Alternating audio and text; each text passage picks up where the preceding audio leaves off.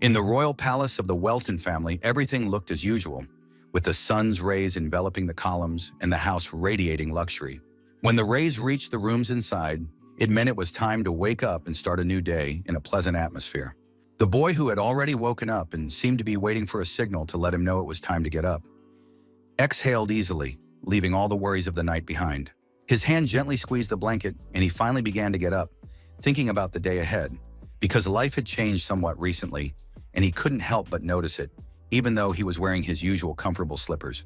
The boy's name was Jamie Welton, and he came from a famous family with considerable wealth, which ensured him a carefree life. In fact, Jamie was the eldest son of the royal Welton family and its legitimate heir, which gave him almost unlimited opportunities in reality. But that was not all there was to his biography, as there were facts that were not as obvious as his noble origins. In addition to his classic life of great wealth, he was familiar with a certain kind of magic that could be so destructive that it was frightening to interact with. To tame such an element, one needed to have tremendous inner strength to balance all possible consequences and use them to one's advantage. Even 12 gods were unable to cope with one, and the only thing within their power was to lock the master away so that he would not interfere with his talent. Such a fate befell him in his past life, but he was ready to take revenge when the opportunity arose and prove that all this made no sense in the long run. He sincerely and with great passion promised not to let them die so easily, but to torment them before ending their lives, which only further irritated his opponents. Diablo promised Wolfert that they would definitely wait for all the threats he spoke of to be fulfilled, but before that, he would have to endure terrible torment. In the end, the 12 gods were able to lock him up, but after a long time, a crack appeared in their barrier, allowing the boy to escape and be reborn into this family. Although his parents were delighted with their child and sincerely admired their new family life, the boy actually had much more on his mind than his childish body would suggest. As much as he wanted to start speaking normally and tell those he now had to call his parents about what had happened, it was impossible because his physical body could not fulfill such requests. So he became an aristocrat, loved with all his heart by his parents, and from that moment on, about 9 years had passed. The boy had time to get used to the life he had in the palace, under the care of a huge number of servants and with the opportunity to afford anything his heart desired. However, sometimes the sounds of servants happily running to help him still surprised him and caused a certain dissonance inside. No matter how luxurious life in such a family seemed, the young man was accustomed to a different one, where he had more freedom and variety in his daily life, so this body became a golden cage for him. At least his beloved nanny, who replaced his mother in her own way, brought some color to his life, as she was always there and tried to indulge his every whim. When she entered the room, it brought a sincere smile to his face, and he couldn't take his eyes off her. The woman asked him with curiosity what he was doing so early in the morning, and he shared that he was just admiring the morning sky, which fascinated him so much.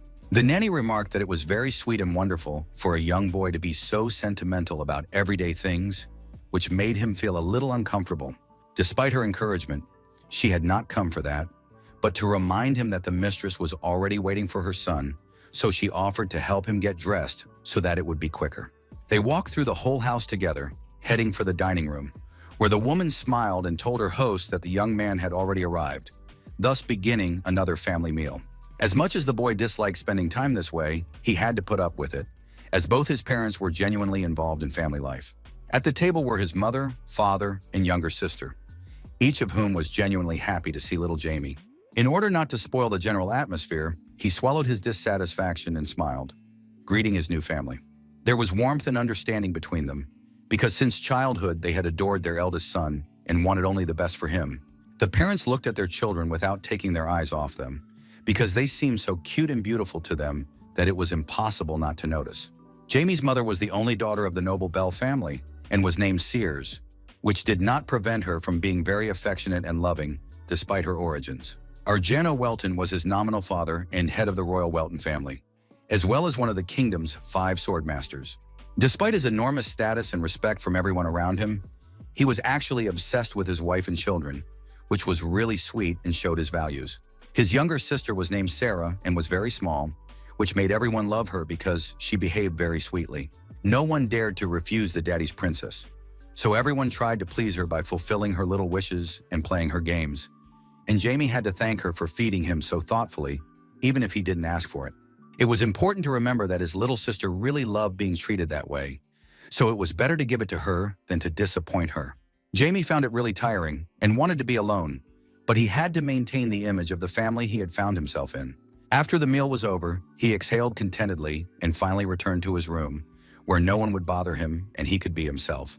It took him literally a second to collapse onto the bed, face down in the pillow, and relax for the first time that morning.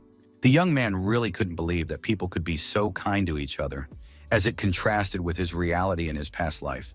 In the end, there was plenty of entertainment in the palace that could improve his leisure time, such as a private library, although he had to endure the inability to speak at a younger age, which drove him crazy. As a strange creature flew towards him, he wondered how tiring his life could be now, as it was a continuous game.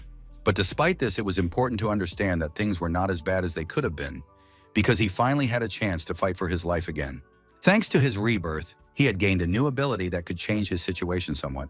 Clutching the mysterious creature in his hands, he remembered the 12 gods who, through their actions, had helped him fall into an endless vortex of emptiness so that he would not bother anyone with his talent and power. In his memory, they clung to their beliefs and hopes like parasites that could not live without them. And despite the fact that his abilities were now insignificant, time was still on his side, since in this era, there was very little information about dark magic. So he would be able to take advantage of the opinion of the 12 gods who looked down on him, and in the meantime, the young man would become stronger and capable of revenge. His heavy thoughts were interrupted by the nanny, who came to tell him that it was time to read children's books with his mother. Jamie understood the hopelessness of his situation and the impossibility of saying no, even though it was not in his best interest, so he exhaled and gathered his willpower. In a moment, his face was already showing the childlike carefreeness he had to display, considering that he was in the body of a little boy.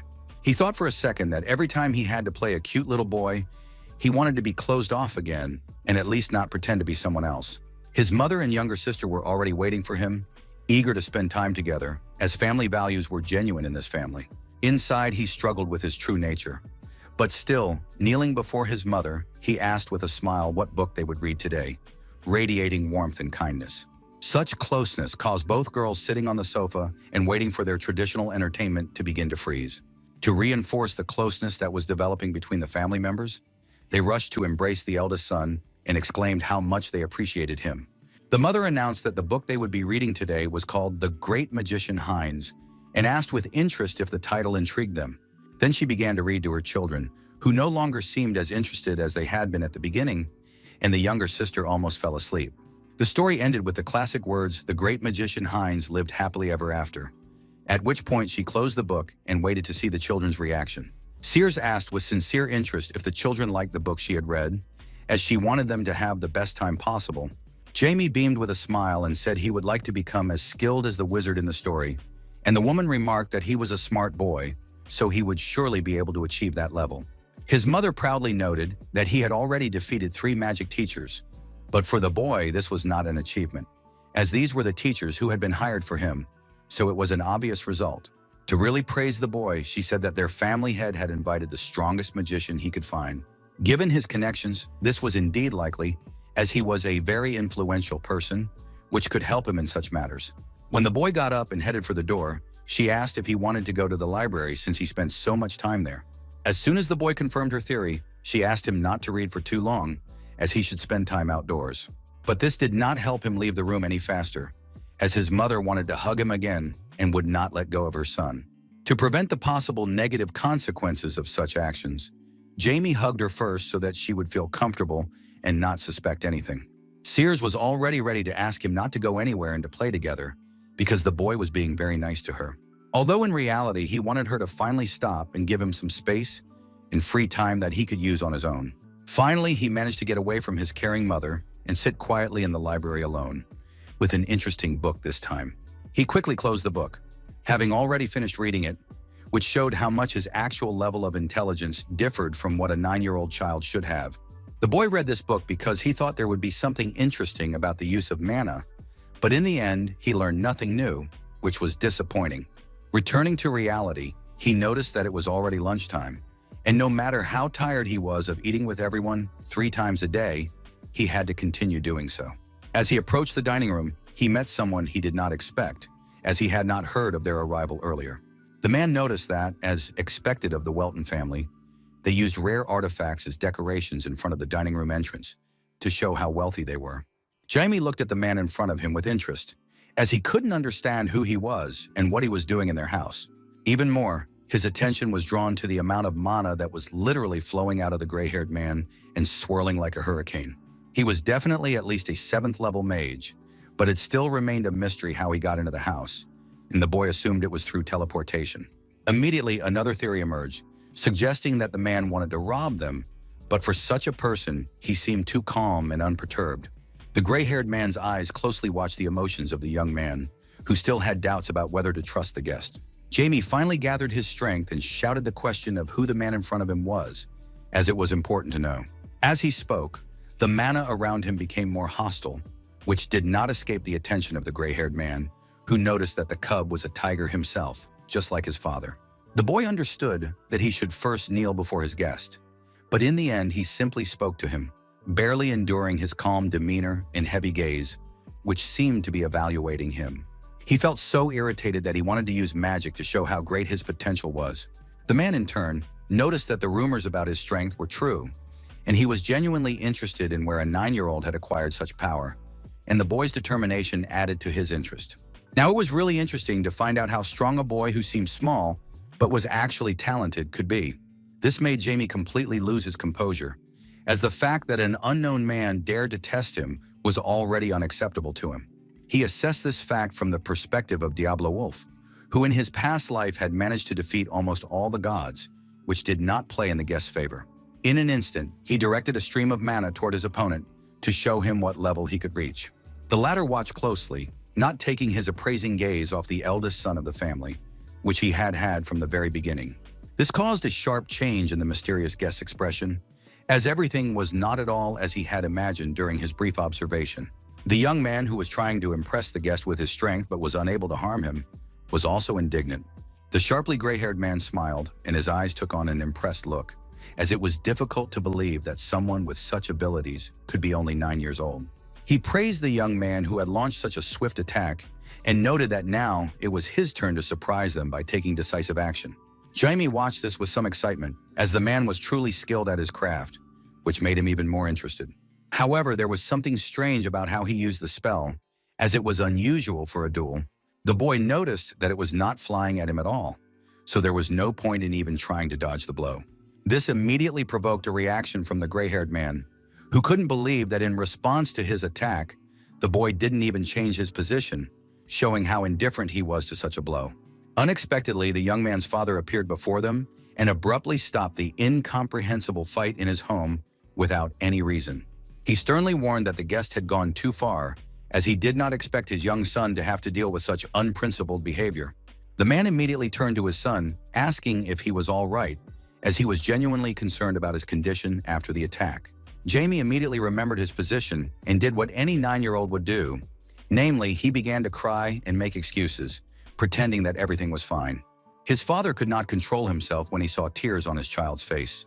So the head of the family invited Marcus Linmel for a few words, and he silently noted that without his father present, the boy behaved much more boldly. The gray-haired man did not lose his composure and began to laugh, noting what a surprise it was for him and how funny the situation was.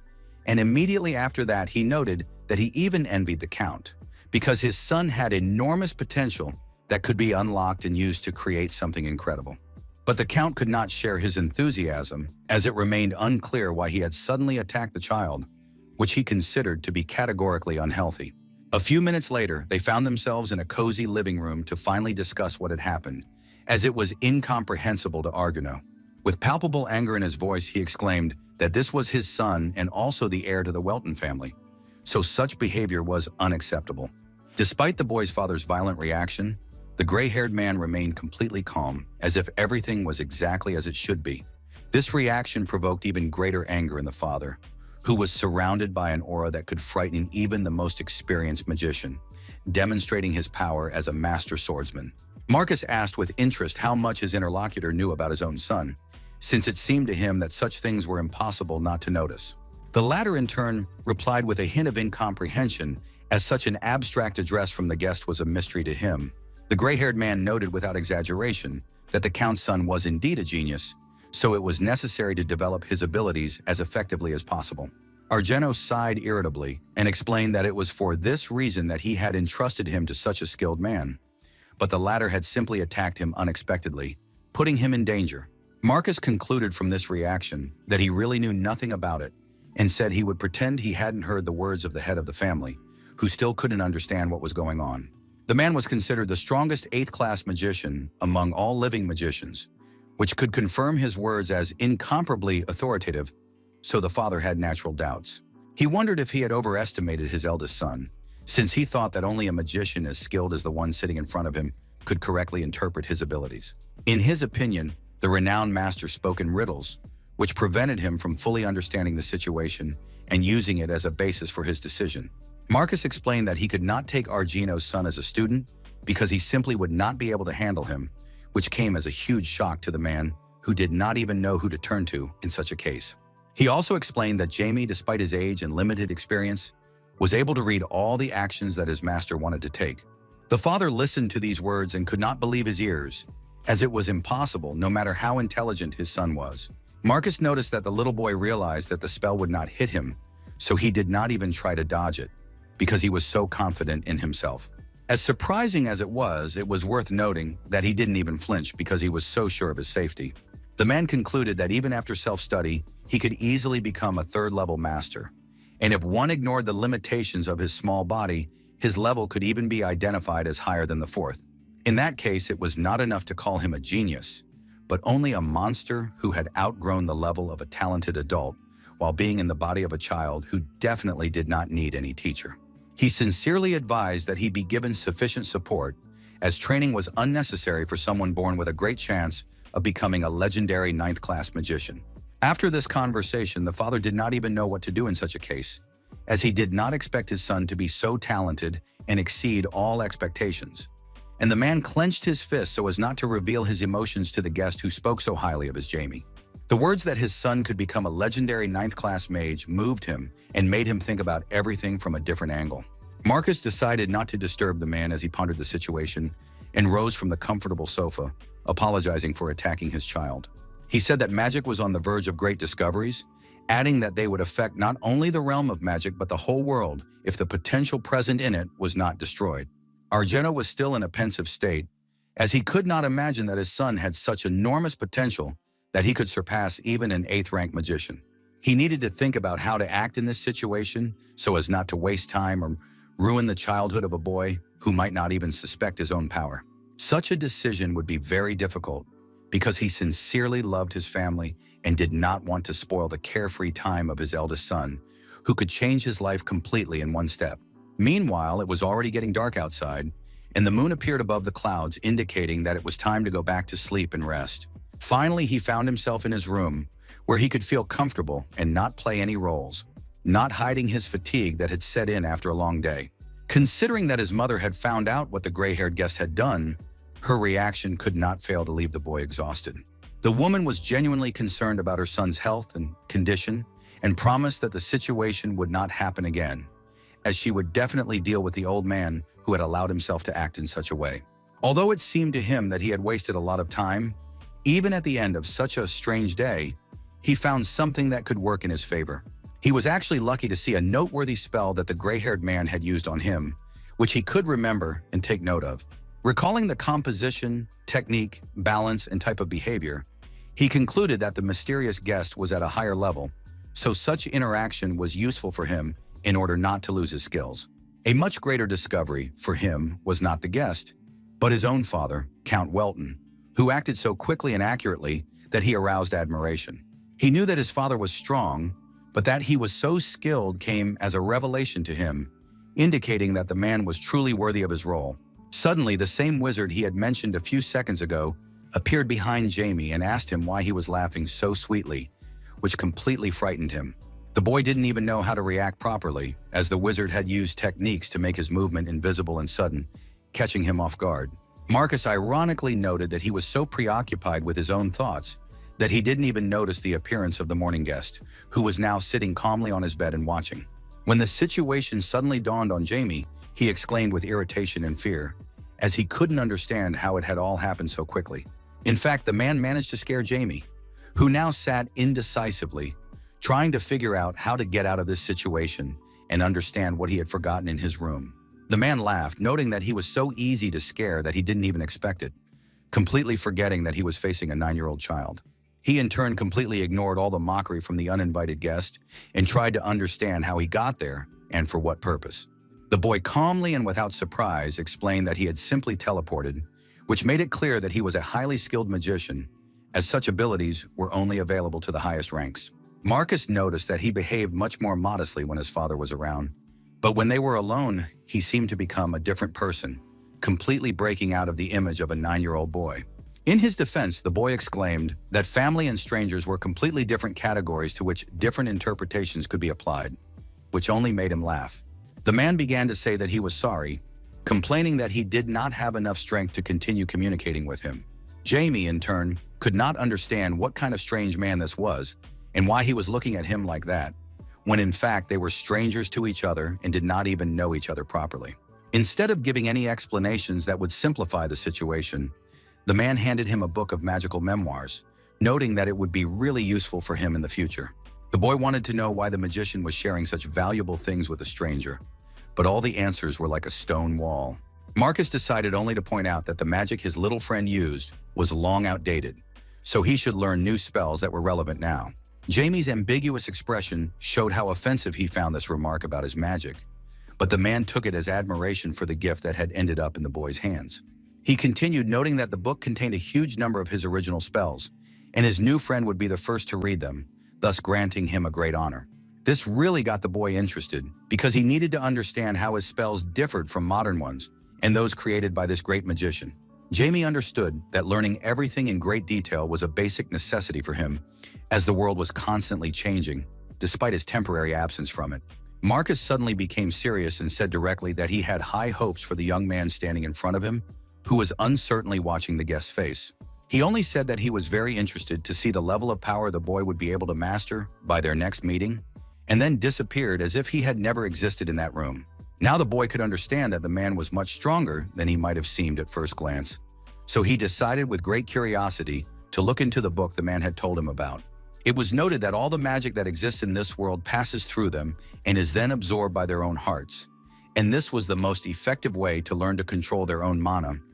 But there was a big problem, namely the limited amount of mana that a person can pass through themselves. He remembered that the spells he used were too old according to the master, so he needed to understand what magical means Marcus himself used. He was filled with inner enthusiasm, which made him read every page without distraction and absorb the information like a sponge.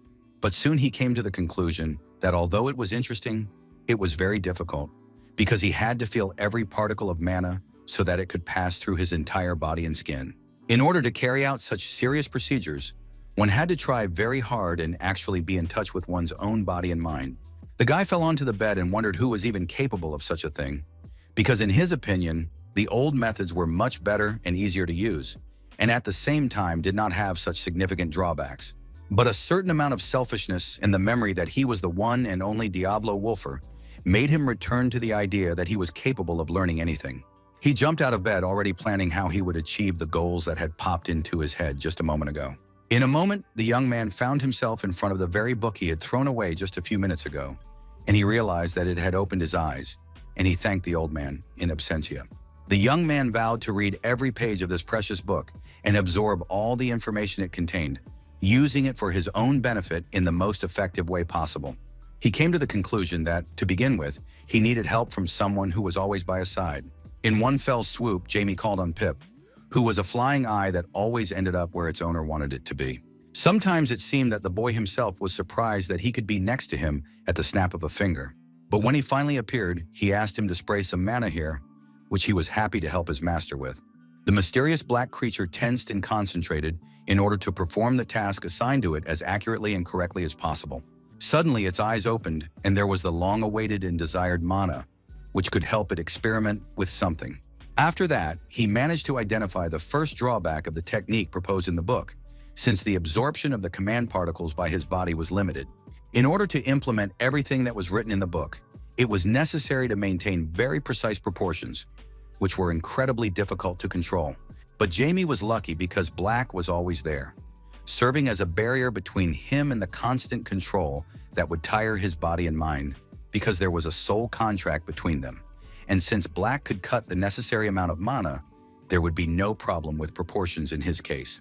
Black was incredibly useful for the new method of using magic, which he had to learn as quickly as possible in order not to lag behind the representatives of this generation.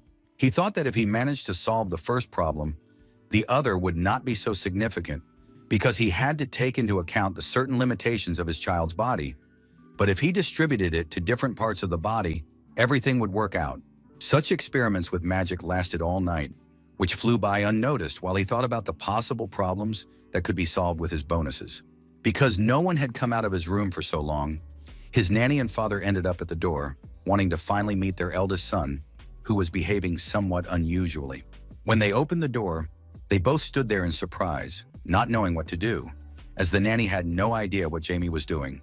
For the head of the family, everything was a little more understandable, but even so, he did not expect to see the young master meditating from early morning. The Count couldn't help but notice that the aura emanating from his eldest son was mesmerizing and showed how harmonious he felt in her presence. The man watched this with astonishment, because he knew that the guest had left something for his son, but that it would have such a rapid effect on his mana level was a real surprise. He could not even imagine that his sweet child, who was only 9 years old, could be so talented and truly gifted for magic. Because of this, the head of the family ordered not to disturb his son today, but just in case to leave some servants in case he left the room and needed something, even though the nanny was very concerned about the young master and tried to understand what was happening to him. Meanwhile, the man thought about how his son's fate would unfold if he was not a master swordsman, but a real magician, which changed the situation dramatically. Even taking into account the possible inheritance from his wife's family, such talent exceeded all expectations and approximate values among the boy's mother's relatives. The Count was fascinated by the fact that his son could potentially reach the 9th level, which was beyond human comprehension of power, as Marcus had prophesied. While Jamie sat in his room and was busy developing his inner understanding of magic, the day passed, bathing the noble house in sunlight. The young man was completely focused on his inner feelings, trying to understand the principle behind the new magic that had been used since his past life. Suddenly, his eyes opened, and he came out of the flow state he had been in for the last few hours, as if looking inside his own guts. He realized that he had succeeded, because the movement and division of mana into particles was quite chaotic, which at first created difficulties, but after a few attempts, everything became more accessible. Nevertheless, his maximum was currently the 4th grade of mana, which did not meet the demands he had within himself. Considering that he had only started learning this method of distributing mana a few hours ago, the result was simply amazing, as he was just a step away from the 5th. It was also necessary to remember that his body was too young and weak, so he would need to take a break in order not to distort it with too high a load. His unusual pet watched the process closely and made sure that everything went smoothly, trying in his own way to convey the information to his master. After exchanging a few words with him, the boy agreed that it was not worth overexerting himself so much, since the gods he was trying to compete with were not going anywhere. After that, he gave his pet the power of invisibility so as not to arouse unnecessary questions from strangers, because it was time to leave his room. Jamie was going to see his father, so he had to hide the mysterious creature's mana, because if his father found out about its existence, it would definitely not end well. It took Black just a few seconds to understand everything and begin to gradually hide the mana that his master had been using until recently. In fact, it was impossible to imagine the situation any other way, since he was the familiar of this body, so his father had no way of suspecting anything strange. When all traces were hidden and the situation seemed safe enough to finally show himself, he took a few steps toward the exit. No matter how hard he tried, a distinct feeling of strong and lingering mana still remained with him, as there was too much of it to hide its potential without a trace. Meanwhile, the Count was busy with his own affairs, as a new guest had arrived who, despite his own busy schedule, was eager to meet the famous head of the family. The man shared that he knew that religious education was not very common in the territory of Heiss, so he wanted to express his gratitude for the Count's approval of the Janus religion. Argeno justified his decision by saying that religion should have a positive influence on the inhabitants, in his opinion, so it was the right thing to do. But his guest did not quite understand how these things were connected, and whether his actions would have to justify some expectations of the Count that they had not agreed upon in advance. The host explained that he always tried to do what was best, and since the Janissaries were now on his land, he hoped that he had made the right decision and established an appropriate hierarchy. After these words, it became clear that everything that had happened in the past was a warning not to treat the inhabitants as slaves of God, which showed how difficult an opponent Arjano could be in the future. The head of the clan did not allow too much familiarity, and after exchanging greetings and a brief discussion, he noted that they could leave if they were as busy as they claimed to be. Finally, wishing them a safe journey and receiving God's blessing from Janus, they said goodbye, both remaining somewhat wary of this meeting. Arjano maintained an air of calm and control over the situation, which was reflected in the smile on his face until he heard the door close on the other side. As soon as he was alone, the smile disappeared from his face and he took on a pensive look, realizing that today's decision could have a completely different impact on tomorrow. Meanwhile, his eldest son was watching and listening to everything, keeping himself in the loop about all the events that had taken place in the office over the last few minutes without giving himself away. Jamie peered out from behind the log with a wary expression, as everything was turning out just as he had suspected, even though he sincerely tried to believe that it was not true. Before him, he saw the symbol of the young moon describing a yellow sphere, and he also felt a terrible divine aura emanating from the old man. All of this caused tremendous anger within him, as he could not believe that Janus dared to do this on the land where he lived, which completely threw him off balance. The main question was why his father had suddenly decided to allow religion to be preached on their lands, which was unusual, as no one had ever been given such concessions before. The young man thought that he could not allow all this to happen, especially the establishment of Janus's religion on his territory. But the problem was that his resources were extremely limited. But if this religion was going to be spread with the Count's permission, it was necessary to ensure that his father changed his mind and that everything turned out completely differently. He planned to meet with him first, and then in the evening begin his own investigation in order to come up with compelling arguments that would change his father's position on religion. Finally, he found himself in the Weltons' living room, where a business-like atmosphere prevailed, as his father often used this room for meetings with business guests. Arjano tried not to show his negative emotions, which had been building up inside him due to the difficult decisions he had made recently, and asked his son with interest if he was free after his business. Jamie smiled and exclaimed that he was, because he didn't know what his father knew and what he didn't, as today was very unusual compared to other days, and he understood that his father had definitely had a hand in it. The man behaved as warmly as possible, noting that it seemed to him that his son liked to practice magic, and he did not even try to argue with him about, because everything was clear at once. But the game could not go on forever, as certain signs of tension were still visible on the face of the head of the family, which made his son look more closely. The boy did not want to reveal that he had any suspicions about his own father, so he simply asked with naive interest if everything was all right, not even hoping that his father would begin to reveal the problems that troubled his soul. Suddenly, he decided to share some thoughts that were most relevant to him at the moment, admitting that his son would grow up to be an ordinary boy, which already put Jamie in a precarious position.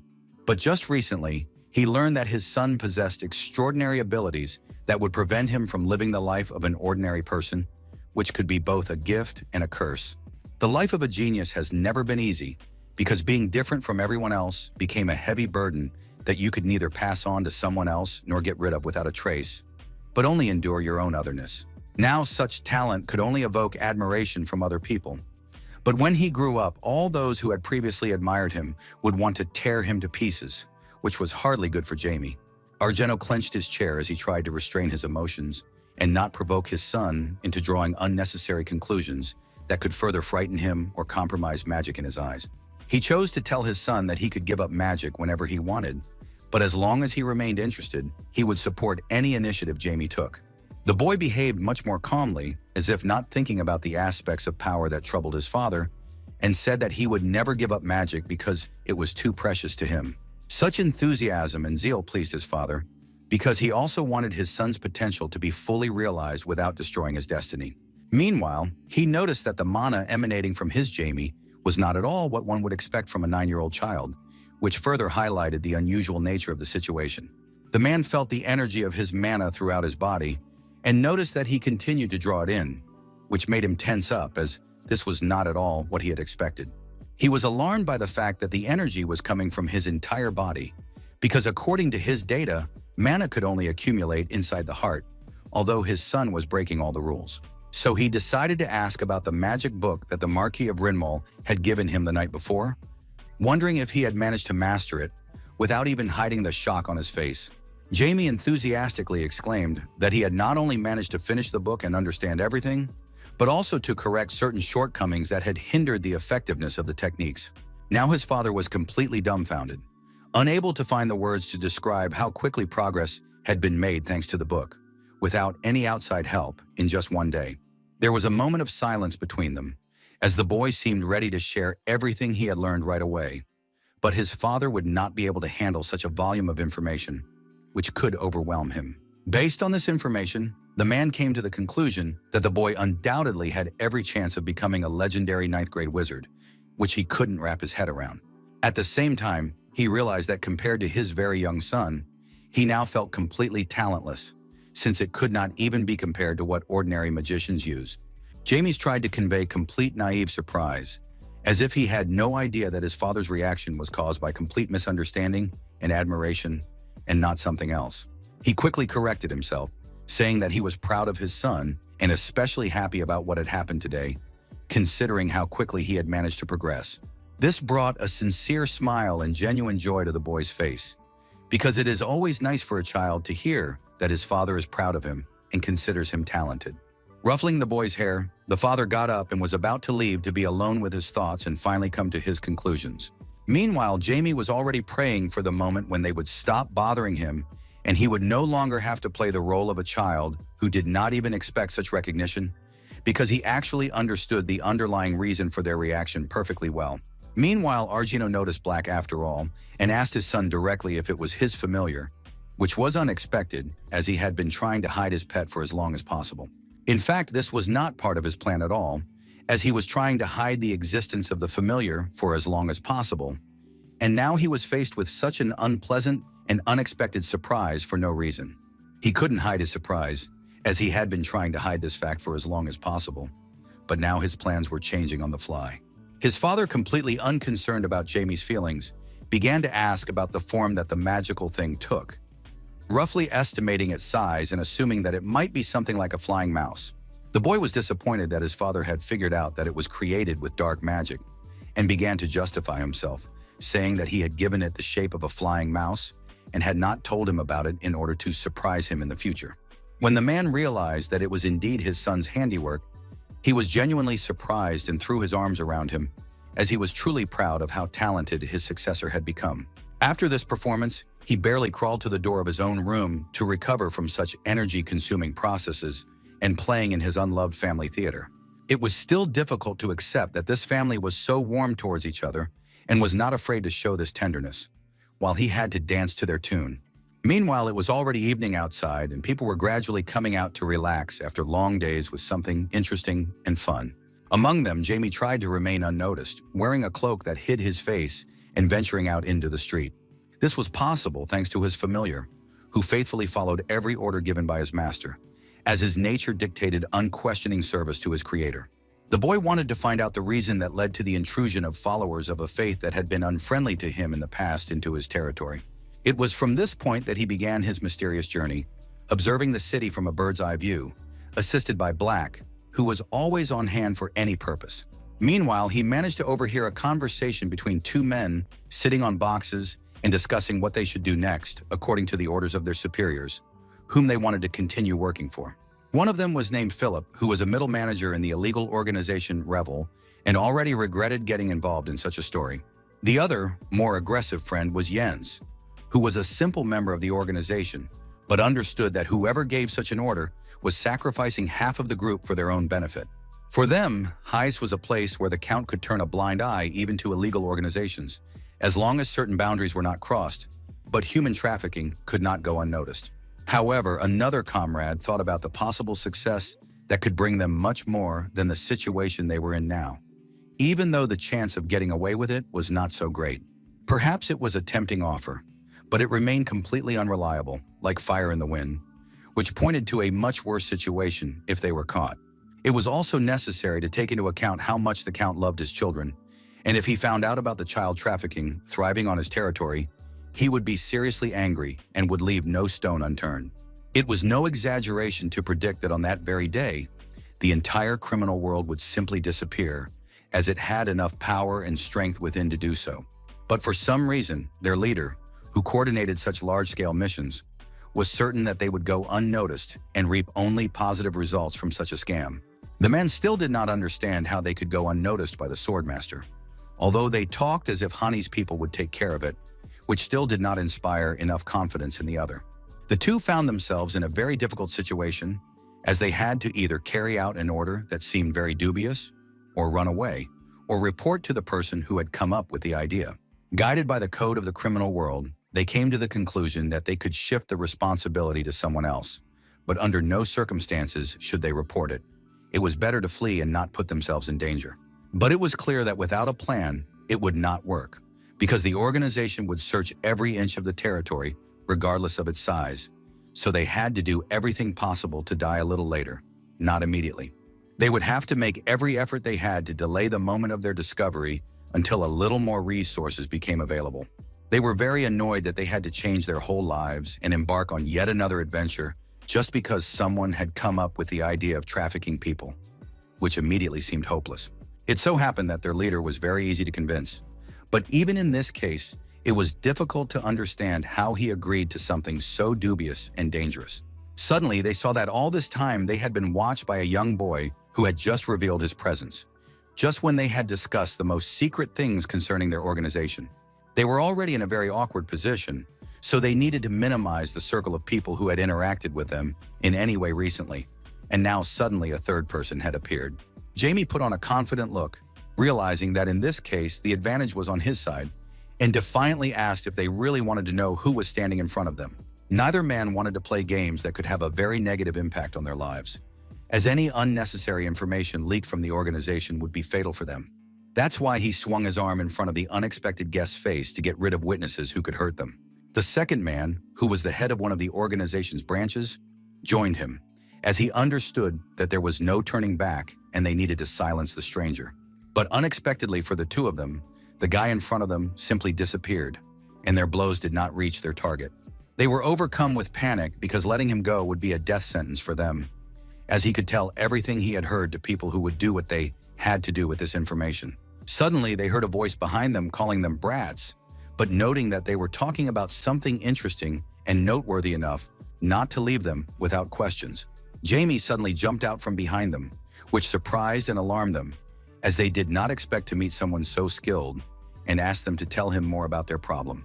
To clearly show his superiority over them in both strength and strategy, he directed a light stream of magic in their direction, which would clearly show the situation in which the two of them found themselves. The members of the criminal gang did not even know how to react to such an unexpected turn of events, and could only watch in indignation as the young man issued ultimatums to them. Later, they had to tell him everything they knew, because the threat posed by the unknown man in the cloak was too great to make up excuses. Both members of the criminal organization felt terrible about revealing secrets, but at the same time, they understood that it was more important to save their own lives than those who had deliberately thrown them into a hopeless situation. The young man listened to them attentively and could not believe his ears, because human trafficking, especially of children, was the crime his father hated most.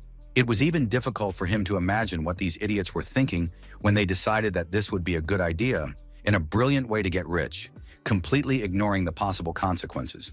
Jamie was really annoyed by the mere thought that the gods could manipulate people as they pleased, and that they could simply follow their orders and not argue with anything.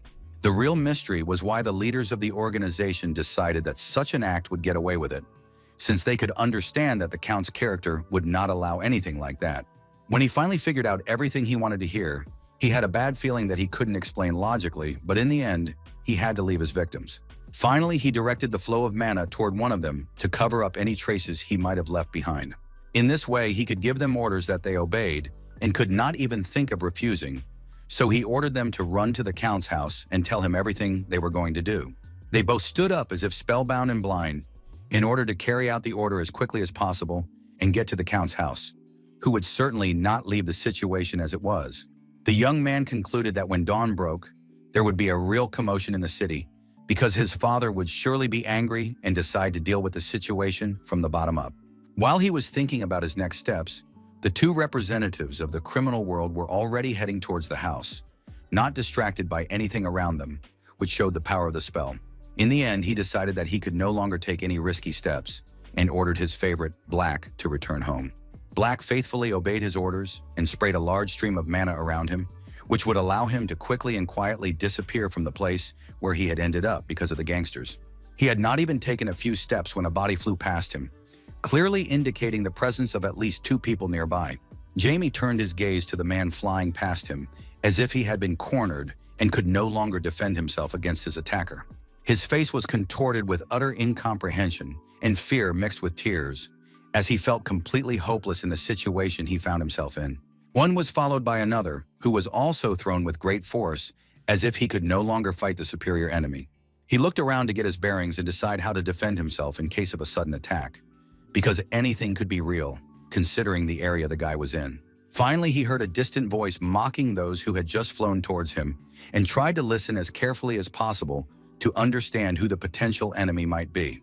Next to the person shouting were several other people who pointed out that he was shouting too loudly and might attract the attention of security guards who would be unwelcome guests at the show. Jamie, with a confident tone, as if nothing bad had happened, asked where this madman who was shouting in the middle of the night had come from. He was outraged that someone dared to do such a thing to the people he had given orders to and was ready to carry out an important mission for, and that this person had stopped them, ruining his plans. He decided to take revenge and show that the level of power demonstrated by the gang's boss was relatively small compared to what the young man could offer. The young mage directed his energy toward the group standing in front of him, who did not even know what to expect, as he was a stranger wearing a cloak that hid his face. His actions managed to delay the death of 2 members of the group, and in exchange for the return of their temporary lives, he ordered them to carry out the task he had spoken of earlier. Hanny, who was the middle manager of the rival organization, met them and asked them to bring the 2 bandits and the young magician to him. Not known for his good manners, he asked the young man in the black cloak why he had spoken out and whether he would like to get what he deserved. Jamie looked at the unknown man, who was objectively provoking him and did not even imagine what consequences he could bring upon himself with such bold statements. The gangster's assistants dragged away the 2 men who had just been brought back to life by Jamie's command, but now found themselves in the same situation as a few minutes ago. One of them was crying and understood how pathetic his situation was, because death would come either now or in an hour if he was lucky, so there was no point in even trying.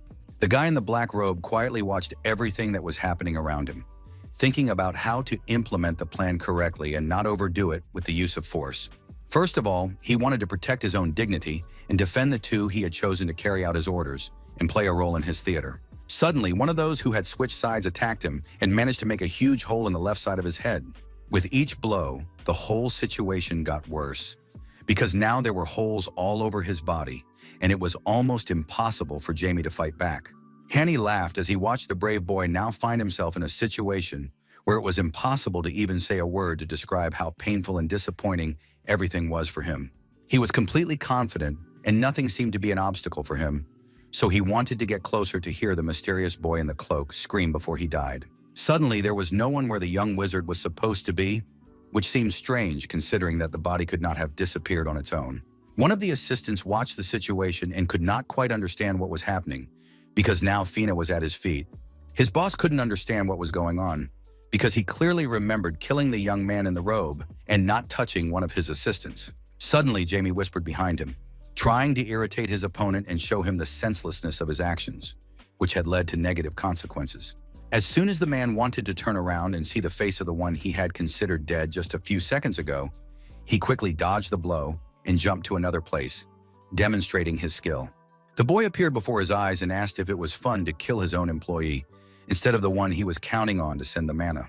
Jamie felt as good as could be, having strategically avoided death and even set up one of his potential enemies, irritating and weakening the main one.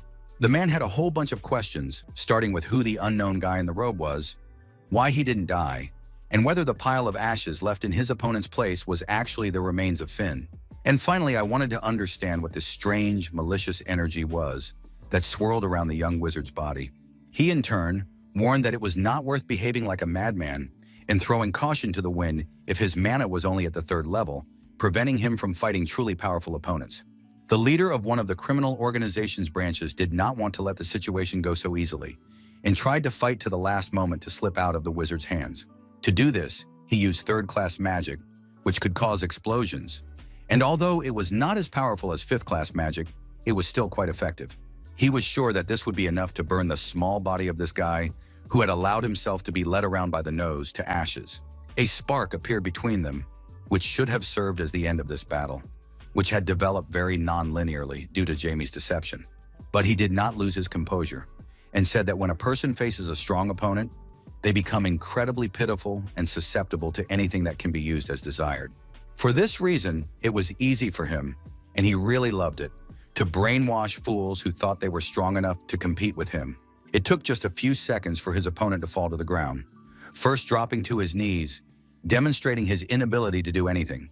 Nothing remained of the confidence that the bandit had radiated just a moment ago, as he had to live through the pain of his last moments. His assistants watched the situation and could not believe that their leader could be defeated so easily without even putting in any significant effort.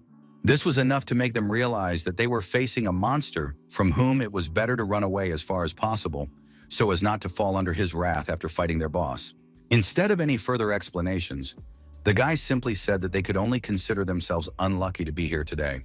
Those who, just a second ago, wanted to run away and not take part in a fight that seemed like a sure loss, found themselves trapped with no way out. With just one decisive step, Jamie could end their lives, and they would not even have time to fully comprehend the situation. That's exactly what happened when the young man, unable to hide his satisfied smile at the pain that had befallen them, clenched his fist and ended their suffering. After that, he decided to return to his first opponent, the leader of all those lying nearby, so that he could help him in his selfish pursuits.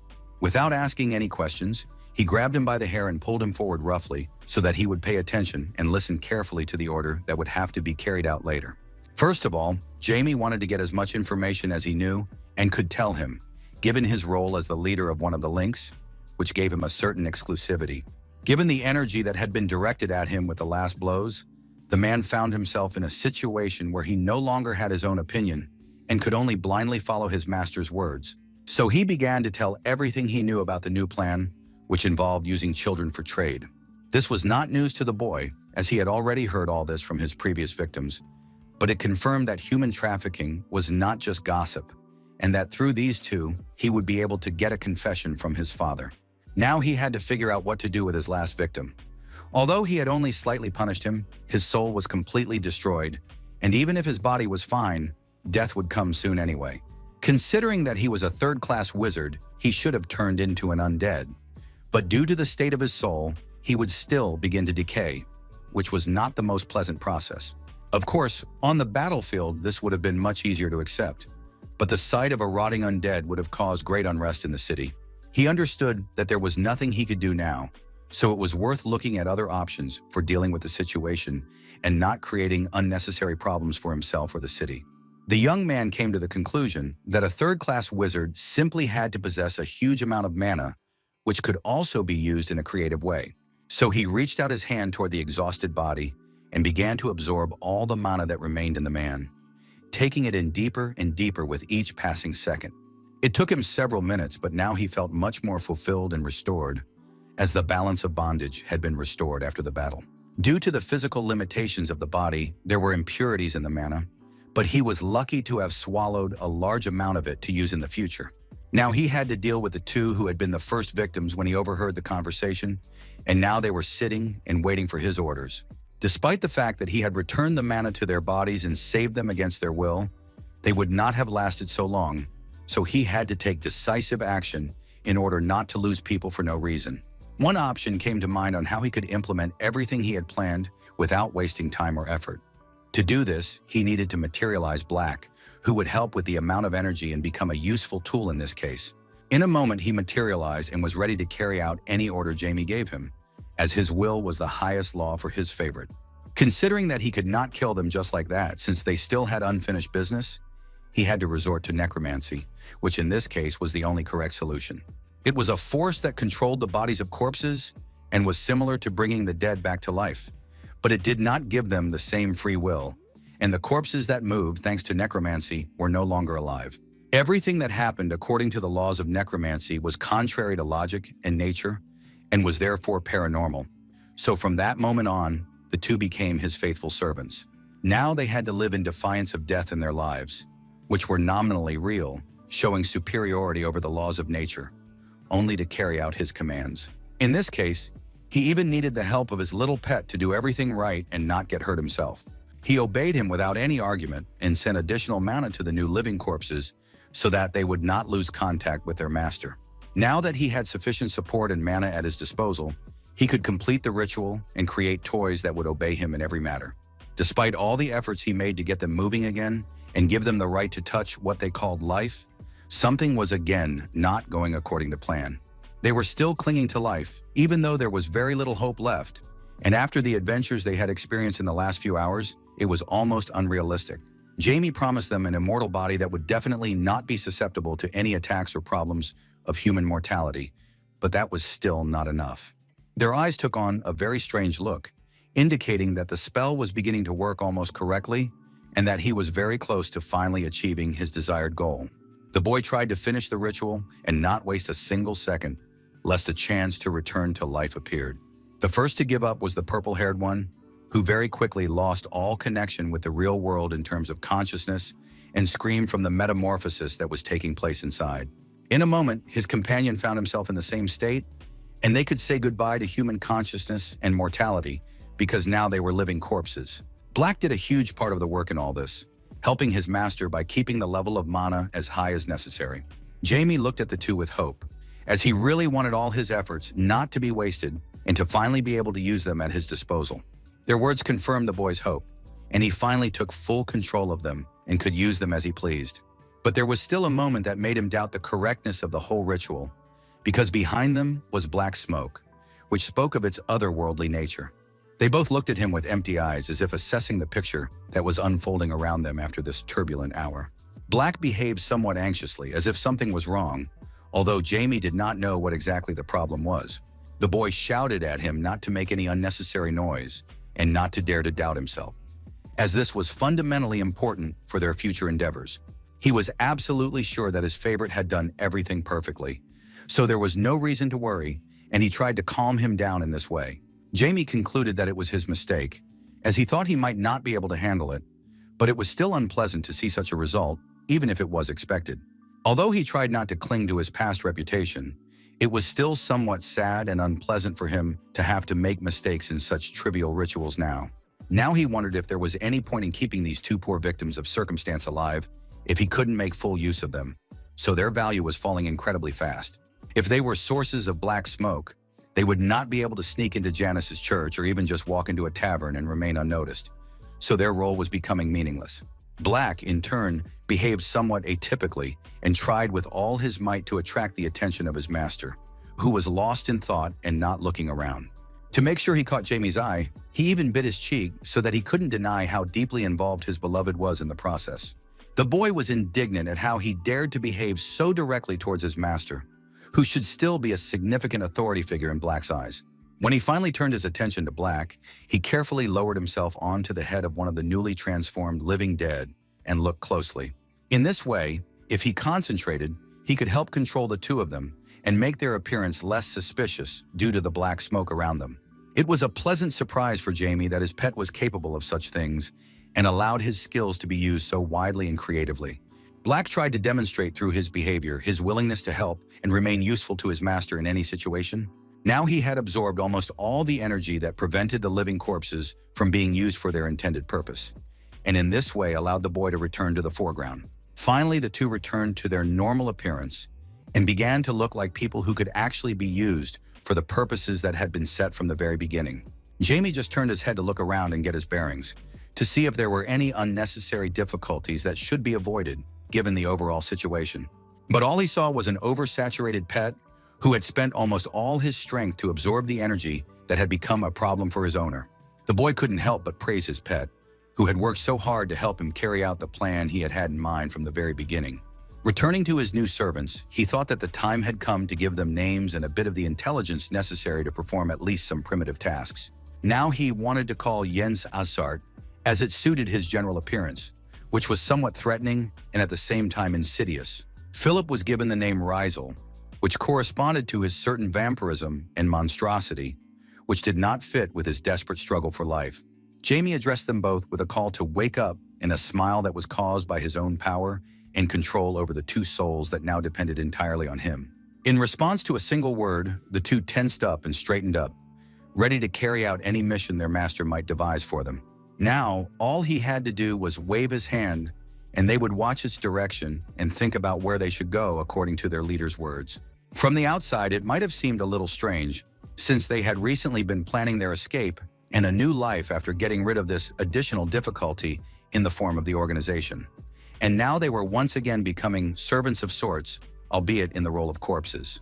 Both men stared blankly at their new master's hand and could not understand what they should do in this case, as there was no order or inner awareness.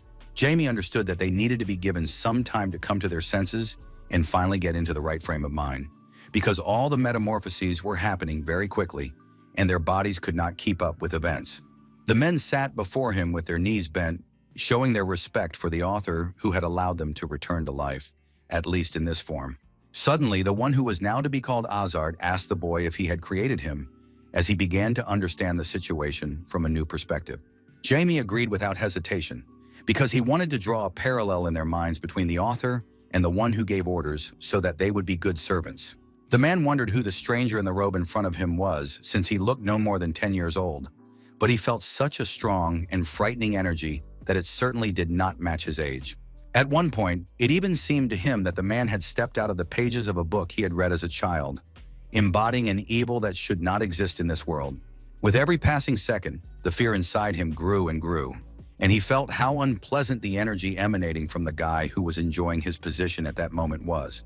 Jamie understood what thoughts might be going through his new doll's head, and decided not to hide his own excitement and understanding of the superiority that humiliated any feelings his opponent might have. In the eyes of the living corpse, he resembled a demon king, as he was just as frightening with his streams of mana, which already made it clear what a powerful person was standing before them. Razel watched all this with genuine fear, as he could not even imagine that he would find himself in such an unpleasant situation in which he would have to become a toy in the hands of someone so insane. He gathered a little courage inside and clenched his fist to show his determination, which stood out despite his position as a powerless servant. The man exclaimed that he did not know if he was standing before the Demon King, but he certainly did not look like a human, especially considering his physical appearance as a child. Jamie felt very comforted because these two were resisting him in a very funny way, so he had to show them how servants should look at their master. At the same time, he understood that it was his fault that he had not managed to make them perfect right away and subjugate them from the very basics of their souls. However, the young man was not going to leave things as they were, and tried to deal with the situation so that everything would be according to his plan and beliefs. Literally, one short movement was enough for one of them to fall face down on the ground and be unable to resist, as he was now completely dependent on his master. Jamie deliberately acted quite cruelly to show what the consequences could be if they decided to disobey their new leader, because loyalty and obedience were among the most important things to him. Savoring every word, he said that he would forgive such behavior this time, but if the man dared to look at him that way again, he would face a completely different outcome. Without exaggeration, Jamie promised that he would wipe out anyone who dared to behave as if they had a will of their own and could not be taken seriously. The second of his victims watched this with wide eyes and did not even know how to react. If his old friend had found himself in such a predicament, then he needed to follow his example and not take any risks. The boy pondered the nature of those souls that now belonged to him, and regardless of their true will, they had to obey his decisions, no matter what. As long as the contract they had signed was valid, both lives belonged to Jamie, and only he could decide their fate, because such were the laws dictated by dark magic. But in the end, he realized that even in such a case, he needed to leave at least a drop of humanity in himself, and decided to confess something to the two of them. The young man pointed out that no matter how it might seem, he was not the king of demons, and in fact, they were looking at an ordinary person who was causing all the discord. The man moved away from his fear a little and asked him who he was in that case, because this level of power could not look like something ordinary. Jamie smiled and said that he was a dark magician who had fought against the gods and had not strayed from his principles and intentions to this day, no matter what happened. With the same enthusiasm, he announced that the two would have only one task, namely to observe the Church of Janus and gather all the information they could obtain. In addition, Jamie decided to add that they needed to find a guy involved in human trafficking and bring him to him, as he needed testimony from him instead of living corpses. The new servants bowed their heads and did not dare to argue with the orders they had received, as they now had to do everything their masters thought of. One of them finally looked up to see if the unknown man in the robe was still in the same place, and finally exhaled, because where Jamie had been standing a few seconds ago, there was now nothing, which meant that they could be alone and think about the events that had taken place recently. Suddenly, they looked at each other, as if they themselves did not know where to start and how to act in this situation, their minds already clouded. The agreement worked flawlessly, so they hurried enthusiastically toward the church, as they had to carry out the order exactly as their master had instructed. Meanwhile, on the other side of the street, the magical pet was arguing passionately with his master, who was listening to him with half an ear. Jamie calmed Black, as if he had tightly pulled the rope of obedience on them, and they could not disobey orders, no matter how much they wanted to. In that case, his father would have to solve the problem of human trafficking himself, and he knew that it would not be difficult for him, as it touched on his deepest principles. The boy also understood that he could not turn a blind eye to everything that was happening, because these lands would become his in the future when the inheritance passed to him. In the end, he had to hurry, because he had spent too much time away from home, and this could arouse suspicion on the part of his family or servants. He thought aloud, saying that today it was worth returning home, addressing his magical pet, who had to help him with this. Suddenly, an unknown boy hit him in the back, doing it so unexpectedly that Jamie didn't even have time to jump out of the way. As soon as he turned around, he realized that it was an accident, as the guy ran into him as if he was running away from someone and not looking at the obstacles in front of him. Still, he couldn't ignore it, and he got angry over such a trifle, which could happen to anyone. But for him, it was outrageous and a sign of disrespect. He was about to run into a random passerby who was blocking his way home when he realized that it was a child who was unlikely to have any bad intentions. Although he didn't think about it right away, he himself looked like a child, which was pointed out to him by the boy in front of him, for whom this was not an argument in this case. Jamie himself forgot for a second that he was actually only 9 years old and looked his age, even though his soul was already very experienced. He said he would forgive him this time, but advised the boy to watch his step in the future, as he understood that starting a conflict in his case would be a foolish decision. The boy looked at him and did not understand how to react, because he was being given advice by someone who looked the same age as him and should not have been very different in other respects. Suddenly, the boy exclaimed that he did not understand how he could pretend to be an adult when he did not have a single gray hair, which for him was a sign of maturity. This remark was unexpected even for Jamie, as the argument was quite strange and uneven in its logic. Now he had to think about how to respond to such an accusation, because it was impossible to argue with the obvious fact. But why this was an indicator remained a mystery. Jamie turned back to the boy, who was still lying on the ground and looking at him with incomprehension, still not knowing how to behave. Suddenly, he noticed that his hair was a different color than usual and realized that all this had something to do with the actions of his magical pet Black. It seemed strange to him that even in such a situation, Black dared to stop his own master, and it was unclear where he had picked up such habits to act so arbitrarily. So he turned to the boy and advised him to watch his words if he didn't want to be punished, his voice so cold that it showed he was ready to do whatever he promised. This had an immediate effect, as the boy almost cried and immediately rushed to Jamie to apologize, sensing a possible threat. Considering that the boy had restrained himself and had not done anything wrong to the stranger, the magical pet was satisfied and finally allowed the original plan to be carried out. Still, it was necessary to hurry, as time was passing unnoticed, and it was necessary to get home as quickly as possible so as not to arouse any suspicion due to their absence. When they returned home, Black felt depressed and seemed offended by his master, who had not behaved towards him as he would have liked. Jamie didn't even try to justify himself, as he believed that the dog knew perfectly well what he was guilty of and why he was now in this situation, promising worse punishment if it happened again. The favorite still tried to demonstrate his position in some way, but the boy also wanted to know where the familiar had learned such behavior. The young wizard fell into the pillow and felt the fatigue that had actually accumulated during the night, as he had expended much more effort than he had expected at the outset. However, in any case, he would be quite busy in the future, and at least he managed to live a quiet and measured life after his reincarnation. But who would have thought that after his reincarnation, the very god he hated with all his soul, Janus, would appear in these lands? He clenched his fist to restrain the emotions that arose within him at the very mention of the name of this god, who had done so much evil to him in his past life that now he wanted only revenge. The young man conducted an imaginary dialogue between himself and the god, noting that the god could try as much as he wanted and gather as many followers as he wanted, but in the end, he would still be victorious. His eyes showed a determination that could not be faked or acted out, because his whole life was now focused on defeating his old enemy. Meanwhile, other events were taking place on the streets of the city as his puppets finally set out to carry out his orders. Assard approached his former colleagues with a question about the whereabouts of the senior member responsible for the human trafficking scheme, which caused great surprise, as he had seen the corpse, and now Jens was talking to him. He couldn't believe his eyes because Hani had said he would kill them both, but somehow he had managed to survive, which led him to guess that his partner had fallen into the hands of the guy who didn't even know how to use mana. To speed up his former partner's thoughts about the whereabouts of the person he was looking for, he hit the wall next to his face, showing that the next blow could be aimed at him. The man was eager to learn the information that was important to him because of the order and to carry it out as quickly as possible, so he did not want to spend too much time interrogating him. The member of the organization said that nothing had been heard from the other members, and that if they found out about Jens's return, there would be immediate panic and disorder. But it seemed that they had all suffered, so he had to find a way out of the situation, and he began by saying that he did not know where the senior member had gone.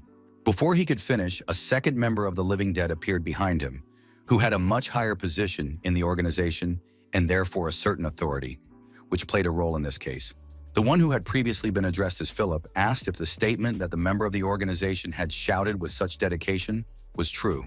He noted that it was the absolute truth, and if they wanted to be sure, they could ask other comrades who would confirm these words. This was all annoying, because finding the leader was necessary to carry out the order, and the leader was informed about everything that was happening in the city, so there was a good chance that he knew something about the church. So he decided to take an alternative approach and ask directly where he thought their leader might have gone, so as not to rely solely on clear knowledge, but at least to make an assumption. The young man understood that this time he needed to answer their question properly so as not to endanger himself from two angry gangsters.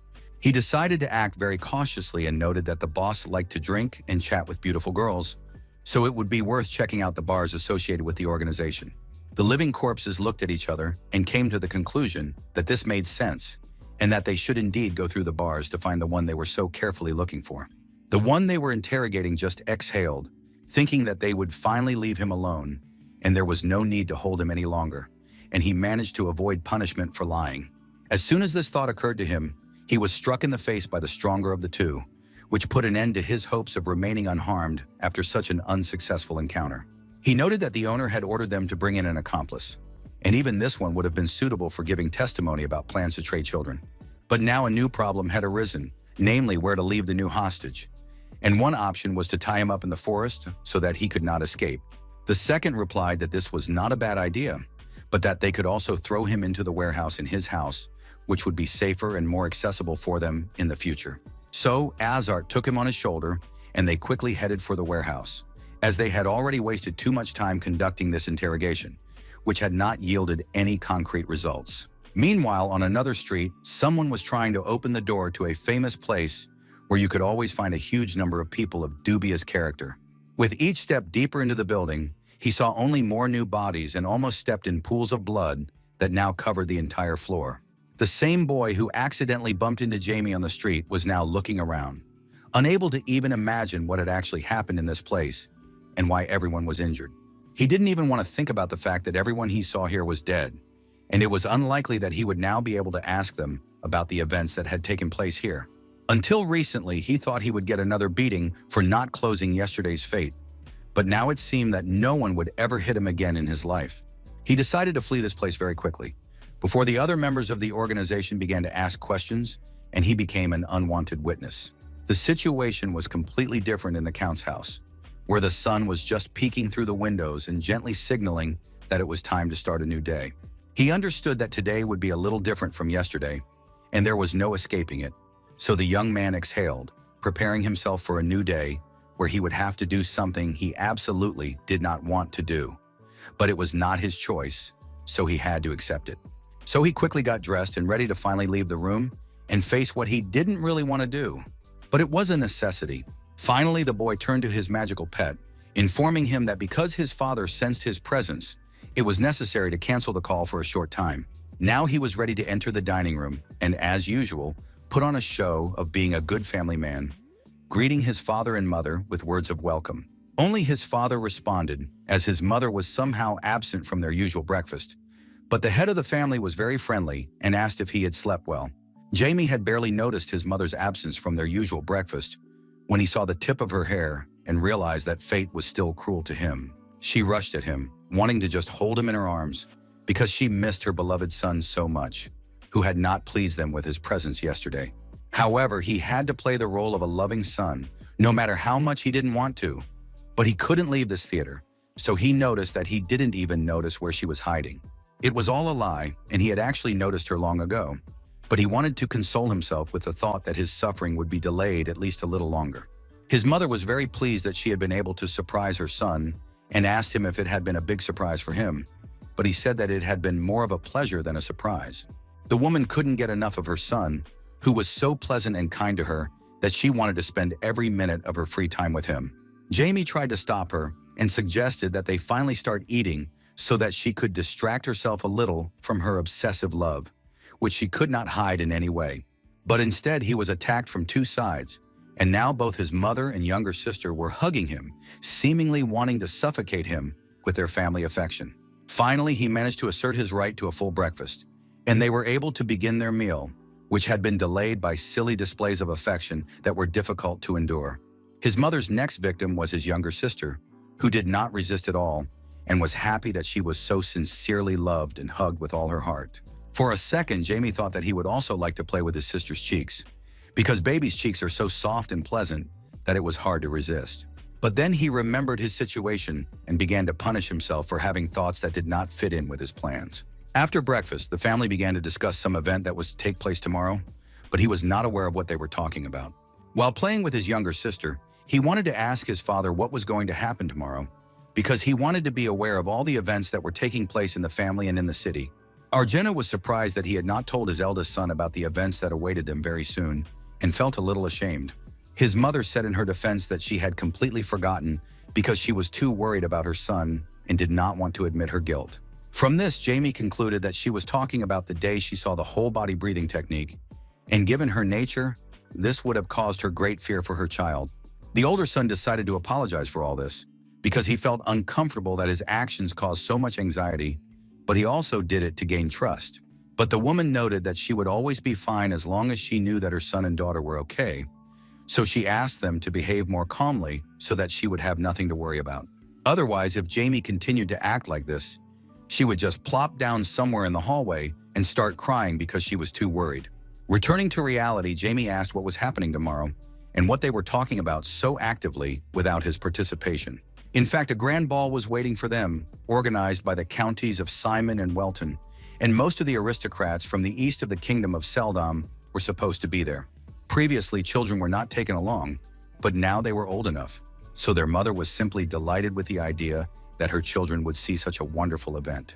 But Jamie could only conclude that his precious and rare free time would now disappear, as he would have to spend time with his family playing the role of the perfect son. Therefore, he had to finish the business he had started as quickly as possible, and in the evening, he put on his cloak, which as usual meant secretly moving around the city. To do this, he needed the help of his faithful magical assistant, who was ordered to go to the two living corpses who were supposed to work hard today. A short flight was enough to get to the place he had in mind, where he managed to find his servants who had already completed at least part of their task. After the flight, he carefully approached the ground, where he could navigate on his own without waiting for Black's help. Meanwhile, the door to the mysterious dark room opened briefly, indicating that the guests had finally arrived to report on what they had managed to accomplish that day. Both looked very focused and serious as they understood that the success of the mission depended entirely on them and that they had to make every effort. Jamie took off his hood and asked directly how things were going with his orders and how far they had gotten in that time. One of them apologized and immediately reported that they had not been able to find out anything about the Janus Church, but immediately began to justify himself, saying that she would soon be removed. The young man reacted quite calmly to this, as he understood that even the organization's leadership would find it difficult to learn about internal affairs in a day, so he moved on to the second order. They coped much better with this task and found a member of the organization who could testify about child trafficking before the count, as the boss wanted. He observed the situation and paid particular attention to the hair of the boy in front of him, from which he concluded that the Welton family had found out everything and that he would now face retribution. The living corpses explained that he was one of the leaders of the criminal organization and knew that Hannibal would try to kill them, which made him the perfect informant. Assart immediately warned that there was nothing there about the aspects that interested them, but Jamie stopped him, noting that he himself was in a position to check it much more effectively. He asked to remove the gag from the mouth of their future informant, which would prevent him from telling everything he knew. Before Jamie could ask any questions, the man exclaimed that he really didn't know anything, but if they let him live, he would do his best to find out more information. You couldn't influence the guy who used methods that might not seem very humane to the victims from whom he wanted to extract information. He immediately noted that he had no intention of killing him, but that he would have to carry out one task while demonstrating his heavy black energy, which forced obedience without question. With tears in his eyes, the man said that he would do anything he was asked to do, even if it meant finding the boss. But in return, he asked only for mercy. Jamie was annoyed by the man's talkativeness, who interrupted him and did not allow him to come to a specific conclusion. So with a single gesture, he silenced him, and the man could not say a word, no matter how much he wanted to. The boy reached out his hand to the hostage's head to direct the flow of mana, which would immediately dot all the I's and cross all the T's and make his task very clear. In this way, he gave the order to go to the Count and report on the affairs of the entire organization, which could cause enormous turmoil, but at the same time would play into his hands. In a moment, the hostage stood up with a blank look, as if there was nothing else in his head but the one sentence of the order, which had become his life's goal. He turned briefly and headed toward the Count's house, where he could carry out the order that was now the sole purpose of his life. Jamie immediately warned that there was no point in sympathizing with the participant, since the organization would not pursue him anyway, because the Count would not leave the situation as it was. Next in line for the order were the two who were his loyal servants, and he told them to leave the city and hide somewhere, and they didn't even ask why, because they agreed to anything. Meanwhile, Black flew up to his master's ear and whispered something to him, very quietly and discreetly, so that no one could interfere in their affairs. Now the boy noticed that something had changed during the day, because today they did not even ask about the reason for this order and did not argue with him at all, but were, on the contrary, perfectly obedient. The two said that their master's orders had to be accepted immediately and were not subject to any discussion, and that they had to simply follow them blindly. Meanwhile, the second said that he probably understood why Jamie had told them this and agreed with him, since he did not begin to oppose him. And that was objective, because their father would surely destroy the organization. And in the process, no one would even remember the two who had disappeared without a trace, but would rather write them off as dead. The guy noted that he would be out of town for a few days, and that it would be better for them to disappear for that time so that no one could find them or notice their connections to the organization. After that, he quickly left the bar in a dodgy neighborhood and planned to return home so that he could get everything done and remain unnoticed. Suddenly, one of the living dead ran out from behind the door, shouting to the owner as if something had happened that could not be ignored. Jamie didn't even know what could have happened in those few seconds since he left the building, and couldn't imagine why the man looked so agitated and was calling him Suddenly, he shouted a question about what they had turned into, since they knew they were already corpses and had come to terms with the fact that this could not be changed, but the new reality was strange, to say the least. In principle, there was no turning back, and they had come to terms with it, since they had gained the desired power that they did not have in real life, but still wanted to understand what kind of creatures they had become. The young man asked him to ask a specific question, and the man explained that their power had become much greater than it had been in life, which was the biggest surprise. He was interested in whether it was possible that they had turned into high-class undead creatures with enough power to be considered formidable opponents. In response, Jamie just laughed, causing the servant to apologize and ask if the question was inappropriate, which made his master react that way. The young man was genuinely pleased and said that there was no problem, that his master had simply behaved in a very amusing way and made him laugh, which showed some unique ability to adapt. Felon didn't even know how to respond to this and simply thanked him, hoping that it could be taken as praise and that he hadn't embarrassed himself. Jamie noted without irony that this was the first time he had encountered something like this in his long spiritual life, despite his physical body suggesting otherwise. Those who underwent the ritual usually became ardent opponents of their new essence and resembled monsters who had lost their minds, but these two were the complete opposite. Now it seemed to him that he was lucky to find two natural talents who had accidentally crossed his path the day before. In the end, he explained that they were just zombies, and after death their appearance did not change in any way, although their physical strength had increased significantly and was higher than that of a human. From this, the living corpses could draw their own conclusions and finally understand the nature of their new essence, as this was a crucial moment for them. Jamie said with a laugh in his voice that, based on the efforts they were making, they might indeed become high-class zombies someday, joking but with a hint of seriousness.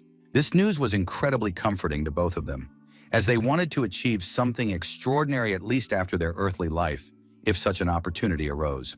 With that, they finally said goodbye, and he advised them to hide very well, according to his earlier order, although now the atmosphere between them was not as formal as before.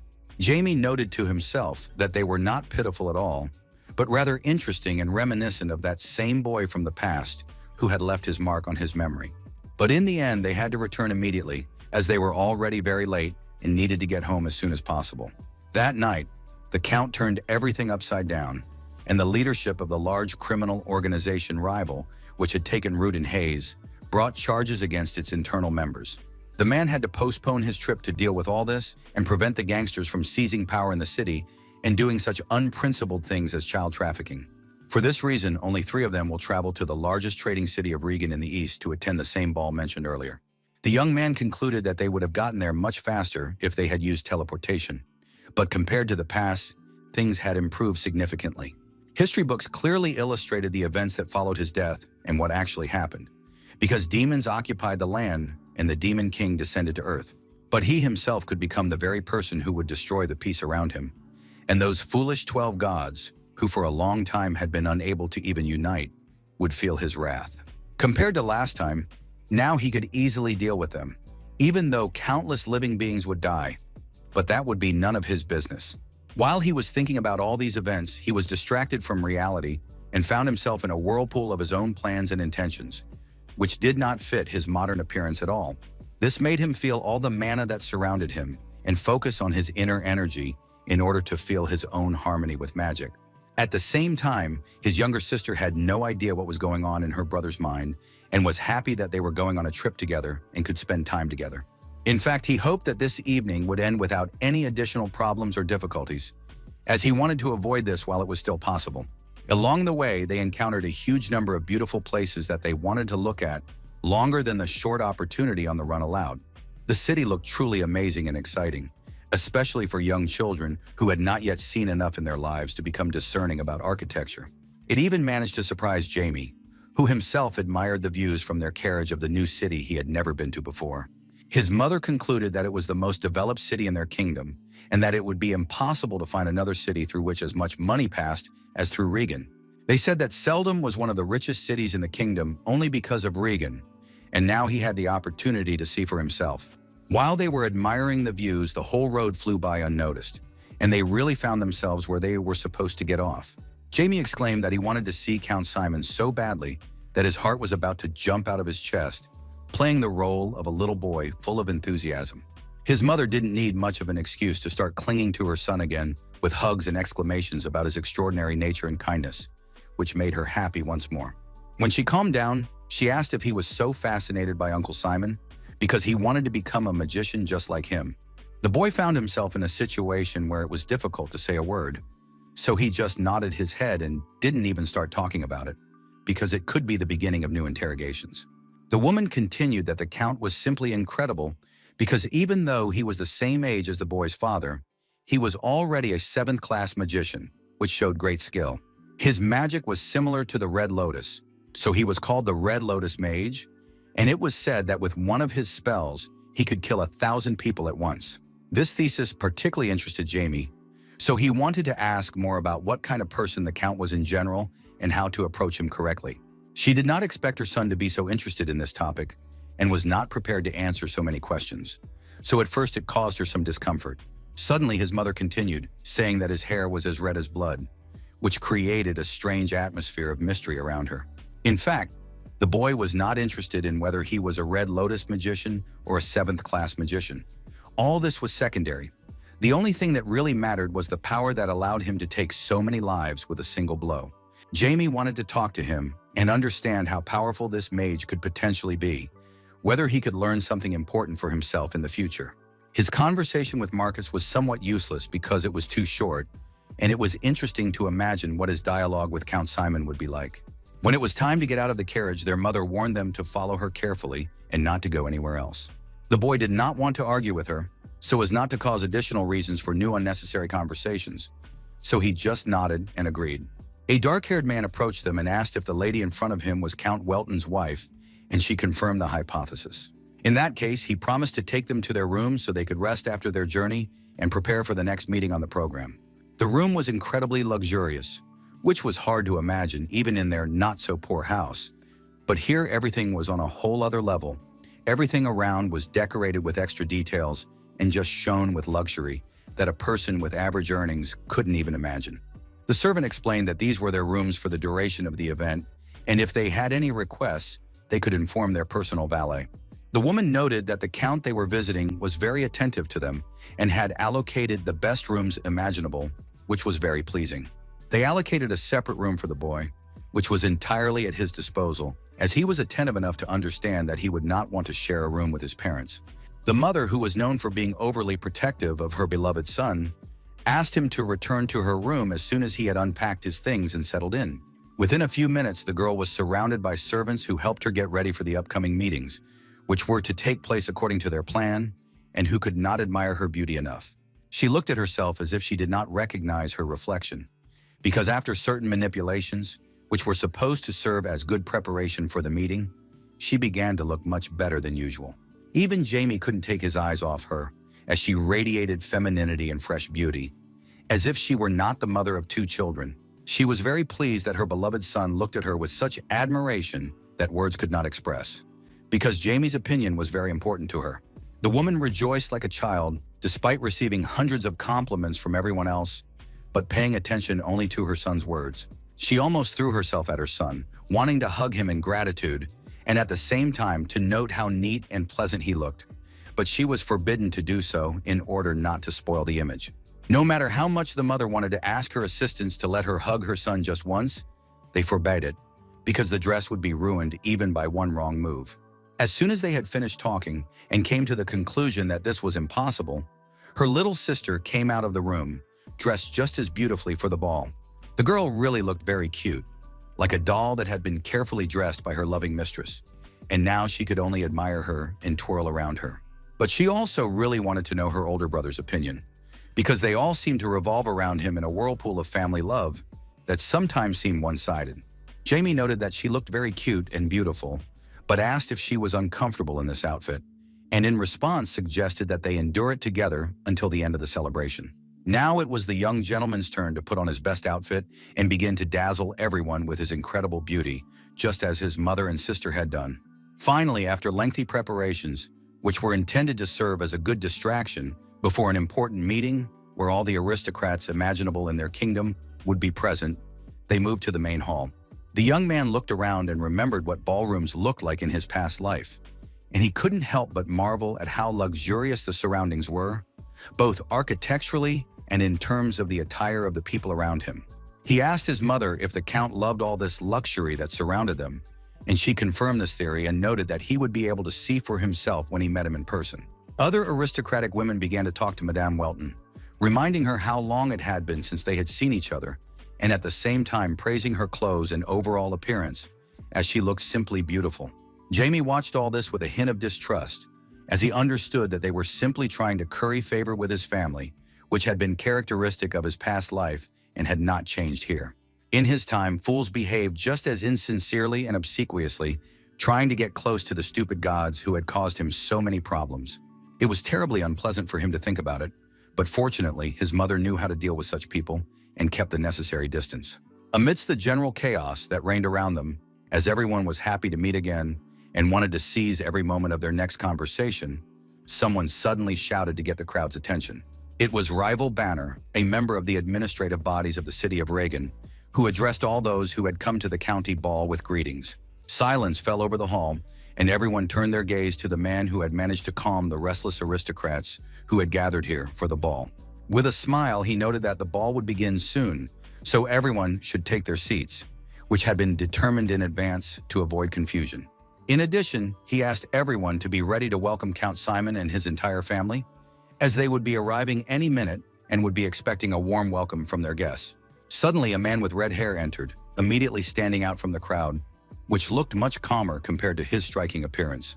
He walked confidently and unhurriedly, knowing that all eyes were now on him and that he could enjoy this moment of glory as long as he wished.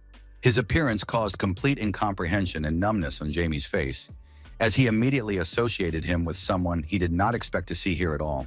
The man ambiguously said that they hadn't seen each other in a long time, which only made the boy even more anxious, as all his theories were confirmed in an instant. Now the young wizard found himself in a strange situation and did not even know how to act correctly so as not to damage either his reputation or the overall situation. The redhead greeted them and said he hoped everyone would enjoy the event and that he was happy to share it with them. But Jamie could only think about the fact that he was standing in front of a 7th-level mage. It was difficult for him to control his emotions because he understood that the person in front of him was on the same level as Marcus Linmel, and maybe even stronger than that gray-haired old man. Now the boy remembered his mother's words, who called him the Wizard of the Red Lotus, and now it all took on new meaning when he understood why the name sounded that way. The man still managed to interest him and even exceed all expectations, which made his true nature inside the boy's body rejoice at the potentially useful acquaintance. The Count approached Madame Velton and noted that they had not seen each other for a long time, complimenting her as if she looked much better than last year, which was both praise and insult. She behaved very restrainedly and asked him not to remind her of last year's events, expressing her own joy that he was also in good health. The host of the event immediately noticed that Count Welton himself was missing from their table, but his wife warned that he would join them later in the evening, as sudden problems had arisen that could not be postponed. He nodded briefly and asked if the boy sitting next to them was their son, although the answer was obvious and the question somewhat formal. But the mother, with a voice full of pride in her children, named her son, who was watching the Count with a hint of admiration and interest. She then introduced her daughter, Sarah Welton, at the same time asking the children to greet Count Simon himself. They bowed to the man who had organized today's ball and repeated their names to emphasize their independence and identity with the surname and family name they bore. The Count's wife remarked that the children were very beautiful and indeed intelligent, as they were able to behave so politely in an unfamiliar situation with important people. The mother was not shy and remarked that they were indeed so, and praised her children with complete sincerity because she really thought so and held the position that her children were the best. Meanwhile, the Count himself was watching the eldest son of the Welton family closely as he aroused certain suspicions in him that were impossible to avoid, but he did not say anything out loud. Jamie, on the other hand, felt quite comfortable, despite being under the scrutiny of the unknown man, as his level of magic was high enough to understand the potential. To further annoy the host of the evening, he clenched his fist in which mana was concentrated, as if to show that he could do more if he wanted to, or if the need arose. This made Simon smile, even though he had been very reserved before and had not expressed any strong emotions. With a satisfied look on his face, he turned to the boy again and asked if his name was Jamie, which was just a way to start a conversation with the one who had silently challenged him. The eldest son of the family was not intimidated and replied that it was indeed so, continuing the exchange of glances that had begun between them a few minutes earlier. They understood each other without unnecessary words and agreed to talk later, as they had a mutual interest that was now a matter of principle. Then the Count turned around with satisfaction and went to his seat, leaving the Welton family alone with their thoughts, which could arise after such ambiguous interactions. Jamie watched him go, noting that he had exceeded all his expectations and that he could not wait for their second meeting, where they would be able to behave less formally. Before finally saying goodbye, they wished each other a pleasant evening, and the family hosting the guests asked them to make themselves at home. The Count's son looked at Jamie with a certain incomprehension, as he also evoked strange feelings in him that he could not identify specifically. At that moment, the boy was wondering when their father would arrive, and his mother replied that it would be closer to nightfall. Now that the Count's family was alone and could discuss the topics that really interested them, an interesting conversation ensued. One of the sons asked his father what he thought of Jamie Welton, and his father asked what had interested the 10-year-old boy so much that they had talked for a minute. In his defense, he noted that although he was young now, he would become the head of the family in the future, and considering that they were the same age, it would be good for them to get to know each other. The father watched his son and did not trust the innocent interest he was trying to show, because there were rumors that he was showing leadership qualities among the aristocratic children. From this, it could be concluded that he was trying to gain his support in this way, which was nonsense, but it was worth playing along with him at least a little. So he threw out a remark, as if to a dog, that he was behaving quite wisely despite his young age. And this made the boy wonder if he could tell him anything else about Jamie. But now the player fell silent and asked for his aperitif to be brought, which put an end to this short conversation about the Weltons. Their son could count on much more support from his mother, who was kinder and tried to see the potential in her own children. She asked him to try to befriend Jamie, as their families had been allies for a long time, and it would be better to preserve this for future generations. The red-haired boy began to agree with her and said that he would certainly do as she asked, noting that she should not worry for a moment.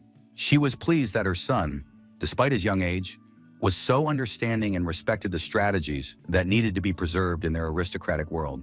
When the woman felt that all issues had been resolved and she could also relax and enjoy a pleasant evening, she asked for an aperitif for herself.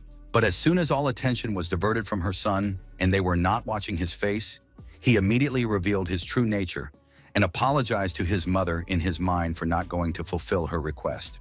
In fact, he had no intention of getting along with this scumbag who was sitting not far from them and behaving excessively arrogantly. The boy came to the conclusion that Jamie must crawl before him on his knees because he saw it as his mission to show that Jamie was not worthy of the coolness he was trying to demonstrate. He was so caught up in his own fantasies that he didn't even notice how he had now moved on to his father, who would surely pay attention to him and notice his efforts. The redhead actually hoped that the Count would notice his actions and begin to respect him and take him seriously if he managed to break the representative of another family. Another member of Count Simon's family watched his brother's satisfied face and stared at the younger man's satisfaction with a hint of condemnation. Suddenly, an idea came to his mind, which he wanted to implement in order to see the consequences of his actions, which could play into his hands. When the meal was finally over, they began to discuss in mixed companies, as this was also an important part of the life of aristocrats who had to maintain connections. His mother carefully instructed Jamie to make friends with everyone and be friendly to everyone around him. She herself went to the representatives of noble families to talk about topics that interested her and to meet friends she had not seen for a long time due to the distance. The boy, in turn, did not want to make any acquaintances at all, preferring instead to spend time alone, as he was tired of constantly being in public and playing a role that was not his own. And to experience the solitude he had been dreaming of all day, he went outside and found himself in a beautiful garden by a pond, which looked like the perfect place to just sit and think about the beauty around him. Nearby, he saw a small gazebo where he could sit away from prying eyes and relax in harmony with nature and silence. From this, he concluded that magic was not the only important thing in Count Simon's life, but at the same time, it was difficult for him to imagine that a person could reach such a high level. The boy was actually nervous about the upcoming meeting with the Count because he wanted to see him again and assess his abilities, but suddenly a voice behind him interrupted him. Without thinking twice, he concentrated the mana in his hand and prepared to attack, because in this case, he believed that no one would approach him just like that. Jamie swung with complete seriousness and was about to inflict damage on the person who had called out to him because it seemed to him that he had fallen into a trap. The magic worked quickly and left no time for compromises that might arise in his mind during the attack, because he could finally pay attention to the person standing in front of him. Because in reality, instead of an enemy, the boy found himself facing a frightened girl who did not even expect to provoke such a violent reaction with 2 short words. Jamie didn't want to hurt her because he didn't even know who was in front of him, and understood that the likelihood of her wanting to hurt him was much lower than if it had been someone else. So he quickly dispelled the confusion and simply looked with incomprehension at the one who had managed to surprise him and make him act so impulsively. She exhaled, as she had not expected to have to put up with such attacks if she simply approached a guest somewhere on the street, which she would definitely have to take into account in the future. Suddenly, when the girl came to her senses, she shouted with a question, whether it was possible to behave so impulsively and attack without any reason. The guy counterattacked by saying that she had crept up on him very suddenly, which was also not very acceptable, so he asked her to be glad that she had survived at all, even though it was rude to a lady. But now he was more interested in who was standing in front of him and how she had managed to sneak up on him without him noticing her all this time. This aroused the girl's keen interest, and she now had a choice: to tell him what he asked or to leave him in the dark, which was much more appealing to her, considering what he had done to her. Jamie noticed that he disliked her, starting with the way she spoke and ending with the fact that she had managed to suddenly appear behind him. So he indicated that he was not in the mood to mess around. So instead of saying anything else, he sent another stream of mana, which was supposed to show her that it was better not to joke with him about anything if he didn't want her to. This blow landed just a few centimeters from her leg and demonstrated that if she did not satisfy him with her answer, the next one would land on her. The girl was very tense and did not even know how to behave correctly so as not to provoke further blows and at the same time not to reveal herself, because she did not want to reveal all the details. He noted that it was an airball, which was equivalent to second-level magic, which already meant something potentially dangerous for her. Jamie continued that if her magical protection was not sufficiently developed, the ball would pass right through her, and he was sure that for a little girl like her, it would be fatal. It was hard for her to believe that everything the unknown boy was saying was serious, because she didn't see the problem as being as big as he did. After the pressure that this remark was supposed to exert, he asked her again if she would like to tell him her name and explain how she ended up behind him. Suddenly, the girl realized that it was not worth arguing with him, because he was behaving somewhat inappropriately and she could face negative consequences if she refused, so she was ready to share everything he needed. Jamie warned her that it would be better if they talked quickly before the bullet flew at her, and she said that her name was Ash Val, so that he would finally calm down. Later, she added that she was the eldest daughter of Viscount Valley and also knew how to summon spirits, thus completely revealing herself. A summoner was a wizard who had made a contract with mysterious spirits of nature and now had special abilities compared to ordinary magicians. There were not many of them on the continent, so they were considered special magicians who could claim the status of Baron, and now he had to believe that the girl in front of him was indeed a summoner.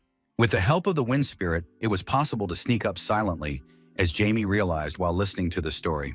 He was surprised that despite being the same age, she was already a summoner, because usually to connect with nature, one begins to study at the age of 10, but judging by her status, she was born a genius. And when she started learning, she might be able to sign a contract with the king, but her screams abruptly pulled him out of his thoughts as she wanted to know who he was and why he was using such dangerous magic. Now Jamie laughed because he realized that she was trying to interrogate him after revealing her identity, which showed that she hated losing, or at least doing it on her own. But she remained relentless and wanted him to tell her something about himself so that they would be on equal footing. He decided that he could give his name and mention that he was the successor to the Earl of Welton, and said that he was pleased to meet Ash Val, despite the altercation that had broken out between them. All this was possible given that the Valley family were loyal vassals of the county of Welton, which meant that their position was not dominant. Meanwhile, at home, the boy's father was dealing with the bandits, addressing one of them as if his gang annoyed him, but he did not touch them because sometimes they were even useful. But now they decided to repay the Count for his kindness and loyalty by engaging in human trafficking, which proved to be a fatal mistake for them. Despite his calm and wise appearance, when provoked, the Count became simply unstoppable and quite cruel to his enemies, who were the members of this gang. He noted that only someone who was completely insane or did not want to live a minute longer after his risky action could have done this. The man was filled with genuine anger, which he could only take out on the members of the organization who had allowed themselves to act so godlessly and against any principles. The Count did not even hear the pleas for mercy uttered by the member of the organization, as they now blended into white noise that only prevented him from administering justice. He behaved very coldly and tried not to give in to his emotions, so he ordered that the one who had allowed himself such insolence be hanged the very next day, so that he would not have a chance to do the same thing again. His assistants took note of this order and promised to carry it out exactly as the Count deemed appropriate, as they agreed with this decision because the bandits had acted inhumanely in everyone's opinion. Immediately after this, Arjano ordered a carriage to be prepared to take him to his family at the ball, as he needed to leave immediately in order to reach them in time. In just a few minutes, he was already on his way, getting closer and closer to his destination, where his wife and 2 children were waiting for him. Meanwhile, those who had been exposed as suspected human traffickers were walking to their place of execution, where their lives would end because they had allowed themselves to do something so immoral. A man in a black robe was watching the convoy, hiding his appearance and trying to remain unnoticed, and he certainly did not like the way things were going. He briefly noted that the gang had let them down, so it was worth preparing a plan B, clutching an unknown ball in his hands. While such intense events were taking place on the other side of the kingdom, in the residence where the ball was being held, or more precisely in the garden, a drama was unfolding among the children of the aristocrats. They stood in the same place as before, unable to move, unable to resolve their conflicts, which had arisen so suddenly that it was difficult to understand what they were about. Jamie's head was in complete chaos, as he found himself in a situation he did not want to encounter when he was looking for a place of solitude and peace. He snapped at her and asked a simple question. Why was she following him and not giving him the unique opportunity to be alone? Suddenly, the girl said something that surprised even the guy who was living his second life. Namely, that even if her father was his vassal, it meant nothing in their relationship. Despite this, he asked her to stop saying such things and finally leave him alone, as it was annoying and unnecessarily stressful. Jamie was about to say that he was going back to the common room and ask her not to follow him, when she grabbed his hand, showing that she had no intention of letting him go. This situation annoyed him incredibly, because now, in addition to his clingy mother and sister, there was also a girl who had no right to be there at all. He genuinely did not understand why she was so attached to him and could not let go of the man who had threatened to kill her just a few minutes ago. Ash noticed that he was the first person her age she had met here, and she wanted to be friends with him because it would be a waste of a wonderful opportunity to socialize. Jamie simply couldn't wrap his head around the words she had spoken, because being friends with someone sounded like a joke to him, or something incredible and unrealistic. The boy didn't even think that the reason for her increased attention to him might be precisely this, so now there was an awkward silence between them. He could understand why she might need a personal servant, but why she needed a friend remained a mystery to him that he could not solve. Although, to be fair, the young wizard noted that friends were important to children her age, something he had forgotten since he was living his life for the second time and did not understand the fullness of her current age. Despite the fact that tears were almost visible on the girl's face, he understood that this was not his problem at all and that it was not his duty to meet her needs. Therefore, Jamie exclaimed irritably that she could find someone else, as he was not looking for any friends and did not believe he had any need for that type of relationship. The girl cried out that he was being very rude, which immediately reminded him that she was only 10 years old and her behavior could not be very thoughtful. However, in the guy's opinion, friendship between people, like any other relationship, was completely irrational, as it called into question his own safety and benefit. If he had understood this truth right away, in his first life, he would not have had to put up with the consequences he had. So he thought it was very important for her to understand the truths he had learned through suffering and mistakes, right now, without further delay. Now Jamie felt very uncomfortable and, in his own way, angry at the girl who reminded him of the events of the past days, which made him feel sad. As soon as he broke away from her pursuit and finally found himself alone, another voice called out behind him, which already meant that some trouble was waiting for him. There were children from other aristocratic families who had much worse intentions towards the boy than the friendship offered by Ashwella. He immediately realized that the red hair belonged to the son of Count Simon, who stood in front of them all and looked like the leader of the gang that relied on him. He was not at all frightened, as the other boys might have expected, but with a certain aggression, restrained by cold calculation, he asked how the boy dared to call him that. The others immediately noticed that he was addressing their brother with a certain disrespect, which was completely unacceptable behavior for their group. The second one, standing behind them, noticed that it was Alf himself standing before them, which was enough for him, even though it was just an empty name for Jamie. To clarify, both exclaimed in unison that he was the eldest son and heir of Count Simon's family, which gave him enough weight in their eyes to be a valid argument. The boy was tired of the annoying shouts of the upstarts he didn't know, so he used a spell that silenced them, no matter how much they wanted to continue their monologue. This came as a big surprise to them, because despite the stream of words they wanted to say, no sounds came out, as if they weren't even trying. The same Alf, who was supposed to be their protector and leader, now looked at his fans with incomprehension, wondering how to help them and at the same time how not to become the next victim. Although he understood that a spell of unconditionality had been used on his friends, he couldn't even imagine how to prevent it. Jamie concluded that the redhead was at least a little better than these fools, if only because he had some idea that such a spell even existed. The latter in turn could not restrain himself and pointed out that he was much older than the young wizard, but the latter did not want to go into unnecessary details and immediately get down to business before the same fate befell the leader of the group. Alf understood that despite his age advantage, he was not in a dominant position and had to obey the indirect orders given to him by the representative of the Welton family. Despite this, he had to show why he had come in the first place, and at least try to stick to his guns until the end to understand how hopeless the situation was.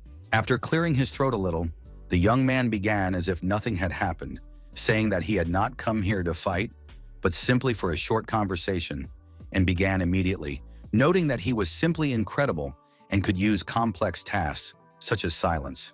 Jamie understood that this was all empty talk and finally wanted to understand what really interested him, but advised him to go his own way and not cross paths with him again, so as not to suffer negative consequences. This did not suit the redhead at all, who had expected a different reception from the other side, and began to remind him again where he was from. But it was no surprise at all, since the fact that he was the son of Earl Simon was common knowledge. Alf calmed down a little, knowing that the other man was aware of his origins, and reminding him that if he was the son of Earl Welton, there should be no problems in their communication. Pointing to his rude companions, he noted that they had treated him that way only because of the boy's rudeness. But that was a lie, because if he hadn't shown his skills, they would have tried to force him to be their friend. But the boy continued as if nothing had happened, stating that in the future, they would become the core of the aristocracy of the Eastern region, and it would be better to befriend him even now. It was clear to Jamie that no matter how hard he tried to hide it, he simply wanted to subjugate the newcomer from an aristocratic family. He was already beginning to annoy himself by allowing himself to listen to such nonsense, and pointed out that he didn't want to and didn't care about Alpha and his ideas. And if that was all he wanted, then he could just get lost. The redhead couldn't hold back and snapped, because he was infinitely annoyed that he had allowed himself to refuse someone with his title, which really got on his nerves. He abruptly decided to switch to a different negotiating tactic and pointed out that he could easily crush Jamie's weak magic into dust. In his opinion, in that case, Jamie would have no choice but to serve him, and he felt terribly powerful with the strength he had in his hands. Despite Alpha's expectations, his opponent showed no emotion or surprise, as he simply looked at him as a fool trying to show off his incomprehensible power while being a weakling. Finally, Jamie showed some reaction with a brief smile, which immediately put an end to all the pompous speeches that had just been uttered in order to scare him. With these actions, the redhead revealed that he had planned from the very beginning to use brute force to convince him, thus turning all his previous words into lies. Now, Alpha didn't even argue, although he noted that he had slightly changed his plan of action after the blonde had used his magic, but in the end decided to act in his usual style. Jamie concluded that it was simply disgusting and hypocritical at such a young age, which his future opponent was, to allow himself to play on the feelings of children. The boy asked his opponent if he really believed that adults allowed him to do whatever he wanted, and if they saw it from the same perspective as he did. As a result, Jamie was sure that the Earl of Simon's son would have real problems if anything went wrong with his pathetic plan. But the latter, in turn, decided to reassure the representative of the Welton family, as he was sure that he would go unpunished in any case. The main source of his confidence in this was the ball, which allowed them to become invisible to others for a certain period of time, with the help of which they could resolve their issues quietly and without prying eyes. When he activated it, a small circle appeared around them, hiding them from view, and the two who were still recovering from Jamie's spell also found themselves inside it. This did not surprise the boy, who immediately recognized the magical artifact of illusion, but it made him realize that he was indeed dealing with a wizard if he knew about such things. Alf was sure that no matter what, the man would soon be begging for mercy, so he allowed himself to behave rudely. The next step was to use his powers to dispel the spell of unconditionality that his opponent had cast on his companions. The two felt a sudden sense of relief, allowing them to finally speak and not feel the lump in their throats that had been there until that moment, thanks to Jamie. They had even begun to feel that their lives would end because of the unknown boy's technique of unconditionality, and they were very angry that he had allowed himself to conduct such experiments on them. Jamie didn't even try to listen to their cries, but only concentrated on observing the technology that surrounded them and marveled at what a good artifact Alf possessed. Surprisingly, he managed to interest him, despite the fact that he had behaved very arrogantly and with a certain prejudice the day before. Alpha believed that describing it as something interesting was inappropriate given the situation he had ended up in, because from that day on, the Welton family would have to suffer, in his opinion. But before he could finish his sentence, the boy used a technique that was not entirely familiar to him before, but now affected all three opponents who had decided to attack as a group. When they were all bloodied and exhausted, the boy advised them not to turn off the artifact so that no one would see them in the state they were in now. The torment reflected on their faces would not be very good for maintaining the image of someone strong and dignified, which would not please such hypocrites as those children were. This situation was very ambiguous for them, because if they remained within the artifact's effect, the magic would work directly, which would only make the situation worse. In the end, they found themselves on the street, without the influence of any artifacts, and could not recover from what they had experienced inside due to Jamie's actions.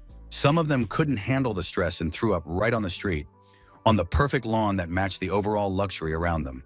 Everything he felt and heard during the last attack echoed in his head like an echo bouncing off the walls of his mind, which couldn't comprehend everything he had gone through. Alf racked his brains trying to understand how he could have allowed himself to be in a situation where he was only a second-level wizard, according to the classification of wizards, while his opponent was as high as fourth level. He couldn't come to terms with it, either physically or mentally, after what he had seen in the situation he had been humiliated in due to his lack of preparation. The young man went over the facts about Jamie in his head, which did not fit at all with his enormous magical power, considering that he had agreed to join a family of knights who specialized in sword fighting.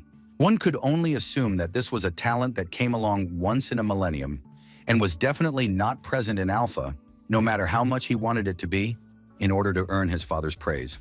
He had to get up to somehow save face in front of the one who had just smeared him and his companions across the walls, but he still needed to keep his composure.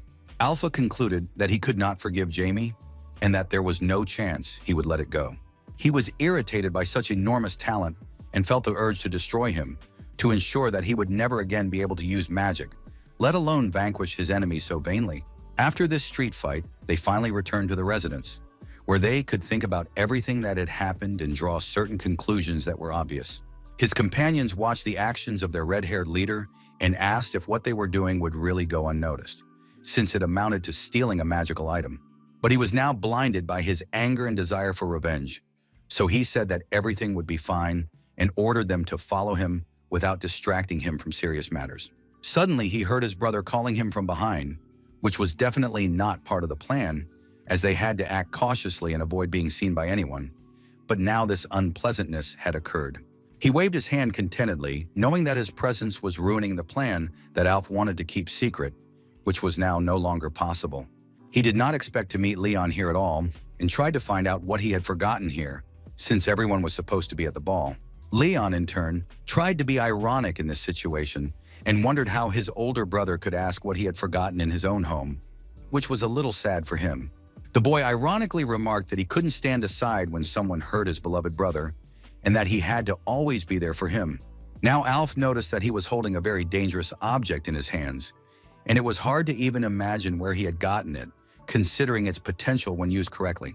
His brother did not want to answer this question and suggested that they deal with the boy from the Welton family together and take the artifact for themselves. This hit the right pain points for the boy, and he agreed because he really wanted Jamie to finally get what he deserved, and it didn't matter where he got the item that could really help them. When it was already late in the evening, the head of the Welton family finally arrived, as promised earlier, after finishing his business, which had forced him to stay at home longer. He was greeted personally by Count Simon, as he was an important guest, given the friendship between their families and the alliances that played a role in the aristocratic world. The red-haired man smiled and extended his hand to his guest, noting that they had not seen each other for a long time, and it seemed as if he was glad to finally meet his old friend. The representative of the Welton family was also very polite and surprised that the Count had come out to meet him personally, from which he concluded that the sun would rise in the west tomorrow. They exchanged the usual questions about how things were going and their health, and came to the conclusion that there was no reason for anything to be bad, so it would be better to enter the palace and join in the general celebration.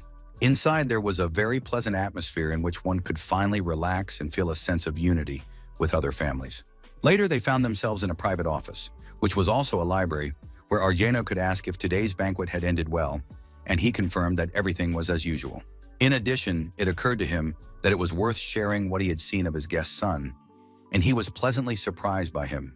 Arjano was immediately interested in this fact, as he wanted to know what such a powerful wizard thought of his son, who had considerable potential and was certainly noticeable at such a level. Simon immediately noticed that he had quickly figured things out and quickly hid his loving fatherly nature. And in response, the guest laughed, noting that children were the meaning of his whole life, returning to the image. The redhead dryly remarked that he envied his guest's strength of feeling, and the latter only asked in surprise if something had changed since their last meeting, hinting at things that only the two of them knew about. It was immediately apparent that the Count did not want to answer this question, and something must have happened if he was so uncomfortable talking about it. Immediately changing his behavior, he decided that Argino's son was truly amazing, and immediately corrected himself, saying that even the description "amazing" would not be enough for such talent. The man certainly liked such flattering comments about his son, but he looked at him closely so as not to miss any hidden thoughts that might flash across the Count's face. He concluded that the redhead was simply skirting around some important topic and couldn't bring himself to talk about it, which he liked very much in this situation. Therefore, he decided to take the initiative and ask directly whether the Count considered his son capable, hinting at his potential, which was hard to miss given his skills in magic. Count Simon accepted this challenge and behaved very confidently, smiling and noting that the word capable sounded like something meaningless. He then immediately admitted that his guest's son was the best he had ever seen and added that there had never been anyone stronger than him in history. Argeno noted that he was speaking the words of Marquis Rinmol, which prompted the host to ask if he had personally met Jamie. He answered somewhat evasively, implying that Jamie's abilities had long been known to him, but his father could not even imagine that his son would be so talented and capable. It was for this reason that he decided to invite Marcus, and if his son was gifted with an innate talent for magic, he could become a wizard and use his gift for his own good and for the protection of the whole world. Simon listened in amazement, as it seemed that the Archmage was to become the boy's mentor, which indicated the student's enormous potential, but his father immediately admitted that the Marquis had declined the offer. This was understandable to him, as the child was an extraordinary genius who could develop his skills on his own and grow to the legendary 9th level. The man admitted that he actually envied the innate talent, which was much higher than his own. But on the other hand, he would like to see what a wizard with perfectly honed skills was capable of. Argeno was very surprised and almost fell from the excitement he felt from these words, and asked the Count what he meant by that. The Count began his story by saying that humans were too weak-willed, which already revealed his ambiguous intentions. He noted that humanity had created incredible civilizations, but all of this was only their vision, since mages were too weak compared to dragons or high elves. In his opinion, the world was only held together by masters of the sword like his guest, who could defend them from potential threats with their abilities. But the man was curious about what would happen in the world and what balance would arise if a 9th-class mage appeared, who surpassed everything that had existed on Earth before. Argeno understood what his old friend was hinting at, but he couldn't even add anything, as it was difficult for him to think about it, considering that this person was to be his beloved son. Simon believed that even the dragons at the top of the magical world would not dare to treat this unique wizard lightly, but his friend asked him to stop. It was very important and desirable for the redhead that the human race begin to dominate this world and not rely on their own hopes, but only possess superior power. Argeno made a brief remark that he was too arrogant about the role of humans and how the situation could potentially change, as he did not want his son to be involved in this. But Simon immediately noticed that being arrogant was not a bad thing at all, and his guest knew this better than anyone else, hinting at the erased and forgotten history of their lands. This situation was indeed difficult even for a representative of the Welton family, who always behaved in a very measured and rational manner. This secret was known only to a small number of people on the continent and told of events that took place about 10,000 years ago, which is why all history before them had disappeared. However, the gods were in no hurry to share this secret with people, and Count Simon believed that humanity needed the power to counteract them in case of danger. For him, it was fundamentally important that they had the opportunity to resist the redisappearance of human civilization and history, which had formed before their eyes. They finally ended this controversial conversation by suggesting that they go and rest, as it was already quite late outside. In response, he simply reminded him that he should also get some rest, and they said goodbye, promising to meet again tomorrow. Jamie was already lying in bed and almost falling asleep, as he was a little tired after today's events, which required him to act and use his magic. His father looked at his son, who was sleeping peacefully, and realized that his child was a genius in whom everyone had placed enormous hopes. But it seemed that they had forgotten that he was still a child. As his father, he was very concerned about these incredible innate abilities, which could deprive him of any hope for a carefree childhood or a peaceful life in the future. It was genuinely difficult for him to see his son as a potential ninth-grade wizard, because right now he was just a sweet and beautiful son to him.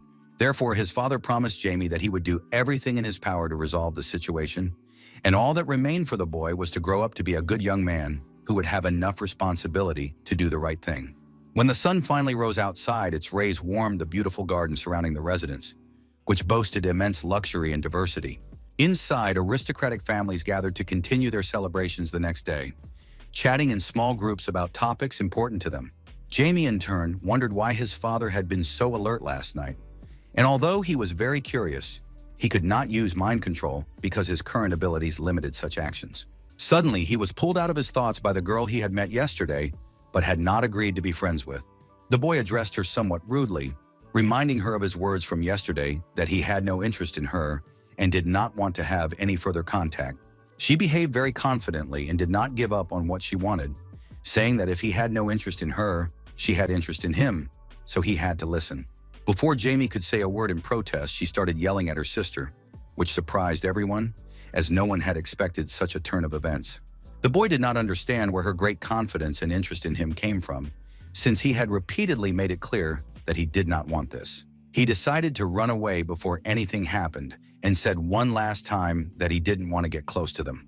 But Ash reminded him that their families were close and he could at least say hello. Rebecca, the girl's older sister, approached them and reminded him to be polite, since he was the son of an earl, and she allowed herself to be so rude and blunt.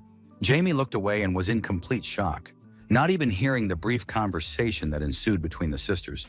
But he couldn't believe his eyes.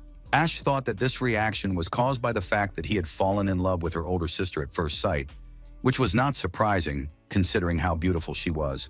But his face took on an expression of nostalgic regret, and he couldn't even understand how she had ended up here. Whispering Jane's name briefly, his eyes almost crying. He remembered the girl he had loved all his life, and she, in turn, sacrificed herself to the gods just for him. The reason Diablo Wolfer became an emotionless monster was because of her, and now she suddenly appeared before his eyes again, leaving him no chance for peace. Amidst this chaos, Alf appeared, who considered it his duty to destroy Jamie, or at least show him that he was not the only one who could be a skilled magician. In his hands, he held the same artifact he had used the day before, and threatened that Jamie was now just a corpse because he had crossed the wrong person. Jamie, in turn, stood a little uncertainly, as he still couldn't get over the shock of meeting the girl in the guise of Jane. He still paid no attention to the threats made by the red-haired son of the Count, and only looked with pity at the girl who was the sister of his new acquaintance. She did not understand what caused such a violent reaction to her appearance, and wanted to figure it out, but he could only stare and say the name of his beloved. His younger sister watched this with great surprise and asked if he had really fallen in love with her Rebecca, because she had said it the day before as a joke. Their incomprehensible contact was interrupted by Alf himself, who finally drew attention to himself and wanted Jamie to suffer. There was so much hatred and malice in his eyes that it was hard to believe that this was a child who was so devoted to humiliating everyone around him. Suddenly, he used fire magic, warning that in the future it would be better to call him elder and respect his decisions. Jamie was caught off guard because he wasn't prepared for such a strong attack, as his head was still filled with thoughts of Jane. His older sister got her bearings a little faster and rushed to help her Ash, so that she wouldn't get into trouble that had nothing to do with her. Suddenly, with one movement, all the magic that Alf had directed at him was destroyed, and now he just stood there with the artifact in his hands, not even knowing how this could have happened. The boy had used the 6th class Phoenix ghost magic that his father had created with the help of the artifact, and he couldn't even understand how a 10-year-old brat could have stopped such a powerful thing. There was too much confusion and shock in his eyes as this situation threw him off balance and put an end to his hopes of defeating the representative of the Welton family. Jamie looked at him with a cold gaze that showed contempt and incomprehension, wondering how he could have allowed himself to do such a thing in a room full of people and at a moment when he was emotionally unbalanced. For that very reason, he decided not to hold back and cast a powerful spell on his opponent that could have killed him.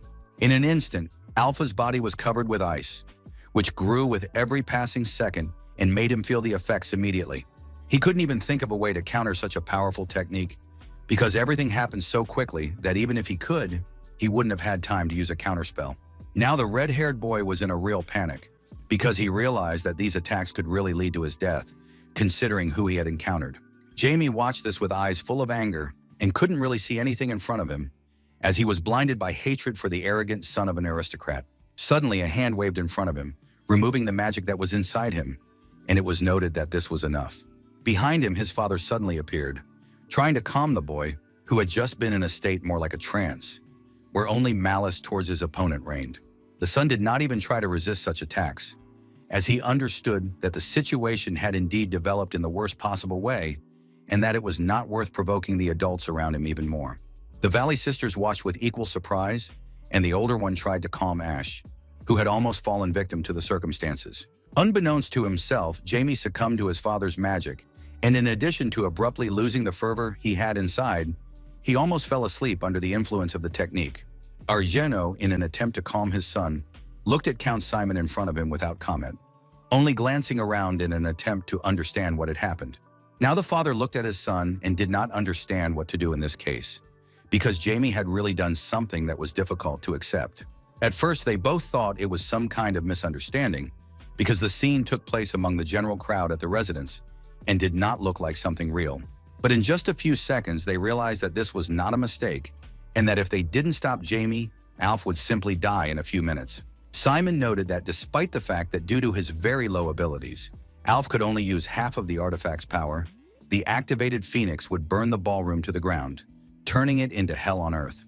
Despite this, the child was able to eliminate the magic that had been created in a single second, which clearly showed his potential to become a 9th grade student, and perhaps that is why he will be able to fulfill his cherished dreams.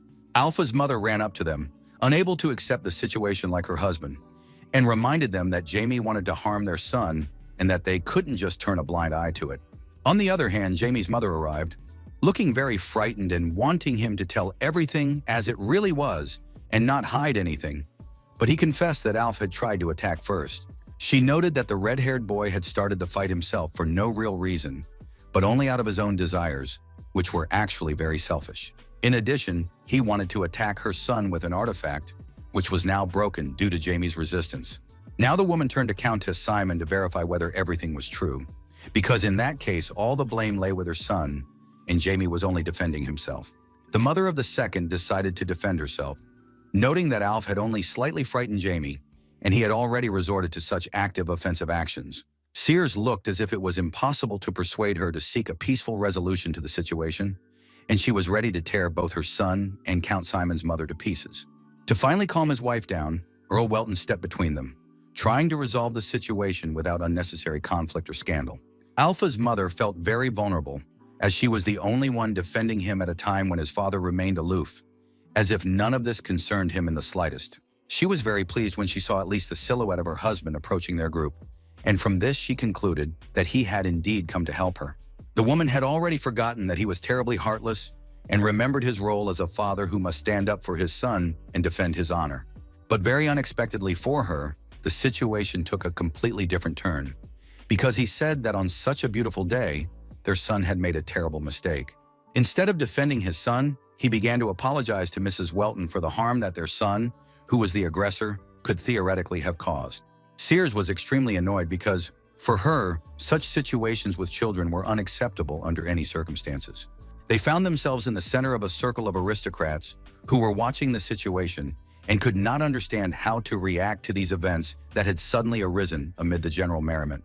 The woman noted that he had gathered himself surprisingly quickly, and after his apologies, it was no longer possible for her to express her dissatisfaction, so she had to accept his apologies and leave the hall immediately.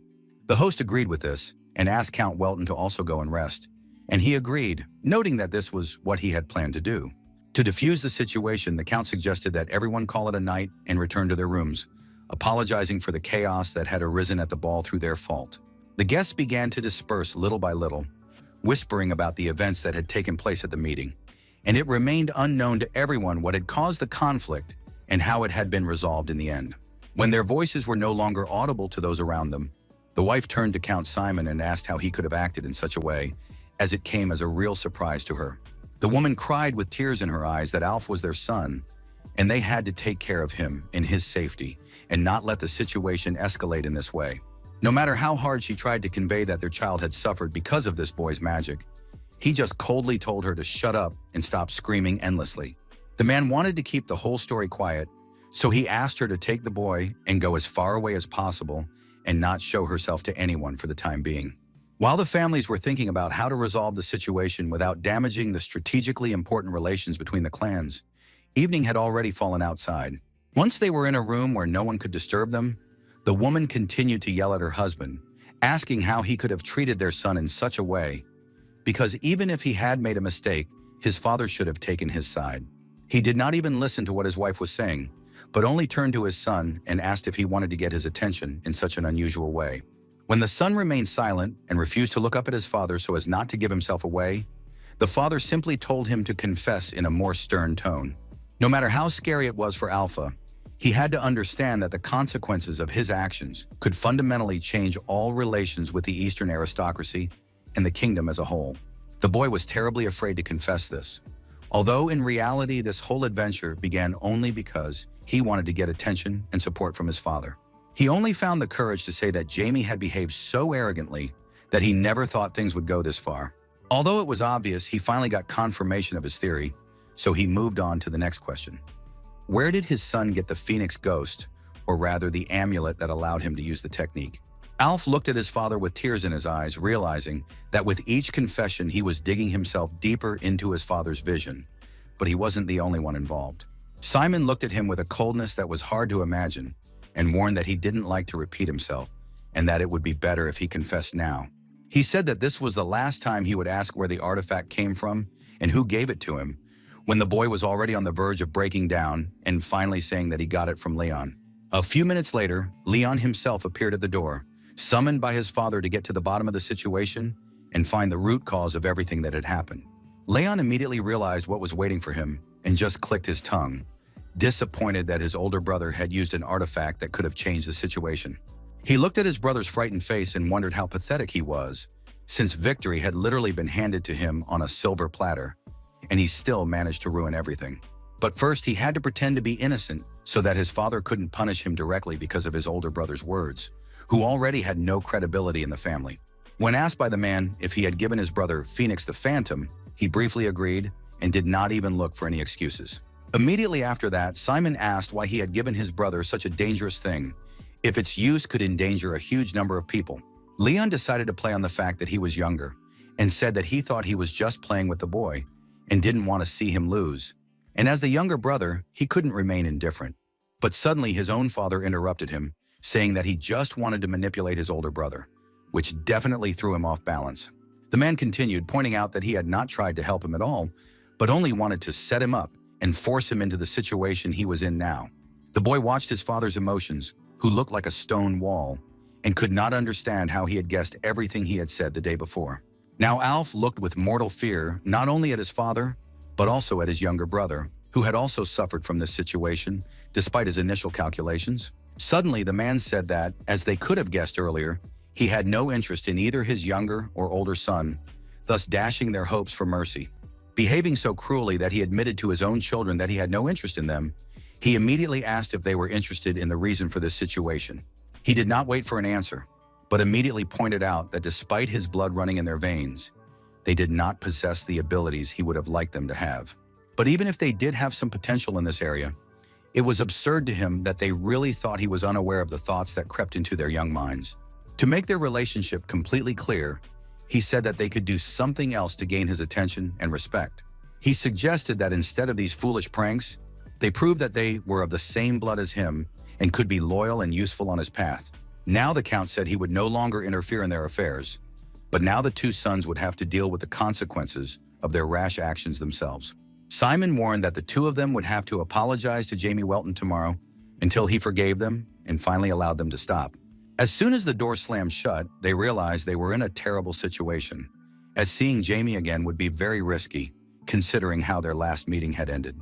The mere thought of having to contact this young wizard again made Alpha's hands tremble, but he tried to remain calm and asked Leon if he was going to apologize to that fool. But Leon still seemed to be in shock from his father's abusive words, which had left him speechless for a while. Only one thought was spinning in his head, as if it had to prove that they were of the same blood as his father, and this became an obsession that he wanted to turn into reality. He looked very determined and promised his father that he would definitely prove his bloodline with his actions. Meanwhile, in the Weltons' chambers, Jamie slept peacefully, hoping to rest after today's turbulent day, while his mother worried that he had not suffered serious injury. Despite the fact that the boy was actually strong enough to survive such a fight without any consequences, as a mother, she still wanted to make sure that everything was all right with him. The woman understood that Jamie really wanted to kill Alpha, and she was curious to know what had happened between them if her child had acted so violently that it clearly went beyond normal childhood quarrels. Her hand clenched with the determination she had gained, and she remembered that even if she had to borrow strength from her family, she would not be able to resist and would do something terrible.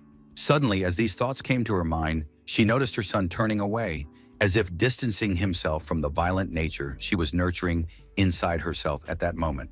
The woman felt ashamed of the thoughts that came into her head and wanted to maintain the image of a good mother who always helps her children but does not use violent methods to do so. She burst into tears and wanted to leave her son's bedside and never allow such a thing to happen again in her family, who counted on her for moral support. Suddenly, a hand fell on her shoulder, immediately giving her a feeling of calm and security, because that was exactly what she could expect from her husband. The Count asked if his beloved wife was all right, to reassure her and finally show her that the worst part of the day was over and she could go rest. Sears really did feel better when her beloved was nearby, as he managed to reassure her that she was not alone and did not have to take responsibility for such things.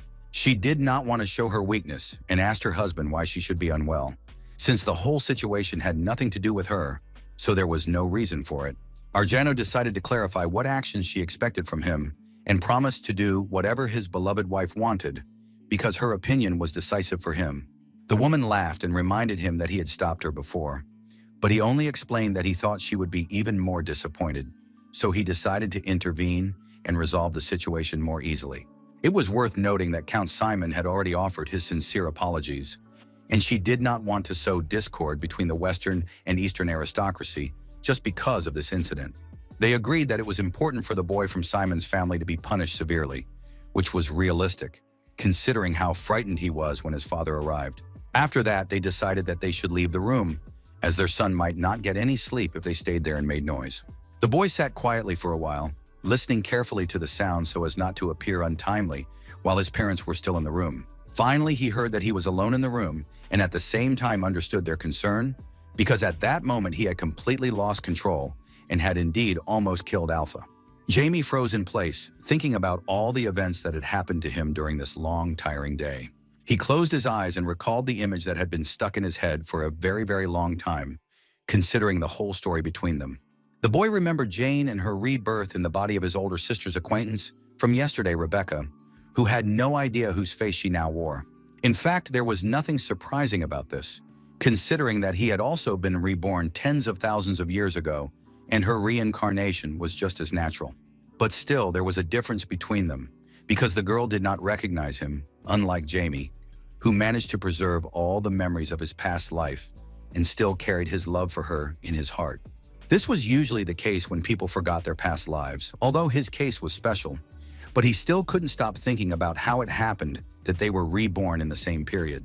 It was difficult to even imagine whether it was irony of fate or someone's plan in which they played a role, when suddenly it occurred to him that it could also have been the plan of the 12 gods.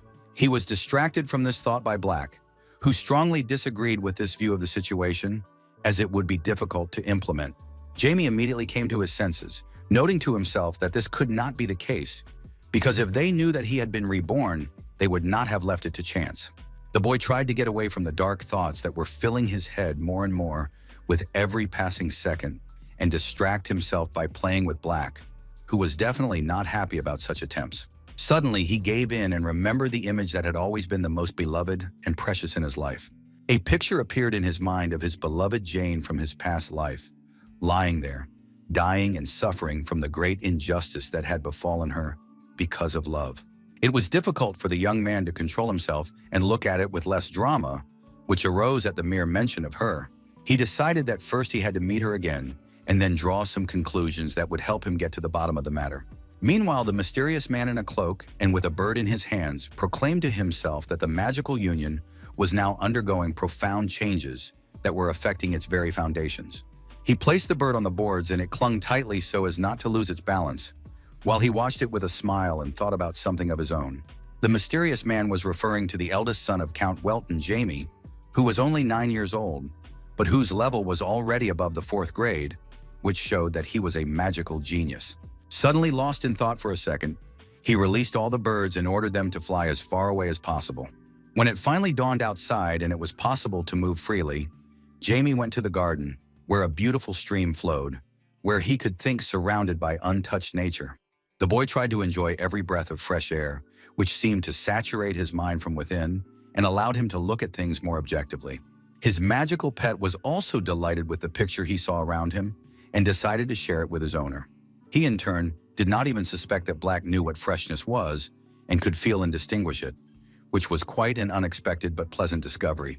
The pet tried to explain something to his owner, but the latter interrupted him sharply and said that he understood everything and did not want to listen to these difficult attempts anymore. Jamie enjoyed the silence and tranquility that reigned around him, as it was the last day of the event and most people had already left for their hometowns, so the festive atmosphere was changing to something more solemn. He noted to himself that he needed to see the one he wanted to see more than anything else in life, before they had time to leave and lose contact. As he was returning, he suddenly felt that something made him stop and listen to his surroundings, as there were suspicious signs. The young man began to look around sharply, searching for the source of the sound that disturbed him so much, and spoke of potential danger. At first, he tried to rely on his physical abilities, without resorting to magic, but realized that this would not be enough. So the boy made a quick decision to expand the radius of the manhwa to see where the sound that had alarmed him so much was coming from. Suddenly, he managed to sense the source of the sound with the help of magic, so he ran in that direction to identify what was causing such strange vibrations. Jamie was out of breath from running because he was determined to see what was causing it as quickly as possible. When he finally reached the place where the sound was coming from, he saw a strange sight. Rebecca sitting in front of the water and a strange creature flying above her. There the boy unexpectedly saw Undine, who was looking at him defiantly with a challenge in her eyes. Suddenly, the girl noticed that someone was watching her, which made her feel very uncomfortable interacting with the creature. As soon as she turned around to see who was standing behind her and making her feel so uncomfortable, she couldn't believe her eyes. Rebecca immediately jumped up and began asking him how he was, if he was okay, to distract him from what he had seen up to that moment. The guy was immediately confused because he didn't even know how to look at the girl who had been his ideal image in a past life and now addressed him as an aristocrat. She really looked beautiful and beamed with a smile that was further emphasized by the general atmosphere around her and enhanced her inner energy. Finally, she decided to tell him her name, because until then she had not had the chance to talk to him one-on-one, and as he had already noticed, the girl was a water elementalist.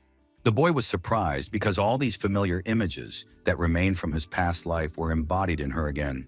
As in her past life, she was still a water elementalist, and suddenly the echo of her request that he never forget his beloved came to his mind. The strange expression that appeared on his face was not entirely clear to the girl, who tried to behave politely, but received only a strange silence in response. She was really curious to understand why he looked so sad as he watched her movements, as if he wanted to capture their essence to the end and engrave them in his memory. When their eyes met, the guy couldn't shake the feeling that all these images were familiar to him, and it was difficult to react without sentimentality, which seemed to have left him long ago. Every time the boy looked at his beloved from his past life, he imagined that he was not in the body of 10-year-old Jamie, but in his own body from his past life. The girl, who did not know what was going on in Jamie's head, thought that he was still reeling from the events of the previous day, which was why he was behaving so strangely in front of her. She wanted to support the boy, who was noticeably younger and seemed more vulnerable than he wanted to appear, so she took a step toward him to show solidarity. In a moment, Jamie was in her arms and she tried to calm him down, assuring him that everything was fine now and that he had no reason to worry unnecessarily. At that moment, the boy, who felt a huge rush of emotions from the loving touch of his beloved, tried to convince himself that all this was happening only because of the remnants of the past. So he had to play a role he was already used to and forget about everything that came to mind because of events in his past life, and they sat down together as if nothing had happened. Rebecca shared, as if her father had assured her that problems would disappear immediately if she shared them with someone, and looking at the guy's reaction, she began to believe in this thesis. Jamie decided not to comment on whether he was actually better off if she believed his acting and asked if those were the words of Viscount Ball, The girl exclaimed happily that it was true as she treated her family with great reverence and was glad that he had noticed this. She expressed her regret that they had not been able to talk yesterday, but noted that she was happy that they had had the opportunity to meet at all, and he agreed that he was enjoying this coincidence. It was a pleasant surprise for her that this acquaintance was enjoyable even for someone who had behaved so coldly toward her younger sister and was now extremely polite and courteous. Rebecca could see that it was as if she was looking at a different person, when suddenly the boy interrupted her with a question about whether the ballet family had had an agreement with the spirit of the wind since ancient times, which was probably not true. She said that she wanted to make a deal with that spirit, but she failed because the ability to find common ground with the forces of nature was very peculiar, and the wind spirit appeared himself and said that she was not suitable for this role. Once Undina came to her, and it was her destiny because she said that they must immediately conclude a contract. Considering that this was a very serious matter, it was worth consulting with her father first, but unexpectedly she immediately agreed, which showed that it was indeed predestined. Jamie listened to this story and concluded that it was as if the god of spirits knew everything, which made the situation somewhat more complicated. Since the Spirit King's contract, unlike a normal one, was a contract of souls guaranteed by the lives of both parties entering into it, when Jane's soul was reborn as Rebecca, the Spirit King must have known about it. The boy cautiously asked if the Viscount was angry with his eldest daughter for what she had done, but she only remarked that he was disappointed for a moment. Although she did not give any unnecessary details, Jamie noticed that this case was special because everything in her story was not as it usually was. She watched the boy's reaction and began to wonder herself because the fact that the spirit had personally come and offered to conclude a contract for her was new to the boy. Jamie began to speak as if he regretted that everything had turned out this way and not as she had originally planned. But if the spirit of water had chosen her, then it would be better to believe in herself. Rebecca was confused and didn't even know how to respond to such an apt remark because she hadn't paid attention to the chain of events that had happened to her. She came to her senses and smiled in agreement with the guy because it was necessary to appreciate every moment that fate had given her, especially such an exceptional one. The guy decided not to wait for new confessions, but briefly thanked her for today and said goodbye to the girl, who did not even think that their meeting would end there. She did not even have time to say goodbye before he ran towards the residence, surprising her with his sudden and chaotic behavior. In fact, the aristocratic lady wanted to talk to him a little longer and was really sorry that he had so abruptly interrupted their meeting, but all she could do was watch him go. Suddenly, a strange feeling overwhelmed her body, and she felt a certain weakness inside, which came as a surprise to her, as nothing like this had ever happened before. Jamie, in turn, returned to the residence and talked to his pet, discussing the meeting he had just experienced and noting that Rebecca had the aura of an adult, so it was difficult to talk to her familiarly. Finally, he returned inside the house and wanted to be alone to think about everything he had learned during the last meeting and understand the connection with the gods. But then he heard familiar voices calling out to him, which surprised him as he thought the situation between them had been resolved for the time being. In front of him were the two sons of Count Simon, who did not look very friendly, considering what had happened between them the day before, and that their resentment had hardly had time to disappear.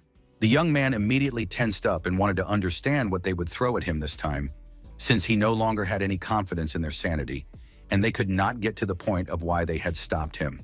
Very unexpectedly, Alf uttered words of apology, which certainly did not sound sincere, considering the hatred that could be seen in his eyes yesterday. Jamie was confused for a second, because he didn't understand why they started apologizing as if their whole fate depended on it.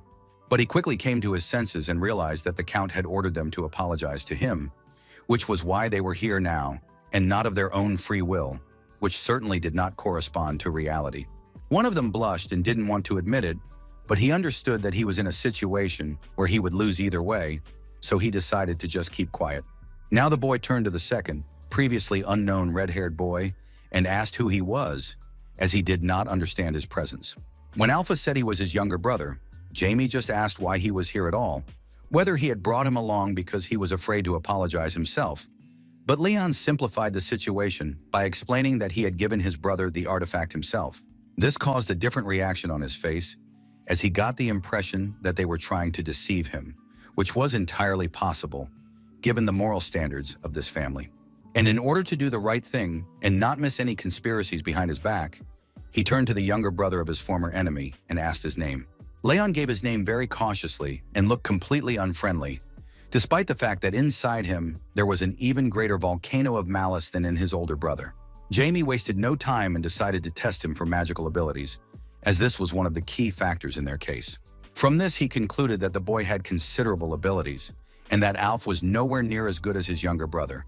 And judging by his behavior, he was not a fool at all. In addition, it was clear that Count Simon was indifferent to his son and most likely did not even want to see him, so their behavior was an obvious way to attract attention. Leon continued, determining that, fortunately, nothing serious had happened, and clarified whether the man accepted their apology and whether they could now leave with a victory in the negotiations. Jamie couldn't ignore the fact that the guy was looking down on him, as if to show his indifference and insincerity in the apology he had made just a moment ago. He remembered that the guy wasn't even there during yesterday's incident because he thought he was above it and could only put on a show for his own purposes, rather than taking part in it directly. This fool saw not only Jamie, but also Alfie and everyone else except his father as beings unworthy of his attention and time, which was very strange considering his age. If nothing was done about it, there was a very high probability that in the future he would create trouble for his path, so it was worth changing at least something. Returning to reality, the boy realized that Alf should try to become his successor, and this put pressure on his pain points, because it was fundamentally important for him to become a full-fledged participant in family affairs. Jamie didn't even pay attention to Alpha's answer, and just looked at Leon, who was now just as tense because he understood that his true intentions were becoming transparent to someone. The young man came closer and shared that no matter what was going on in their family, such things did not concern him at all, but he could not ignore the situation. He stepped even closer and noted that if Leon was the initiator of the incident, he should bear full responsibility for it. In his opinion, that responsibility included full punishment, which could compensate for the moral damage that the two of them had caused the previous day. The red-haired boy did not even want to imagine the consequences of his actions if there was no one around who could restrain the powerful wizard. Before he could say a word, everything suddenly went dark, as if he had found himself inside some strange place where not a single ray of sunlight could penetrate. Leon was frightened and began to realize that he felt weak in his body, and at the same time it seemed as if his movements were frozen in ice that was impossible to break. Suddenly he fell to his knees, and an image of a huge eye appeared before him, telling him that forgiveness was given only once, so it would be better for him not to do anything like that again. As soon as he heard this, he found himself back in the room where he had been standing before, trying to recover from the unknown attack that had been provoked by Jamie's magic. Leon tried to figure out whether he had lost consciousness or whether it was a hallucination, as it was difficult for him to understand what he had seen and how to identify it. The boy was not at all sure of his assumptions, when suddenly he fell to his knees and screamed from the moral shock that occurred due to being in such a state on the border of the unknown. His brother tried to figure out what was going on with the guy, who now looked like he was out of his mind. Tears welled up in his eyes and could not be stopped, as he seemed to have lost control of his body again, which reacted in a very violent and peculiar way. The only thing he managed to understand while he was there was that he would not get a second chance to get out of there alive so easily, so it would be better not to mess with Jamie. The representative of the Welton family looked at him with a smile and understood what had caused all the suffering he was now demonstrating, which made him confident in his own strength and skill. Leon looked at his enemy with tears in his eyes and understood that he needed to immediately kneel before the one who could have taken his life just a few seconds ago.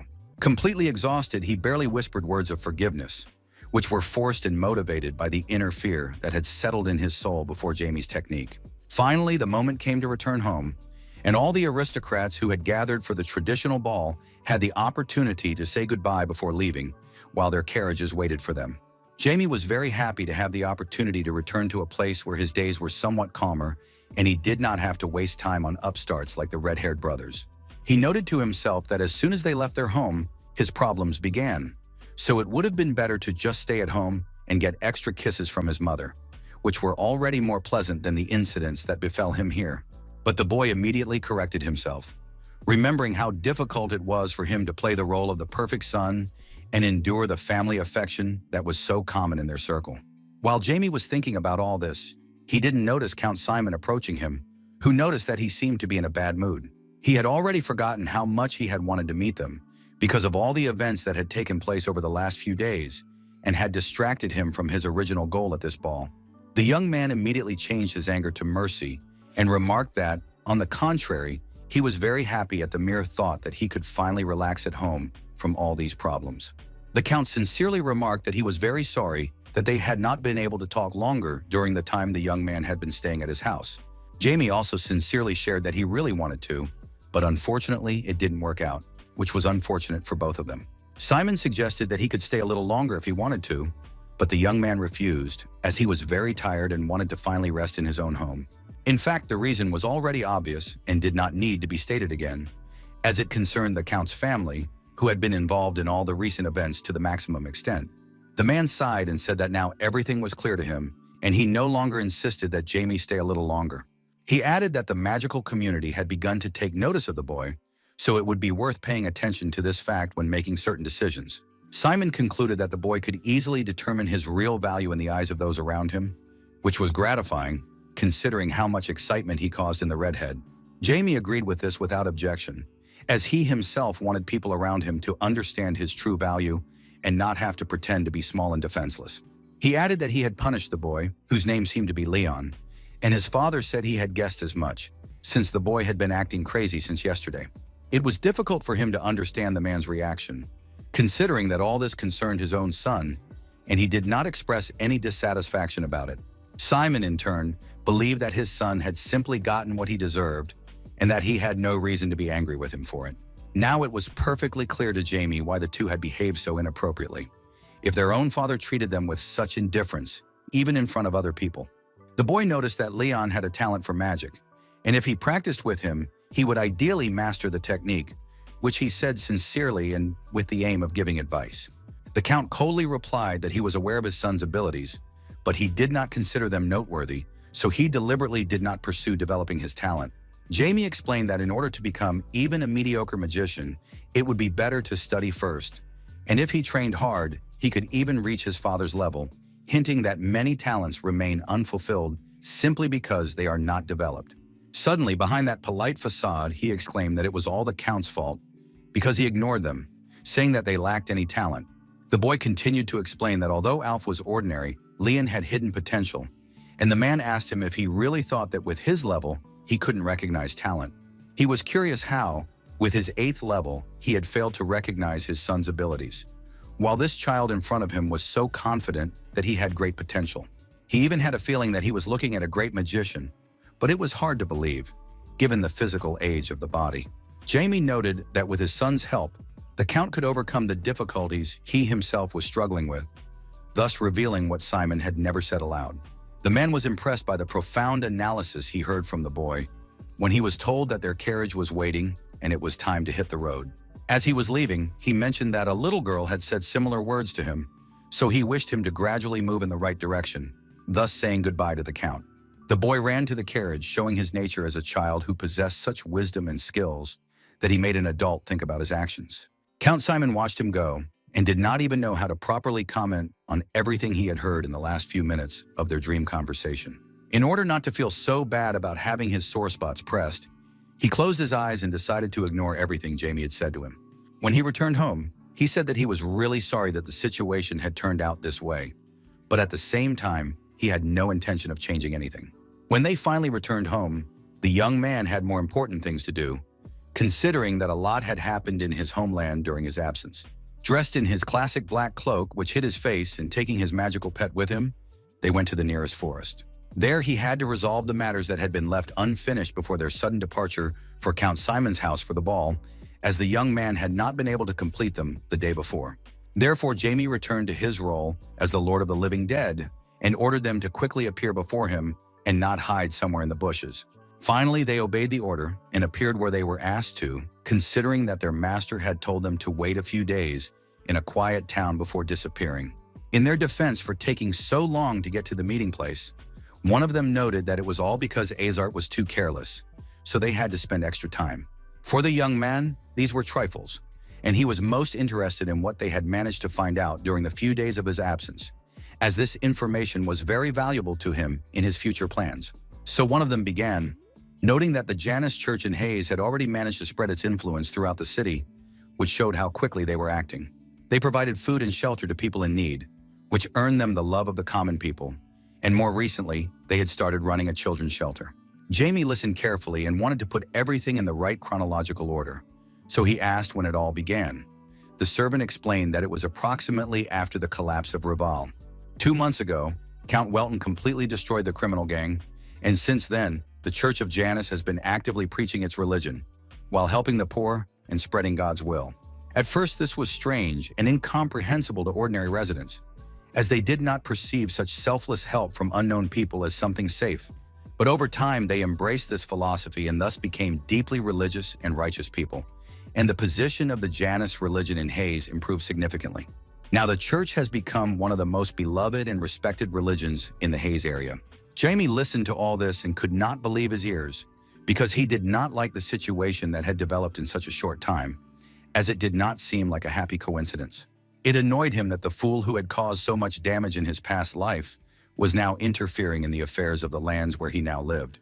Overcome with emotion, he turned to his living corpses and asked them whether war and peace could coexist in the same lands, which sounded very confusing and incomprehensible to them. The two looked at each other and came to the conclusion that this was impossible, as it was difficult to see the whole picture, but they also had to respond in a way that would provoke as little aggression as possible from their master. To satisfy Jamie, the man suggested that they could be related and arise for similar reasons. The young man agreed with satisfaction and noted that this was exactly how Janus saw herself, which did not actually make the story any clearer to Azart and his friend. In his understanding, it was a world built on blood and mountains of corpses, just waiting for its moment to explode. In this scenario, war was the moment when all the divinity of such a world became apparent and not hidden behind other symbols. And now that unprincipled God is doing everything he can to make everyone believe in this religion and be as dependent as possible on his actions, which could lead to terrible consequences. According to Jamie, he was probably just covering up his actions, but in reality, he was plotting something much more ambitious and serious, and these two servants had to find out what exactly was in this plan. They listened to him carefully because they knew that he took his orders seriously, so it was better for them to obey. Meanwhile, Ricky found himself in the shelter run by the Janus Church, happy to finally be among people who expressed joy and could praise him for simple actions. The boy noted that compared to the times when he had to beg for alms on the street, he now lived as if in paradise thanks to the efforts of the church's followers. The man in the robe noted that the boy had suffered too much considering his young age, and promised that this would not happen again in the future if he remained under their care. It had been a month and a half since Ricky had been taken to the children's shelter, and this place had become a ray of happiness in his life. If this had not happened, he and his sister would have died on the streets. When he entered the room, the girl didn't even turn around to realize that it was her brother and addressed him, unmistakably sensing his presence. The boy just nodded and came closer to her so that his sister could see him.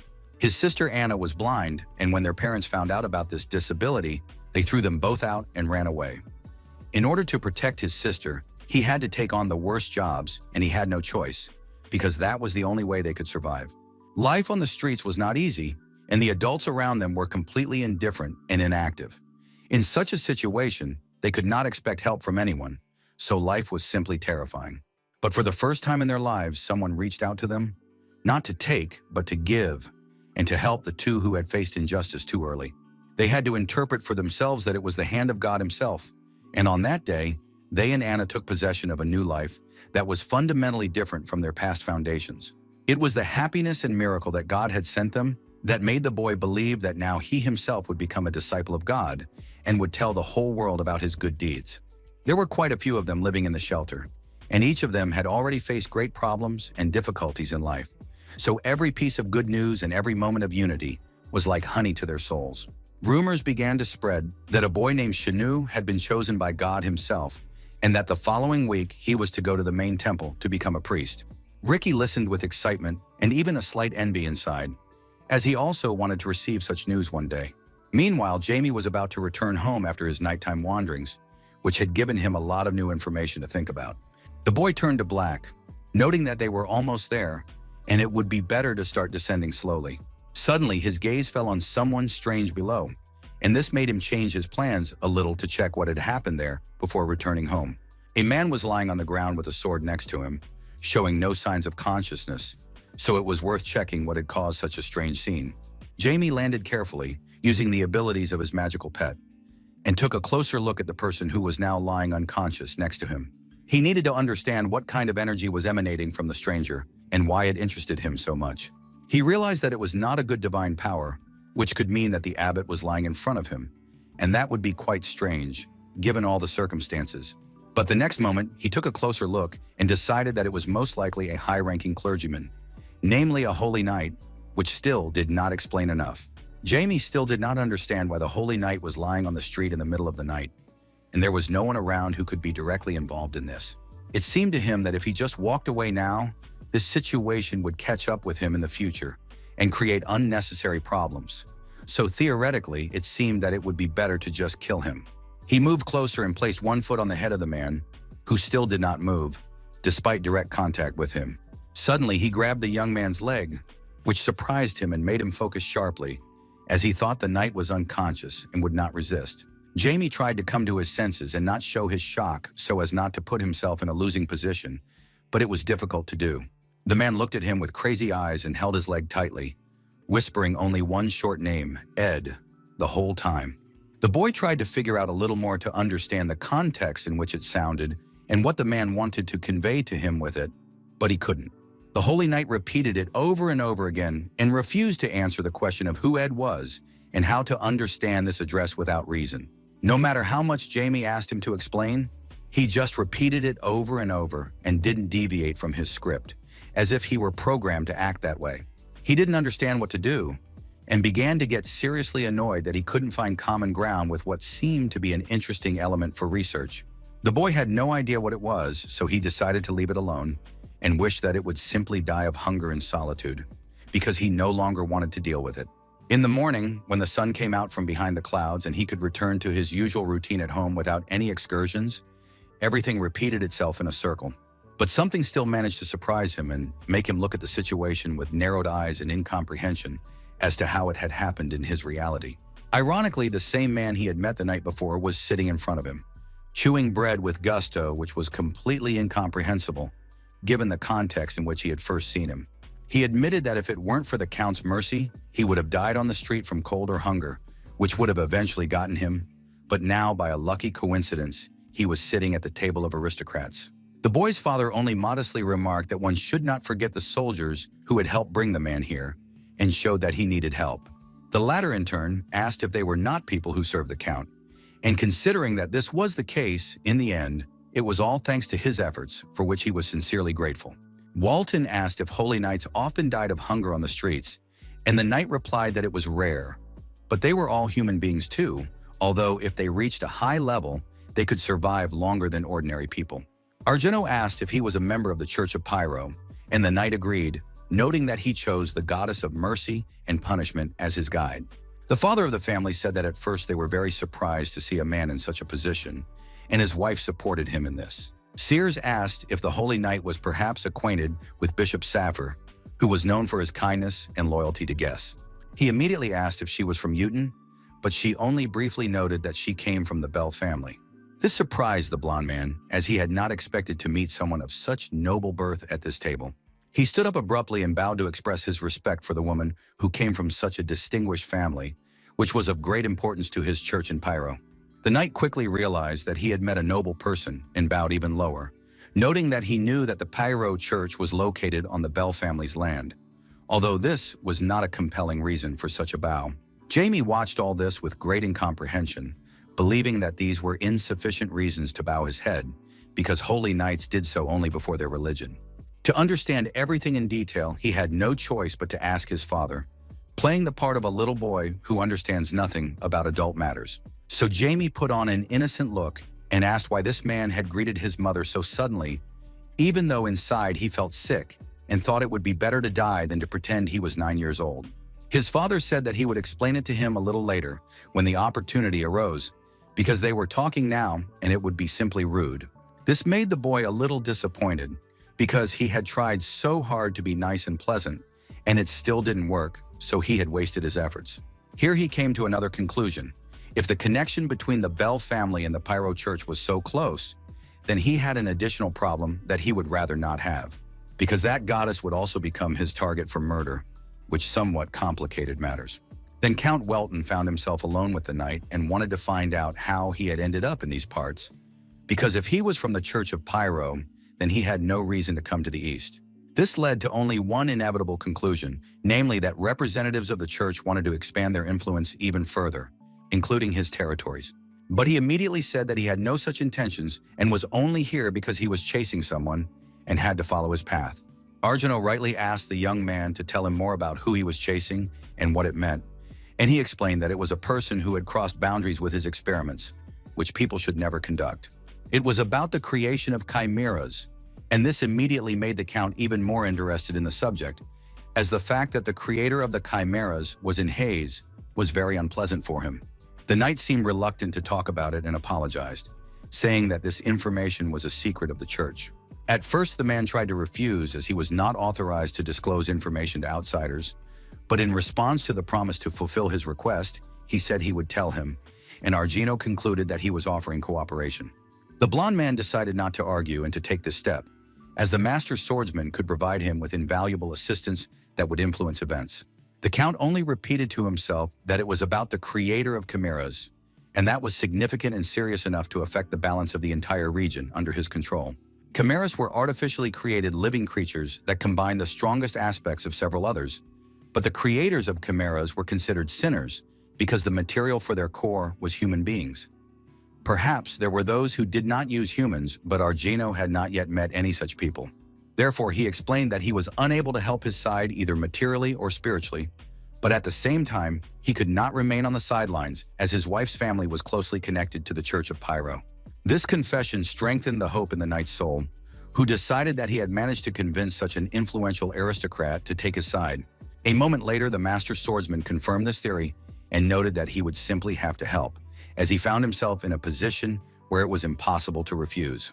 The guest burst with joy and jumped up, expressing his gratitude, but the master noted that it was too early to do so and wanted to know more about why the church was persecuting the creator of chimeras and why it was not turning to the state for help.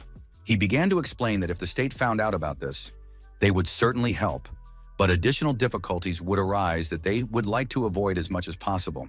At the very least, it would greatly undermine the authority of the entire church, as it would suggest that they were unable to deal with their problems on their own. And the creator of the chimeras, whom the church was chasing, had already sacrificed more than 10 clergymen, which would indicate a desire to protect his comrades. The Count concluded that he was using the clergy as nuclei for chimeras, thereby endowing them with divine power, which made the situation even more complicated. Meanwhile, Jamie wondered how it happened that a man unknown until recently found himself at her table, which both annoyed and intrigued him, given the new information about his mother's family's ties to the Pyro Church. He had to come to terms with the lifestyle he now led, living like this and gradually beginning to look forward to tea time with the whole family, which was becoming a habit. His younger sister was the most delighted to see him, as she loved her brother dearly and wanted him to spend even more time with her than he already did.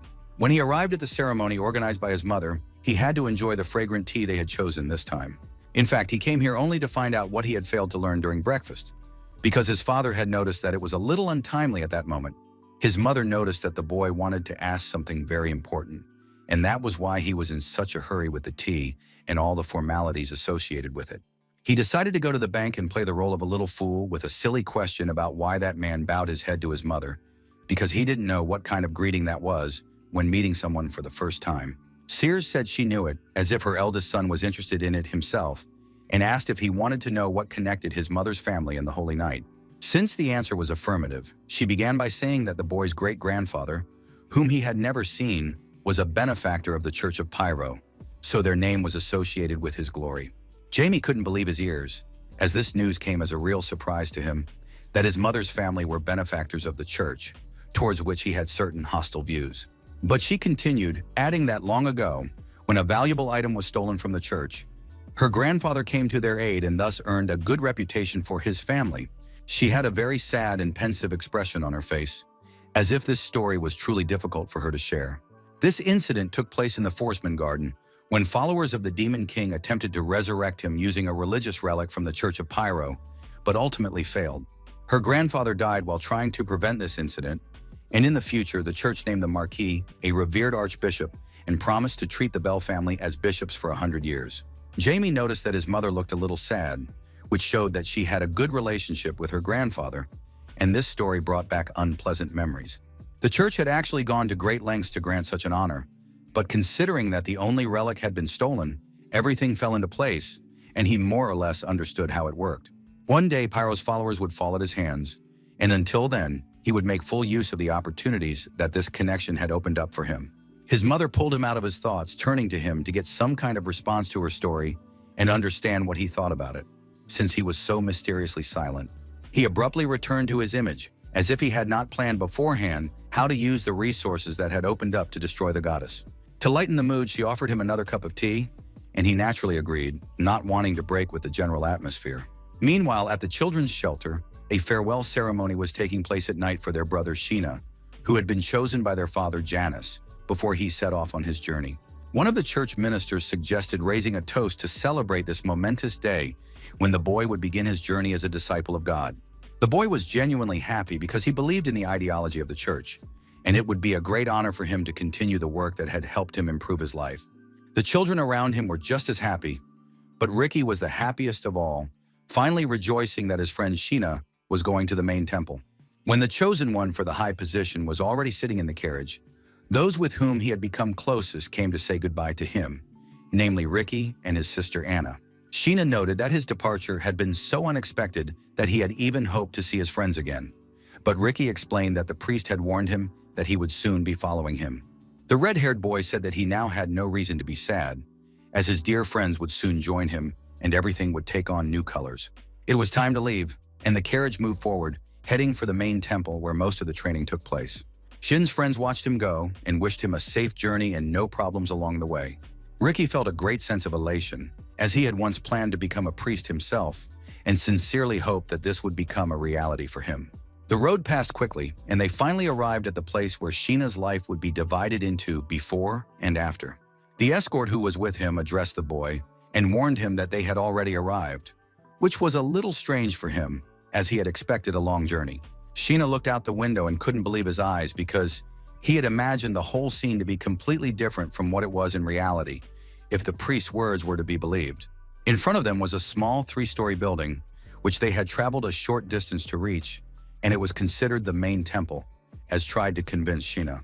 The boy cautiously asked his companion if this was really the main temple, as it all seemed a little suspicious to him. The attendant did not answer, but only ordered the boy to follow him and not ask unnecessary questions, as he was trying to hide something from him. The priest began his journey and did not even pay attention to whether the boy was comfortable and whether he understood that everything would be fine with him, as all this was secondary. Sheena kept asking the man, saying that in his opinion, they had gone somewhere wrong, but the man assured him that everything was fine and they should keep going. Then, using the book that served as the mechanism's activator, he opened the dungeon hidden behind the inconspicuous paintings in the house. The man ordered the little boy to go down into the dungeon, but did not explain anything, which made Sheena very concerned about the whole situation. He walked down the stairs and admitted that he felt uneasy and thought that there was some kind of mistake, because everything was too strange and suspicious. When they reached the lower floor, the man was still silent and did not respond to any of Sheena's comments and questions, who wanted to hear something to put his mind at ease. Behind one of the doors, the boy saw a hand that was deformed and mutilated, reaching for the exit, which made him terribly frightened and even more confused about how he got there and why. Sheena naively ran up to the clergyman who was accompanying him to show him that there was something strange and scary behind that door, hoping to get a sense of security from him. But in response, the priest did not even look at the boy and turned to the mysterious man in the shadows, informing him that he had brought the bishop the person he wanted to see. Finally, the man emerged from the shadows and smiled as if nothing bad had happened and all the boy's worries were in vain. Sheena was very afraid because he thought there was a monster behind that door and wanted to ask the bishop if he had been chosen by God to become a priest. The bishop behaved very calmly, as if this whole procedure was routine and familiar to him, so he nodded his head to confirm that everything was as the boy had said. But it remained a great mystery to him why, in that case, he had been brought here and not to the main temple, where his training was supposed to begin. The man's expression immediately changed, and he said that all this was being done to create a perfect world, because he was very curious to see what would become of such a pure young man as Sheena. To this end, the bishop invited another unknown man to enter the room and begin what they had gathered there for, and they brought in the little boy, who was now terribly frightened. A man entered, his face covered with strange bloody blisters that made one shudder with fear. But he lazily remarked that he had a good specimen for his work. He approached the boy and remarked that he would make a wonderful chimera, reaching his hand toward his face, which finally instilled a fear in Sheena's heart that brought him to a standstill. Meanwhile in Hayes, on the grounds of Earl Welton's estate, on Belbat Street, the situation seemed a little more peaceful and calm, bathed in gentle rays of sunshine. Jamie, without any real desire, gave a short tour to their guest, the Holy Knight, noting that they were on the largest street in the city, and the knight said that he had wandered here in the middle of the night when he was dying of hunger. The boy nodded briefly, as he had indeed seen him in these areas. But in reality, he did all this very reluctantly, as there was only one reason why he accompanied him. At the morning tea ceremony, the boy's father suggested that the guests take a look at the city, and in that case, it would be better to take Jamie with him, who could tell him many interesting things. The knight naively agreed, and without even asking Jamie's opinion, they set off on this short trip so that he could see the city. While he was tormented by the thought of why all this had happened to him, the knight wondered how it was that a 9-year-old child had such good endurance and memory skills. So the Count's words were not only encouragement because he was his son, but also genuine, useful advice. The blond man turned to the boy, who had to put up with him and spend time with him, even though it caused him great inner turmoil. The knight decided to thank the boy, noting that thanks to him he was able to get a very good look around the city, and the boy politely remarked that he had also had fun. Now he extended his hand to his young companion and said that if they had had a walk, they could already return. But the boy said that it was unnecessary and asked if he could ask one question. The man was a little taken aback, as he had not expected such a cold reaction from the child, but he agreed, waiting for his question. Jamie briefly asked what they had talked about with his father yesterday, as it was very important to his plan given the church's ties to his mother's family. The blond man was a little confused, as he had not expected such questions from a 9-year-old child, because it seemed that he would rather ask what knights do, or something else that would be typical for his age. He decided to evade the question and said that they had talked about how handsome Jamie would be when he grew up, but it was obvious to him that this was a silly excuse. The man was confused again because he thought children liked to hear such things, and began to argue that it was the truth and he didn't understand the surprise. Jamie already understood that he would not get any real information, because the man continued to lie that they were only talking about him because his father loved him very much. But it was hard to believe that an adult was willing to lie like that, hoping that someone would believe it. In the end, the knight confessed, but said that he could not reveal what they had talked about because it was an adult conversation and the information was too important. The boy understood that something was going on in Hayes, and that was why he was asked to accompany their guest, but he needed to understand what exactly it was about. The knight ran around him while he thought about the possible enemies who might be in Hayes and wanted to understand if he was offended by the lie, because he did not want to spoil his relationship with the aristocrat's son. Suddenly, Jamie snapped out of his thoughts and returned to reality, and such a sharp change in emotions made the man think that the kid was really offended, but he said he had something else to show for a complete picture of the city.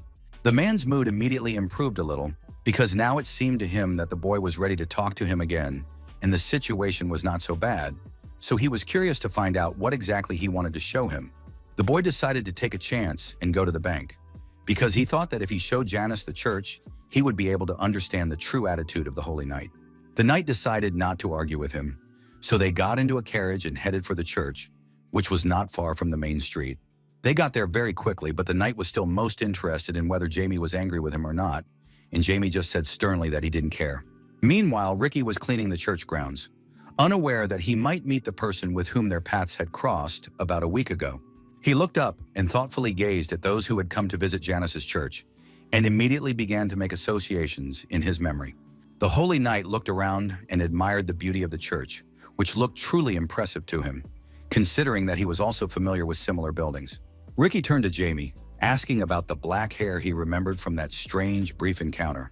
The blonde asked if it was the boy's friend who had looked at him so intently and shouted some questions without clear meaning.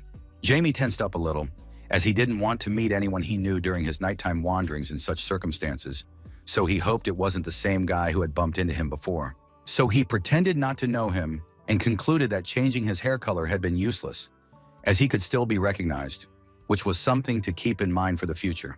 When they decided to go back, Ricky didn't let up and ran after the carriage because he didn't like that he had decided to pretend he didn't know him. As he ran, the boy shouted that he barely recognized him if he had changed his hair color, behaving very excitedly and without any aggression. But it so happened that he mistook the carriages, and the one in which Jamie himself was riding was behind him, and now had to maneuver so as not to harm the boy, who for some reason had run out onto the road. Ricky only glanced back briefly to understand what was happening, and saw the carriage, which was literally a few meters away from him and moving at a noticeable speed. The coachman shouted in alarm that he should get out of the way and not interfere, because something was about to happen that could not be prevented. Jamie and the Holy Knight watched the situation with their mouths open, because they didn't want things to come to what was about to happen. Ricky, with a broom in his hands, found himself in front of the carriage and two horses, which tried to brake sharply, given the emergency situation that had just arisen. The knight rushed to help him because he wanted to protect the boy, who was on the verge of getting into a situation that could end his life right then and there, despite his young age. The boy was simply paralyzed with fear and looked ahead with tears in his eyes, not even understanding what to do and unable to find the inner strength to move even a little. No matter how hard the coachman tried to stop the horses, they were running at full speed and would not be able to stop in time in front of Ricky, who could have died in the accident.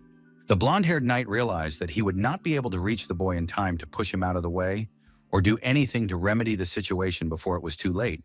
Ricky had already come to terms with the fact that he would die because of such a stupid accident, which happened because of his own carelessness, and tears rolled down his cheeks uncontrollably. Jamie knew he couldn't just stand by and watch, so he had to use magic to save the boy from the carriage, which would run him over in a matter of seconds. Focusing on the flow of mana, he managed to create an area of chains that would protect him from the sudden approach of the carriage. And at the same time as the knight grabbed the boy in his arms and wanted to carry him to the other side, he noticed that he was inside a cage of chains that would stop the impact. The Holy Knight looked back to see if all this magic, which had appeared in a moment after he ran away from Jamie, was just his imagination. No matter how surprising it was to him, the chains really existed and really helped the situation, because if he hadn't made it in time, the blow would still not have happened and the boy would have survived. Ricky barely came to his senses when he found himself safe and couldn't believe his eyes that he was really alive, even though just a minute ago his life had been hanging by a thread. He was very grateful to those who saved him and hugged Jamie so tightly that it felt like all his bones were broken from the intensity of the pressure. The boy had already asked him to let go, as it was really uncomfortable, considering the strength in the hands of the one who could not be described as such. But in fact, there was surprise on the knight's face as he looked at Jamie with new eyes. The man realized that the magic he used was much stronger than that used by the wizards who were next to him, despite his age. It was difficult to understand how a 9-year-old child could have such high-level skills, and it immediately showed that he was a genius and would become incredibly strong in a few years. Jamie didn't even pay attention to the reaction he now elicited in the knight, who was both fascinated and amazed at how all this could fit into one small body. Finally, the boy turned to his guest and said that it was time for them to leave, because the man seemed confused about where he was. Since they had come here, they should still visit the Church of Janus, which they had not yet reached, although the man had already begun to suspect that Jamie was annoying him. Ricky ran up to them and said that he was going there himself and that it was a very good coincidence, and as a token of gratitude, he wanted to take them there and show them around, since he knew the building and the surrounding area well, and he explained that there was a shelter for children like him who had nowhere to go. So all these places were familiar to him, and he could give them an interesting tour. On the way, they met a nun whom Ricky recognized, and she wanted to ask where he had been, since he had been gone for so long. In addition, it was necessary to find out who the people who came with him were, if they were on the territory of a children's shelter, where dangerous people should not be. The boy explained that he had almost been hit by a carriage, and those two had saved him and were real guardian angels. The woman was immediately frightened when she heard this and asked if he was hurt, noting that he must have been seriously frightened. The next moment, the nun thanked them and noted that if it weren't for them, an irreparable tragedy would have occurred, which was only avoided thanks to the two of them. The Holy Knight remarked that they did not deserve any thanks because as a follower of the Church of Pyro, he had to do what he did, and this caused a violent reaction on the woman's face. But the man did not notice this and continued cheerfully, saying that Jamie had actually done much more than he had, but that he had asked that this not be made public. However, it was too late, and the woman asked with interest whether this child had really contributed more to the rescue than the strong knight, and he explained that he was the son of the feudal lord of these lands. The next moment, he gave his name and surname, which immediately became a sign for all the people in these lands, as it evoked a direct association with his famous father. The nun said that she should have recognized him by his emerald eyes and hair, but the news of the carriage accident had shocked her so much that she couldn't even get her bearings. Jamie was alarmed by her reaction, because if she had been born in the city, she would have recognized him right away and wouldn't have had to feign concern now. Besides, she was strangely confused. Now the woman asked her husband if they had come here to pick up Ricky, but he just denied it, saying that he had heard that the Janus Church had taken root here and wanted to see what the situation was like from the inside. In that case, the woman told them to follow her if they were on a tour and asked her pet to show everything to the young representative of the feudal family. Jamie quickly concluded that she was trying to separate him from Ross, but he decided to let him go, since the old woman was unlikely to harm him, although it was better to be safe than sorry. He decided to say goodbye to the Holy Knight, telling him that they would meet at dinner that evening with his parents, smiling brightly and returning to the image of a child. Ross did not immediately understand what such a violent reaction meant and why he was suddenly behaving so friendly, given that there had been a certain awkwardness between them before. But the next moment, he waved his hand and smiled warmly, saying that they would see each other very soon. Ricky was a little clumsy at giving the tour, showing that there was a house where he lived, and on the other side was a dining room, and in this way he tried to make the best impression of the shelter. Jamie asked him to relax a little, as he was almost shaking with fear caused by unknown circumstances, considering that he was now safe. The boy did not immediately understand what he needed to change in his behavior, but the representative of the aristocratic family said that he did not attach any importance to manners, so he could behave as before. Ricky did not expect that he would ever have the chance to behave familiarly with a representative of the aristocracy, so he wanted to make sure that this was true.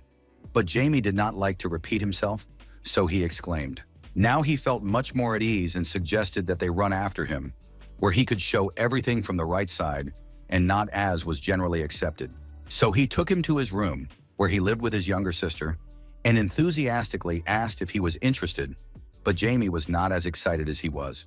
Despite this, the boy opened the door to his room and told Annie that he had brought his friend, even though he was not ready to call himself Ricky's friend, considering that they had only met twice in their lives. The girl was surprised by this, as her brother had never brought anyone home whom he could call his friend before, so she was very curious to learn more about the mysterious guest.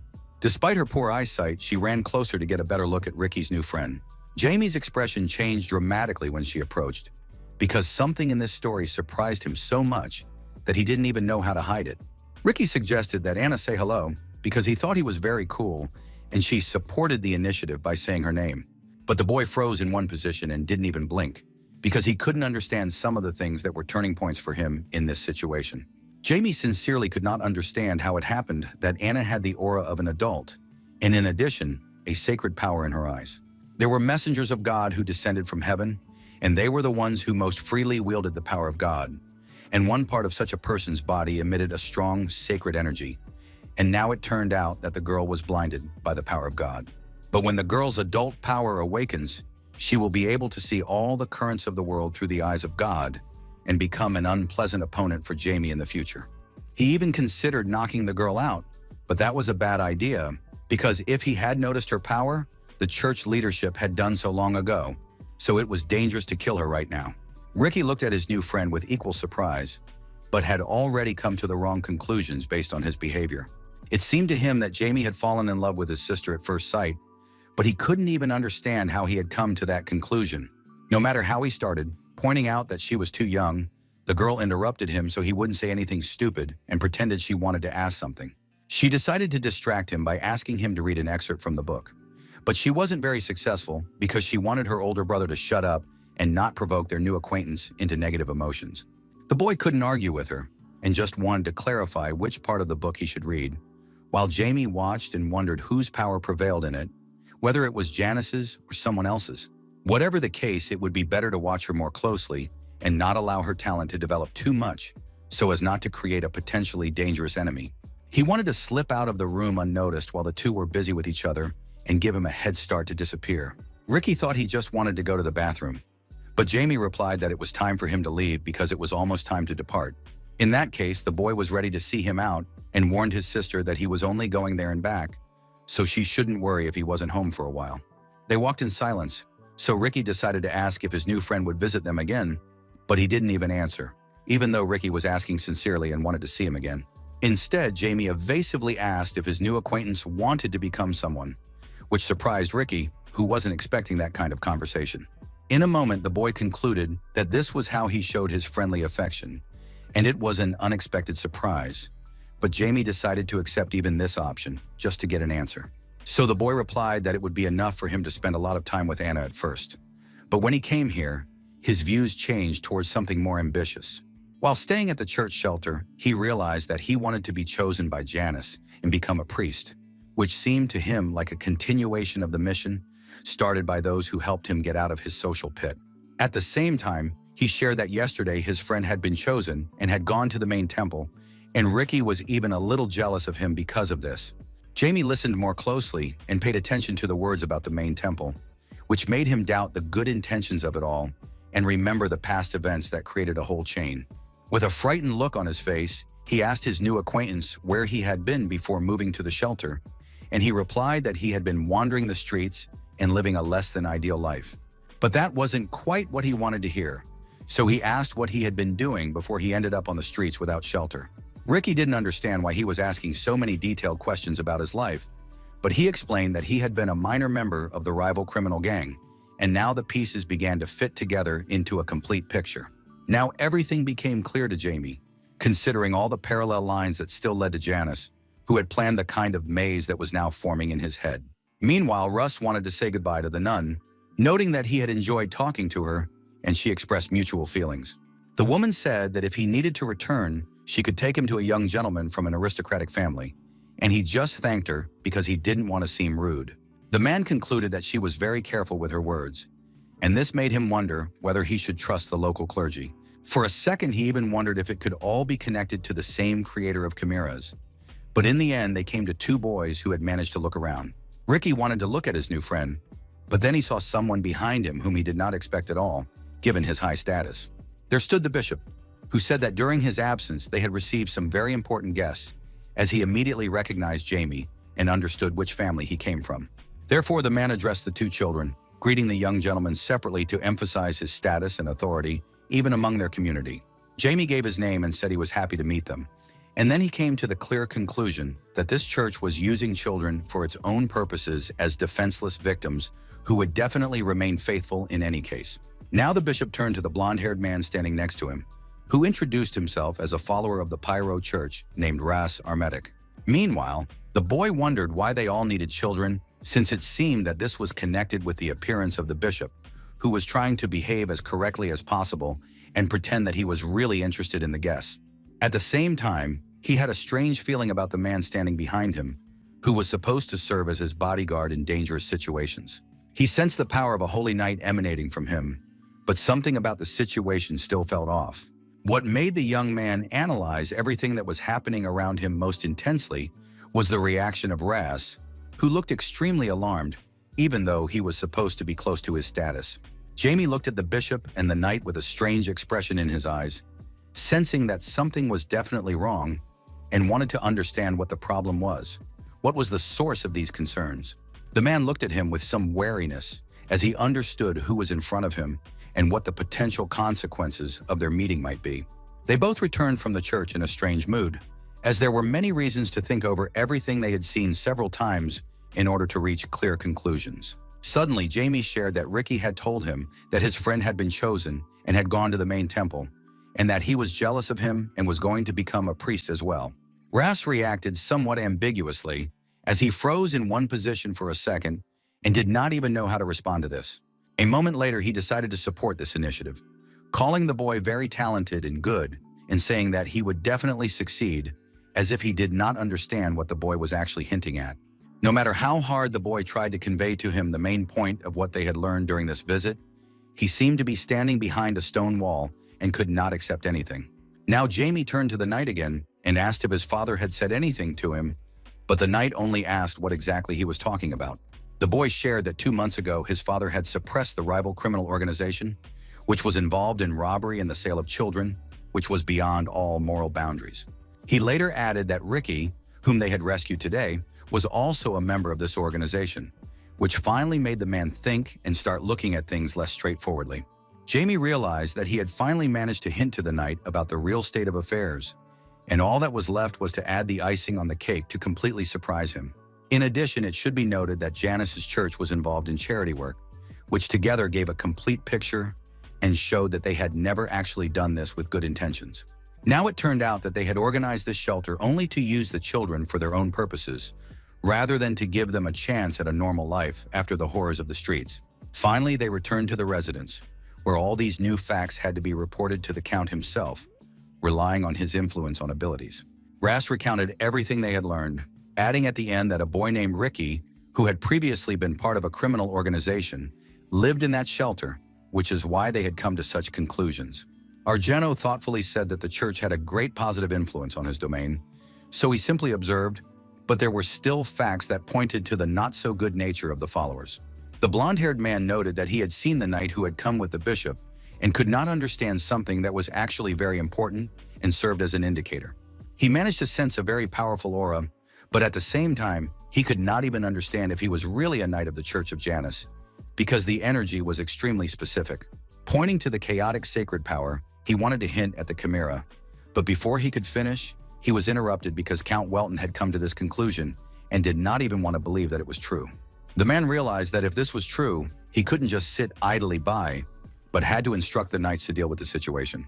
Ras understood this categorical attitude, but at the same time, it was necessary to find confirmation of their hypotheses so as not to do anything unnecessary without real reasons. For this reason, he swore that he would find confirmation that would serve as a real argument in the fight against the creator of chimeras and the general network of evil that had spread throughout the Count's territories. Argento warned that it was very dangerous to deal with such things on his own, so it was worth thinking about some kind of support, although Ras was ready for any turn of events. The Count tried to look at it pragmatically and asked what their chances of success were, given that they were clearly at a disadvantage due to a lack of information. But the fair-haired holy knight tried to remain optimistic and not be as critical as the head of the Welton family. Argento decided that strengthening his new ally would be a necessity, so he said he would give him 3 of his men who could help him in his still underground struggle. No sooner had he said this than 3 figures appeared behind the knight, so highly professional that they could not even be heard, despite their sharp movements. Ras looked around cautiously, realizing that these were true professionals, as he had not even noticed their presence in the room. Then the Count explained that these were Shadow Knights, whose sole purpose was to protect his residence, and that they would indeed be useful because they were professionals. But Ras noted that their appearance and movements were more reminiscent of hired assassins. He wasn't even sure how to address these figures, and he wondered if they were really knights or just bore that title. But it didn't matter because they were a powerful support for him. Ras exclaimed his gratitude for their help and promised to reveal his true nature at any cost. The Count indicated that he was counting on the knight's help, while Black watched him closely and relayed this information to Jamie, who wanted to know more about the situation. Meanwhile, Jamie was in his room planning his own actions that would make sense in the near future. The boy agreed that children, pure as a blank sheet of paper, were very suitable for experiments. But in his opinion, God could not allow such a thing because it crossed all boundaries. And the bishop had left with the experiment unfinished. And most likely there were some compelling reasons for this, because otherwise no one would have risked so much. Now Jamie turned to his magical favorite to give him an order that he had to carry out due to the boy's lack of mobility, and he listened attentively. He handed Black a letter and ordered him to go to Reese to deliver it to him as quickly as possible. In just a moment, the magical pet flew out the window and set off to complete the task, as it depended on fast delivery. Jamie thought that it was time for him to start preparing when he was left alone in the room, because the upcoming battle would require magic stronger than what he currently possessed. He cautiously warned Janice, as he was going to be a huge problem for her in the future, trying to practice new and more effective techniques. One of these was memorization, which consisted of closing and summoning mana inside the soul, allowing magic to be used freely without any obstacles. Meanwhile, on the other side of town, his living corpses sat and wondered how long they would have to wait for further orders from their master. The second explained that they had to stay there until they noticed any suspicious activity, so it was worth just watching more closely and waiting for the moment. As Art noted that at this time, you couldn't even see a mouse on the street, let alone some suspicious knight, which showed his low enthusiasm for this task. But the other was relentless and insisted that they were following orders and had to do everything as they were told.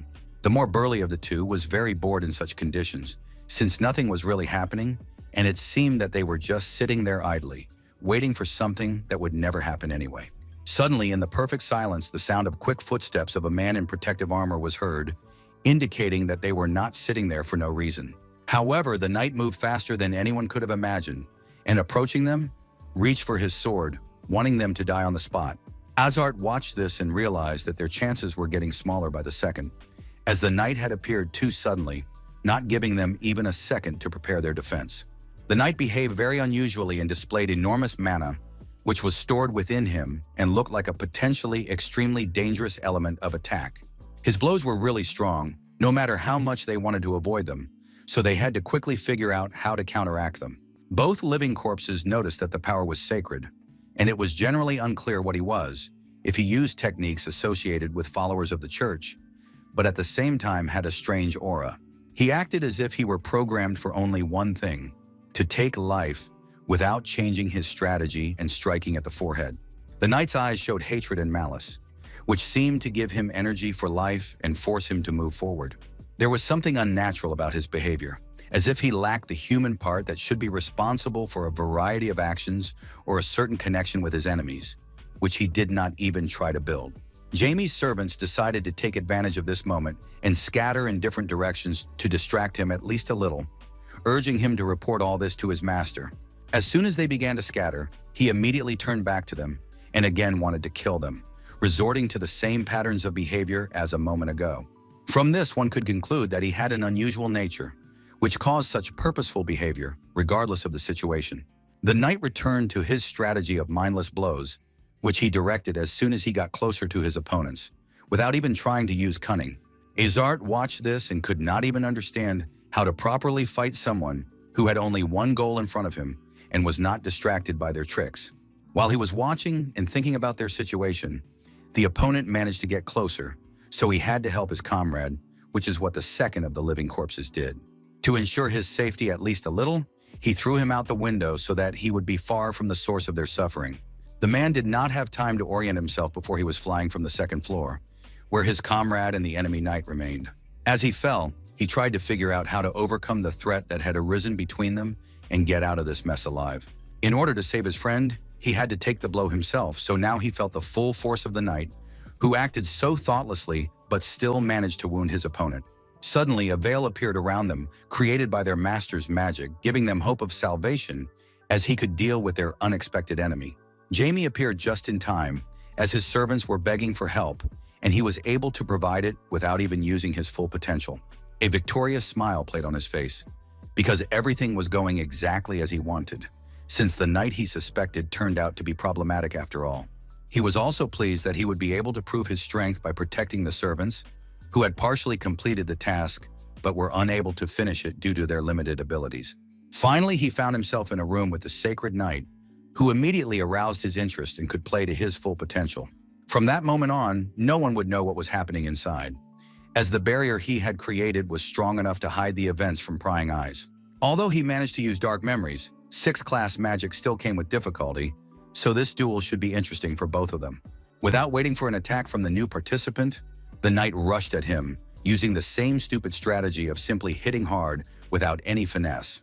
Jamie also watched this from the perspective of practicing his abilities, as it was important for the future, so he used 5th class magic called gravity. The enhanced gravity put a lot of pressure on the target and forced him to stay in one place, giving him an advantage. The knight tried to continue his attack, but it was too difficult under the influence of such a powerful technique, so he had to give in. The next step in Jamie's planned attack was a corpse touch technique that summoned the souls of the dead to bind the victim. This prevented the enemy from moving in any way and continuing his reckless attack, so he fell to his knees and could only shout curses with his last ounce of strength. His hand reached forward, hoping for salvation, but it did not work as there was no hope of rescue, given how the young wizard had played out. Now Jamie proceeded to a technique that had no name, which sacrificed the summoned souls with a powerful explosion in the future, which would definitely put an end to their duel. The knight did not know what awaited him in the coming minutes and only looked in surprise at Jamie, who was concentrating on performing the technique properly. Suddenly, a sphere of mana appeared in front of his face, showing how unequal their forces were at that moment and nullifying any chance of victory. In a split second, the boy dispelled all the magic that had been created before, realizing that it no longer made any sense. The opponent, completely covered in blood, knelt down, showing that he no longer posed a threat to him or his servants, suffering defeat. The young man watched closely to understand how to properly conduct this experiment, which had so faithfully followed the order to kill them. Suddenly, with his last ounce of strength, the knight returned to his senses and gripped his sword tighter in his hand to repeat everything that had happened before. He rushed forward again in a mindless attack, which looked more like a last-ditch effort given the battered state of his body. Jamie couldn't help but notice that he was resilient and held on until the very end. But at the same time, it was clear that it wouldn't help him if he took matters into his own hands. Returning to the magical solution to the situation, he concentrated his mana again and planned to use a powerful technique that would definitely leave the knight without the strength for new attacks. Now he used the puppet technique, which allowed him to control the enemy with the threads of fate, which helped him maintain complete domination in battle, which Jamie could now enjoy. The knight fell to his knees, and no matter how much he wanted to, the situation could not be remedied, as he now had to obey the commands of the threads of fate controlled by his opponent. The pressure exerted on him by the threads of fate could not be reversed or analyzed for risk, and all this meant that he had simply fallen into a trap from which there was no escape. Jamie moved closer to examine his opponent and understand his essence, given his unusual nature of origin. It seemed to the boy that the man did not quite understand what was happening to him, so it was worth explaining that after the explosion, he had placed the knight's body in pieces of souls.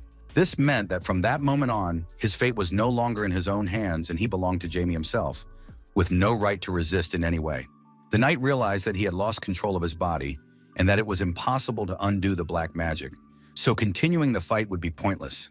And if victory was impossible, then the best option would be to simply flee and not fall into the hands of such a fierce opponent. Watching his actions, Jamie began to think that he had decided to kill himself rather than fall under his control. He was not at all satisfied with this turn of events, so he wanted to stop his opponent, whom he had just subdued and now had to catch up with so as not to lose sight of him. He stretched out his hand and decided to strengthen it with the technique of the Hand of Darkness, which should help him in this task.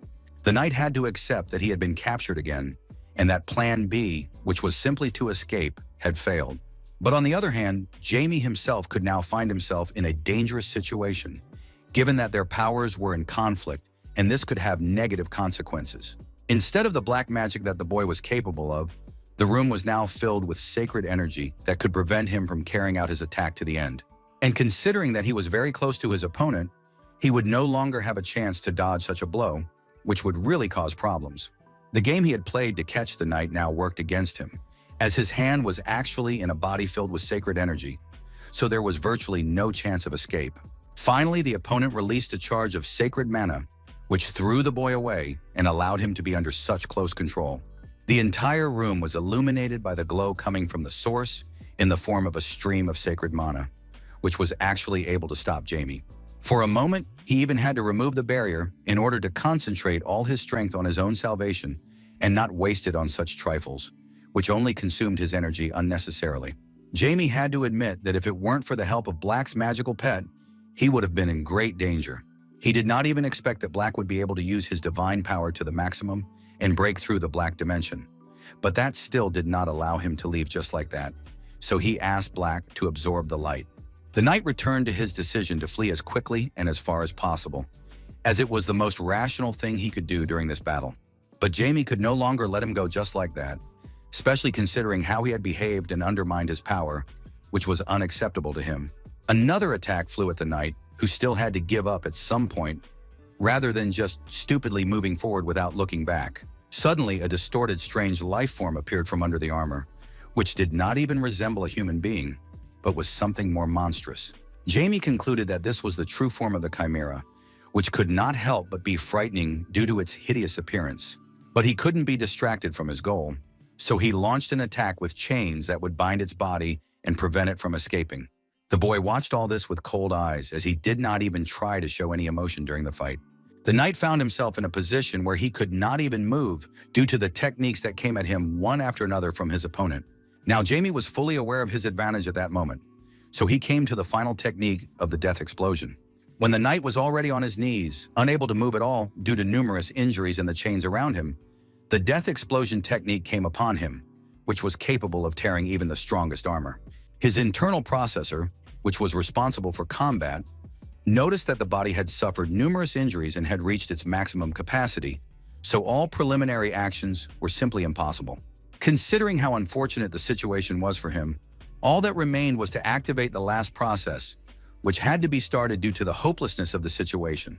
Jamie realized that now he would be able to see the true nature of the Chimera, which was breaking free from the armor that was supposed to hide its unpleasant appearance from prying eyes. But before he could even look away, the Chimera began to flee the house through the window, piece by piece, in order to save itself even in such a hopeless situation. As disappointing as it was, he simply dropped the Chimera and had no chance of catching up with it because of the speed with which it all happened. Suddenly, his living corpse appeared, who had been watching the duel the whole time and was concerned that his master was all right after the attack with sacred energy. Just as the man complimented him on a job well done, Jamie noticed that he had simply run away. The servant could not understand why he was reacting so calmly, if it was something exceptional, and it seemed to him that his master should start chasing him to finish the job. Jamie explained that he was naturally offended, but there was no need for it. Yet the man still did not understand how he could have let the enemy escape and was not going to do anything about it, since he thought he had ordered the knight to be followed only to catch him. The living corpse apologized but noted that he did not quite understand his master and asked him to explain what he meant, given the inconsistency of all his actions. The young man noted that it was impossible to get rid of the dark mana just like that, so his actions were still of great importance to the knight. After he pierced it with his hand of darkness, the dark mana spread throughout his body, which meant that he would always be able to easily find his opponent. Meanwhile, the bishop sat in his office, calmly signing his documents, unaware of the adventures that had befallen the Chimera that was always by his side. Suddenly, he heard a strange sound coming from the window, which made him look up to see what had happened. Looking more closely, he saw a piece of the Chimera that was barely clinging to the window and was so mangled that it was hard to imagine what it had gone through the day before. The bishop looked at this fragment with irritation, not even imagining that the Chimera could have lost in battle, which meant that someone had defeated the Knight Chimera, who possessed divine power. Returning to the house where such a fierce battle with the knight had just taken place, Jamie's servant still did not understand why he had acted in this way. It was strange for a man to take such a big risk and make it clear that a dark magician was involved, because in that case his identity and location would be revealed. Jamie understood his reasoning, but warned that they would still not find out anything about his real identity. He explained that his power was now very different from dark magic, and this was an argument that protected his anonymity in this case. At the same time, it was not entirely clear why black magic was now so inferior to sacred magic if it had been created from the outset to destroy divine power. The destruction of sacred power was only possible with the help of darkness, which could swallow it without a trace, and it was this magic that Jamie used. So it didn't matter what tricks the church threw at him, because he would still be able to deal with them. Meanwhile, the bishop racked his brains trying to figure out who could interact with his chimera so strongly that only a small part of its foundation remained. Jamie continued to explain that his dark magic had been created from the very beginning to destroy the divine power, so his servant had no reason to worry about him. As soon as they finished talking, the master asked where Azart was, who had not been seen for a long time, namely since he appeared on this battlefield. As soon as they mentioned him, Azart entered the room to ask if his friend was all right, considering the circumstances under which they had last seen each other. The man was very happy to see the master and was sincerely glad that he had come to them in time and managed to help in a critical situation. The master was curious about the whereabouts of one of his servants, who only appeared when everything was already over, and he explained that he had fallen out of a window and lost consciousness, and as soon as he came to, he immediately got up.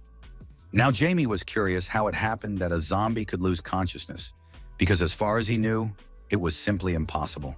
Now Jamie was curious how it happened that a zombie could lose consciousness, because as far as he knew, it was simply impossible. Azart himself did not know how to explain this process, so he had to follow the sharp order of his master, who wanted him to lie down. Now, showing his superiority over the two of them, he quickly ordered them to stop the pursuit because they would quickly understand everything and be able to catch up with, so he would have to watch from afar. The zombies could not argue with him, as they were still under his complete control, so they simply accepted it as a given. One of the servants was still trying to understand what had happened and what the consequences would be. Besides, he didn't like looking at Philin's completely bloodied and damaged body, so he decided to help him. By directing a charge of mana in his direction, he could help him recover faster and get back into shape so that he could perform his tasks without unnecessary difficulty. The man did not even have time to understand how the wounds on his body began to heal, and he felt a sense of lightness after receiving these injuries in an uneven battle. Finally, Jamie just told Azar to take care of his friend Reese until he was fully recovered. The boy said he was leaving and warned them to be careful of the church followers, who might find them and want something from the zombies. Using his magical pet as wings, he flew towards his home, where he had to arrive before the sun began to rise. Meanwhile, a strange atmosphere still reigned in the church, as the bishop had not yet come to a conclusion as to who could have harmed the Chimera. It was clear that someone unknown had managed to defeat the Chimera Knight of 4 creatures, who was endowed with divine power, which showed the extremely high level of his opponent's strength. Now the one who, just a few hours ago, could menacingly attack anyone and count on victory due to his inner strength, was confined to a jar, limited by the size of the stain. For a second, the bishop paused, as it occurred to him who could theoretically have such great potential and strength to deal with such a serious opponent. It was likely that it could be Count Welton himself, as his sword skills would allow him to compete with even such a strong chimera. This thought was very unpleasant to him, as it would lead to unnecessary problems for them, whose life was already not as smooth as they would have liked. He dismissed the idea almost immediately, because if the Count had really intervened, there would have been nothing left of the knight, not even the crumbs he had in his hands. He wondered how it happened that the connection with the knight was suddenly lost, and it was probably a blocking spell, a barrier that prevented their contact. It would have to be a very high-level mage, one he didn't even know in these lands, although for a second he assumed it was the young gentleman from the Welton family. But this idea was almost immediately rejected, because despite any genius potential he might have had, he was still only at the 4th level, and to fight a chimera, at least the 5th level was required. The man understood that he needed to speed up the experiment before it was too late, and there was still a slim chance of success. Suddenly, someone unknown appeared behind him and put a knife to his neck, asking if the second plan had also failed, and remarking that he might not even be able to answer. The bishop trembled with fear, but at the same time said that it was not at all as it seemed, and that the plan had not yet failed. The stranger in the robe asked what was going on in that case, if everything was still unfinished, because he was categorically dissatisfied with the situation. To show the seriousness of his intentions, he began to slowly cut the skin on the man's neck, asking if he considered everything that had happened to be normal, and the man suddenly began to justify himself. The bishop promised that a few more experiments and they would get what they wanted, when the stranger said that he was throwing around words without even knowing what they meant, and finally asked if he himself wanted to become a test subject. In a moment, he disappeared and said that he would be watching the bishop's actions, and if the count himself got involved, it would all come to an end. The man was able to breathe a sigh of relief and feel at least a little safe, as he did not expect the stranger to be so serious that he would actually harm him. He suddenly began to realize everything that had happened and understood that Seven Knight had been watching him all this time. Seven Knight was one of the 7 swords of the Church of Janus, and he and 6 others were considered the strongest warriors, almost at the level of masters, who protected the archbishop. For him, the situation that had unfolded over the last few minutes was extremely humiliating and unacceptable, because his honor as a bishop had been reduced to that of some kind of mongrel. He dreamed that situations like this would not happen to him again, and for that he would have to become archbishop. And if he succeeded, he would definitely get that position. Finally, Jamie returned to his residence, because the time had come to pretend that nothing was happening again, and that he was just an ordinary aristocrat's son. He brought with him the shell that remained of the chimera, and looking at the body, he realized that he had gone a little too far with his attacks. But at the same time, he was curious about how they had created the sacred chimera, because it was a very unusual use of such capabilities. But in the end, he needed to see who they had placed inside this shell in order to understand how to properly fight such life forms. While he was digging inside this body, his face became covered in blood, because he was looking at everything with interest and wanted to catch every detail. There, the boy was able to find insect limbs that would allow him to move faster and generally get rid of his mobility problems. Also hidden under the armor were organs immune to fire, which would be useful considering how many magical techniques were associated with it or explosions. In addition, inside there were also the eyes of an insect, which looked at the world as if it had been slowed down especially for him. All this took place in the body of an ordinary person, and this combination allowed the creature to develop a higher speed, which was enough to seriously injure a living corpse. Continuing his excavations, he came to the conclusion that the core was a sphere with divine power, which was what made the night a night, but it was still unclear why they were creating them. Whether it meant that they wanted war, or whether they were trying to create someone unique and irreplaceable to always have up their sleeve, it was still an unsolved mystery. Whatever their goal was, it was disgusting, and he concluded that God had not changed one bit, because people were still nothing more than insects to him. His eyes looked at all this with incomprehension, and he remembered the words that Diablo must live, and that he, as Lord Wolfear, must take revenge. In addition, God's last words before his death in his past life were that he was waiting for him in hell, even though it was precisely because of their evil deeds that humanity had already lost everything once. Jaime realized that his real mission was to be reborn after so many thousands of years and stop those who had caused such enormous harm to humanity through their own selfishness. Remembering the 12 gods, he realized that he would not allow himself to be so selfish a second time and would finally take revenge as he should. Returning to the Church of Genis and the bishop, who was struggling with the consequences of tonight, which still haunted him and all those involved in their mission. He spoke to someone through a telepathic sphere and justified himself, saying that he had not expected things to turn out this way, but that he had managed to recover at least part of it. On the other hand, he was told that it was all nonsense, as their efforts had gone down the drain due to irresponsibility. The bishop apologized, but at the same time noted that who could have imagined that someone would interfere with such a powerful weapon as chimeras. Meanwhile, the creator of the chimeras was extremely irritated, because one of his best creations had become a mere crumb, now lying in a jar. The man with a strange expression on his face noted that they needed another one to continue their struggle and not stop at what had been achieved, because it was only a defeat in battle, not in war. The creative chimera immediately understood that the child was frightened by the power of the Holy Virgin and said that if he gave it to him, he would be able to work with his soul as he should. But the bishop said that they could forget about it and dare not use the child with the power of the Holy Virgin to create some kind of chimera. Instead, he said that he had already made his choice, which would be no less useful than what he could have imagined for the experiment. In his hands, he held the questionnaire of Ricky, who was a faithful servant of Janus and sincerely believed in the ideas they called their postulates in order to hide the true processes going on behind the scenes. Another important argument was that the boy was a carrier of the Holy Virgin's blood, which would help them use his potential much more effectively. He spent his days as usual, unsuspecting, sweeping the street in front of the shelter where he lived, and finally having the opportunity to relax with his younger sister. Suddenly, the elders approached him with the desire to encourage him and later use him, as they did with everyone else. A nun approached him and wanted to talk to him, but he only asked if the boy needed any help because he had a sincerely good soul that did not look for ulterior motives in the people around him. The woman just said that everyone had been asked to gather in the main hall, which meant that he also had to drop what he was doing and run there.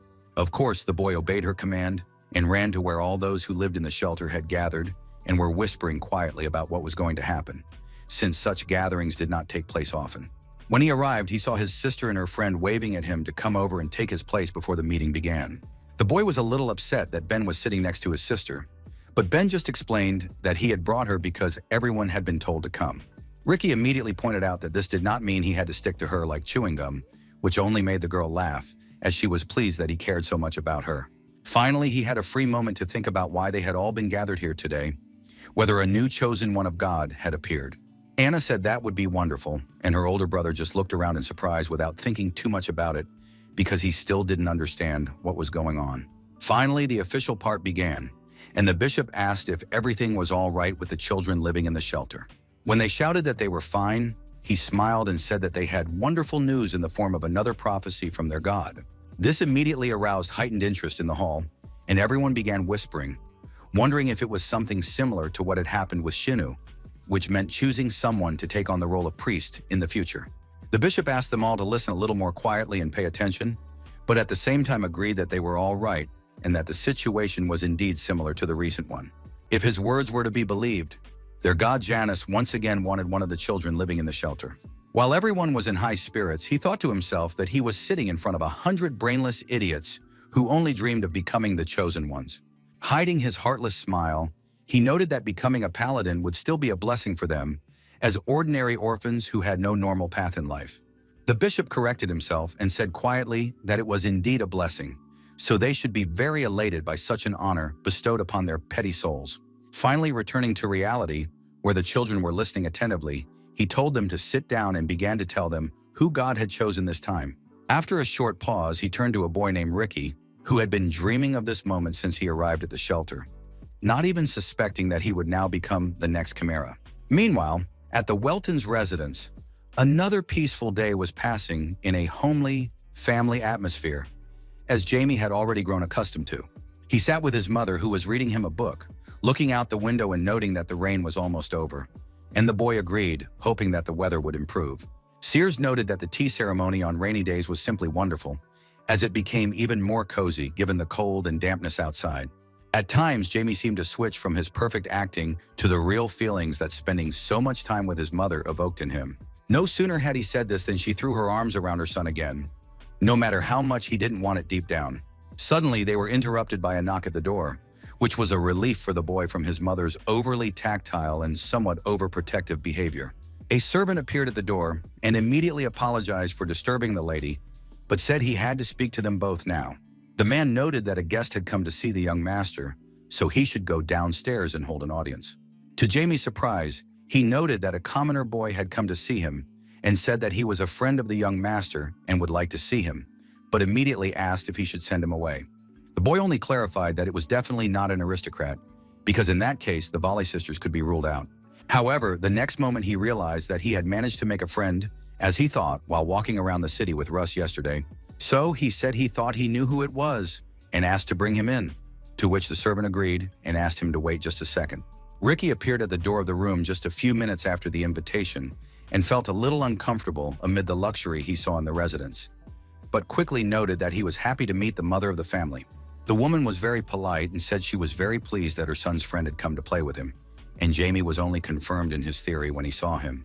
No sooner had the boy sat down than Sears bombarded him with questions about his name and where he lived, wanting to learn more about her son's new friend, and you only had time to reply that you lived in the Church of Janus. Despite her curiosity, she was genuinely happy to see someone of a similar age around her son and asked why he had decided to visit Jamie. Ricky smiled and said he had a special reason for doing so, which immediately surprised Jamie and made him feel uneasy. There was genuine surprise in his eyes, as it was hard to believe that the situation had really reached the point where Ricky was in danger because of the church's activities. So that he wouldn't say anything unnecessary, the boy decided to lock him up and take him somewhere far away to figure everything out face to face, without the annoying witness in the form of Sears. Jamie decided to tell his mother that they would play by themselves and that she could just go and rest, so as not to feel sad around the children. The woman took this as a request because he felt uncomfortable in front of his mother when his friend came to visit them, but in reality, her son thought it was impossible to let him get caught because he would have to endure numerous hugs and kisses for it. His mother agreed to leave and not disturb the two of them, but asked him to kiss her goodbye because she couldn't understand that he had outgrown it. Jamie, who was trying to avoid contact in this way, now found himself in an even worse situation, where he couldn't avoid the annoying hugs no matter how hard he tried. So he had to carefully kiss his mother on the cheek to calm her down and give them a chance to be alone. Now the woman happily ran out of the room, wishing them a good time together, and the guest just bowed to her in farewell. The guest noted that the boy's mother loved him very much, but he should appreciate it, which made Jamie feel even more uncomfortable. The boy was genuinely uncomfortable showing this side of himself and asked him to forget about it, finally asking why he had come to his house. Ricky proudly announced that he had been chosen, so now he had to leave this place and go to the main church in Janus for training. It appeared that he wanted to say goodbye to Jamie before his departure, but Jamie listened to everything and could not believe his ears, because he understood what was really going on, and his friend did not even suspect it yet. Meanwhile, it was already getting dark outside, and it was time to finish the tasks they had started during the day. Ras felt a little foolish, because this strange paladin had not been seen anywhere for the last few days, even though he had promised the Count that he would find confirmation of his words. Unfortunately, he had not been able to find out anything while watching the church after that day, which was very strange, considering that the man was unlikely to have simply disappeared into thin air. Suddenly, he heard a familiar voice that made him shift his attention to something else and be genuinely surprised by what he saw. In front of the entrance to the residence, He saw the same child whom he and the Count's son had rescued the day before, next to the church of Janus. Ricky also recognized his savior, who had helped him with the carriage, and was genuinely happy to see him, shouting words of greeting. Ras asked him to address him as uncle to reduce the level of formality that the boy, who was accustomed to strict subordination while living at the church, had begun to display. Now the man asked his new acquaintance if he had come to see Jamie, and he confirmed this and said that he had seen the knight at just the right moment, as he had long been planning to tell him that he had received a prophecy from the god Janus. The fair-haired holy knight listened to this and couldn't believe his ears, trying to quickly figure out how to get out of this situation. Ricky proudly repeated that he had been chosen and would be going to the main church tomorrow morning, smiling so sincerely that no one could have imagined what would happen to him next. Ras drew conclusions from this, now understanding how it all worked, since children were deceived in this way so that they would only be proud and happy about the fact that such a terrible story awaited them soon. And he became curious as to how the clergy were not ashamed to treat children this way.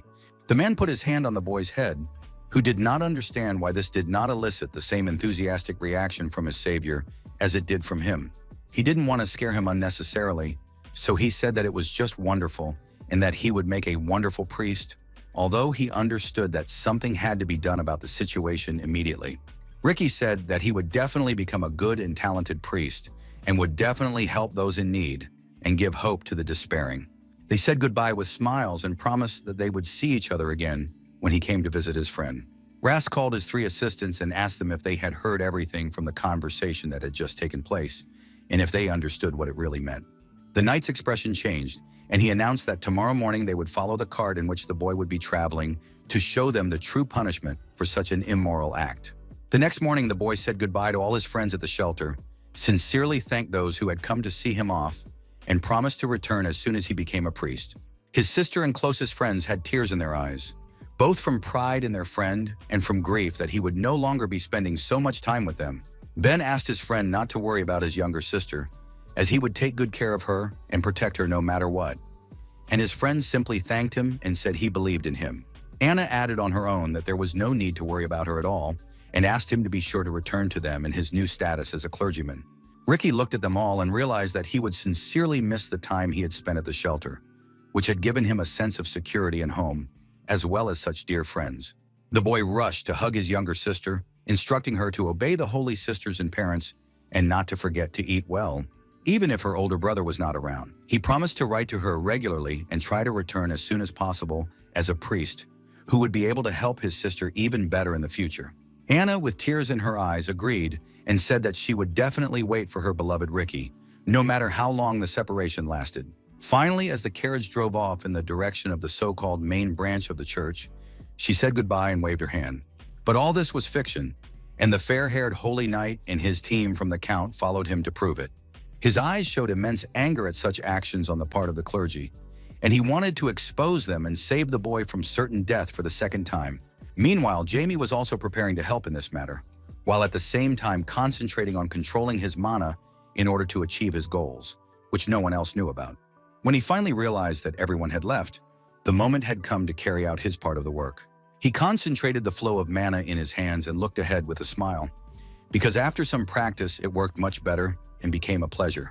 It was time for him to check on his bug, which would help solve the problem with the actions of the Janus Church. After a quick check, it became clear that the situation was exactly as he had expected, as if the traces of black mana belonged to the Janus Church. Only 3 things were needed to create the Holy Chimera. The first was a sacrifice, the second was the creator of the Chimera himself, who directed the experiment, and the last was a high-ranking priest who infused the creation with holy power.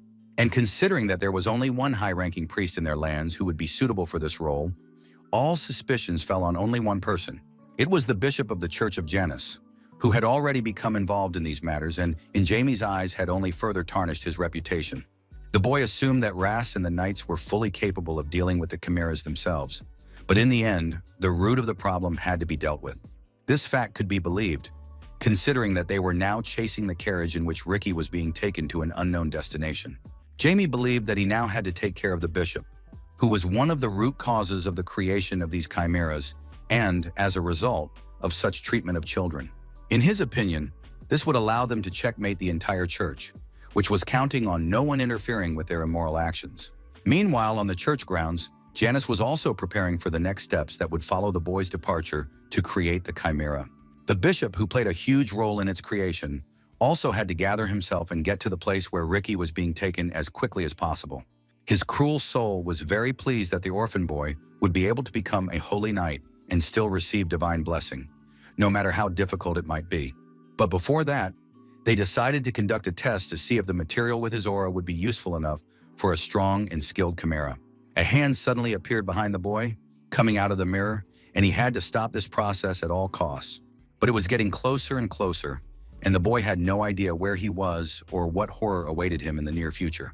Suddenly, the bishop felt the influence of black magic on his body and words, as if he would be playing not with the boy, but with this stranger who had attacked him in his own church. What began with a slight pulling of his arm had now grown into his body being out of his control and flying in the opposite direction from the mirror where Ricky was standing.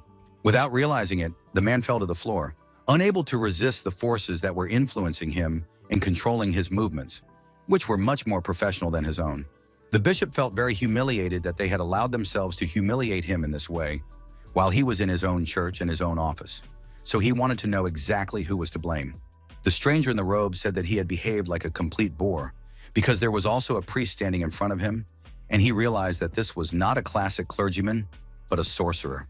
As Jamie watched his violent reaction, he said that he understood that this was the man who had defeated the Holy Knight the day before. The bishop was also unhappy that someone had decided to interfere at such a crucial moment, so he began to use his sacred magic to get rid of the obstacles. He wanted to quickly deal with this sorcerer so that he would know the wrath of God and return to his business, which could not be delayed. The man opened a combat sanctuary, which was supposed to increase his power many times over and finally put an end to this unexpected battle. Jamie thought at the time that if the sanctuary created by the bishop worked properly, his strength would increase so much that he would be able to smash a huge stone with one left hand. He was confident of his victory, saying that they would settle things very quickly and not expecting any significant resistance from Jamie. He rushed at him, launching his attack without waiting for the sorcerer to prepare himself in any way for what awaited him in the next few minutes. The bishop had a huge negative attitude, which was supposed to help end everything as quickly and as painfully as possible for the sorcerer who had decided to interfere right now. Although the latter managed to dodge the first blow, it was already clear that this fight would be much more difficult than the one with the knight, as the level of power had increased several times over. Jamie watched intently as the energy emanated from the bishop's fists and realized that he would have to try very hard to get out of this mess unscathed. The man was confident in his omnipotence and was already beginning to openly mock his opponent, who had not yet managed to counterattack in any way to show his abilities. With the next blow, he came to the conclusion that they would also use him as a sacrifice to create the chimera to unite what seemed to be different universes. Suddenly, Jamie's mood changed as a smile appeared on his face, and he wondered if that was all the vaunted bishop with great sacred power was capable of. The man did not expect that at the moment, when he felt his complete domination over his opponent, the latter would be able to change so dramatically in appearance and mood. He did not have time to adapt to what his opponent had said when his fists were surrounded by black magic, which took control of his own hands. The bishop did not fully understand what was happening and how to fight it, as he did not often participate in battles, especially with black magicians. The biggest question was that the use of black magic inside the sanctuary was simply impossible, but somehow he was breaking that rule. Jamie just laughed and suggested that his opponent look around and get his bearings, to see how the situation really looked, and not just in his sick mind. He decided to follow this advice and looked around, where he noticed something terrible, namely that the sanctuary was being engulfed by darkness. His eyes narrowed in fear, because such things were simply impossible, and how the sorcerer had allowed this to happen was a huge mystery to him. Jamie was obviously mocking the bishop and said with a smile that anything was possible. The main thing was to have enough power to make it happen. The representative of the church, Janice, found himself in a very bad position, as he was confused by the loss of control over the situation and did not even know how to return to his previous confident state. With Jamie's techniques, he flew off the wall, and because he was distracted, was now forced to endure a barrage of blows. This blow was particularly painful as it caused him to bleed from the mouth, showing how serious the injuries from this fight could be, no matter how much he had underestimated it at the beginning. The black magician, who was still an unknown figure to the bishop, began to approach as he had a separate business with the man, not just his mutilation. Jamie finally stood directly above him and said that he had accumulated questions that would be better answered than to face fatal consequences. The bishop thought he would be able to remain faithful to his idea and not confess anything, no matter how much his opponent tortured him. But the latter, with a crazy look on his face, said that he had misunderstood him because his intentions were much more serious than they might naively seem at first glance. Jamie noted that he was not waiting for any permission, as that would be unnecessary for him, and simply directed a stream of mana at him that would make him talk, whether he wanted to or not. He planned to simply scan his enemy's brain and see everything that was there, without any permission or boundaries set by the owner of that part of the body. At the last moment, the bishop realized that all this was serious, and that his attempts to bluff were not bluffs at all, but real intentions that would be fatal for him. Meanwhile, in the place where the creator of chimeras was waiting for the bishop to arrive to help supply divine power to the new chimera, he was getting even more irritated than before. He could barely control himself and called Lincoln a useless fool who was only getting in their way. It was incomprehensible to him how Lincoln could allow himself to do something like this, which would delay and complicate the experiment so much. The assistant decided not to stay near the irritated creator of chimeras and said that he would go and check if he had arrived while they were talking. But he had not taken more than a few steps when the creator punched him in the eye, blinding him for the rest of his life, simply because of his own irritation, which showed how cruel he really was.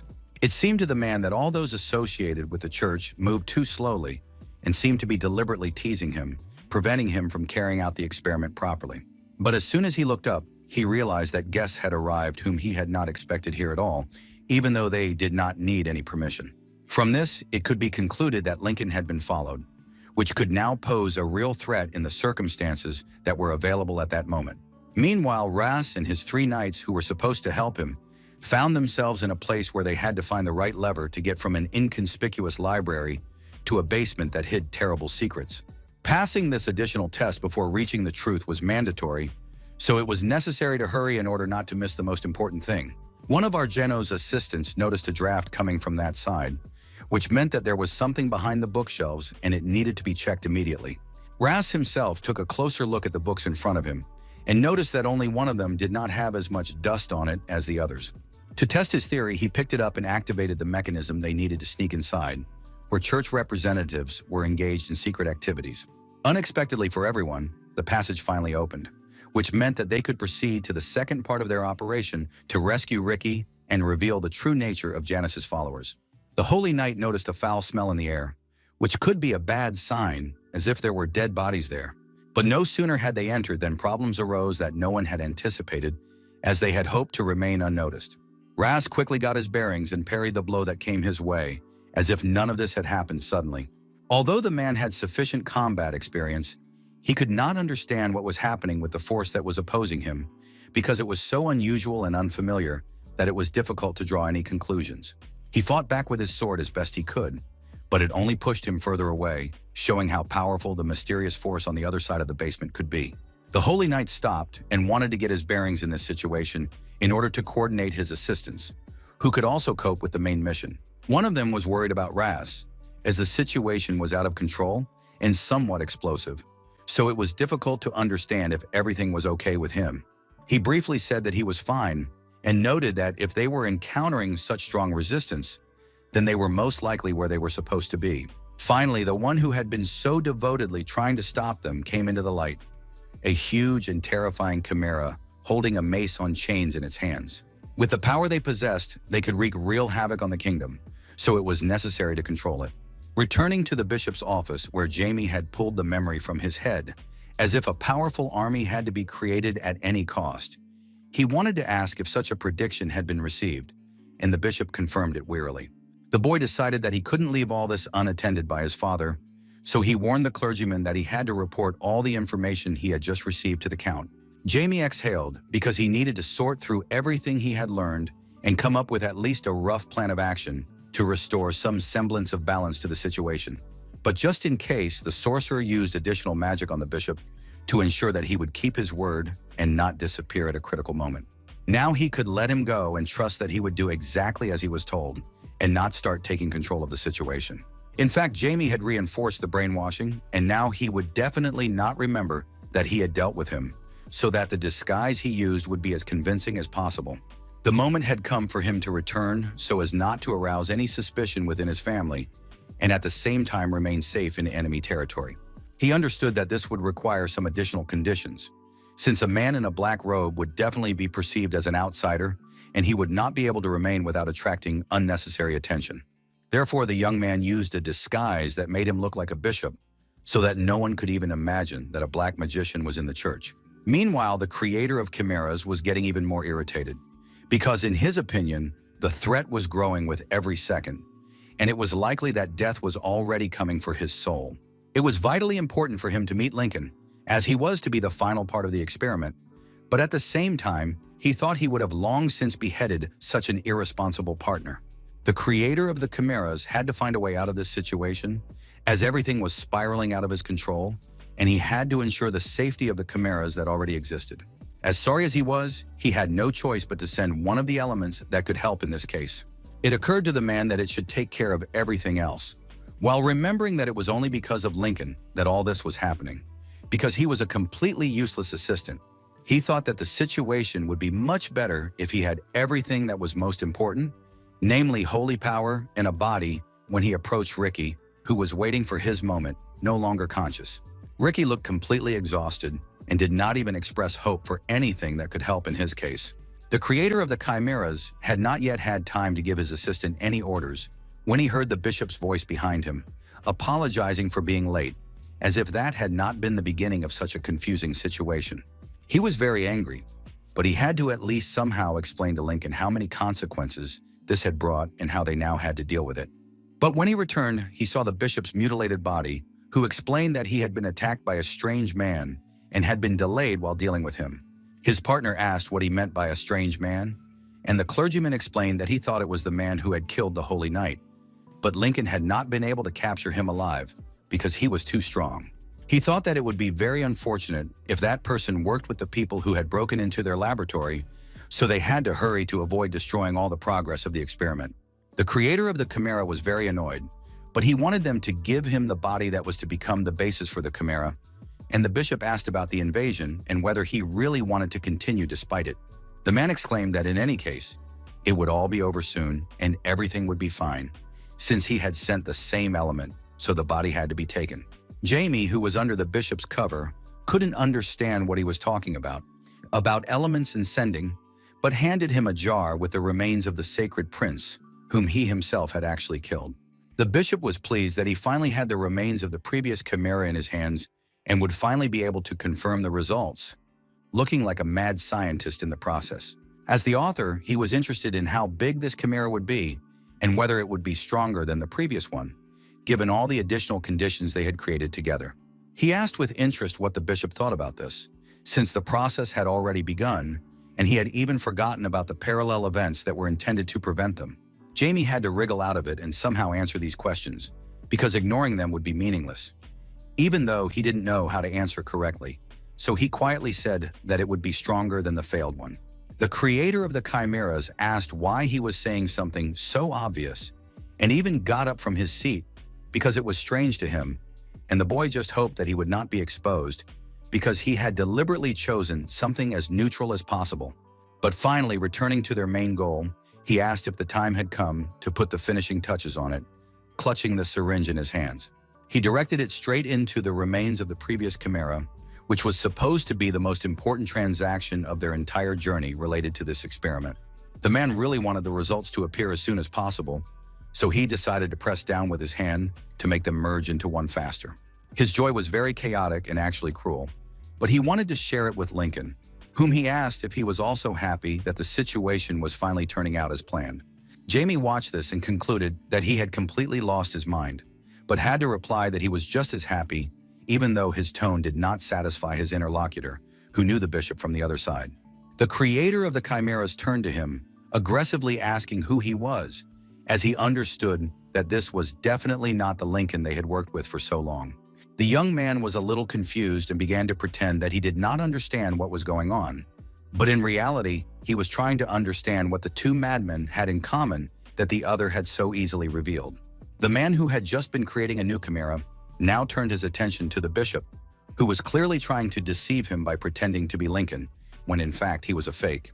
He began to attack him because he understood that he was not who he claimed to be, and this had to be dealt with so as not to interrupt the experiment and reveal too much. Meanwhile, in the library, where the Holy Knight and his assistants were fighting the chimera that was preventing him from entering the basement, a fierce battle was taking place. Cutting off another head, they came to the conclusion that this was the last of those who could stand in their way, so they hurried toward the stairs as quickly as possible. Although they looked calm on the outside, inside they were filled with emotions related to everything they had seen here and how different it was from the generally accepted image of the Church of Janus. Ross thought about all these events for just a second when he heard one of his assistants fly behind him with someone's help. Before he could even turn around, he saw the dark chimera again, which was preventing their team from moving forward. But this time, it chose one of Welton's men as its victim. He flew into the wall and was held by the chimera's strong hand, which had no intention of letting go, despite the likelihood of fatal consequences. They immediately rushed to rescue their comrade, with whom they had already come so far, but in order to do so, they had to defeat another enemy. Despite the attack that one of the assistants immediately launched, it had no effect whatsoever, which made them wonder about the nature of this creature. Looking at this chimera, it was difficult to say that it was visually different in any way, but compared to the others, it was on a completely different level of power. Ras looked around and came to the conclusion that this place was too narrow for his attacks, so he had to find a way out of the situation in an unusual way. At the very least, he needed to find a place that would meet the requirements for his effective attack and be at least a little wider in order to get rid of the tail of the mighty chimera. To do this, he decided to run toward the library they had just left, because there he could use his abilities a little more freely to influence the chimera. The Holy Knight looked back to see if it was following him, and when he was sure it was, he realized he could start attacking. Ras drew his sword and began to create the Sword of Justice technique, using divine power, which should have been a powerful argument in the fight against the chimera. He launched his attack, which could have caused significant damage to the chimera, which did not even expect to encounter such strong resistance. Steam came out of his mouth, showing how his essence conflicted with the sacred energy that the knight put into his sword. But despite this, the chimera's strength allowed it to act even under such damage, which at first seemed almost critical for its species. Ras looked more closely to understand what reaction this caused in his opponent and whether his attacks were effective in this case. This was a somewhat safe decision, as it exposed him to the enemy and allowed him to attack him as he pleased, which, given his level of strength, was a bad idea. He realized too late that he had been careless and would not be able to dodge the blow, which could have been fatal for him. Just as the man thought he could say goodbye to life, someone suddenly attacked the sides, stopping the attack that could have ended Ross's life in such strange circumstances. His opponent cried out in pain from this unexpected attack, as he had been focused only on one of the four who were still nearby. The assistants really saved the Holy Knight's life and shouted that they needed to retreat, as the situation was not at all in their favor. Ras quickly came to his senses and said he agreed with them, but to do so, they needed to lift one of those whom the chimera had attacked first, but they refused, saying they would leave him there. They explained that they had been ordered to help Ras Artomatic with his task and nothing more. And from this it followed that the assistants should not pay any attention to the obstacles that appeared on the way, since the main goal remained unchanged. While they were arguing, the chimera had already recovered from the last attack, so the second assistant rushed at it to at least distract it. At the same time, this was necessary, considering that they needed to open a path for escape and somehow slip through the enemy's zone of attention. The Count's man said that while the second assistant distracted it, they had to escape as quickly as possible. But the knight was not satisfied with this plan, as he would die if he fought alone. It was understandable why this caused such a strong reaction in the blonde-haired man, but they were ghost knights, so they had to act in order to achieve the best possible results. They were absolutely loyal to their master, as that was their only reason for existing, and their own lives were merely tools in the hands of their controller. Ross believed that he would never understand how one could approach life in this way, and watching one of them sacrifice his life so that the others could escape, he felt that it was all extremely wrong. Suddenly, cracks appeared in the ceiling, which could only mean that the balance in the house had been disturbed, and now everything could end up under the rubble, which would put an end to everything. The Holy Knight did not understand why the situation was unfolding in such a strange way, as if everything was working against them and leaving them no chance to complete the task correctly. In a moment, the ceiling collapsed on the two who were fighting before their eyes, making them wonder how lucky they were that it had not reached them. With its last ounce of strength, the Chimera reached out from under the rubble, as if all these external factors had no bearing on its survival and ability to fight. Ras and his only surviving assistant watched this and could not believe their eyes that he had survived such a serious problem without any problems. Not only did the Chimera pull itself out, but it also held their comrade in its arms, who had fought with it to the last to rescue the two who remained. The Ghost Knight urged the blonde-haired man to flee as quickly as possible, but he did not want to leave his comrade to certain death, as this was against his principles. Their opponent seemed to fully understand Ras's desire, who looked at him desperately, and the hand that squeezed harder with every second, and laughed. Ras was very angry and wanted this situation to end as quickly as possible, shouting for the Chimera to release his friend immediately, because it had become unbearable for him. Being in such a distraught state, he reached for his sword, which could still somehow influence the situation, because he really cared about saving his friend.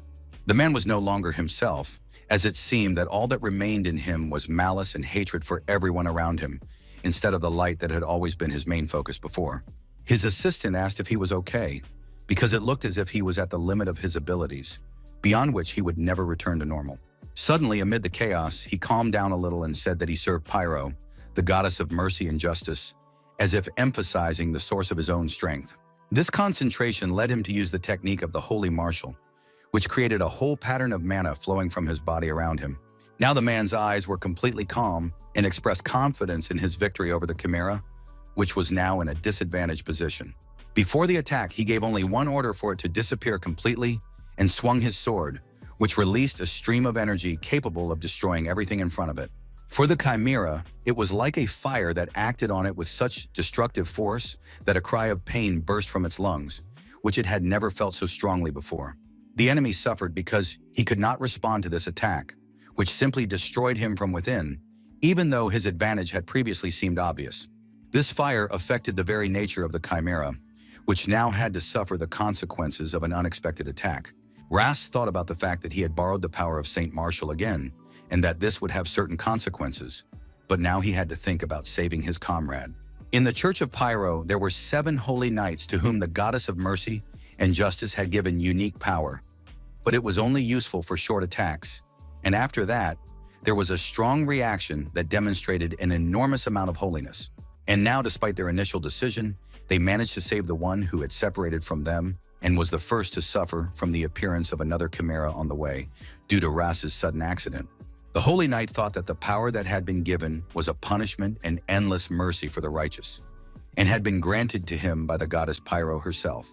This meant that as soon as the Marshal's power disappeared, all the suffering would fall on him, so he should expect an equally strong backlash. But he concluded that it was not necessary for everyone else to know about this, so they just had to understand that they had a chance to save themselves, and they had to take advantage of it. Everyone quickly came to their senses after they got together and decided that they needed to get out as soon as possible because they were stuck halfway, unable to go either way. Meanwhile, things were no less serious in the dungeon than on the surface, as the creator of the Chimeras fought Jamie, who was hiding under the guise of Bishop, and did so with particular zeal.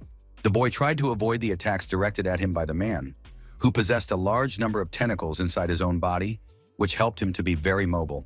Jamie dodged as best he could, as it was quite dangerous to get hit by them, given that the effect was unknown. The author of the Chimera was outraged and did not understand how he dared to interfere with his experiments, because he considered the black magician to be inferior and unworthy of even approaching his cruel art. But the latter rightly argued that hearing such things from a man who had so mocked his own body was somewhat absurd and devoid of any logic. For the man, such a reaction was a sign of ignorance and a lack of understanding of the basics, because he saw such unique processes as art that needed to be respected. And to prove his point to his opponent, he promised to put on a special show for the sorcerer to convince him once and for all that he was right. Jamie watched this with a certain amount of irony, because to him the Chimera's wings looked like some kind of kitsch without the slightest hint of taste. This outraged the creator of the Chimeras, who was proud of his experiments and believed that insulting his great creations was unacceptable, to say the least. But he wanted to remind him of something. Behind his opponent stood the remains of the knight he had destroyed the day before, chained in the shackles of his black magic with no chance of escape. Jamie pointed to this material, noting that the thing was interesting enough to play with, understanding how much such words hurt the creator's feelings. The moment he said this, the grip of the chains tightened and crushed the remains, which were completely destroyed, and any hope of reusing them due to their high potential could disappear without a trace. The creator of the chimeras could not watch this, because his feelings as a great experimenter and scientist towards everything he had created did not allow him to accept such things. The boy, in turn, treated all this with great coldness and said with open mockery that it was strange to have so many emotions over one broken toy. Immediately after that, he created a circle of mana around them and suggested changing the location of their battle to something more interesting, something that would play more to his advantage. The man immediately realized that it was the magic of spatial displacement, but he believed that there would be no trace of it left if he dealt with it properly. His fist clenched with the aggression that filled him inside, because he didn't like that his experiment was interrupted by the Black Magician's arbitrary actions. As much as he wanted to tear this magic to pieces, he couldn't, because Jamie was holding him back and allowing him to take control of his own abilities. The creator of the chimera watched this with incomprehension, wondering how this could be and why he had to reckon with the magic used by a wizard unknown to him. All this got on his nerves and forced him to come up with alternative ways to overcome this threat in the form of Jamie, who was fundamentally interfering with his experiments. Suddenly, the two of them found themselves on the street, as the wizard managed to use his technique to transport them to a place where it would be more convenient for him to act without any restrictions. At the same time, the man could not understand how it happened that he failed to break through this magic, because a moment ago it seemed to him that it would not be a problem. Jamie smiled and said that it was all due to the weakness of his opponent, who did not even realize how insignificant his level was. The young man took control of the situation and now, with a smile, suggested that they move to the forest, since the technique allowed them to play around as much as they wanted. But he immediately warned that as soon as the time for these games was up, he would cut him to pieces, taking pleasure in making him his own slave. The creator of the chimeras was categorically dissatisfied with this attitude, as he felt that the sorcerer was overestimating himself, so he rushed into a new attempt to defeat him. Meanwhile, Jamie felt very comfortable and, despite all the attacks directed at him, saw no reason to doubt his chances of victory. In addition, he wondered what the situation was like below, where the Holy Knight of the Church of Pyro and his assistants were fighting the chimeras. His opponent heard this and sincerely doubted it, as it seemed impossible to him, given that he had sent 2 elite chimeras there, which would significantly complicate their situation. Now Jamie, who noticed the word elite, tensed up as if chimeras were divided into some kind of subspecies and had to match the level of strength in order to move up the classification. The man did not want to say anything more, and said that this was all that the Black Magician was allowed to know, and began to run at him again, hoping to deliver a significant blow. He decided to strategically hit the tree the boy was sitting on to force him to move from that position and accidentally reveal his vulnerable spot. The guy flew up with the help of his magical pet and didn't even feel the energy charge that his opponent put into his fist. But even that did not discourage the enemy, as he noted that they had barely managed to deal with 1 chimera in the basement, and now that there were 2 of them, there was no chance of salvation. Jamie thought for a moment, and almost immediately realized that the enemy had gone beyond all reason, watching his reaction as if trying to draw conclusions that were inaccessible to anyone else. The creator of the chimeras, on the contrary, was confident that all this was pure confidence, which allowed him to act relying only on his own resources in his experiments. The boy thought about the fact that he had implanted 7 different life forms into his body, so it was difficult to call him a human now, considering that the percentage of this form was actually negligible. But still, it had to be admitted that this whole collection showed good results, since he really held his own in battle with him and even took the initiative at times. However, for the young man, this served only as an additional reminder that such good material could be used to create an almost perfect servant who could handle any task. Meanwhile, Ras and his assistants went to the place where, in theory, they were hiding the previously stolen Ricky. There was fog and a strange mystery around them, which made them feel very uncomfortable and wary in enemy territory, where they could be in danger at any moment. The Holy Knight noted that their first priority was to find and rescue the child, and realized that he had about 20 minutes left, so he had to act quickly and accurately. To get the job done faster, they decided to split up in 3 different directions and not waste time wandering around the territory unnecessarily. Ras had barely reached one of the doors when he sensed something strange that immediately caught his attention, especially considering the difficulties he had encountered in getting there. He quickly glanced toward the source of the sound and tried to figure out what could have caused it. Literally a few meters away from him, there was a huge burst of mana, which looked like fire in the middle of a room where there was no hint of it. The man didn't even know how to react, as he had to make a quick decision, but considering that they were separated, the fight would become more difficult. One of the assistants immediately rushed to rescue the one on the floor, noting that they needed to be very careful with the new enemy. Ras looked at the new source of danger with a frightened face, as he understood that their chances were becoming smaller and smaller, given the exhaustion of his technique. Before them stood a chimera that had its own weapon and therefore posed an even greater threat to their team. The Holy Knight looked at it and couldn't believe it was even possible, as he didn't even want to imagine the damage it could do to them. Before they had time to adjust to this thought, an additional threat appeared on the other side, which the red-haired assistant informed him about. And indeed, on the other side stood a chimera, a combination of an ogre and a demonic horse, which made it a formidable opponent that would take considerable effort to defeat. The man concluded that these were monsters that even an expert in magic would not be able to defeat, let alone the four of them, who did not possess such a high level of skill.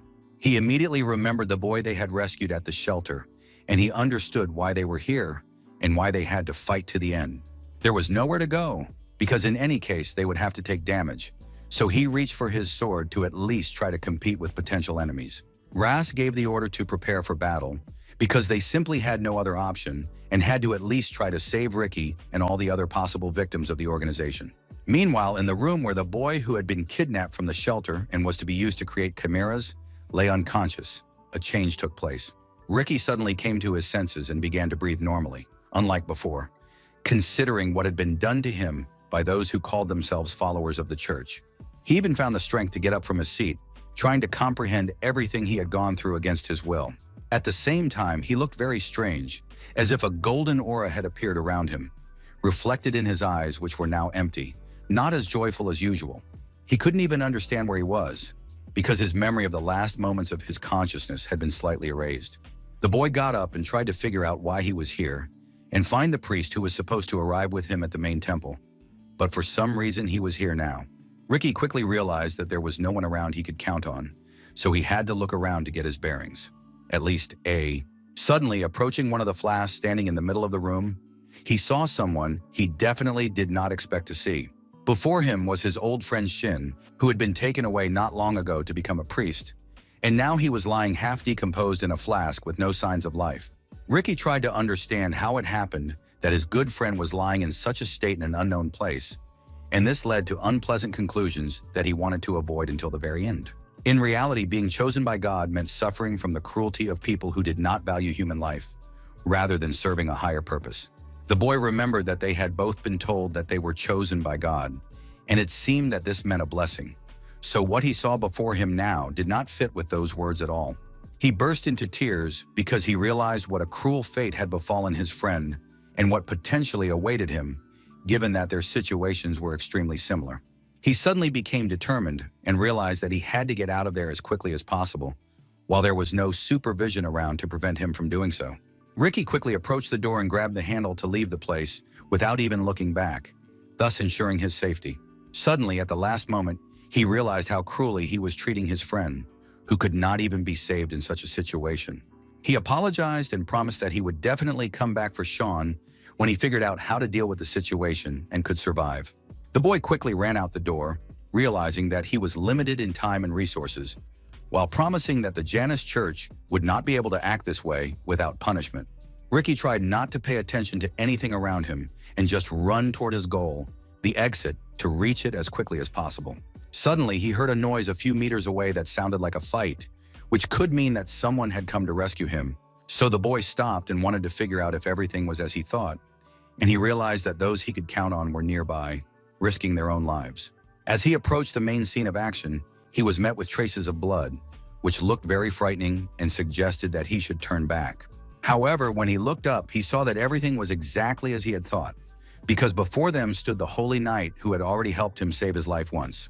This caused excitement on his face, as he was proud of the man who acted so bravely despite the enormous danger. Ras tried with all his might to fight off his opponents, who were indeed superior in strength. But now that Ricky was watching them, he was even more determined to win. The man paused for a second to calm the boy, who was now watching the battle, and smiled at him to show that things weren't as bad as they might seem.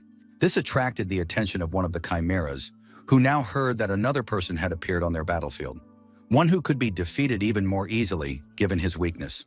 Precisely because of the easy availability of the victim, he rushed at the boy standing aside to quickly eliminate him without even encountering any significant resistance. Ras understood the chimera's intentions and shouted that it was necessary to block the enemy who wanted to act so treacherously. The red-haired assistant immediately rushed at the chimera to protect the one for whom they had come to this dangerous place. Suddenly, the second chimera also sensed the difference in strength and rushed towards the weaker ones to demonstrate its superiority over them and force them to act extremely creatively. The Holy Knight told the boy to run and save his life, as they had to act quickly. Considering that one of the chimeras blocked the path of the other assistants who could have helped deal with the second chimera, the situation was getting worse with every second. Ricky felt even worse than when he was in danger of being killed by the carriage, because his body would not obey his commands at all and could only tremble with fear. The chimera, which combined the powers of a horse in another life form, lunged at the boy with all its might, which would have killed him without him even realizing it. Ras could not allow this to happen, so he had to quickly save the boy no matter how difficult it was for him now. Therefore, the knight rushed at the chimera, again using the sacred energy applied to his own sword to deal with such a formidable opponent. This posed a great danger to that life form, which did not fully accept the sacred energy and suffered from it as if it were fire eating away at it from within. After such a powerful attack, the man was thrown back, as he himself had to receive the recoil from his own techniques. Be that as it may, the main goal was to save the boy standing in front of him, whose fate was now unknown, which was very worrying. With all the dust kicked up by the attack, it was impossible to tell if the boy had survived, if the chimera had been defeated, or what was even happening in that corner of the room. Just as the man feared that he had failed to save Ricky, the boy pulled his hand out of the cloud of dust, showing that he was alive. Although Ricky was having a hard time recovering from the experience, coughing and crying from fear, he was alive, which was already a gift from fate. The boy had not yet recovered from the experience and gotten rid of the shock reflected in his glassy eyes when he had to fight for his life again. Amidst the cloud of dust, the silhouette of the chimera became visible again, approaching them and not even trying to surrender or lose its fighting spirit. Ras realized how difficult their situation was, almost hopeless, considering that he had to protect the defenseless Ricky and fight for his own life at the same time. The knight rushed to the boy he had just managed to save, urging him to run to him quickly, as it was still dangerous in that direction. Now it seemed that he would be at least somewhat safe, considering that he was next to the one who had saved his life yet again. But the man had to worry not only about the boy's fate, but also about his assistants, who were blocked by the second chimera. Fighting opponents who outnumbered them was very difficult and required tremendous creativity to avoid being defeated without putting up a proper fight. Ras counted down as if he had 10 minutes left, and maybe even less before the rollback from his technique would become an additional problem in an already difficult situation. The knight understood that he could not fight properly while protecting Ricky, whose presence immediately limited his potential because it was too dangerous to risk him. That was precisely why he explained to the boy that he needed to go upstairs first to ensure his own safety and give them the opportunity to use their abilities to the fullest. At first, the boy wanted to argue with this because it was dangerous to leave them alone, but on the other hand, he understood that his presence only hindered the rescuers. So without wasting another second, he ran towards the exit to allow them to deal with the situation seriously, without paying attention to the weak boy in the background. Ricky finally said that Uncle Ras must return to him safe and sound because he wanted to see his rescuer truly happy. The Holy Knight accepted this wish and signaled to the boy that he agreed with him and promised to fulfill his request. Now he had more room for any maneuver that could help in this situation, which unfortunately had not turned out in their favor. Ras found himself facing danger as his main opponent was already approaching him, so he had to quickly come up with a defense from which he could counterattack. The chimera was getting closer and closer, sensing that he was in an uneven emotional state, which gave it an advantage. The man was very irritated by everything he had to go through because of the actions of the church, so he was ready to crush his opponent, who did not even suspect it. Meanwhile, the boy ran up the stairs trying to get to the street as quickly as possible, where he would not be in as much danger as he was in the basement. Suddenly, a glow appeared behind him, which was unusual because it frightened the monster, and his stomach immediately growled, and a strange feeling appeared inside his body. It reminded him of the situation in La Valley, as the same energy of terrifying, incredible anger penetrated deeper and deeper. But finally he saw a door in front of him that could be his ticket to a moment of peace, without the endless fear of the battles raging behind him. Ricky ran through the door without even looking back, because it could be his salvation, considering how difficult it was to escape from this mess. When he finally found himself on the street, he stopped to catch his breath, because he couldn't even comprehend half of what he had gone through in the last few minutes. He looked up at the clear sky, which could only serve as a mirror of his soul, which was breaking apart because the principles he believed in were lies. Tears welled up in his eyes because the salvation and faith that had been the foundation of his life for the past few months were a fiction that hid a terrible baseness that could not be ignored. He immediately thought of his younger sister Anna, who was now alone in the shelter, and he was even afraid to imagine what would happen if someone hurt her. Ricky had been through too much for his age, and it was unbearable to end the streak of good luck that had begun after the church came into his life with such terrible events. He was overcome by terrible feelings that were difficult to describe, as everything became intertwined and weighed heavily on his heart, pressing down on his young soul with its unbearable weight. Suddenly, a feeling arose that seemed to guide him, that he needed to go to some specific place right now, even though he could not understand what it was. The boy looked ahead to understand why he was drawn there, but he could not argue with his inner energy. So, by analogy with how he had run desperately in the dungeon, he ran in the direction where something secret in his soul was calling him. Ricky walked further and further, as if losing touch with his own body and simply following the commands of the echoes in his soul, without even thinking about their origin. Meanwhile, the battle between the creator of chimeras and Jamie was still not over, as they moved endlessly through the young sorcerer's technique, delaying the moment of truth. The man still hadn't lost his enthusiasm and said he would kill his opponent and not even notice, as everything had fallen apart because of his intervention. Jamie found himself in a somewhat difficult situation, as he had to fend off increasingly persistent and aggressive attacks from the mixture of life forms. It seemed to his opponent that this would be the final attack, the one that would end the sorcerer's life. But at the last moment, Jamie jumped back, dodging a direct hit that could have caused real problems. An explosion erupted where the blow landed, powerful enough to destroy everything within a 10-meter radius. The boy couldn't help but admire the power his opponent displayed, because he would have been in serious trouble if the explosion had reached him even slightly, which only made their fight more interesting. However, it seemed to him that the magic he currently possessed should be enough to defeat this opponent, and if everything continued in the same vein, he would emerge victorious. The creator of the chimeras looked very annoyed, as everything was being delayed by the tricks used by the wizard.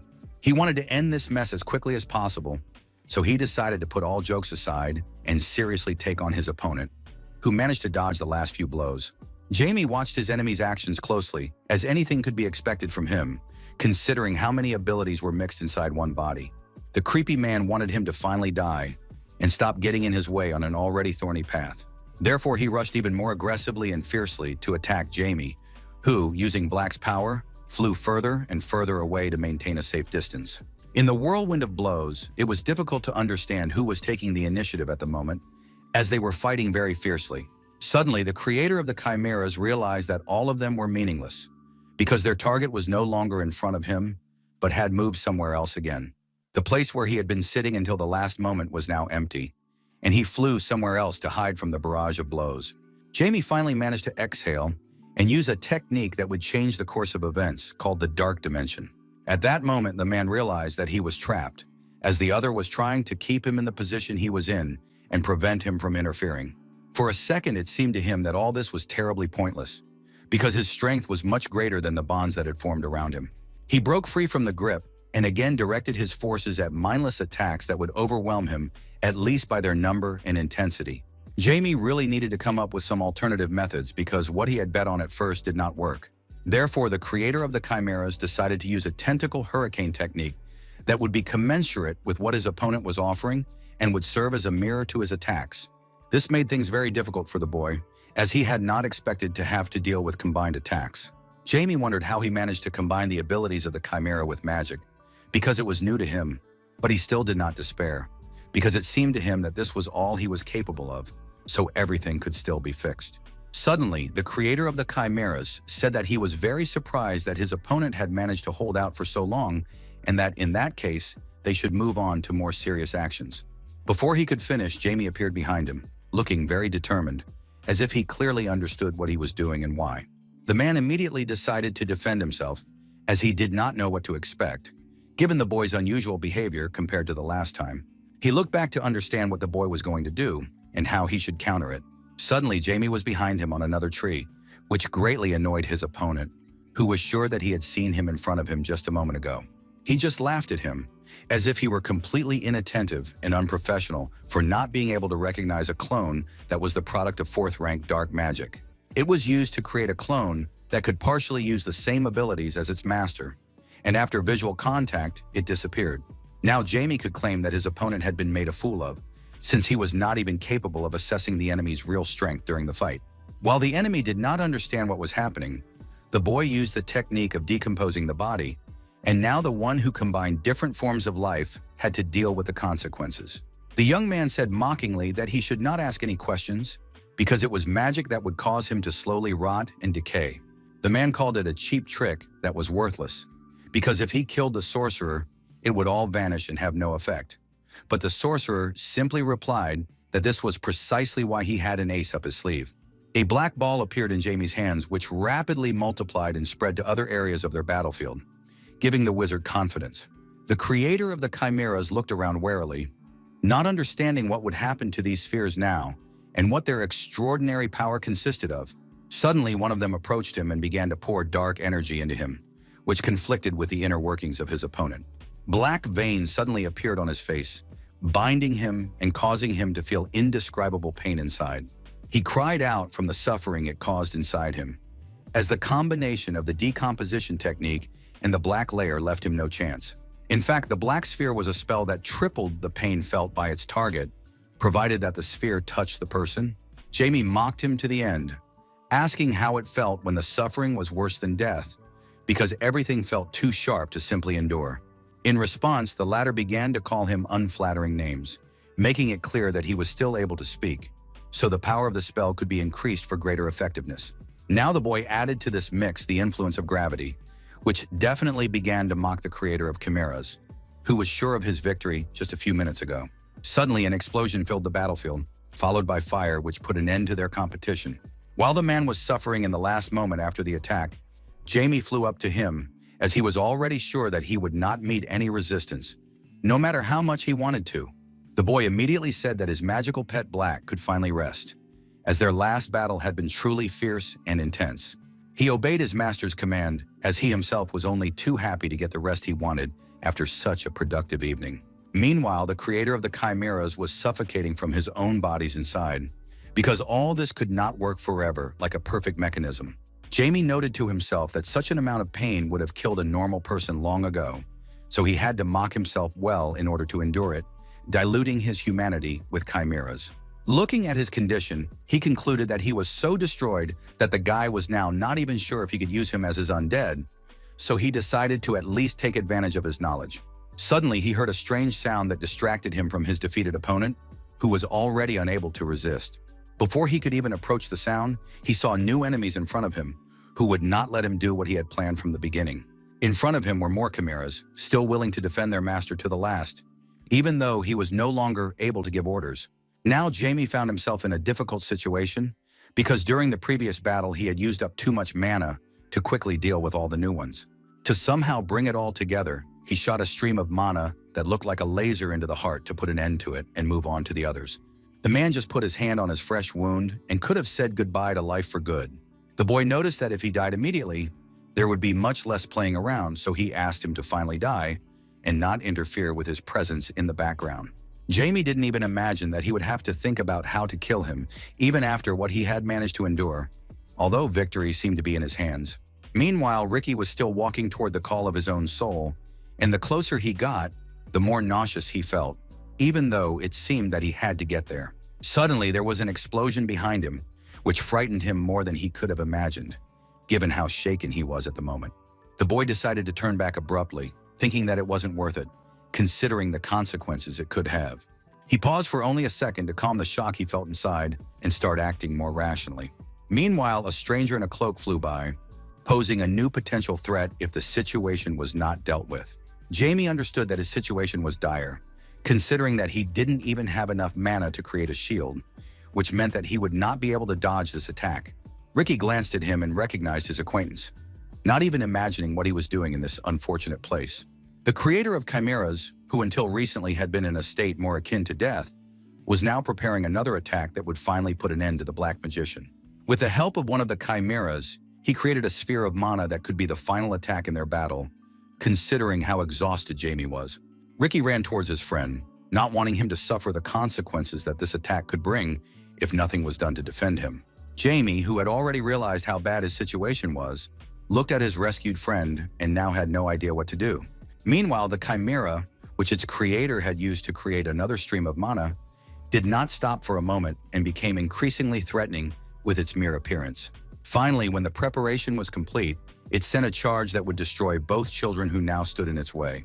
Ricky did not abandon his idea and ran closer and closer to his friend, because he could not leave the situation to chance and preferred to suffer himself but save his friend. Jamie, of course, forbade him to do so and asked him not to even dare to approach because he was putting himself in great danger. As his only excuse, he said that his body moved on its own and he had nothing to do with it, smiling ironically. Behind them, there was a huge explosion that could have taken away countless strength and health, especially considering the condition of both opponents. Jamie, covered in scratches and bruises that had completely crippled his body, lay unable to move, but at least he was conscious. With his last ounce of strength, he crawled to his comrade, who lay with his eyes closed in front of him, covered in blood, which did not bode well for a happy ending.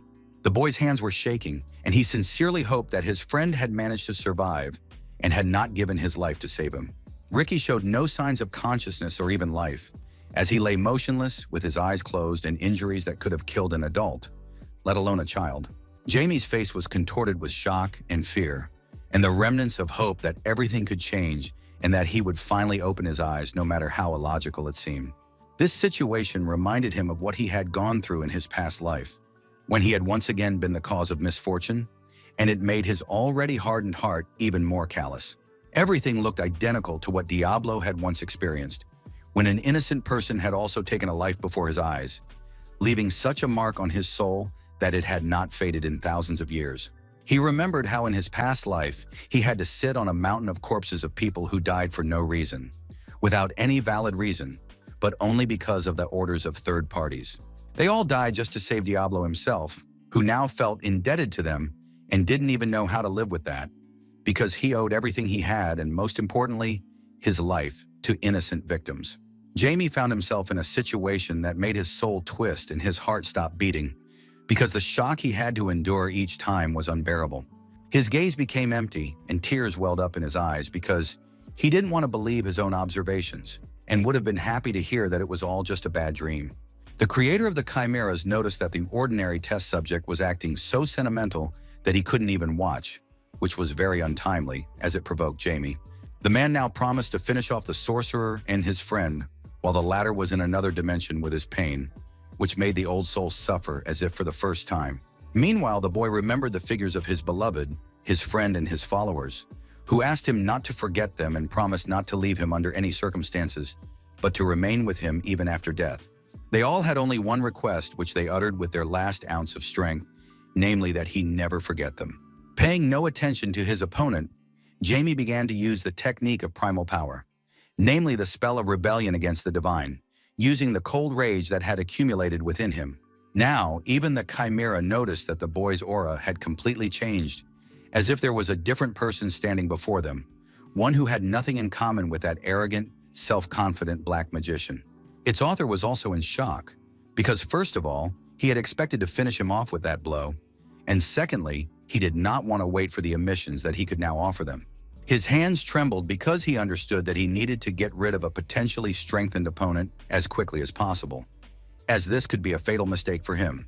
Meanwhile, Jamie leaned over Ricky, as if checking whether this was some kind of bad dream or the harsh reality that had so heartlessly destroyed his hopes. He asked his friend to wait a little for his return, and with crazy eyes looked at the one who had caused this situation with his attack, as if demonstrating with his eyes that the other had no chance of survival. The boy wondered how he could have forgotten the very first power he had created for himself, which he could now use at the right moment to help himself. As soon as he said this, bony hands began to stretch out from under the ground, and there were more and more of them around him as he turned to this technique. In less than a minute, Whole skeletons and cloaks began to climb out one after another, which could help shift the balance of power in his favor and avenge what had happened to Ricky.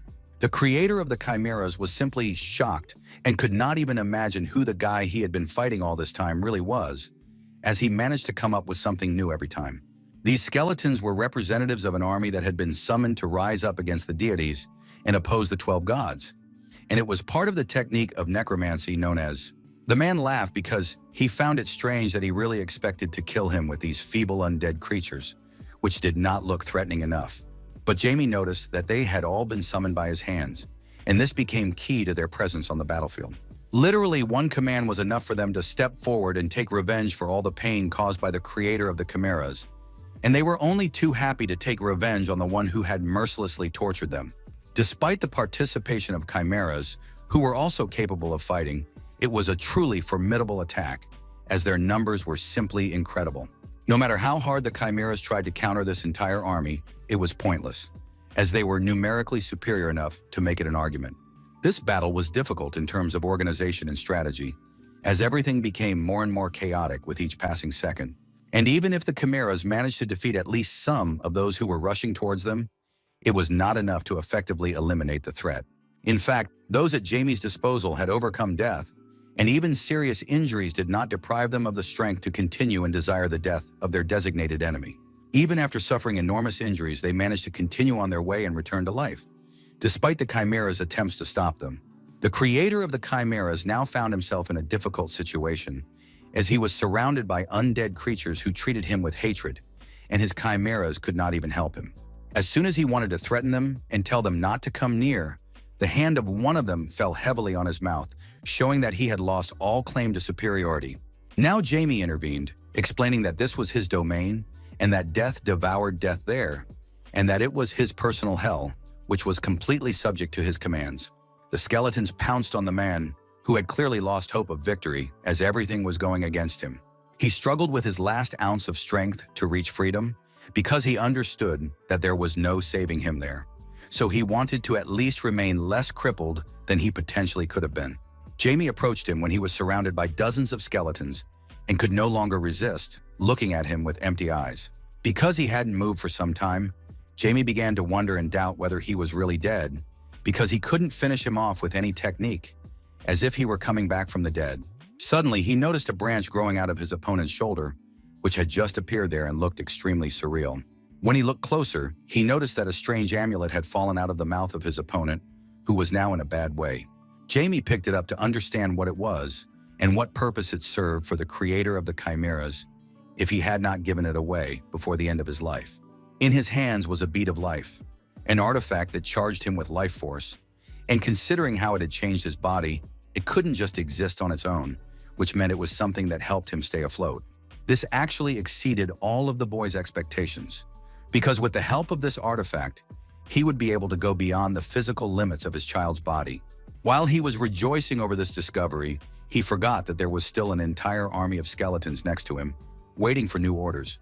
They had to be sent somewhere, as their presence no longer mattered to the cause. They had proven their effectiveness in battle the day before. So the boy directed his energy toward them, hinting that they could return, as he might need them again someday if the situation became just as critical. In a moment, they began to return to the ground from whence they came, leaving behind a huge amount of energy that Jamie had used to summon them. This abruptly reminded the young man that he had expended a great deal of energy, and he realized that rebelling against the divine was still a difficult technique for him, requiring considerable effort. But in any case, he needed to hold on and not lose consciousness, because right now that would be the worst thing that could happen. Now that the situation had stabilized, he needed to figure out how to help his friend who had taken the blow, because he couldn't just stand by and watch him die.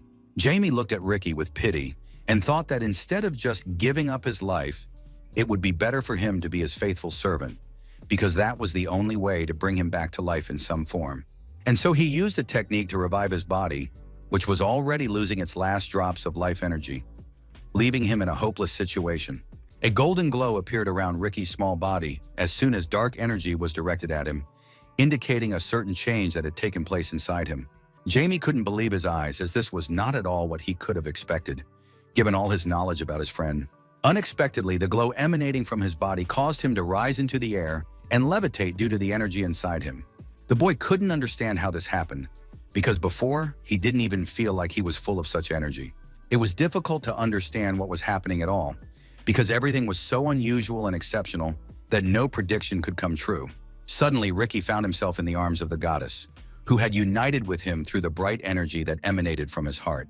Now the goddess turned to Jamie with a question about who was trying to steal what belonged to her, hinting at Ricky's soul. Pero did not expect to see this at all, as it exceeded all possible assumptions about how to fix the situation with his friend. She looked very determined and was not going to let up for a moment, suddenly asking if he knew her, because Jamie was looking at her with wild eyes. Meanwhile, in the city, in the dark of night, the bishop was making his way to the count's house because he needed to deliver the information he had been forced to reveal. He looked as if he was not himself because Jamie's techniques made him behave strangely, like a puppet that could only move forward toward a single goal without looking back at anything. It was as if nothing of his true nature remained inside him, and he lived only to convey the necessary information to the count. Suddenly, an unknown man in a cloak appeared on the street and with one precise blow cut off his head, calling him a completely useless and worthless ally. It was the same man who had threatened him in the church the day before, and now he declared that they were getting rid of Hayes, beginning justice for heretics. Meanwhile, Ross barely got out and managed to avoid the backlash from his technique, which would have made the situation much more complicated. He was in so much pain that he thought he might actually die. But at the same time, he smiled because they were lucky that everyone else had escaped such a fate. Now his assistants ran up to him, wanting to know if he was all right, because their situation was very peculiar. Suddenly, sacred energy began to accumulate around him, flowing from his heart, which made the man unable to understand what was happening. With each passing moment, the room was increasingly filled with a strange light that seemed to emanate from a divine power that engulfed the surroundings. Ras couldn't believe his eyes and wanted to understand what was happening, as it was completely atypical. Suddenly, he saw before him the very goddess Pyro, whose follower he was, and this made him fall silent with surprise. She asked Jamie again if he knew who was standing in front of him, as his reaction bothered her. The boy did not understand how she had come down to earth, since the problems with the law of causality from just one illusion would be enormous. His silence prompted the goddess to speak again, pointing out that he must surely hear her voice, so he had to respond. Pyro demanded that he answer as soon as possible, as she was not satisfied with the silence he was trying to maintain until the very end. Suddenly, Jamie exclaimed that he only knew that Ricky's holiness belonged to the goddess herself, trying to restrain his emotions. The woman suddenly asked if this meant that even though he knew this fact, he tried to turn him into an undead. The boy justified himself by saying that he did not want to see his friend dead, and he had no other option but to keep him alive.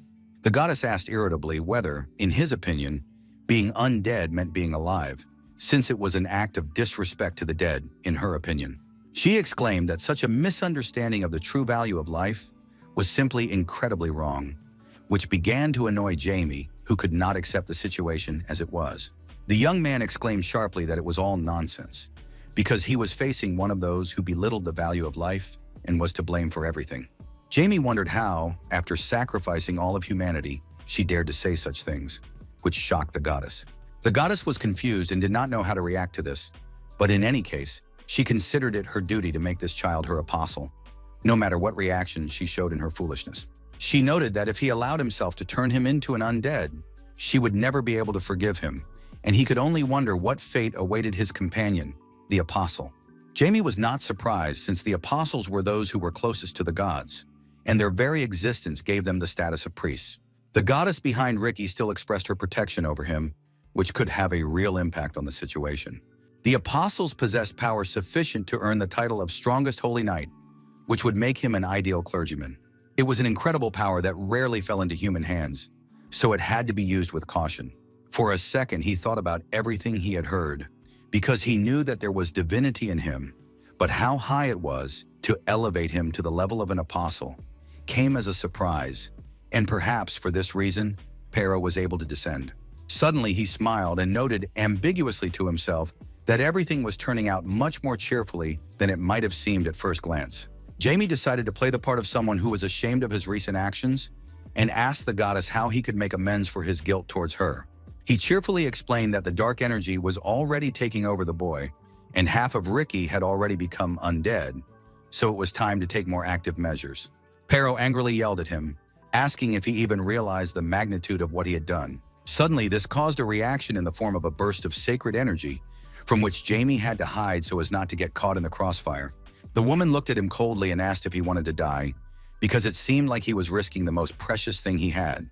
He only ambiguously remarked that if that were the case, things would take a turn for the worse, because by killing Jamie, she would also destroy Ricky, which would put her in a hopeless situation. The goddess exclaimed irritably that such petty threats could not help in their case, because they had to take into account who he had the honor of speaking to. Jamie completely ignored this and pointed out that there could only be one apostle, and if she let him go, it would take a long time to find a new one. Suddenly, he added that the time spent could be forgotten, because it was much more important to have an apostle who guaranteed the unlimited appearance of the gods here, which seemed to be the main reason. The guy noted that, according to his earlier words, he was not going to kill him because he was his friend, no matter how much he refused to accept this idea when he was in a normal state. The goddess, looking at all this, noted that he was a sinful man who had invented a good story to save his miserable life, and he only asked why she had made Ricky an apostle. Jamie understood that there were no reasons now that would require an apostle, since the world existed peacefully as the 12 gods had planned. In doing so, he referred to the system that they had all created together, which made the goddess feel uncomfortable and wonder how much was known about the world order. Speaking of her, he called her the holiest of the 12 gods, whose love reached absolutely everyone and overflowed her so much that she gained the power to destroy evil. Jamie savored every word and suggested that the goddess before him might have been expelled from the heavenly throne. Pero was categorically dissatisfied with such an attitude on the part of a boy she did not know, who allowed himself too much, but at the same time was dangerous because of his baggage of forbidden knowledge. He in turn understood that this dispute was final, since she would not be able to lie because her lie would go against holiness, so she would have to remain shamefully silent. The guy decided to finish her off by mentioning his name in his past life, which was sure to remind her of the events that took place thousands of years ago. The goddess's face immediately changed and took on an expression of immense shock, as she did not know how he knew about this ill-fated name. Jamie simply explained that he was the heir to that person, which made the goddess doubt him, as she believed that Wolfer could not have been reborn in this way. She had to remember the man who had caused her so many problems in the past and was still persona non grata among the gods. Pyro couldn't find the words to comment on this and wondered why all this was happening right now, as it seemed to her to be the most inopportune moment. Now the guy offered to shake hands to seal their deal on Ricky, who had been on the verge of death all this time. The goddess decided not to do so and told him to come to her in Afton, where they could discuss everything in detail and come to a final decision. Meanwhile, Ricky lay on the ground as she had disappeared and no longer influenced the boy, who was covered in wounds with her energy. Jamie thought that if everything went according to his vision, he would have a very useful tool in the form of a companion who could potentially become a suitable assistant. At the same time, he was beginning to come to his senses and get rid of the sacred energy that had suddenly appeared inside him, which made him feel so strange. The boy's vision was blurry, and he felt very weak, which was understandable considering what he had been through in the last few hours. Ricky immediately pounced on his friend with questions about whether it hurt, what had happened to his eyes, why they were purple, as soon as he realized that he was standing in front of him, and at the same time noticed that he had a strange feeling in his body.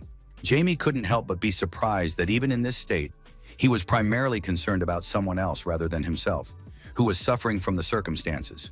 It was both strange and righteous, considering that he was both an apostle of the goddess and an undead, which put him in a strange position.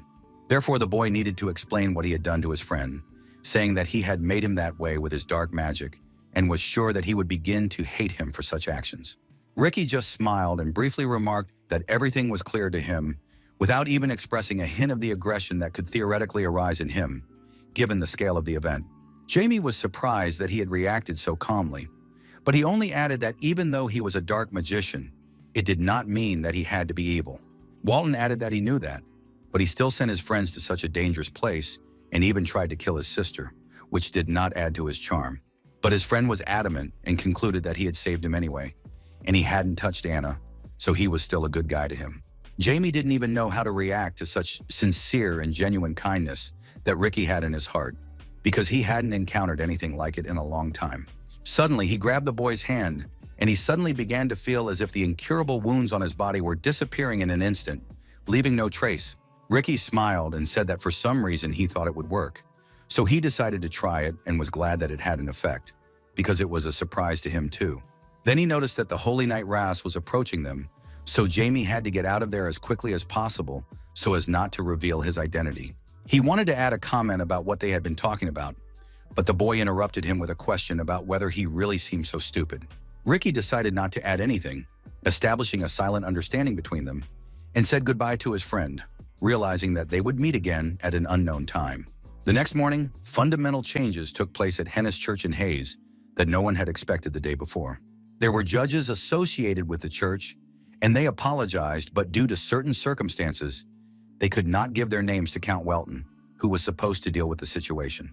The man wanted to understand why the judges were present at this place at all, since nothing the day before had indicated any trouble within the system, at least as far as he knew. The judge explained that on the orders of high-ranking officials, they had come to track down heretics who were corrupting their church at the lower levels. He added that after all the investigations they could conduct, they found evidence in Lincoln's priesthood that showed him to be a heretic, and he held the confirmation in his hands. From the very beginning, this story was full of inaccuracies and moments that clearly required additional explanation. After all his confessions, he was executed, which hinted at the words Ras had said to him the day before, as if they were using the bishop as a cover, which they kept coming back to between cases. They called it an important matter that had been kept in the church's oldest secret, so they had to conduct this investigation, which made the Holy Knight furious. The Count intervened, saying that both sides had said enough and asking for silence so that everything could be resolved calmly. The man decided to praise the judge's courage, although it might have been better to sympathize with how they behaved. Because someone had allowed themselves to kill a man on his property, he flew into a rage and suggested that they share the same fate that they had arranged for the bishop. The mood that could be read in his eyes immediately frightened the representative of the church, and he fell to his knees to apologize and justify himself, as if they were simply punishing sinners of the church. Argento briefly and very sternly remarked that he alone could be the judge in these lands, and no one else dared to harm people without his permission. The man fell to his knees before him and begged to be heard and to have his words, which he considered a meaningful argument, taken into account, although for the Count they were empty words. The Lord of the Lands looked at him with disgust because, for him, this was the final straw, where they had crossed all boundaries of what was permissible. The church representative understood that at this rate he would simply be killed, but he had no choice but to retreat, so the situation was closing in on him like a vice. Suddenly, he revealed that the man was too self-confident and that it would be unwise on his part to turn his back on the Church of Janus, which was a very bold statement given the tension between them. No sooner had the man finished speaking than his hand flew to the side, demonstrating that the Count was not joking and was ready to defend his power over the lands literally. Argento replied coldly and calculatingly that his right hand would be next and then his head, if he continued to behave so insolently toward the Count. For that reason, he suggested that he leave immediately if he wanted to keep his head on his shoulders, but he could not do so because it completely contradicted the girl's order. Ras just watched quietly from the sidelines and was surprised that he didn't say a word about the chimeras, and very successfully diverted attention by showing this clergyman his true place. In the opinion of the Holy Knight, if everything continued in the same way, they would be in a winning position. Meanwhile, the representative of the church trembled, realizing that this was not a threat or empty words, as the man had made his intentions regarding the situation quite clear. He fell to his knees again and began to beg for forgiveness, as if the church would definitely pay compensation, so he begged the Count to forgive them this time. The clergyman had to remember that Hayes was an opportunity to expand into the eastern lands, so it was better to maintain influence here, even if it meant making concessions. Argento remained adamant and said that he would not change his decision, as he had lost his trust and could no longer count on any loyalty. For this reason, the Count said that he was completely severing all ties with the Church of Janus, which was a strategic failure for the latter. The man sent for negotiations sat on his knees and still thought about how to get out of the situation, given that Welton was used to conducting business in such a clear and uncompromising manner. At the same time, he understood that there was nothing else left to do, so he had to accept this defeat and leave the city, fully aware of the consequences it would have. Ras exhaled and noted to himself that he almost felt sorry for those who had caused such chaos, as the situation looked so hopeless from her side. After that, the Janus Church paid huge compensation and disappeared from the land, which was very sudden and unjustified for everyone around. And the children who lived in the shelter were visited by an old acquaintance who had made it a habit to save the life of Ricky, who was constantly in the middle of some kind of trouble. The man bowed to show his respect and introduced himself as the sacred marshal of the Church of Pyro, Ras Armatic, to clearly demonstrate his identity. After such a formal introduction, he noted that both children would become symbols of the church in the role of apostles of the goddess Pyro. He also noted that one day, Lady Anna would wake up as a saint, because when that happened, she would begin to see the world through her holy eyes. Afton would do everything possible to make them feel comfortable, as this was important, so there was no reason for them to refuse. Ricky was sincerely delighted and almost cried with pride for his younger sister, who had an ability that no one could have dreamed of. But what pleased him most of all was that she would soon be able to open her eyes and finally see the world as beautiful and bright as it was meant to be for her. The boy hugged his younger sister so that she would understand how big the changes awaiting her in the near future would be and what she had to go through, step by step. It was important to understand that the simultaneous appearance of the apostle and the saint was a sign of the enormous changes that were about to begin in the human world, if such a balance of power was needed. Ross looked at their happy, childish faces and asked his goddess to allow him to protect them both. And that is how they ended up under the full protection of the Church of Pyro.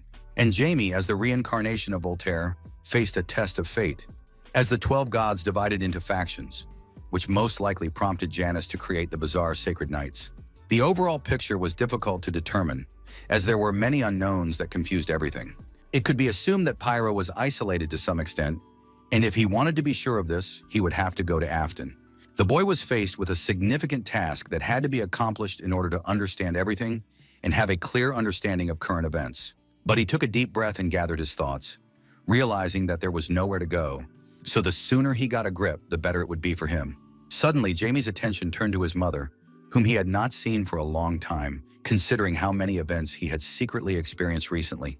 The woman did not understand why her son was so enthusiastic about communicating with her, when at times it was extremely difficult for him. Meanwhile, her son rushed into her arms, as if to show that he really wanted to have tea with her and his sister Sarah, breaking the mold of his usual behavior. She was skeptical because her son usually found it a very boring activity that he had to force himself to do, but now he was almost glowing with happiness. Jamie immediately began to justify himself, as if it had never been true and he had always been happy. Although inside she was filled with doubts as to whether she had guessed his true feelings. Sears smiled and concluded that her son needed something from her, which is why he was trying to appease her, while he simply concluded that he would have to try harder next time. The boy continued to insist that he was just in a good mood, and that none of this had anything to do with his requests. His mother ignored this and simply asked him to finally say what he wanted, because she was ready to listen to him even if it did not play into her desires. Jamie began boldly, saying that he would like to visit his mother's homeland in Afton, and she immediately asked what had caused his keen interest. He lied, saying he had heard there was a mountain with huge water bubbles to make it seem like he had a normal child's interest in the place. He had to wriggle out of the situation in such a way that it was difficult to decide what to do next. The woman remarked that she now wanted to see him behave nicely in order to grant his request. The boy reacted ambiguously, as he did not want to behave in this way for a long time. But if this was the main condition, then he would have to. He explained it to himself this way. He had never given in to any difficulties, like the great dark magician Diablo Wolfer, so he would have to compromise his principles here. So, in a moment, Jamie said he loved his mother and tried to be as nice as he possibly could. She was very happy about this and said that she had no choice but to invite her beloved son to visit the new city, while he reassured himself that it was a sacrifice for the greater good. His mother added that she wanted to go there the following week, which meant that all these efforts were in vain, since he would get what he wanted anyway. The boy was disappointed and did not even understand what he had done to deserve such an honor, which continued to force him to do such things, and he morally threatened Pyro that he would kill her as soon as she became useless to him. When he was returning from tea, he met a holy knight on his way, who asked him what he was doing in this part of the residence. Jamie explained that he was spending time with his mother and younger sister, but it was a mystery to Raz why the boy was sad in that case. He did not want to explain anything, saying only briefly and vaguely that something had happened, morally calling the goddess Pyro names. The man in turn wanted to support him and said that he was sure that everything would work out soon, even though he did not know what exactly was going on. The young wizard did not want to pursue the subject, so he asked what his friend was doing there, and the latter replied that he needed to discuss something with Count Welton. This quickly perked Jamie up, as any information his father might share with the knight was potentially useful to him, and the knight explained that he had informed him of his departure.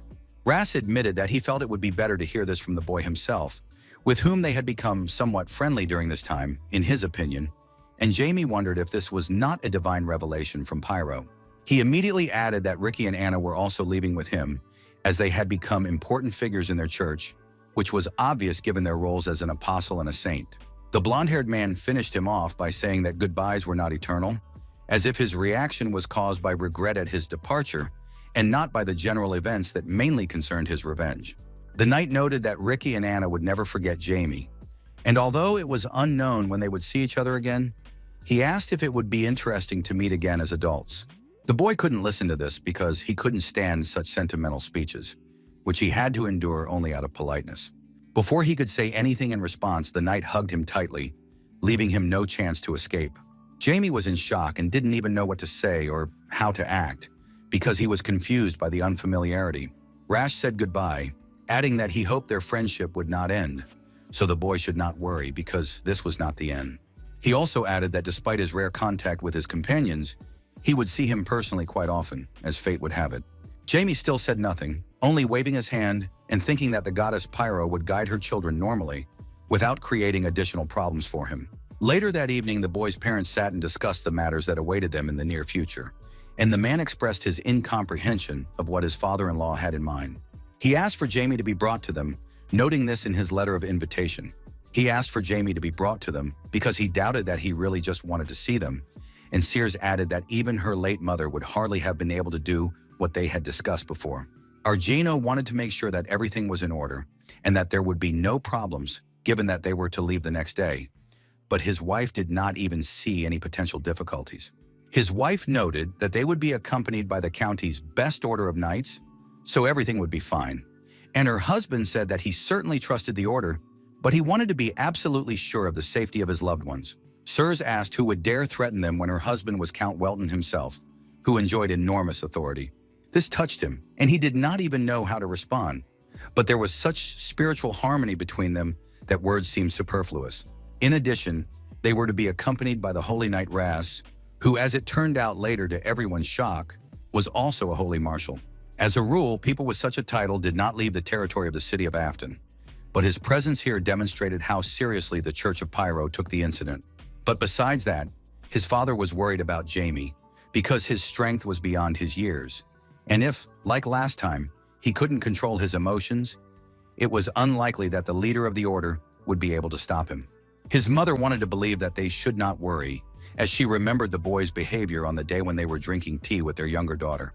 She told him in detail how Jamie had behaved, and they laughed at the thought that they would like to see such a miracle again with their own eyes, because they both loved their son very much. Sears noted that everyone was wrong one way or another, but she still wanted to believe in their son and the best in him. The woman was sincerely glad that they had met before his departure, because spending time with her husband was a joy for her, and because of his position, there were often matters that could not be postponed. Meanwhile, Jamie was training and conquering his own potential, which became his main tool. He finally managed to deal with the sphere of life, as it became a more complicated process due to the fact that he had to grind it into powder, but the effect was even better than he expected, thanks to his painstaking work. It held such potential that once unlocked, he could be sure of victory in any battle. He pointed out to his magical pet that they were lucky, as reaching the 6th rank was now only a matter of time for him, which could not help but please. But at the same time, he still had a long and difficult road ahead of him to return to his previous level of strength. Although now someone like the professor would be no serious opponent for him.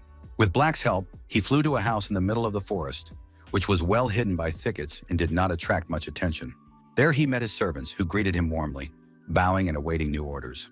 He only briefly mentioned that he was going to the city of Afton, and considering that it was far away, he would be gone for some time, which was important for his assistants to know. The two of them knew where the city was located and understood that the round trip would take about a month, which would mean they would have to lug around axes since they were foresters. But Jamie did not accept any objections, as they were his servants and had to obey his orders, not argue about their own fate. Still, they had no reason to worry, because this time he wanted to take them with him so that he would have people nearby who could carry out his tasks. The boy suddenly remembered something he hadn't used in a long time, but always had in reserve, and generated a sphere of mana in his hand. Isart was curious about what this scary thing was that was worth being afraid of, considering the potential power it gave off. The two asked sharply what it was and how to understand what they saw before them, as it remained a mystery to them. Finally, Jamie said that it was his undead storage, which was completely subordinate to him. In other words, it was a new home for the two who were his personal servants through the use of techniques that allowed for it. Azart briefly noted that he had no particular desire to live in such a frightening house, since they did not fully understand the context of this dimension that Jamie saw. The boy silently noted that no one had objected to such a house before, so he either had to show them their place or come up with something to get out of it. He decided not to make things difficult for himself and told them to talk less and finally go inside. As much as they didn't want to at first, they had to obey the boy's orders because they were completely dependent on his will. Jamie concluded that the two were very interesting and amusing, that their emotions were so clearly expressed, which made them potentially very useful with the right training. Once they were inside, Azart turned to his companion, noting that the owner called it a storage room because he didn't expect anything good, but it wasn't so bad, and it was even more spacious than he could have imagined. Suddenly, they returned to the room and told the boy that, while they were in the vault, it seemed as if something was filling them from within, and he briefly added that it was the primal power. It was a place that consisted only of his power, and the undead who took part in the rebellion against the gods absorbed it and were strengthened by it. The two doubted whether they could behave freely with a master who looked like he was not going to babysit them. He rightly asked if it wasn't too difficult for the master, as it required a high level of concentration and energy that was constantly being expended in the background. Jamie ironically asked if he was worried about him, but the servant immediately apologized and bowed, as if he had misjudged him, although the boy immediately noticed that if it had been a burden for him, he would not have shown it. Azart was much less polite than his friend, and enthusiastically asked if he could make them stronger if he had the opportunity. The young man laughed and told him to back off, as it was too open and bold a desire for someone like them, who were not yet of primary interest to him. The next day, they were supposed to set off for his mother's hometown, which Jamie was really looking forward to, so he could take care of all his business. But suddenly, as they said goodbye, he was met with an extra dose of hugs and affection that he didn't even dare to expect, since they weren't that close. Argento didn't really pay attention to his words and hugged the boy with all sincerity, because he understood that this trip would last long enough for him to miss his son. The man said with complete seriousness that he must protect his mother, sister, and friend, because he understood that with the level of power he possessed, it was not just a formality. As Jamie walked away from this unexpected interaction with his father, he emphasized that he was counting on his son and wanted everything to go smoothly. He hugged him again goodbye and wished them a safe return. Jamie had no choice but to agree, and simply thanked his father for caring so much about them, demonstrating his involvement in family affairs. Several flags gathered around their carriage, signifying an additional order to protect them on their journey. Jack O'Brien addressed the Order of Fear, wanting to tell them the plan before they began their journey. At the same time, Ricky, who was sitting with his younger sister Anna, noted that he really wanted his fellow knight to go with them, but that was impossible because he had volunteered to be their escort. Jamie listened carefully to their travel plan and concluded that they wanted to take the safe route, even though it would take a little longer. While he was thinking about all this, his younger sister had already fallen asleep on her mother's lap, as she only had to sit down in the carriage to feel sleepy. After resolving all the organizational issues, they finally set off on a journey that was supposed to be quite peaceful.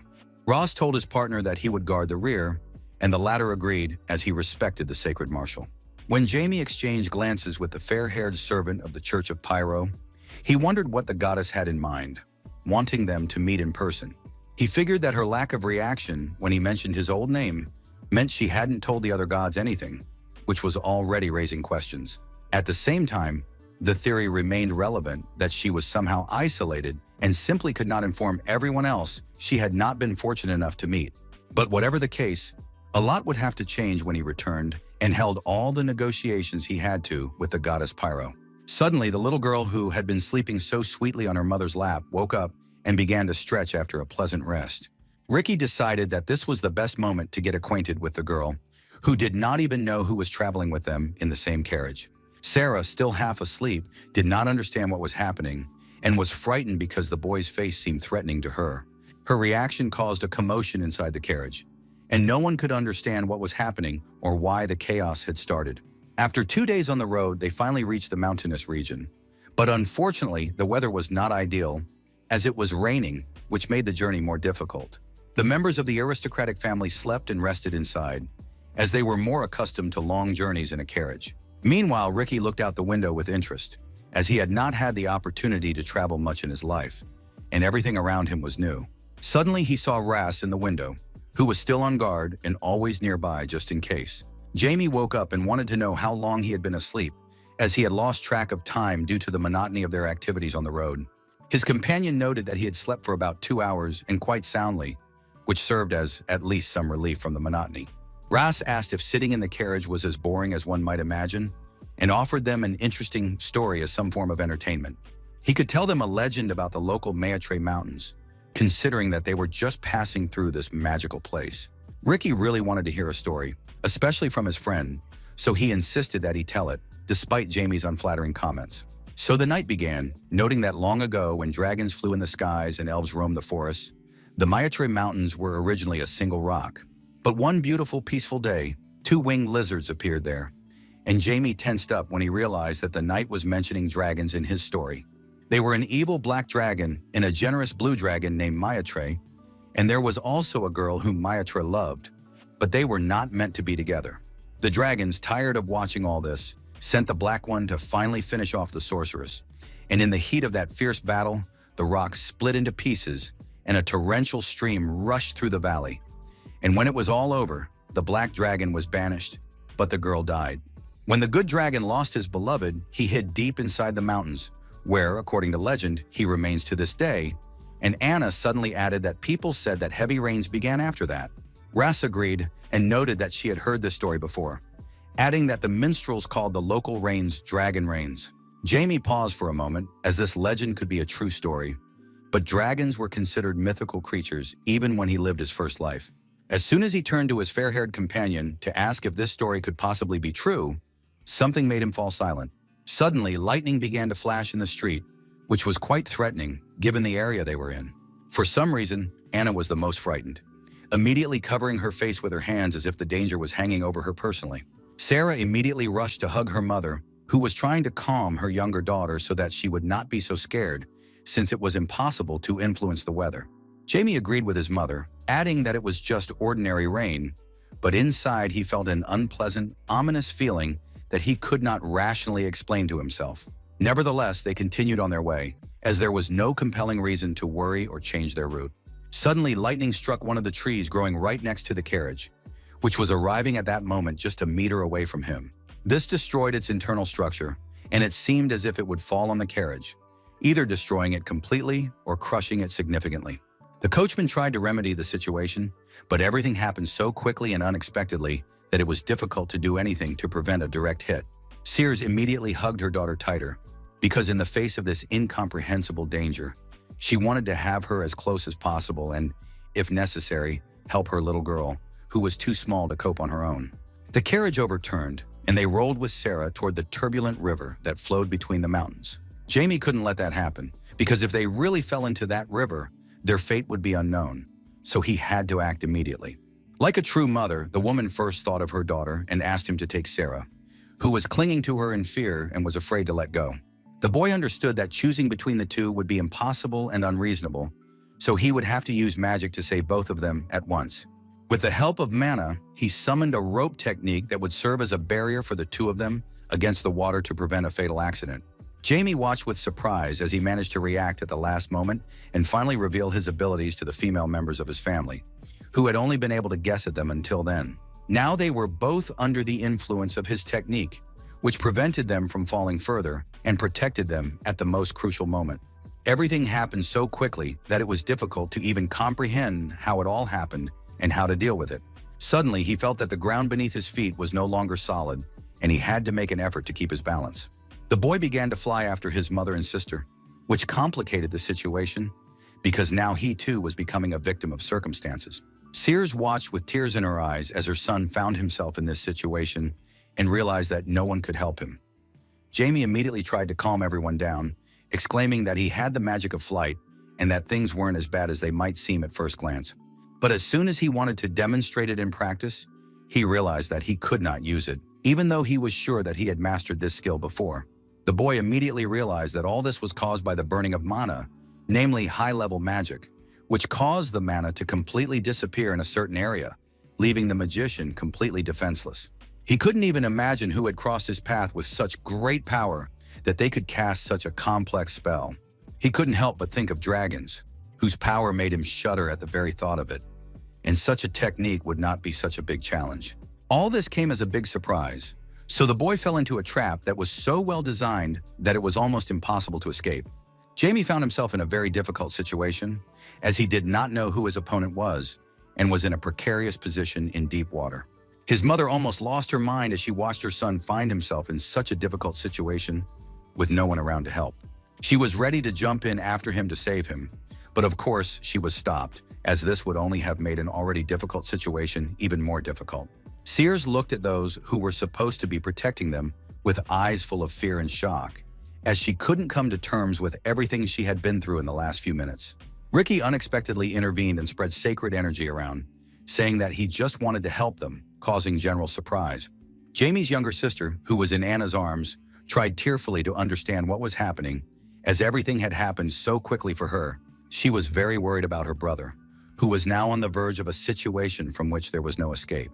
Rass ran up to Mrs. Welton, realizing that it might look like an attempt to calm her down, but he was sure that Jamie was all right. He continued, explaining that he knew how strong her son was, so this optimistic outlook could become a reality. The knight explained that the currents could be very dangerous, but once his magic returned, he would be able to get out completely unscathed. But in order not to risk everything, he noted that he would still go down, since it would not be difficult for him to return safe and sound as a holy knight. Suddenly, the one who helped him guard the aristocratic family intervened and pointed out that these streams would be dangerous even for him, so the risk would be significant. The fair-haired man asked for 3 hours, promising that he would return in good condition. Sirs was not in the best mood, as she did not know what had happened to her son, so she responded to him very uncertainly and did not want him to put himself in danger. Finally, the woman gave in and asked him to return with her precious son, as her family was her greatest treasure, whose fate was now in question. The knight accepted this order and promised that everything would be done, kissing her hand as confirmation of the seriousness of his intentions. Meanwhile, in an unknown place that looked like a natural shelter from prying eyes, events were unfolding that were much more intense than those among the Weltons and their company. Jamie finally opened his eyes after being disconnected from reality for a period of time and was able to orient himself to what was happening around him. He couldn't even imagine where he was while being bound by magical shackles on his hands. The boy couldn't understand where he was, what was happening, or who had decided to attack him in such a calculated way that it was difficult to fight back. Unexpectedly, someone spoke to him, as if he had finally woken up after his blackout, which in the attacker's opinion had lasted an unreasonably long time. In front of him stood a girl in strange clothes who asked if he was a dragon, looking as if all the circumstances around her were commonplace. Jamie did not immediately understand why she was asking this, as he did not think he looked anything like one, and she confirmed that he did not resemble such a creature. She explained that as soon as she saw him, she realized that he was close to him in terms of strength, but that didn't mean anything, so he shouldn't get any ideas. The guy noticed that during this short conversation, he felt a certain hostility from her, which already made him wary. The girl was interested in how he, being an ordinary person, possessed such high potential, and the form of his mana and its use were very reminiscent of dragons. She continued, explaining that human breath mana was terrible because humans were stupid and weak, so they were incapable of even equaling dragons, while Jamie wondered if he resembled them in any way. Still, she felt that he was different, so she assumed that he was from an elven tribe, but immediately dismissed the idea, as even the tallest elves were no match for dragons. Jamie was indignant that he was stuck here because of her, so he wanted to find out why she needed him rather than think about the nature of his power. She was equally dissatisfied with his behavior, as she did not understand how he could remain so bold, even while bound by chains. The boy did not give up and said that it would be better to ask why she was so despotic and arrogant that she mistook an innocent person for a dragon and kidnapped him. For him, everything fell into place, and the sudden rain, the lightning that struck near the carriage, and the burning of the mana were far from accidental, but rather a well-thought-out plan. The girl decided not to argue and said that he was right, because she just wanted to drag him here to see everything with his own eyes. Jamie was more annoyed that his sister and mother had almost been hurt because of her actions, and he couldn't forgive her for that. Suddenly he interrupted himself and wondered why he was so angry if these people had been nothing more than a burden to him all this time, something he simply had to put up with. But now was not the time to be distracted by such thoughts, so it was better to focus on the personality of his mysterious opponent. He decided to change his strategy, so he said he wouldn't bother her with stupid questions, but asked her to remove the shackles that were preventing him from fighting back. Without hesitation, the girl refused, arguing that he looked very funny in that position. His opponent openly mocked him, and when he reacted with dissatisfaction, she commented that she liked it even more, so she didn't want to release him at all. Jamie noticed her character, which made her like to laugh at people, showing that she was a blue dragon, Maitreya. Blue dragons were the shortest and kindest to humans, comparable to human affection for cats or dogs. And if he had encountered a red or black dragon instead, which were known for their cruelty, the situation would have been worse. Because of this, it turned out that he was really lucky, but he still wanted to find out why she had kidnapped him if she had mistaken him for a dragon. Jamie tried to get his bearings and finally come to some meaningful conclusions as to why this was happening to him at all. But she suddenly changed her expression and briefly remarked that she was going to kill him, in such a matter-of-fact tone as if it meant nothing. He tried to joke it off, wondering at her thirst for blood, and asked her to let him go this time, but it was not very successful. The guy found himself in a situation where he was completely dependent on the decisions of his opponent, who treated him with ironic ridicule without any explanation, which was quite problematic. She enjoyed leading him on and pointing out that she could afford to do so without any significant consequences for herself. The dragon noted that if she used him as an ingredient, she would surely be able to create a masterclass in Sparta, which was an artificial form of life created by dragon power. Jamie thought that it would be higher than the title of master if he had such a valuable specimen as himself. But he quickly interrupted himself as he was on the verge of death and had to come up with a solution to the situation. So the boy asked Nuna why she wanted to kill dragons, which immediately alarmed her, as it seemed too familiar to her given the circumstances of the dialogue. Later, he decided to play on her feelings of love, as he thought it might be caused by her feelings for a man. Before he could finish, her hand reached out and dispelled the magic that was holding the guy in limbo.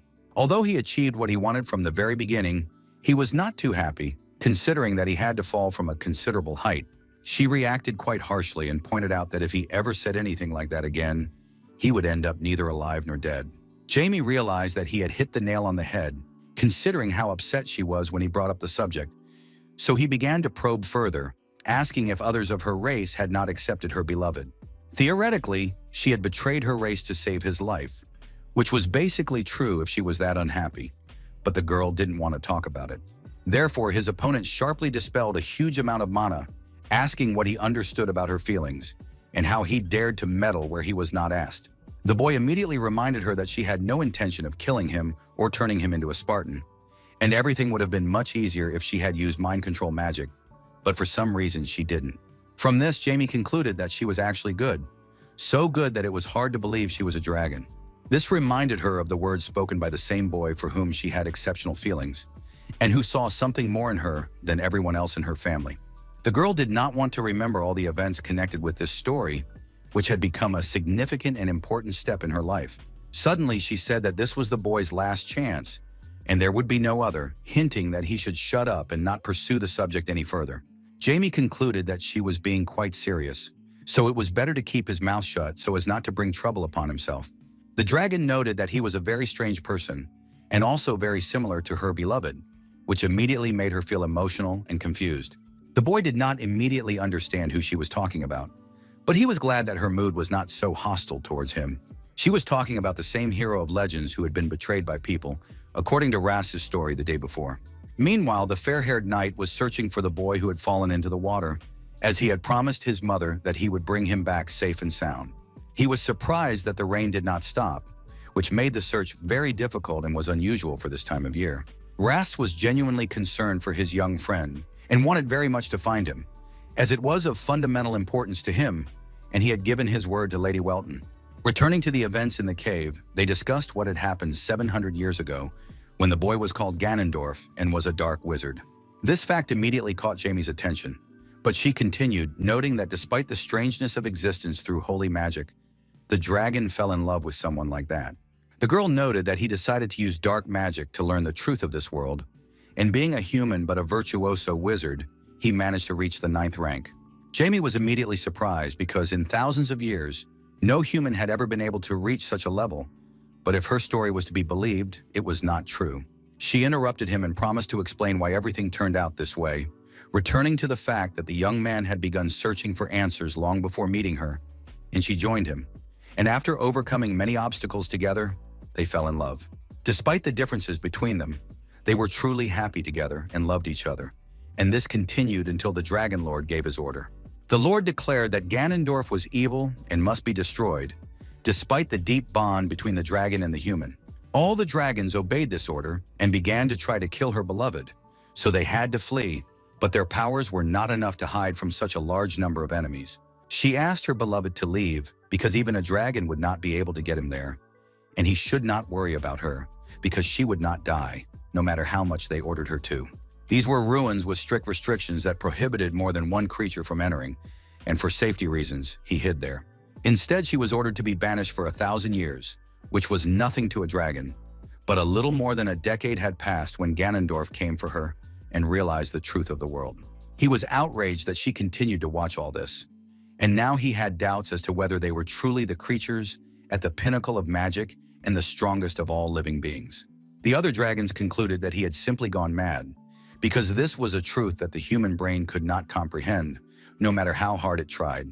But in the end, the boy saved her, and they hid in this huge mountain to escape the persecution that would inevitably follow her disappearance. Very little time passed before her beloved died, and the whole story lost all meaning for her because he was her reason for living. At first, the girl thought that it would be better this way and that he would be more at peace, but it was all an illusion, a way for her to ease her own grief. It was difficult for her to remember this, let alone recount it, starting from the most pleasant to the worst moments of her life. In addition, members of her race began to erase everything that was in any way connected with the boy, whether it was records about him or people who had met him, who now lay dead at the hands of dragons. Jamie understood that this was the truth that the dragon wanted to hide because he understood too much for a human mind. The girl continued, saying that in order to protect the remaining memory of him, she would have to make certain sacrifices. She said she had to stay here to protect what was dear to her, despite any external circumstances working against her. Now Jamie could understand that the dragons had indeed done this, and it was now clear why he knew nothing about it in his past life, as all the data had been destroyed. When he realized his rebirth, the first thing he did was look for anything related to it, but all these records seemed to have disappeared, which looked like a deliberate act. Continuing the search was simply pointless, as if someone had deliberately removed all traces of his past existence. But after hearing this story, he could understand that someone had carefully erased all mention of the boy, as well as himself, and most likely it was the dragon god Brahma and his relatives. Ganondorf was a wizard who had reached the 9th rank of magic in order to find the truth of this world, and it remained unclear why he had gone so far in his search. Now he assumed that the tomb of the boy who had died under such strange circumstances was located right where they were. The girl asked what difference it made to him, since he was a stranger who had nothing to do with this story just a few minutes ago. The guy explained that as someone who was involved in magic, he wanted to honor him, which didn't seem like a fake reaction.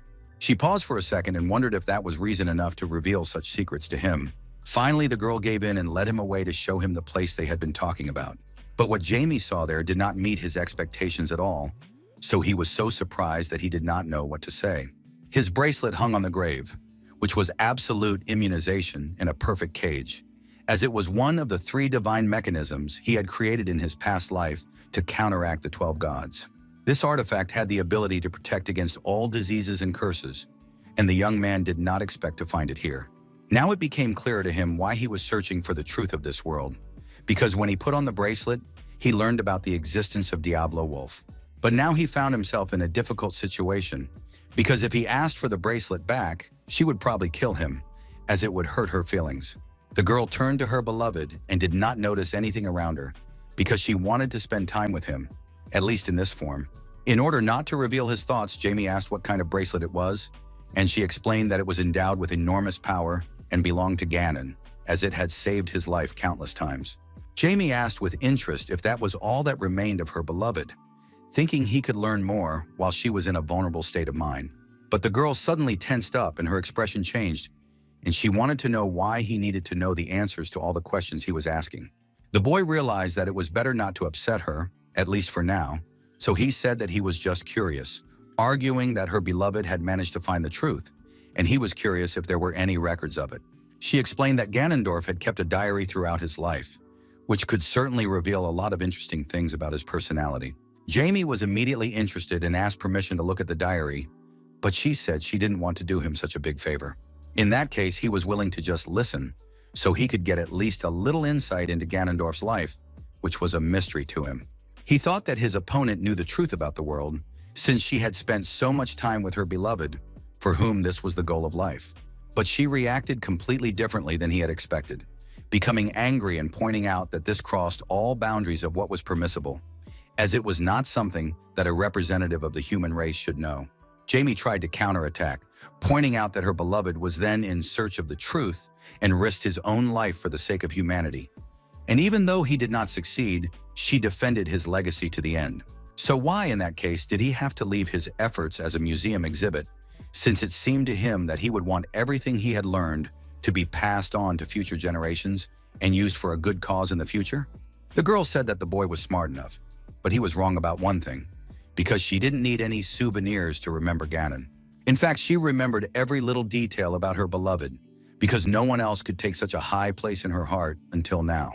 The boy immediately remembered the words of his beloved in his past life, who asked him not to forget her under any circumstances. In order not to give himself away, he decided it would be better to say that he simply did not quite understand, and she explained that he was too young for such serious matters. Finally, he saw the very book that contained Ganon's memories, which could be very useful to him.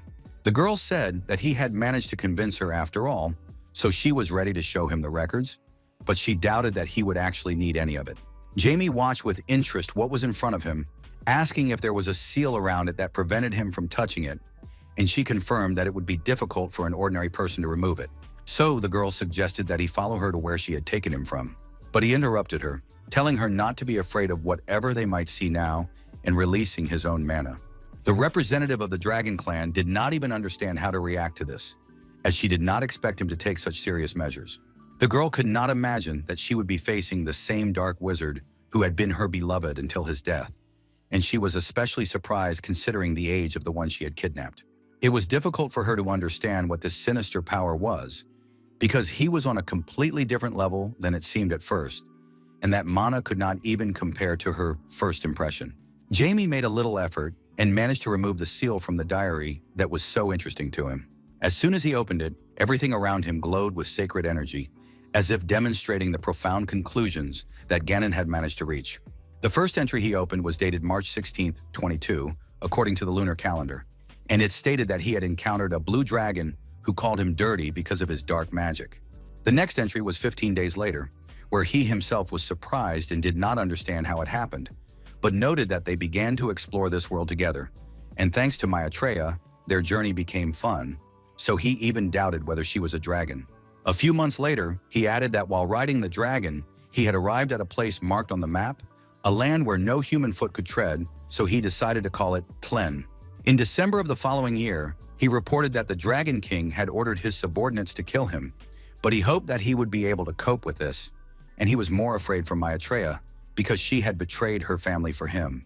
He wanted to let her go, but he couldn't because he loved her. And in the next entry, 20 years later, he recounted how he stood over the grave and wondered what kind of battle he had been involved in. The date was engraved on the grave in front of him, which was 65,966 years ago, which was a whole history. A few months later, they settled in a certain mountain where it was safe and they could hide from persecution, at least for a while, after which they planned to go to Harmoon. In fact, it was the place written at the bottom of the tombstone that had so intrigued him. And even though this land no longer existed, he wanted to understand its meaning. The young man believed that there must be something there that would reveal certain secrets to him and bring him closer to the truth of life.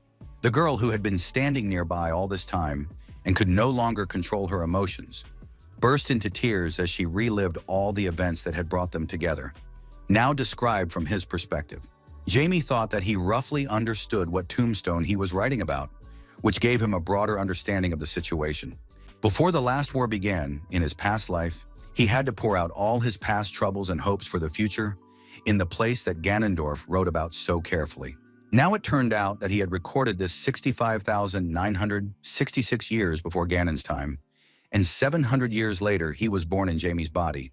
As he knelt down to give the notes to her beloved dragon, he wondered where the place was that they so wanted to get to. According to what he remembered from his past life, he had declared victory and left everything as it was, and he did not remember writing about this place anywhere, unless someone had visited this tomb before Ganondorf. Although the situation now seemed quite confusing, he was very glad that everything that had happened to him in the last few hours had happened and allowed him to expand his range so much. In addition, Ganon deserved praise for discovering the hidden truth about the 12 gods with a single perfect cage, even if he had learned about it 60,000 years ago. Now he was completely confident that he had returned to Earth in Jaime's body to destroy the 12 gods and give humanity the freedom they deserved. It turned out that everything he had done in his past life was now the basis for his actions in this one, pointing to an ironic cyclicality. Meanwhile, Maitreya was still distancing herself from the records because they said that he loved her, even though he never said so personally and always got nervous when she clung to him. Jaime turned to her and reminded her that if she realized this, then the boy would always live in her heart, and that was more valuable than anything else. Because no matter what, he would be there as long as she remembered him, no matter what was going on around her. The dragon, with a warm smile and teary eyes, noted that he could say nice things even though he looked like a brat to everyone around him. He understood that now was not the best time to argue, so he decided to accept these words and not start any additional scandals. Maitreya assumed that it would be just wonderful if she had the opportunity to return to those times, since she could not return to reality from her memories. Jaime tried to reassure her that such thoughts come to everyone at some point, although he himself had gone too far to think about such things. She abruptly stopped his hand because she wanted to know something that had been lost somewhere between the sentimental confessions. The girl rightly pointed to the black mana that Jaime had used in front of her and wanted to know if he was really a dark magician. The boy wanted to joke at first, saying it was ordinary magic, but she understood that this was not true and, to be fair, noted that they had also tried to use dark magic to remove the seal. Jaime was immediately surprised that she had the skills to use dark magic, but she immediately refuted this idea as it would conflict with her nature. Maitreya explained that instead, she had brought someone who knew about it, and the guy immediately realized that they had not come here of their own free will. She continued, saying that their views were quite similar, and if he didn't want to die, he had to follow her, so he was very interested in listening to her, even though it was usually called kidnapping with threats. But no matter how hard they tried to remove the seal, they simply couldn't do it, and it remained that way until Jaime appeared with his mana. The girl didn't want to admit it, but it was really true, as if the power her beloved sought was not of this world. Jaime realized that the situation was not such that he could remain on the sidelines, so he promised to tell her the truth, pretending to be a magician who was fulfilling Ganon's dying wishes. She immediately doubted him, considering that all that remained of the boy was here, and how could someone who had never met him fulfill his dying wishes? But he said that even though he had not communicated with him directly, he had still managed to learn that they were working toward the same goal. From this, the boy concluded that he was not exaggerating when he said that he was fulfilling his dying wish, until she fell to the ground, unwilling to accept the whole situation. The only thing that interested her at the moment was whether he was going to fight the 12 gods just like Ganondorf. Jaime hesitated a little, as he didn't think the boy was involved in anything like that, but he had to keep up appearances while she said that with the help of the diary, she was able to learn something about it. He was angry at the 12 gods and hated the dragons for cooperating with them, and if he tried to achieve the same goal, disappointment awaited him in the end. Before she could finish, the boy said that he was indeed going to challenge the 12 gods, no matter what it cost him. The girl confessed that she also hated the 12 gods and dragons, and that the boy in front of her would soon be able to gain power comparable to that of a dragon. It had to be taken into account that there were as many as 12 beings who possessed similar abilities, so she asked him to live as a simple man for his own good. Jaime ignored her plea to give up, and remembered that long ago there was a man who had challenged the gods and had many followers, but they had all either died or betrayed him. In the end, he lost and was locked away in the realm of eternity, even though he promised to return no matter what it took, even if that opportunity arose in the distant future. And despite everything, he did not give up. At that moment, it seemed that nothing could change the situation, and he was simply forced to accept it. Although Jaime remembered the feelings of complete devastation that overwhelmed him at the moment of defeat, he had to put that aside. That's why he believed he couldn't back down, because it had been too long and too hard a journey to give up so easily. The girl's face showed confusion, as she began to feel that the situation was not at all what she had imagined from the beginning. The boy continued that Gano and someone from ancient times, and those who surpassed him and were even born after his death, had one desire that would not come true until the 12 gods were destroyed. The girl decided not to comment on these words in any way, and simply told him to follow her, where she could convey everything she could. Maitre thought that if this boy was really the reincarnation of the same person, then Ganondorf would surely not be against her actions now. Jamie asked if she really allowed him to take the amulet, and she only said that he should hurry up before she changed her mind. The boy blushed at how lucky he was and promised to be very, very careful with it.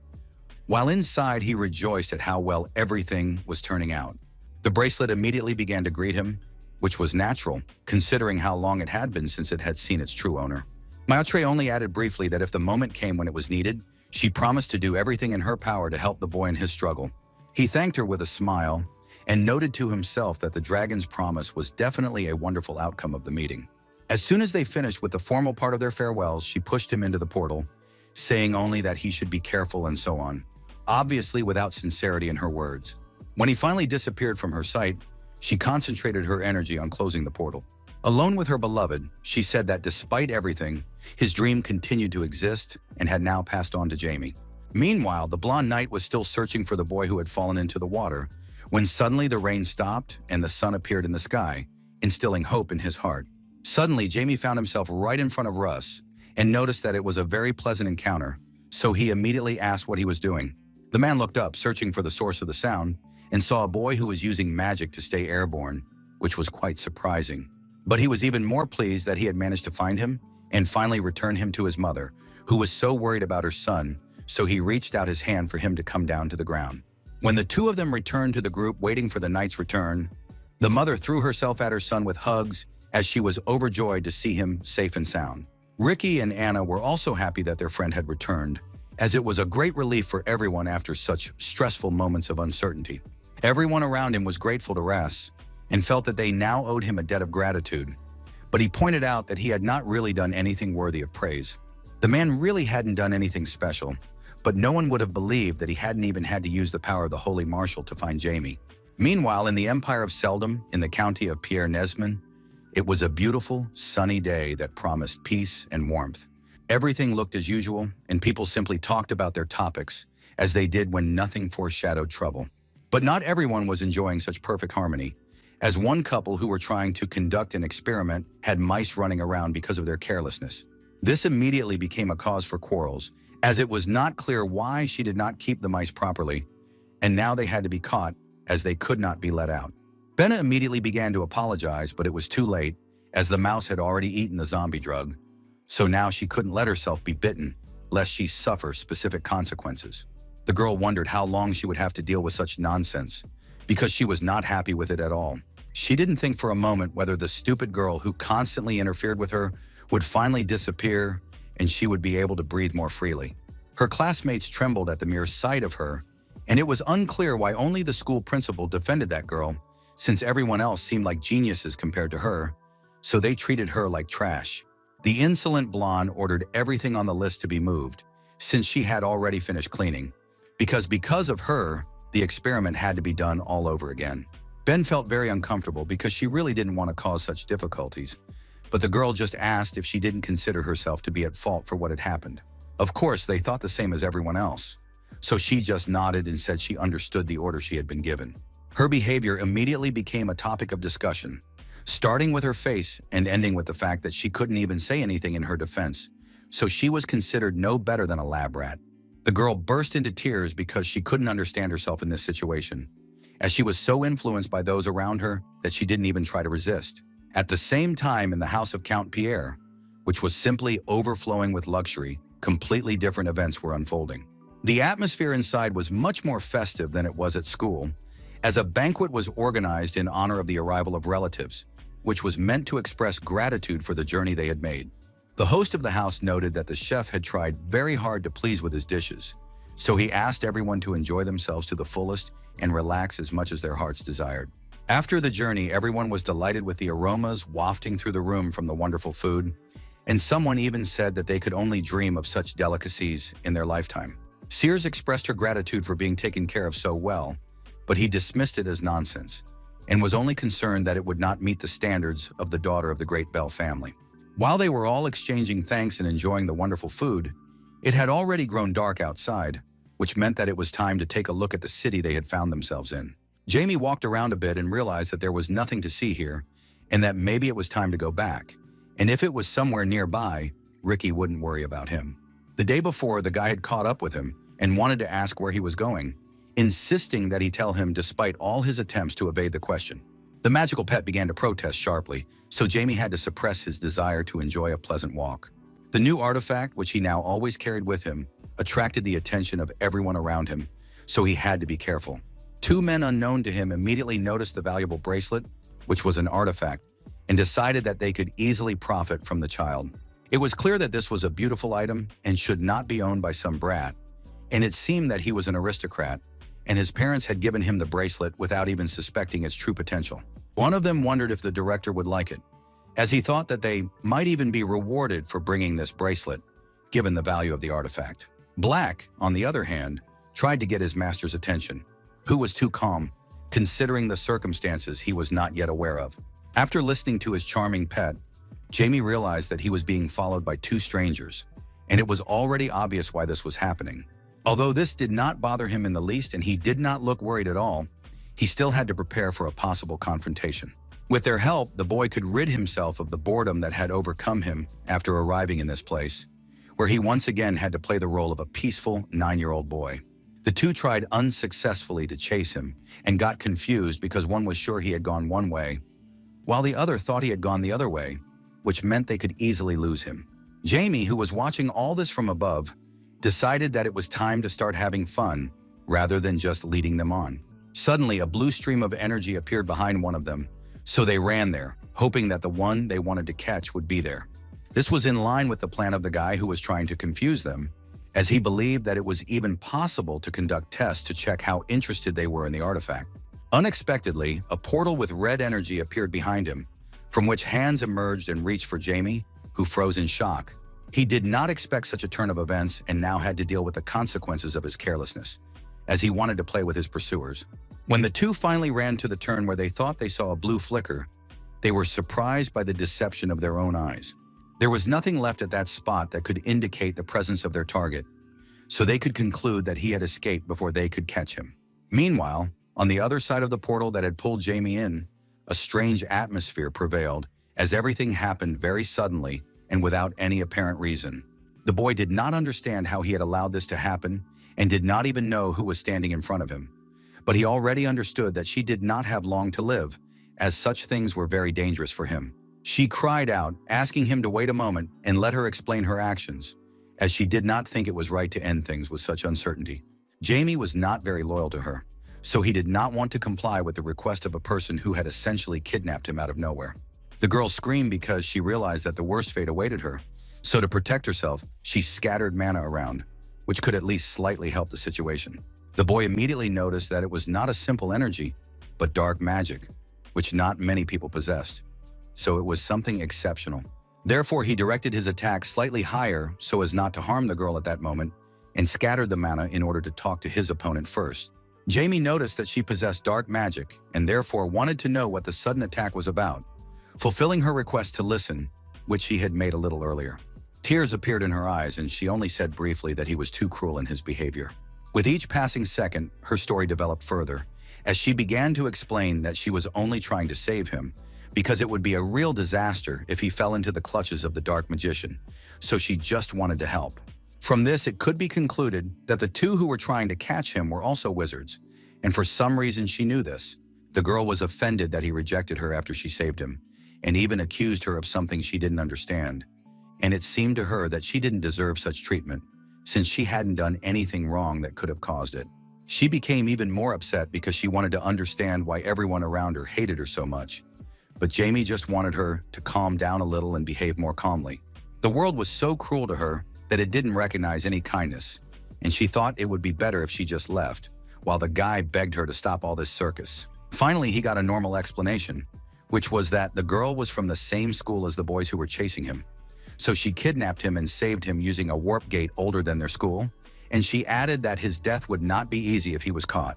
The girl said that even if he was a child, it would be bad if they conducted experiments on him. But now she was a little confused because she didn't understand if he was really as old as he looked.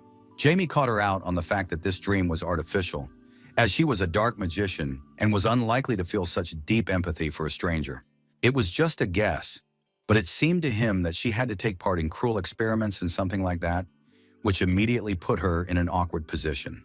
He found it funny that she was asking him to see her as a person who stood on the side of justice, just because she had saved him from uncertain safety. The girl immediately lost her resolve and began to justify herself, as if she did not want to become a dark wizard, but it no longer mattered in their conversation. Jamie asked her not to humiliate herself with excuses and called her a scumbag like everyone else, which sounded unacceptably rude to her. She categorically did not want to accept this reality because she really did not like tormenting living creatures, no matter how it looked from the outside. She tried to convey to him how painful it was for her to just watch what was happening, and every time she stained her hands with blood, she felt as if she had cut her heart out of her chest. He immediately interrupted her and asked her to listen to him carefully and not to interject with her comments about her pitiful fate. His next words simply destroyed her, as he said that he didn't care about any of the excuses they had tried so hard to come up with. Suddenly, the girl stood up, asking if that was all he wanted to say to her, and if so, she wanted to say goodbye. Unexpectedly, instead of an answer, she received a blow to the forehead, which put her in her place and stopped her from any rash actions. She fell to her knees and just wanted to understand what awaited her next, as all this resembled the everyday life that came to her from communicating with people who considered themselves superior. In a split second, an invisible wall appeared in front of her, restricting her movements and preventing her from leaving, no matter how much she wanted to. Jamie wasn't going to let her go so easily, because he still had a lot of questions to ask before saying goodbye to the stranger. He didn't understand where she was trying to run away to, so he wasn't going to find a solution to her problem, but rather ask her about everything that could help in the future. Meanwhile, in the other part of the house, people were looking for the girl, asking her future colleagues if anyone had seen her. The man who was interested in her presence was the director of the garb school, and he couldn't understand where she had gone, since there wasn't much time left before graduation. While he was searching, they talked to Jamie, who still hoped to ask her more questions to understand what was going on. Vina told her story, and the guy just tried to understand how she remained faithful to them, while the girl pointed out that he simply could not understand this feeling, because despite their anger, she had spent more than 10 years with them. Jamie came to only one conclusion from this. He had no other choice but to act according to proven methods. As he said this, he scattered some mana around him, which showed the girl that he also possessed black magic, although she did not expect this at all and was genuinely shocked. It was difficult for her to believe what she saw, because this black magic did not cause any discomfort or soul-destroying feelings that ruined her life. The boy brought his hand to her face and transferred the effect of his energy to the girl, who was still trying to understand how black mana could awaken such a blissful feeling inside her. Jamie turned to her and said that if she had changed her mind, she should let him know, because if something went wrong, her brain would turn to mush. She was still trying to understand how his energy could affect her in such a way, and why he had managed to change the overall effect from negative to positive. When he really wanted to understand, so she grabbed his hand, stopping the effect of the technique that had influenced her consciousness. The guy was immediately surprised and asked if she really thought he would let her go if she behaved like that. Just as he was about to threaten her that she might lose her ability to think if she behaved like that, she interrupted him and asked the stranger to take her as his student. Jamie's expression immediately changed, and he didn't even know how to respond, as it was completely unexpected in the atmosphere they found themselves in at that moment. She tried to ask him again because she was really interested, but the guy quickly refused without even trying to listen to her request to the end. Now Jamie found himself in an awkward situation, having to somehow respond to Vanna's impulsiveness, who changed her intentions so quickly that he couldn't keep up with her. The girl rushed to hug him, saying that her parents had died 10 years ago in a disaster, so she had to become a dark wizard because she had no other choice. The experiments in which living creatures were sacrificed were simply horrific, and her companions condemned her for her pity and treated her like trash. But even after that, she was not determined to escape. Vina briefly admitted that she was a brat and a hypocrite, but asked him to help her end it all right now, because the time had truly come to put an end to this era. Jamie had to listen to all this, but he still didn't understand how it was related to his studies, as he had no intention of providing such services. His expression changed abruptly as the general information became too much for him, so it was time to leave. She briefly hinted at his black mana, which was not created through sacrifice, and that was why she was interested in such power for herself as well. The guy smiled ambiguously as he listened to the sources of his mana, and noted that sometimes the purest darkness can sprout into existence. Instead of agreeing to this proposal, he only said that she was mistaken, which immediately disappointed her. In addition, Jamie added that he was not at all eager to engage in the activities she was hinting at. When the boy left the room, which he had entered of his own free will, he thought about what she had said to him and tried on the role of a teacher. Based on the girl's memories, there were more than 20 students at her school, and Principal Garba specialized in curses. Jamie became curious about how much had accumulated during his absence, so it would be worth checking the place he had left. Therefore, he decided to check everything himself in order to examine the situation from different angles and make the most of it. Meanwhile, in another place, the same experiments were being conducted, which went beyond any limits of humanity and caused living beings to suffer so much that it was difficult to watch calmly. The students watched all this with inspiration, noting that they usually pray for death, while the other asked if the removal of the curse would affect her speech. The conversations between them were difficult to comprehend for someone who was unfamiliar with black magic and could not imagine conducting such experiments, especially so often. One of them noted that they would soon have quite a few new test subjects, so there was hope for some wonderful experiments. While Jamie, who was watching with his equipment, was surprised that they had the audacity to cause such chaos within the walls of the academy. They were really excited and thought that conducting experiments on people was so cool that everything else paled in comparison, especially when he observed the speed and quality of the results obtained, while his friend disagreed because in his opinion, it was just a way to have fun. Jamie could only draw one conclusion from this. It was as if black magic had fallen so low that it was hard to even look at, considering the conditions in which he studied. In the past, he had sacrificed a few lives to challenge the 12 gods, so he didn't have much right to judge them. But at the same time, the question of why black magic was created was relevant, and if you get really lost, it was all specifically for the destruction of the gods. So he simply had to abandon his humanity and bear all the sins associated with it. He understood that if you were going to sacrifice lives, you had to be prepared for a similar solution for yourself and accept it with due courage. When he learned a little more about what was happening at the academy, he wanted to move on to other matters that were also quite important. The young man thought that if the seeds he had sown had sprouted and turned into monsters, then perhaps he should deal with that as well, reaping them himself. While he was dealing with his affairs, the academy was filled with the atmosphere of ordinary, everyday life, which would seem extremely cruel to people not involved. No one around noticed the presence of a stranger, so they behaved as usual. Vina was worried about where Jamie had disappeared to and thought that he needed to be found and taken away from there as soon as possible. She was forced to snap out of her thoughts by the people who were again picking on her, pulling her hair and thus demonstrating their superiority over the girl. The dark-haired woman defiantly asked where Ven had been, since she had been dawdling for so long and had been unable to fulfill her request. At the same time, she had to admit that it was quite fast for a reject of her family, so she wanted to know how she managed to pull it off. But the girl, who was trying to get rid of control, said she had forgotten. This answer did not satisfy the academy student, who considered herself superior to Ven and allowed herself to mock her as she pleased. Because of this, she defiantly asked if the girl had become too relaxed lately, because she understood that she could make her life unbearable. Without waiting for an answer, screams rang out in the room, indicating the opponent's cruel behavior towards Ven. But she stuck to her guns and asked if she looked like a clown at all, to show that she was not going to give in to Venna, and Venna did not understand why she was acting this way. She decided that she had to crush a bug like that at least once to show her how to behave and not try to contradict others. Venna looked at her with eyes full of fear and begged her to stop and not do anything impulsive, as she was ready to apologize to Hilla. But this did not affect the decision of her insolent classmate, who believed that she should get rid of the trash that dared to harm her and use the technique of testing with pain. The girl immediately fell to her knees to apologize and promised that she would never forget her words again, because she did not want to get into a fight in which she would have no right to resist. In fact, she had already come to terms with her fate and was ready to accept it as it was. But a glimmer of hope remained in her, hinting that everything could turn out differently.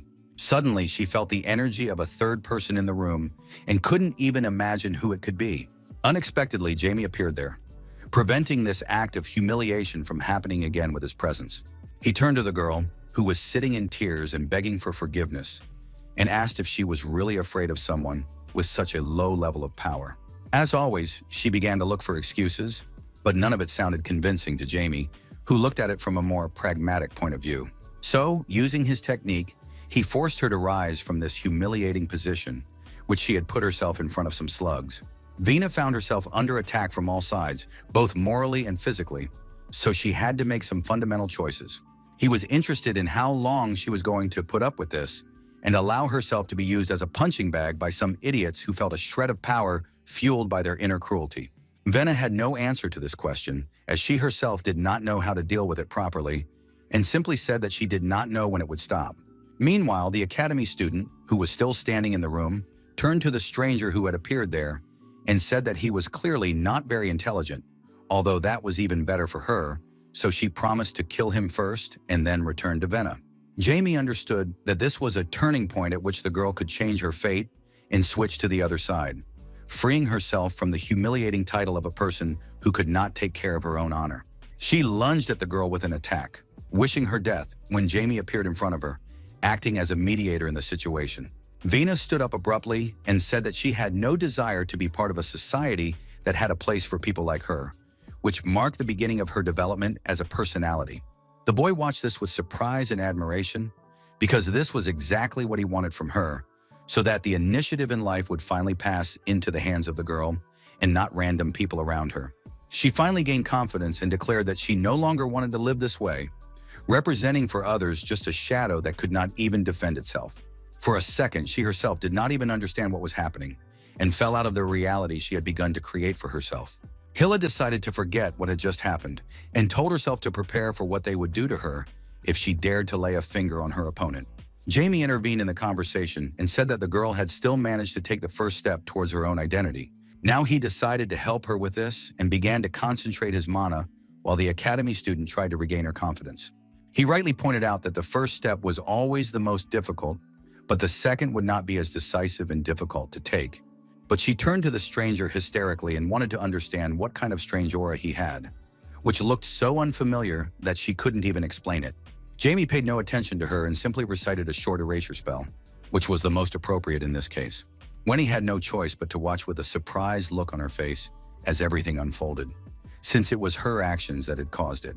Suddenly, such an outburst of energy caught the director's attention, and he jumped up from his desk in surprise and delight that it had finally happened. A frenzied expression appeared on his face, and he finally realized that the Valkyrie had awakened because the conditions necessary for controlling her personality were too excessive, and he was afraid that she would never wake up after all. All these years, he had to make her life hell just to get everything the way he wanted it.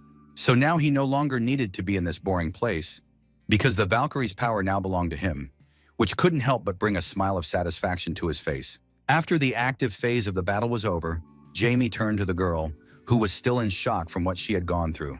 She immediately began to apologize, which made the boy even more surprised that someone so shy was a Valkyrie. She was a high-ranking angel, better known as a warrior angel because of her immense power, which was enough to wage war against the gods. However, this led to their disappearance, although fortunately, they managed to avoid extinction and hide in places inaccessible to the 12 gods. The boy concluded that this was the work of Director Garba, and in order to make her easier to control, he suppressed the girl's personality for a very long time. This was because the Valkyries were a race that was terribly disobedient to anyone, and it was probably done to make it easier to restrain her after her powers awakened. Although it was none of his business, he still didn't like it when the girl kept trying to apologize and couldn't figure out what was wrong. Suddenly, a red alarm sounded, and the girl assumed that it was because the unknown guest had been identified after all, or even decided to give his name, and said that in any case, they had not caught him. An order was given to everyone on the academy grounds to bring Ven to him, allowing minor damage to be inflicted. The girl couldn't even guess why the director needed her so suddenly, but for Jamie, it only confirmed his theory. Chaos reigned inside the academy, as everyone wanted to complete the director's task as quickly as possible, because it would affect their standing among the students, and one of them noticed that he heard some suspicious sounds in that direction and tried to direct everyone there to deal with the situation. Jamie asked the girl what she was going to do now that the vicious circle had finally been broken. With tears in her eyes and surprise at herself, she said that she was now a completely different person, as if summing up all the events of the last few hours. The boy couldn't argue with her on this point and simply confirmed that it was indeed true, whatever she meant by it. So he dispelled the aura around him, which had filled the room so quickly and carefully that she could only hide with such skill. Winnie still had to understand why he was doing all this and why his attitude had changed so quickly compared to when they first met. Jamie decided to repeat his words, reminding her that all this was part of one big journey that lay ahead of her. He hinted that the time had come to take that second step and assured her that it would not be so difficult for her now. But before the situation could be resolved, the academy students rushed into the room, unable to believe that she had dared to defy their will. One of them was the most active and tried to convince the girl to return to the side of those with whom she had spent the last 10 years of her life. Jamie did a quick analysis and figured out that she'd been brainwashed, which he told her with a smile. He had barely finished speaking when, one after another, the same students fell to the ground, stopping in their tracks. The boy explained that she had no will of her own and that it was entirely possible that she had long ago been the principal's errand girl, carrying out all his tasks. Venna listened to him carefully and was able to draw her own conclusions. Because lately her life had seemed like hell, and it turned out that there was a reason for it. This could only mean that the way they communicated with her was an order from the school director, who had brainwashed them and did not allow them to act otherwise. The students decided not to give up and began to use the magic they possessed to get rid of the stranger, who would certainly interfere with the principal's orders.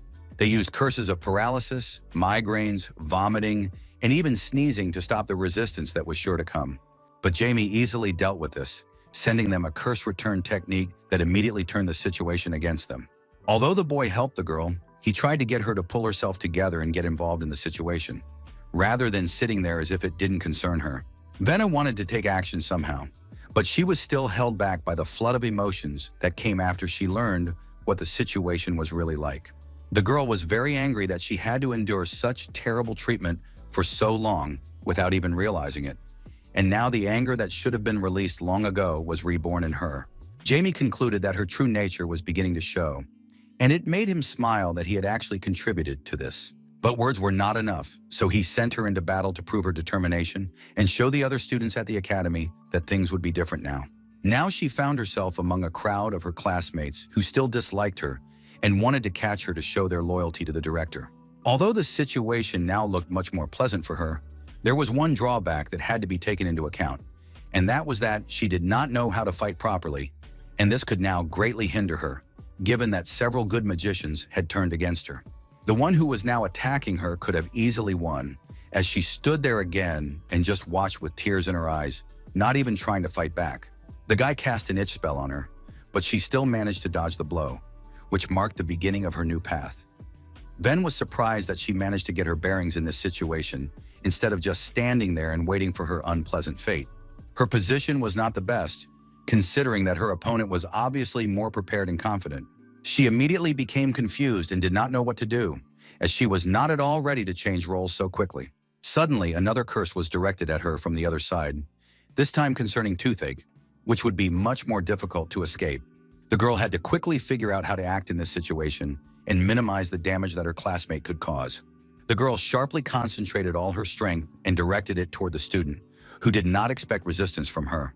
He hit the wall with a dull thud and would certainly not pose such a great threat, at least for a few minutes, until he came to his senses. Venna looked at her opponent with great surprise, who now looked not as threatening as she was used to seeing her enemies in everyday life. Jamie explained that this was the power she had to use, to believe in herself and fight against those who wished her harm. The other students at the academy asked her if she really believed that brute force alone would be enough, and concluded that she would remain just a pathetic Ven. As soon as he finished this tirade, they sent her a curse of blindness, which would certainly affect the course of the battle. The girl began to orient herself much faster than before, and her body began to move exactly as she wanted, which had never been possible in the past. Unexpectedly, the roles had changed, and now she represented an unpredictable threat to them, one that was difficult to understand and somehow counteract. Vina had strange sensations inside her body, as if it did not belong to her, but was doing what a professional fighter would do. Jamie, who was closely watching the fight and her progress, pointed out to the other students that she had finished them off, so it was very important to understand what the others, who had already noticed the change, were going to do. Judging by the expressions on their faces, they had realized the difference in strength. While the boy wondered if there were only beginners like these, or someone else, someone stronger. But suddenly he interrupted himself and said that he had long ago agreed to gather all the sown crops, so it was worth getting started. The boy's magical pet suddenly appeared above the students' heads, expressing its agreement with its master in its own language. Jamie asked Black with a genuine smile if he had finished noticing all the newcomers. The magical pet only briefly agreed, and small marks of mana appeared around those who possessed the basic, initial level. For the boy, this was an impetus to begin reaping the fruits that were before him, so he used a technique that could help him do so. He used the Violet Rampage technique, which caused everyone with a mark to fall to their feet and lose their balance. Now, there was a whole pile of bloodied bodies around them, obviously suffering from such a strong attack from Jamie. Venna couldn't even imagine what had happened and wanted more explanations to understand the scale of the problem. Suddenly, there was a sound of a stick hitting the ground near the door and a short remark that all his children were dead. The director appeared and said he was pleased to meet her, introducing himself as Garb, the owner of the place. He turned back to Jamie, noting that judging by his skills, his appearance was deceptive, or he had some kind of chronic illness, hinting at the discrepancy between the child's appearance and his strength. And Jamie decided to laugh and ask what if it was true. The man immediately laughed as if he had figured the boy out, and said that in that case it was most likely a role that he was simply playing. Jamie looked at him with incomprehension and did not want to be associated with such an image. The director called him strong enough and offered him a job, but the boy was only interested in what he could offer him to make it a pleasant decision. Garbrick briefly noted that he had a plan, and if he could carry it out, he would receive certain bonuses from him. In his opinion, destroying an entire nation would not be difficult for a guy with such a level of power, especially considering his potential for development. Jamie was briefly interested in his proposals and asked if he had any special methods that would allow him to optimize the use of magic. The man only noted that the boy was very greedy, considering that they had not even shaken hands as a sign of agreement. In fact, he wasn't interested in any of this. But in the end, it was worth understanding what his true goal was. The man smiled and continued, saying that he was sorry that their cooperation had ended before it even began, while obviously lying. Vina interrupted their conversation and wanted to understand why the director had ordered everyone to bring her to his office. He immediately turned his attention to her and remarked that she was simply incredible, given the incomparable amount of vitality within her. The director immediately changed the subject to what she wanted to know, namely the reasons for his behavior, so he decided to tell her after all. Garbo explained that he wanted to reap the fruits of his efforts after she woke up, which confirmed Jamie's theories. The man immediately complained to her so that she would understand how many problems had fallen on his shoulders when she suddenly appeared. The director had to make a lot of effort to suppress her true nature and make her behave in the way he wanted her to behave. In fact, the entire school and all her classmates were created specifically for her so that the environment in which she grew up would be controlled. The girl immediately remembered that every time someone bullied her classmates, the man would come to comfort her, which gave her at least some hope. But now when she remembered this, she realized that he had never stopped them from doing these things. And this could have been a sign of something wrong from the very beginning. Gar continued and shared that as soon as she lost her essence, trembling with fear and hiding in corners from danger, he was simply beside himself with joy. Venna simply lost her footing when she realized that her whole life had been a fiction, maintained specifically to deceive her. The man noticed that she had now awakened from the anger she had been harboring for the past 10 years and reached out his hand to help her finally get up. But unexpectedly, huge streams of black energy appeared around the exhausted girl, which immediately looked threatening to the director of the fake school. The girl threw her head back with tearful eyes and tried to come to her senses and forget about the misfortunes that had befallen her. Her body now seemed to be separated from her soul, and she simply tried to come to terms with the difficulties that now had to be corrected. Now Jamie himself came out of the shadows, realizing that he finally understood how it really was. But the question remained open as to what would happen now. And to find out the answer, he had to endure all the anger that was directed at the director. The man thought that all this was nonsense and that it was impossible to simply get rid of the energy that had awakened in her from sleep. Jamie surprised him and said that he couldn't even imagine how easy it would be if it were in the right hands. He smiled and said that it was impossible for him at the moment because, no matter how hard he tried, he was still a pathetic weakling who could not reach the 7th rank. This provoked a very violent reaction on his face, as it touched on something he could not hide, namely his vulnerability to unfulfilled dreams. The Dark Wizard garb could not reach my 7th rank, and if anyone even hinted at this topic, the director would immediately deal with them, as he could not bear to hear about his weakness. Although he had the title of Master of Curses, having risen to the top of the field of dark arts, he encountered a wall that kept him stuck at the 6th rank. That is why he was now ready to explode with rage after being mocked by such a petty boy who decided he had the right to judge him. He swung at him and said that his suffering would last forever, and that despair would never leave him after this attack. The director used the technique of the burning Hydra snake to immobilize Jamie and deal with him as quickly as possible. The man suddenly remembered a recent situation as he directed his attack and tried to deal with the young man. It happened in his office while he was sitting with his friend Dean and discussing issues relevant to their field of magic. The one who looked so scary that it was hard to believe in his essence pointed out that this time new test subjects were needed for the new medicine. The director, in turn, watched him with great interest and thanked him for his participation, as if he saw potential in that as well. Gar suddenly concentrated his energy on the staff he was holding in his hands and tried to distract his opponent in this way. Jamie couldn't help but notice that it was quite cruel and must have been incredibly painful when they broke his skull. But he reminded him that despite his appearance, he was still a master of curses, so it would be better to fear him. The boy decided that although this was quite reasonable, he still needed to remain vigilant while fighting the young wizard.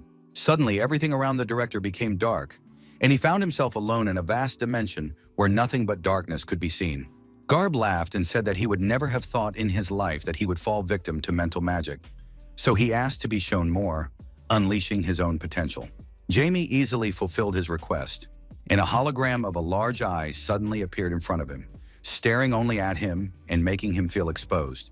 He watched with interest as his hand was actually torn off by the magic that was acting on him. Outwardly, he looked as if he was simply focused on his staff, as if all this was happening not to him, but to his double. Jamie tried to understand whether the other was trying to show that he was capable of influencing his own mind or simply wanted to impress him with his skills, which were completely useless in this case. The boy decided not to wait long and used the curse of the dark spear, which could quickly put an end to this situation. There was already a sufficient amount of dark mana accumulated around the man and his staff, which he could theoretically use in a future battle. Suddenly, he said that this would be enough, so it was necessary to watch his actions carefully so as not to miss any provocations. Jamie unexpectedly received an attack that was aimed directly at his heart, bypassing any defenses he wanted to put up. The young man couldn't help but notice that it was quite complex dark magic, so now he had to realize that his opponent was indeed worthy of attention and that victory would require a lot of concentration. His hand unclenched because the effort became impossible for a second, as if the attack had taken over all control, depriving his body of composure and confidence. The director approached the boy and noted that he was holding up well, but he still managed to easily escape from the abyss created by Jamie, which was impressive and would not seem so at first glance.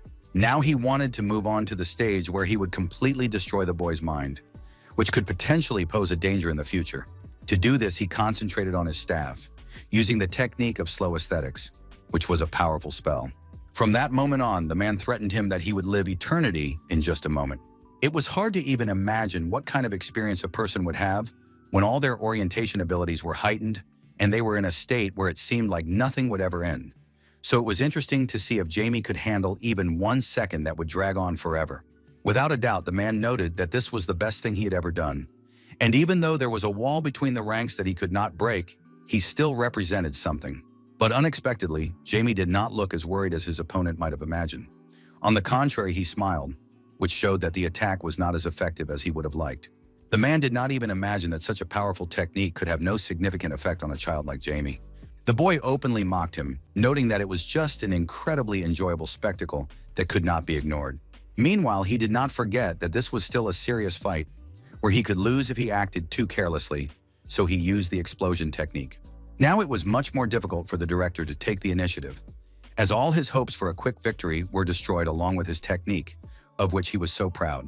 The man was now suffering from pain that pierced his body from Jamie's blows, who did not look like such a serious opponent at all. The boy, in turn, delivered another blow and expressed hope that it would be strong enough to withstand at least part of the damage. Meanwhile, Garb couldn't understand how his opponent had managed to break his curse, because no one had ever managed to humiliate him so quickly before. Jamie, meanwhile, enjoyed his advantage and sent a magic arrow, a stone thrower, a stone wall, and a spark bomb at him, crushing him with magic as much as possible. Everything happened so quickly that he had no chance to turn the situation to his advantage. When this act of mockery came to an end, the director was simply pinned to the floor, which was destroyed by another destructive technique. Now the man was interested in only one thing: how Jamie managed to free himself from the technique of aesthetic slowness, which should have affected his brain so that he could not even move. He decided not to torment his opponent, at least morally, and simply explained that he had an artifact of absolute immunity that allowed him to perform such tricks. With a smile, Jamie called his bracelet, which had been one of his best creations in his past life, the perfect cage. Garb couldn't even comprehend that something like this could exist in their world, as it seemed like a completely unbalanced advantage in magic. The boy did not explain anything, and only said that the world had never been logical or fair, so that he would not invent anything unnecessary. On his deathbed, the man recalled that he was the owner of this world, at least from the perspective of how he saw his situation. But unexpectedly, Jamie punched him in the chest and said that it was all just nonsense, difficult to perceive even as deathbed ramblings. He asked if the man really thought he would die so easily, because that was not at all what the young man had planned, who rightly believed that he should be punished.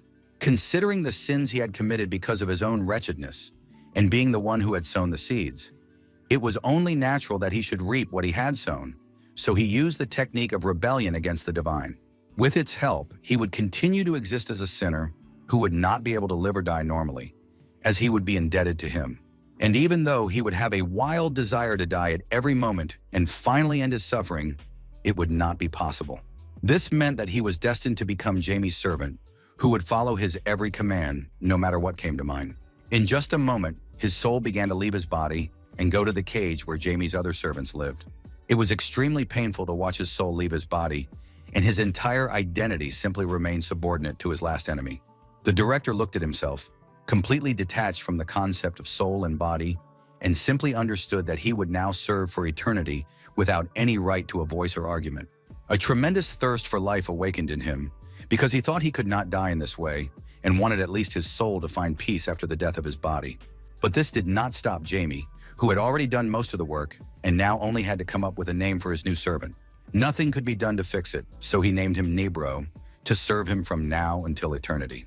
At the last moment, the soul finally passed through the door where everyone else was standing and completely left its body. Jamie was now completely safe, and no one could stop him as they were left alone with Venna in the room with the living creatures. The girl suddenly began to come to her senses and finally began to realize everything that had happened in the last few minutes. When she turned back to Jamie, she saw a strange creature next to him and thought it was the same Dean the director had mentioned during the fight. Jamie believed that if he had become his servant, he should introduce himself as he had been named, rather than taking on the names of other people. Therefore, the new servant, who looked like a skeleton, called himself Nebro and noted that he was the first lich created by his master.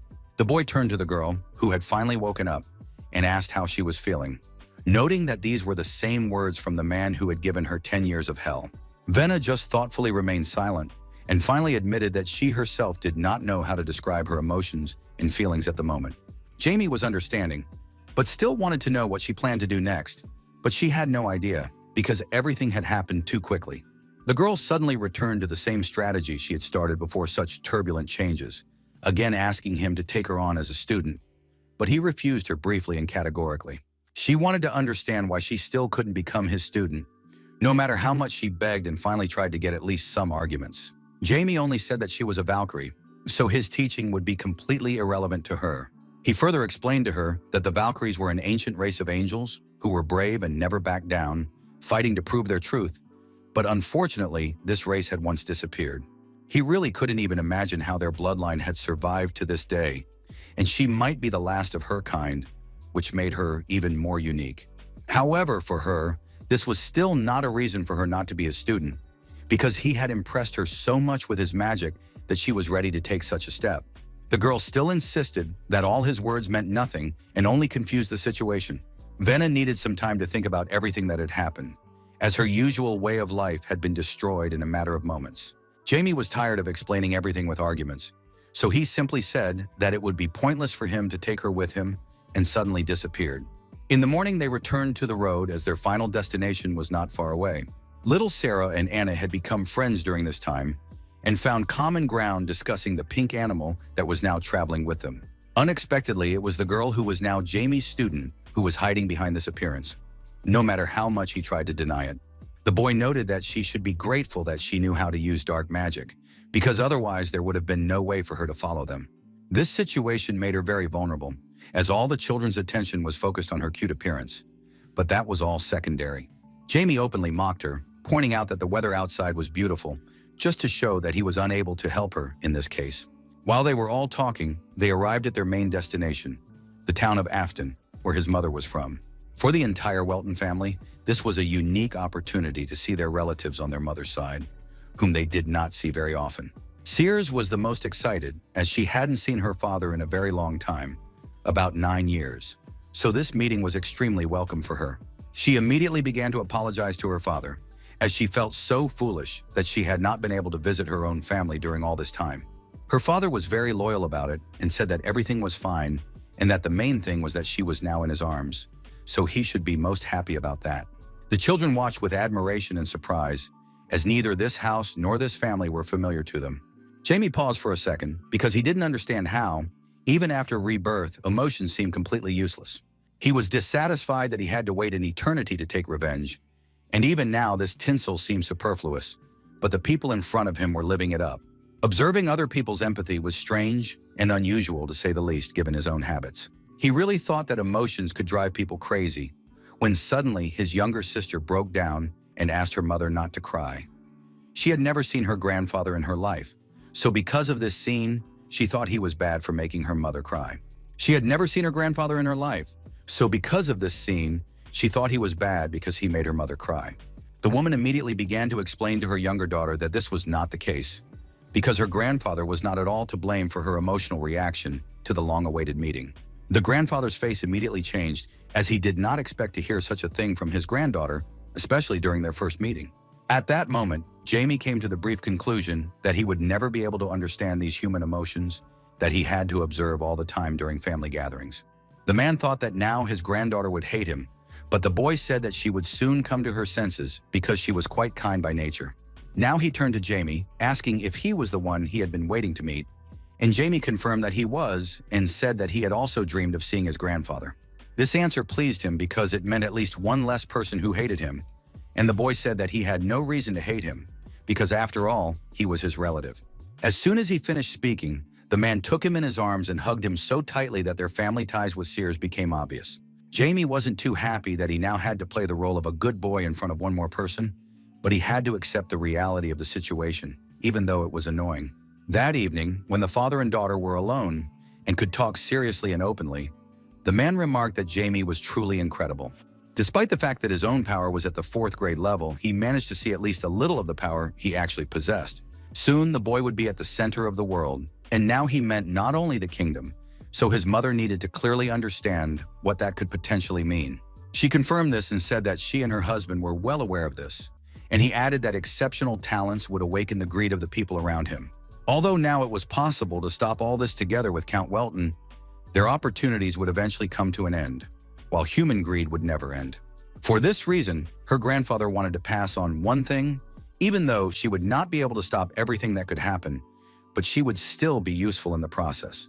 Sears felt much better knowing that she would be able to protect her own son, so she was comforted that the situation had turned out this way. Her father, meanwhile, said he was concerned about the Count, as he had heard that he had crossed paths with the Church of Janus, and this could be the beginning of unrest in their lands. It was important to understand that these monsters with twisted morals never let anything slide, so everything had to be taken into account. The woman had no idea that the situation was so serious, so her father explained that the Church of Pyro was also in danger because of them. It was clear to her father that the Church of Janus was trying to destroy their patrons completely, as this was not in their interests at all. As they talked about it, the situation became more tense and anxious with every passing second, because they had to do the right thing in a situation where almost everything was against them. Meanwhile, Jamie was in his room dealing with his own problems, which had appeared just yesterday. Venna, who was now his main difficulty in life, was sleeping peacefully on his bed, unaware that her new teacher was watching her closely. Finally, she came to her senses and realized that she had not behaved quite correctly, because someone who should not have known about her presence here could have been in his place. He immediately asked her if he hadn't told her that she wasn't allowed to take on her true appearance so that no one would suspect them of deception. In her defense, the girl said only that he could not even imagine how unpleasant it was to be in transformation for such a long time. The biggest counter-argument was that she would have to perform a miracle if she were caught in her true form.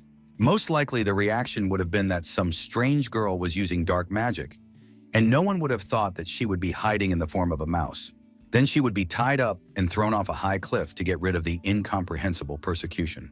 Or better yet, they would tie her to a cross and simply burn her as a witch in the Middle Ages.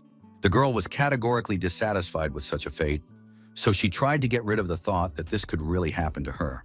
After joking with her, Jamie told her to quickly return to her mouse form so that no one would even catch a glimpse of the truth. After the examples he gave, she no longer wanted to argue with someone who was prepared to treat her that way. While she was finally transforming, Jamie noticed a pendant that intrigued him greatly, as he did not know how it had ended up there. A thoughtful expression appeared on his face as he waited for Vanna's answer and speculated on what it might be.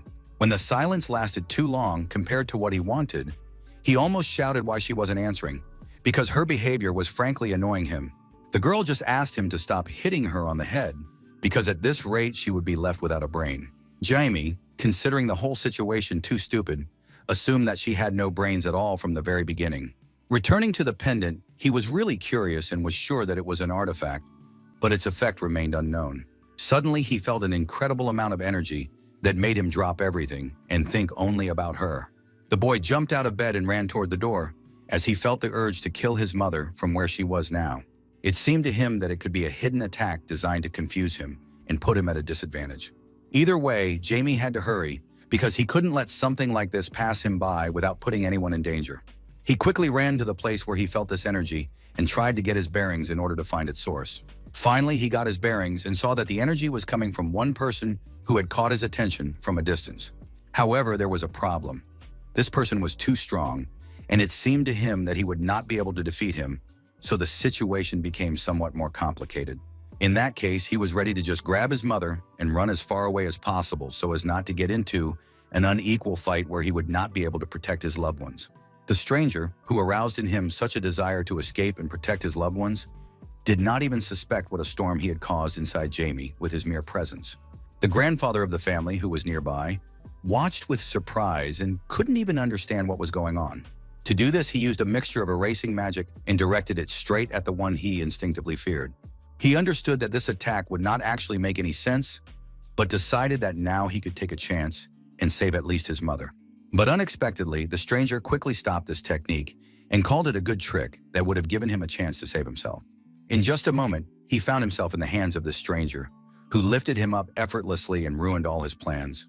Jamie realized that he was in a very bad situation, so he simply asked to be released so that he could feel at least a little control over his own situation. The boy realized that he had no choice now, and even if he had to use dark magic, he would have to do it. Suddenly, his mother and grandfather appeared behind the scene, watching with surprised faces at events they had not expected at all. They looked very confused, not knowing how to react to what was happening in front of them. The grandfather was the first to come to his senses, noting that his grandson's abilities were truly impressive, especially considering his young age. He added that their family's future would be so dazzling that they would not be able to open their eyes, while the mother hit the boy on the back so that he would bow in respect. The woman was outraged that he would even think of doing such a thing to someone he didn't even know, and insisted that she had taught him to behave completely differently. No matter how hard he tried to justify himself, pointing out that she had misunderstood everything, she did not give up and asked again if she had been such a bad teacher that he had not learned the basic lessons of manners. Jamie had already resigned himself to his fate and was beginning to call himself a disappointment when the stranger asked the lady to pause and pointed out that he himself had provoked the situation. Sears paused for a second between her son's remarks and asked Sir Beryl to clarify what he meant. Meanwhile, the boy pointed out that everything was just as he had said, because it was really unfair to him, given the external circumstances. Beryl Onyx said that he had heard that the next generation of the Welton family possessed exceptional abilities, so he wanted to test him. His mother still couldn't understand what he was talking about, as she didn't quite understand how such tests could be performed on a child. The man explained that he had only slightly revealed his presence to the child and added a slight note of hostility to his energy. This caused her to explode with emotion again, because now she blamed not her son, but the man who had frightened them all for no good reason. Suddenly, the grandfather intervened, asking his daughter to calm down, since he was not really threatening anyone, so there was no reason to quarrel without cause. Sears suddenly realized that if he did something like that to her son again, she would not let it go. And knowing her character, that was no exaggeration. Beryl Onyx apologized and watched the boy's reaction to all these events closely, as he was a primary interest to him here. Now the woman apologized to Jamie, who simply said that everything was fine, since no one knew what the situation really looked like, provided that the energy was directed only at him.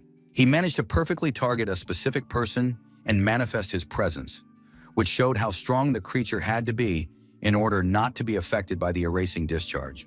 Jamie was able to address the man personally without intermediaries and asked him if he was a master swordsman, to which he briefly confirmed. When they were sitting in a more relaxed setting, his grandfather told him that their Jamie simply had a talent for finding strong people. Among other things, they mentioned their guest, who was a master swordsman nicknamed the Storm Swordsman. The Seldom Empire was famous for its 5 swordmasters. If none of them fought each other, it was difficult to determine who was the strongest, but everyone believed it was the sword master Tariq, known as the Royal Sword.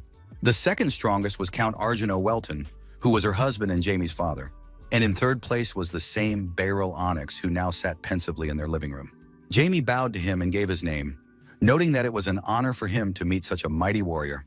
But the man's gaze remained as cold and impenetrable as ever, as if all this were a facade that he was desperately trying to remove in order to get to the truth. Jamie's mother interrupted the conversation, exclaiming the guest's name and asking what he intended to do now, given the unpredictability of his appearance.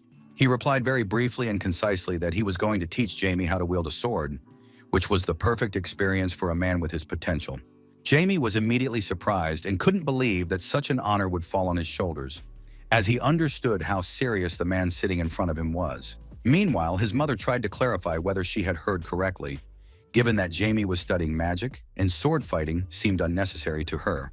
Beryl only briefly remarked that he knew about it, but believed that if the boy managed to master a second combat discipline, it would not be superfluous. In addition, he hinted at genetic links, considering that the blood of Count Welton, who was even stronger than himself according to the conditional table, flowed in his veins. The grandfather intervened and said that he agreed with this, because if the swordmaster said so, then so it was. But it was worth considering that Jamie's talent for magic was simply unprecedented.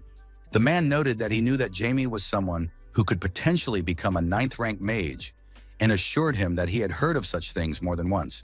He remembered the old man who was the source of these rumors, who said that Jamie would continue to improve his skills even if he just breathed without making any effort. But he knew what he was talking about when it came to swords, and that was a completely different story, where simple talent would not be enough for development. This art would be difficult to master if he missed the necessary moment when everything in his body would indicate his readiness to learn. Jamie thought for a moment that it would be nice to know how to use a sword, but restoring his strength from his past life was still his top priority. Therefore, he said aloud that he would now like to focus his attention on magic, as he had clearly defined priorities for himself in this matter. The man listened to him attentively and meanwhile took a cup of coffee that was standing in front of him, as if he were a guest. Beryl Onyx exhaled and said that he understood the young man and why he was acting this way, since priorities in learning were very important for a person with his abilities. While these events unfolded as if in a theater, it had already grown dark outside, and the moon had taken control of the starry sky. The boy walked around the yard and imagined that this was why the Bell family's garden was so beautiful, because it was well managed. Shortly before that, he returned to his room, where he met a student who asked about a meeting with a sword master and asked if he had come to take her away, but he briefly ordered her to go to bed and not disturb him. And in the garden, he could finally take a break from these annoying comments and enjoy the rather pleasant and, most importantly, quiet atmosphere. He remembered that when he met the swordmaster, he felt as if there was a huge wall in front of him, and he was lucky to have restored his breathing technique and life force, as well as regained his ideal element, but it was still not enough. Jamie looked anxiously at the bracelet on his hand and realized that at this rate, he would start treading water because he lacked the impetus for development. He thought about the concept of the 7th rank, because it was from this point that a person began to be called an archmage, and this could not be achieved through training alone, because when the magical object that the mage was studying reached its maximum, then the door leading to the path of the archmage opened. This stage was called admission to magic, but it would be quite easy for him to achieve this, given his knowledge from his past life. However, it was important to remember that he would not be able to defeat those scumbags who acted in the same way, and because of his own strategies, he was doomed to failure in the past. Now the boy understood perfectly well, and because of this, there was a need to become even stronger and break this vicious circle. Jamie wondered what his new acquaintance and his mother had in common, because at one point the man lowered his gaze so much that it seemed to him that this connection existed. Suddenly, an incomprehensible creature rushed at him from inside, appearing there in a split second. The boy immediately activated his shield so as not to fall for such a provocation right away, but at least to gain a few minutes to think. He was annoyed that someone dared to interrupt his rest and the reflection that was necessary to determine his future direction. Suddenly, while inside his shield, he heard someone using the lightning technique, and the initiative definitely did not come from him. He cautiously looked back to see who else had become involved in this incomprehensible incident in which he had become entangled. A very strong charge of mana flew over his head, directed from behind, as if trying to finish the job with one blow and not drag out a simple task. Suddenly, an unknown man appeared in his field of vision, who was the owner of this technique and was dealing with an unexpected opponent. Jamie's eyes widened in surprise as two unusual events worthy of attention had happened to him in the blink of an eye. The boy did not even have time to understand what was happening when the man landed from his flight, during which he managed to fend off the attack. A blonde-haired man with a sword in his hands and a smile on his face asked if everything was all right, as he was trying to protect him in this way. He remarked as if he knew that important guests from the House of Velton had arrived, but due to his busy schedule, he was unable to meet them properly.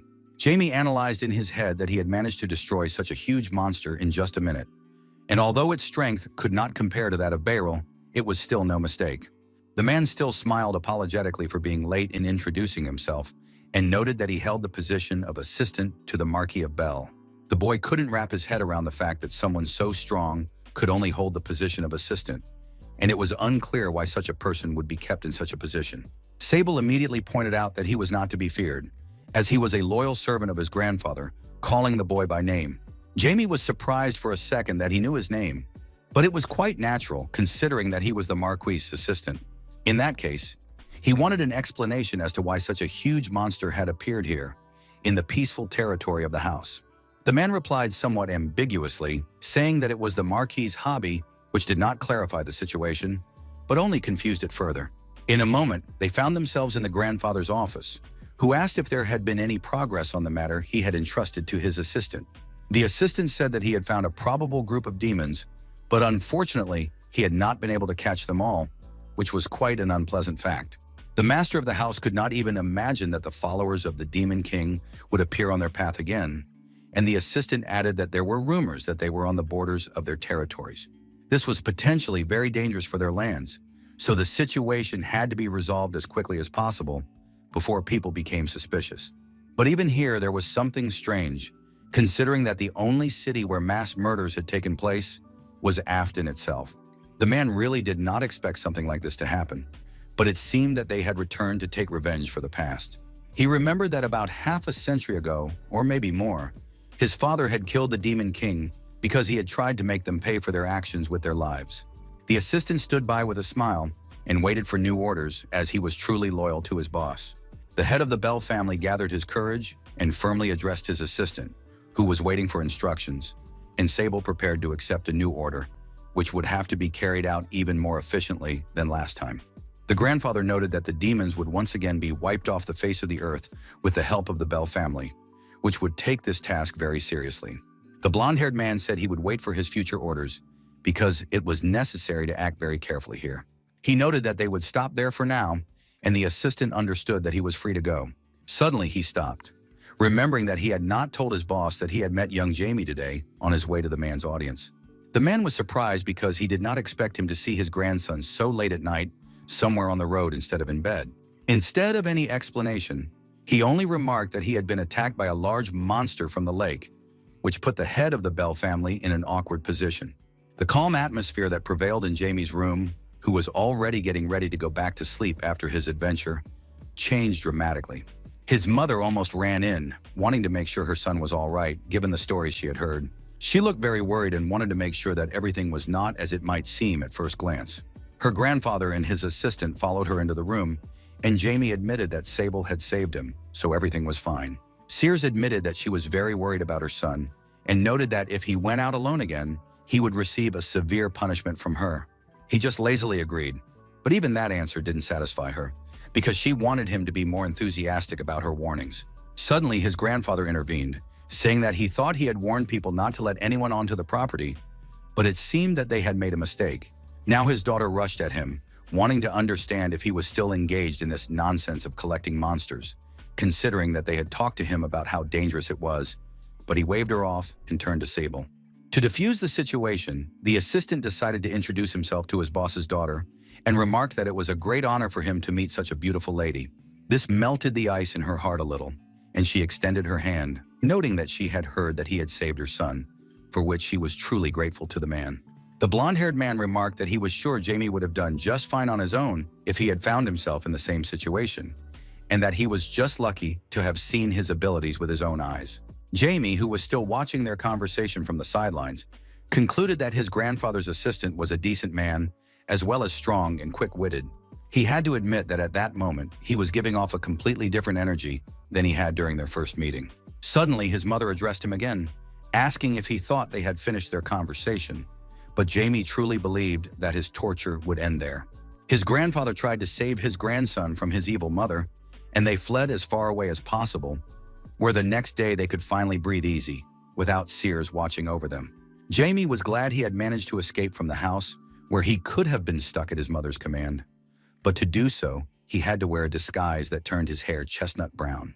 At the same time, he was surprised that there was not a soul on the street, so he asked the first person he met how to get to the church in Pyro, since that was the original purpose of his journey. The older woman explained that he needed to go in the direction she was pointing, but something didn't sit right with the young man, as if something suspicious had appeared out of nowhere. She immediately said goodbye as soon as she pointed to the road, while the young man asked her to wait at least a second so he could ask her something. Suddenly, cries rang out across the square that a murder had taken place and pointed to the work of a demon, causing Jamie's face to immediately change with surprise. People watched the events closely, wanting to know what was happening, thus creating a crowd around the victim. Jamie decided that he had to push his way through the crowd and see everything with his own eyes so as not to imagine worse theories than could be the case. Finally, he managed to reach the scene, where he indeed saw the corpse of a man who looked somewhat mutilated given the circumstances. Before people could figure out what had happened, guards showed up and cleared everyone away to get to the truth. But it was too late because people began to discuss that it was just another corpse without a heart, even losing count because there were so many of them. Everyone was sure that this was the work of a demon until Jamie thought that hearts were usually used in rituals to summon demons. This explained why the adults at home were so uncomfortable, even though they probably hoped that the boy hadn't noticed anything unusual in their behavior. He immediately remembered his grandfather's assistant, who looked both very friendly and suspicious in his own way, as if he were looking for reasons for some important event. Now Jamie could conclude that the goal of those who were killing people was probably revenge for the incident in Portsmouth. In fact, it could be interpreted as revenge on the Bell family, who were the main cause of the events there. Almost immediately, a good idea came to his mind, which complemented this theory and made it more convincing. For him, this could only mean that the Pyro Church was also on high alert, so it was no surprise that there was no sign of them. So Jamie decided that he would have to intervene again to rectify the situation and immediately used an invisibility spell. Next, he activated flight to get to his destination as quickly as possible and not waste time traveling on the ground. He quickly found himself where he wanted to be and asked himself if this was the place, looking at the luxurious mansion that glistened in the sunlight. As he looked closer, his expression changed immediately when he saw something he had not expected at all, especially given the general conditions. There were many people in church attire in the garden, and the Holy Night Ras was also there. The most important thing was that they radiated an incredible holy energy, which could mean that there was a high-ranking person in the church among them. It seemed to him that it could be the Archbishop, although he had heard that there were only 3 of them. But such an incredible, powerful force, which gave him goosebumps, could not belong to just anyone. As he watched the situation unfold, the knight was talking to this man, so it was interesting to hear what they were talking about, given the events in the city that so concerned the church. Jamie hid in a tree and wanted to listen, if at all possible, to keep abreast of all the events. Suddenly, the man who exuded incredible power looked in his direction, as if he had noticed that someone was watching them. He immediately became distracted from his conversation with the Holy Knight, who immediately noticed this. But the church follower said that he must have imagined it and that it was just a squirrel, until Ras informed him that the Marquis was waiting for the man. So he immediately focused on the upcoming meeting, noting that they should hurry and adding that he hadn't seen the young lady in a long time. Jamie wondered how an ordinary priest could have such good instincts that he was able to notice the pursuit from such a distance. Still, it was worth focusing on what he had heard, because what he was going to the Marquis family played into his hands, because now there were no strong people there. This meant that no one would prevent him from entering the building that was of such great interest to him. Meanwhile, inside the prayer hall, Ricky and Anna's family were spending time in divine silence. Ricky suddenly noticed something, and it changed his mood while Anna asked what had happened. In a moment, the boy laughed out loud, completely forgetting where they were and that it was somewhat inappropriate. The girl assumed that something good had happened that she couldn't see because of her poor eyesight, which was why he was laughing. Ricky abruptly rose from his seat and said that he assumed something good had happened after all, without explaining anything further to his sister. The next moment, he told Anna to rest for now and that he would be back soon, saying this with the most sincere smile. And as he ran to the door, he noted to himself that this was his territory and there was no way to hide, no matter how much he wanted to. In fact, the boy sensed Jamie's presence, so he flew towards his energy to finally see his dear friend. Meanwhile, Jamie, who had entered the church to accomplish his goals, did not expect to meet Ricky, who would greatly hinder him now. The boy felt some kind of energy coming from that side, and it seemed to him that it was something like a sanctuary, a place where God is worshipped.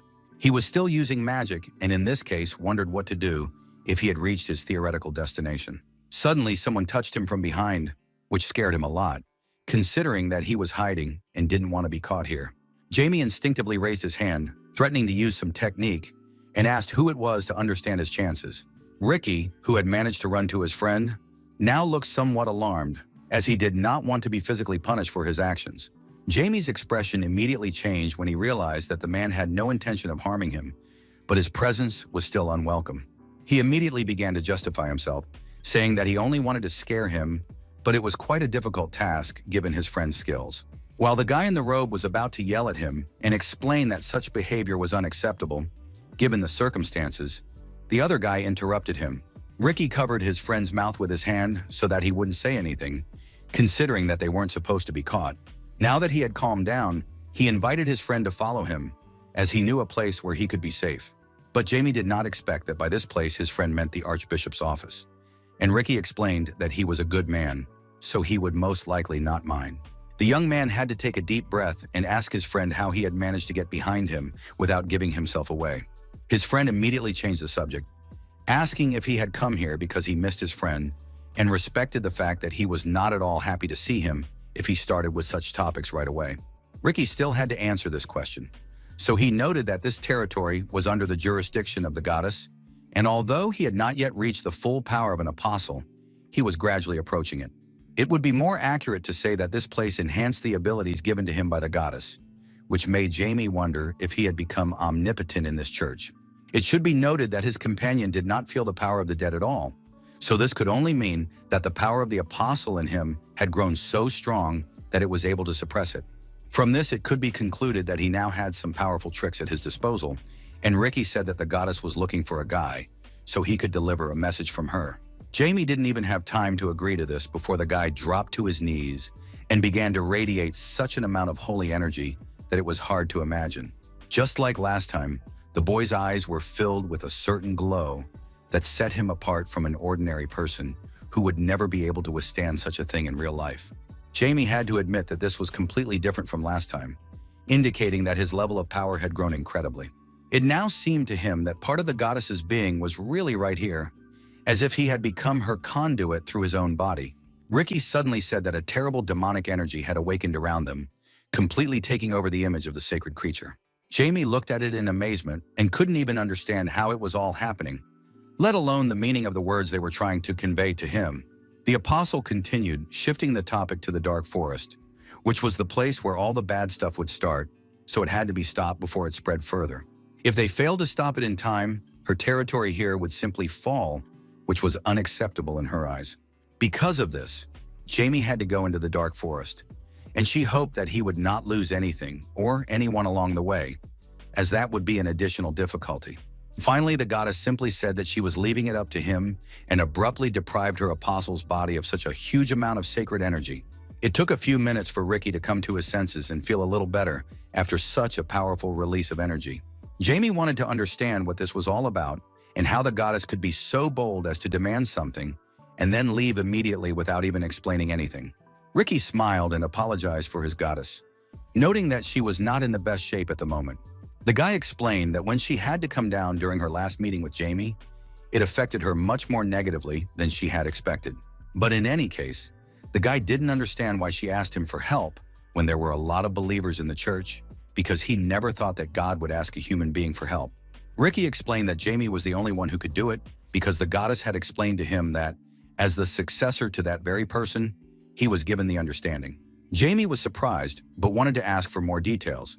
But the guy explained that she was not connected to him at the moment, so he couldn't tell him anything else. He concluded that this was very selfish and turned to the nearest window, causing Ricky to think that he was already running away. The young wizard said he had to leave before the owner of the room returned, as this meeting would be extremely undesirable for him. Jamie said that they would see each other later with his friend and quickly headed towards the residence from which he had come. Ricky could only watch all this and not even comment, because he understood that Jamie would do what he thought was right anyway.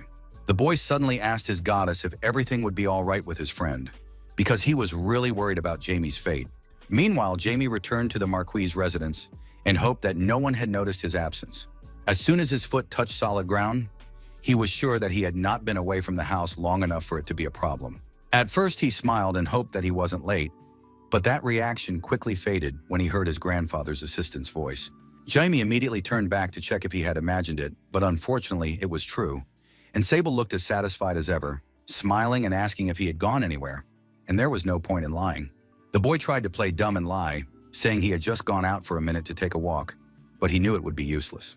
It was immediately apparent that this was not having the desired effect, and that the man did not believe him at all, which was entirely to be expected. Jamie's face changed completely because he felt really bad at the very thought that he might be noticed during his wanderings, which were supposed to remain secret. Finally, his grandfather's assistant left him and explained that an important guest was coming to visit them today, the Archbishop of the Church of Pyro, Mr. Saphira. The boy kept up the act of being a fool and said that he was just an incredible person. And Sable smiled and remarked that Lady Sears was looking for him. This did not surprise him at all, considering that his mother had always treated him with excessive care, so it was to be expected. The next moment, the boy decided to ask where Sir Onyx had gone, as he could not find him anywhere. But he did not know either. The blonde-haired man turned to his boss's grandson and said that it would be better for him not to be interested in this person, for his own safety. When Jamie asked why he shouldn't do so, he was given no explanation, only that it was for his own good. Sable said he hoped his new acquaintance would have a good rest and that he would come back for him when Mr. Saphira arrived, which seemed strange to Jamie. Finally, he just said that if he was going for a walk, it would be better not to go towards the marine forest, hinting at the sudden disappearance of the boy. He looked at him defiantly, as if hinting that he should do the opposite, despite the warning. In that same forest, when it got dark, things could happen that were hard to even think about. The general atmosphere immediately showed that this place could not be safe or friendly to an ordinary person. Amidst the desolation that reigned where beautiful trees should have been, an incomprehensible sphere appeared, surrounded by threads that resembled veins. Two strangers approached the sphere, asking it to stay there a little longer, calling the creature inside a child, because soon it would be able to get out of there. One of them addressed the sphere and noted that on the day it finally woke up, something they had longed for would happen. Pressing on the sphere, he noted that this would be the moment when they would finish their call, feeling incredible elation. The strange child inside listened to this and did not react in any way, as this form of life was completely incomprehensible and atypical. Meanwhile, returning to the residence of the Marquis de Belle, Jamie turned to his mother with a question. The woman, of course, responded positively and told him to ask anything he wanted, and little Sarah joined in, wanting to have a say as well. However, the question that was asked was completely unexpected for the lady, and she had to think about it, namely, what connected her to Uncle Onyx. Jamie watched her reaction closely and concluded that she simply could not tell him if there was such a long silence between them. Sears noted that this was not the case, but it was difficult to choose where to start the story so that it would make the most sense. So she had to start from quite a distance, namely, tell her son everything he needed to know. So she turned to her childhood when she was only 7 years old. It was then that she first met the man who would later become one of the 3 strongest sword masters. Their families met, and it was impossible not to notice how much Beryl had grown since they last saw each other. Judging by the boy's very reserved reaction, Everyone decided that because of his daily sword training, he was simply unaccustomed to being in society. His father, in turn, was concerned that he had not been able to find him a worthy teacher, and Marquis Bell asked if he could help with the search. While serious conversations were taking place at the table, the girl tugged at Onyx's sleeve, trying to get his attention. Such behavior was not entirely understandable to him, as he was accustomed to behaving with restraint, and here he was confronted with such blatant audacity. Sears noticed that there were many butterflies in the garden and invited him to go with her, but he did not understand what she wanted from a virtual stranger. Her father simply said that his daughter was probably interested in him, and Onyx's father told him to go for a walk with the host's daughter. The boy understood that any objections he made would not be taken seriously, so he simply resigned himself to his fate and agreed. Showing him the juicy and bright fruit, she balanced on a branch, which did not look very safe to him for such a small and weak girl. Beryl called out her name, urging her to come down and not put herself in danger for no good reason. Sears, in turn, did not really understand why he was reacting so strongly, as she did not see a problem with it. But as soon as he said it, it came true, because she slipped on her unsuitable footwear for climbing trees and was about to fall. There was nothing left to do but fall to the ground, which wasn't very high, but for a 7-year-old girl, it was a noticeable blow. That's why the boy had to run to the place where she was about to land and somehow soften her fall. However, instead of the expected tears and hysterics, he felt that the girl was laughing and thought that what had happened was very funny. They had barely gotten up and shaken themselves off when Sears suggested doing it again because she found it so funny. Although at first he did not refuse because he thought it was a waste of time and wrong for the girl, whom he was putting in danger, she did not listen to him. Later, they returned to the house, where they could finally relax in a peaceful atmosphere instead of looking for adventure. Beryl cut the apple they had caught during their games and gave half to his new acquaintance, who was very grateful to him for this. Suddenly, she took out a whole bunch of apples instead of one and asked him to do the same for her again, while he was simply wondering where she had managed to gather so many fruits. The girl decided not to answer this question, but only expected him to fulfill her request and make the same gesture again. So the days passed one after another, which were very pleasant for both of them, no matter how differently they were perceived due to the specifics of their characters. Suddenly, the girl announced that she would now learn the art of sword fighting completely by accident.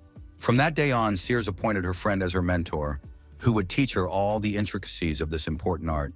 She was genuinely happy and interested in doing such things, as it was a combination of useful skills and time spent with a good friend. She eagerly asked how her skills were progressing, but the boy told her not to even try, as she had no talent for it. About 3 years after those events, something noteworthy happened during this story. Marquis Bell said aggressively that he had been told to stay away from the gold mine and was repeatedly told that it was too dangerous there. The man in front of him justified himself by saying that he had no other choice, because he could not question the honor of his family. But this did not affect the man, who remarked that if they lost their family, there would be no point in this honor. While such serious conversations were taking place inside the office, Sears and Beryl stood outside the door waiting for the verdict. But then something tragic happened that no one could have predicted. The boy's father was on the verge of death, so everything could change in an instant. He begged his father to get up and return to normal, but it was all in vain because it was already too late. After the head of the family committed suicide, their entire family was simply destroyed as part of the aristocracy. The Marquis de Bell turned to the boy, who was in terrible mourning, and said that from now on he could be with his family so that he would not feel so abandoned. It was difficult for Sears to watch her good friend's whole life fall apart, and she was genuinely sorry that things had turned out this way. Beryl tried to hold on until the end and not show his emotions, which were actually tearing him apart inside.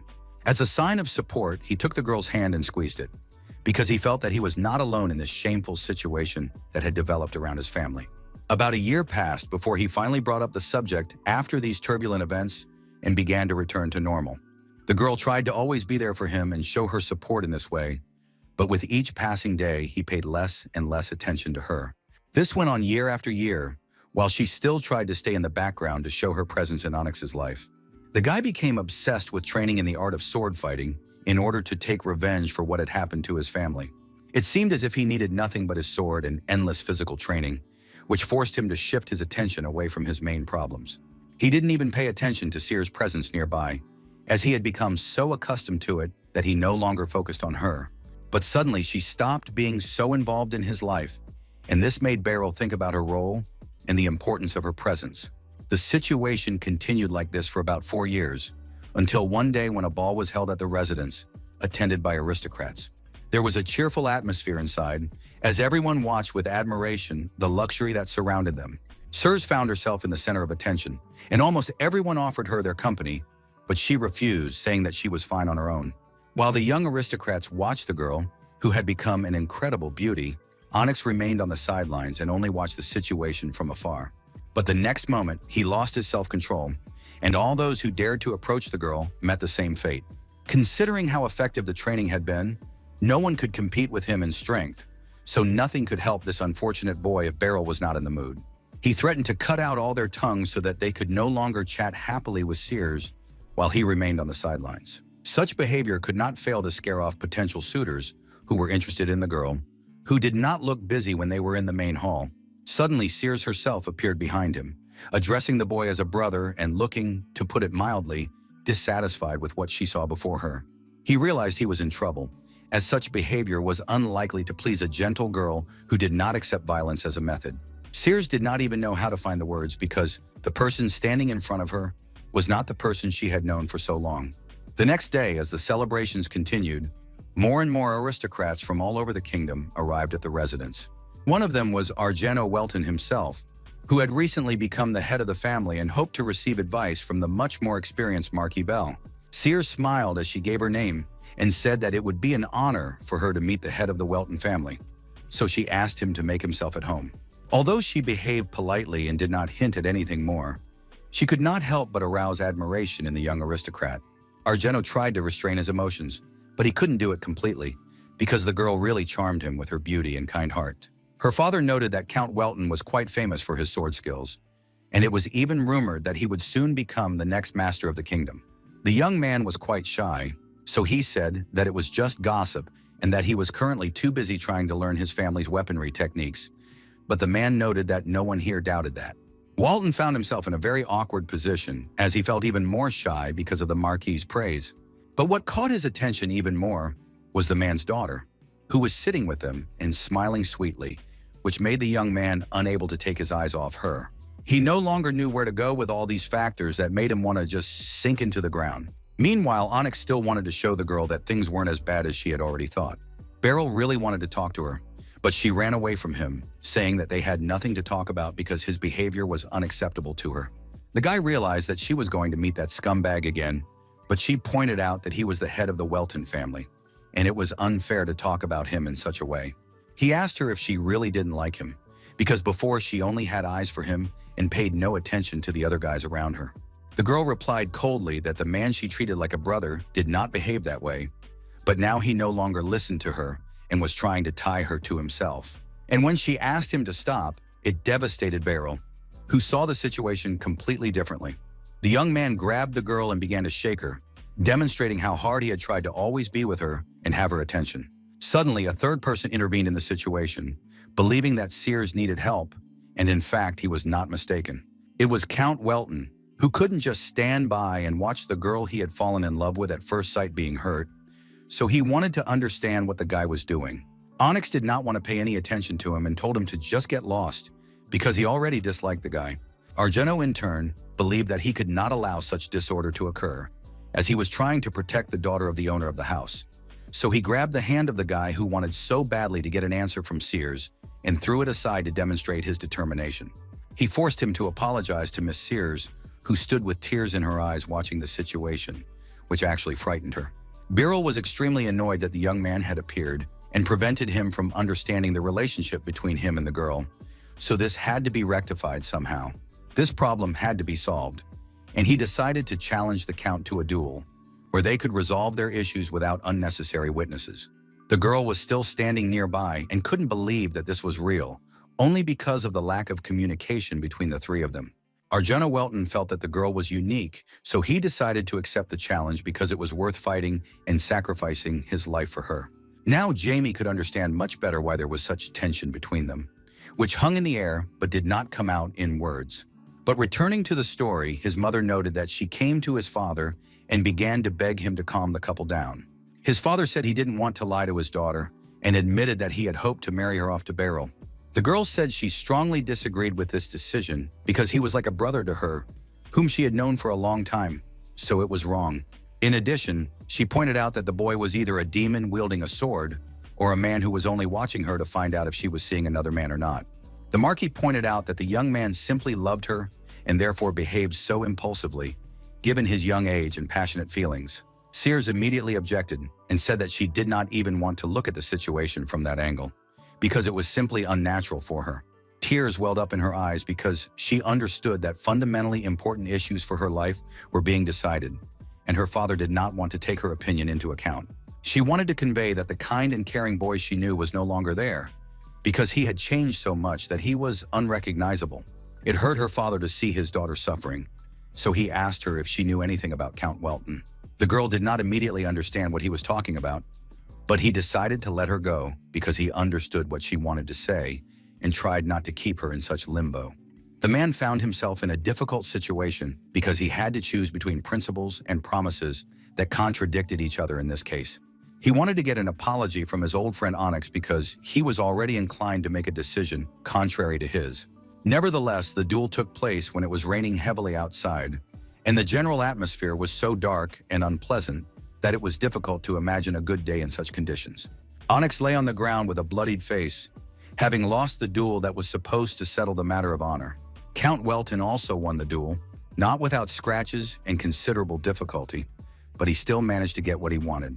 A girl ran towards them, tears in her eyes, shouting to ask if he was all right after the trouble he had gotten himself into. Beryl hoped that she was addressing him and said in a weak voice that he would be fine, but this hope was quickly dashed when she ran up to someone else. Sears found herself in Argeno's arms, who pointed out that he was much stronger than she might think, so she had nothing to worry about. The boy who lost this duel could only watch as his beloved embraced his enemy, which was even more painful for him emotionally. The next day, the Marquis's assistant came to him with important news about the events of the night before. Sir Byril had left the house in the middle of the night, and the girl's father understood this and decided that it would be better for everyone. 3 years had passed since those events, and Sears and Argeno had married, and the girl had already become pregnant. Suddenly, her husband entered the room where the girl was sitting and wanted to talk to her about a delicate matter. The man decided that his wife should know about it, since Sir Byril himself had become a master swordsman. Argeno looked a little worried when he talked about this news because he did not know how the girl would react, having to remember the past.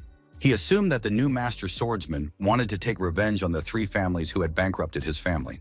Sirs listened to him attentively, and her expression changed slightly, as this news was not very pleasant given their past. The woman noted that she had something she would also like to share with him, keeping her hands on her stomach. Count Villon was ready for whatever she was about to say, especially based on the news he had told her the day before. But the girl only said that after some thought, she had decided that they should name their child Jamie, but the father suggested that it could also be a girl, in which case they would name her Sarah. After adding all these details, the mother concluded that this was how they had met again, after such a long history between them. The mother asked if Jamie was so interested in her past, considering that they had not talked about it before. The boy was just wondering how he had managed to survive such a long story that touched on almost every aspect of her life. In fact, he had no idea that his father was capable of defeating such a powerful person, while his student was surprised by the expression on her master's face. A servant entered the room and apologized for interrupting their family time, but the archbishop they had all been waiting for had arrived at the residence. When they went out into the street to meet the desired guest, the Marquis was already standing there with his assistant, Enras, smiling sweetly at each other and showing complete loyalty. The archbishop immediately addressed the woman, calling her the same rascal, and she remarked that perhaps it was not worth mentioning this when they had not seen each other for so long.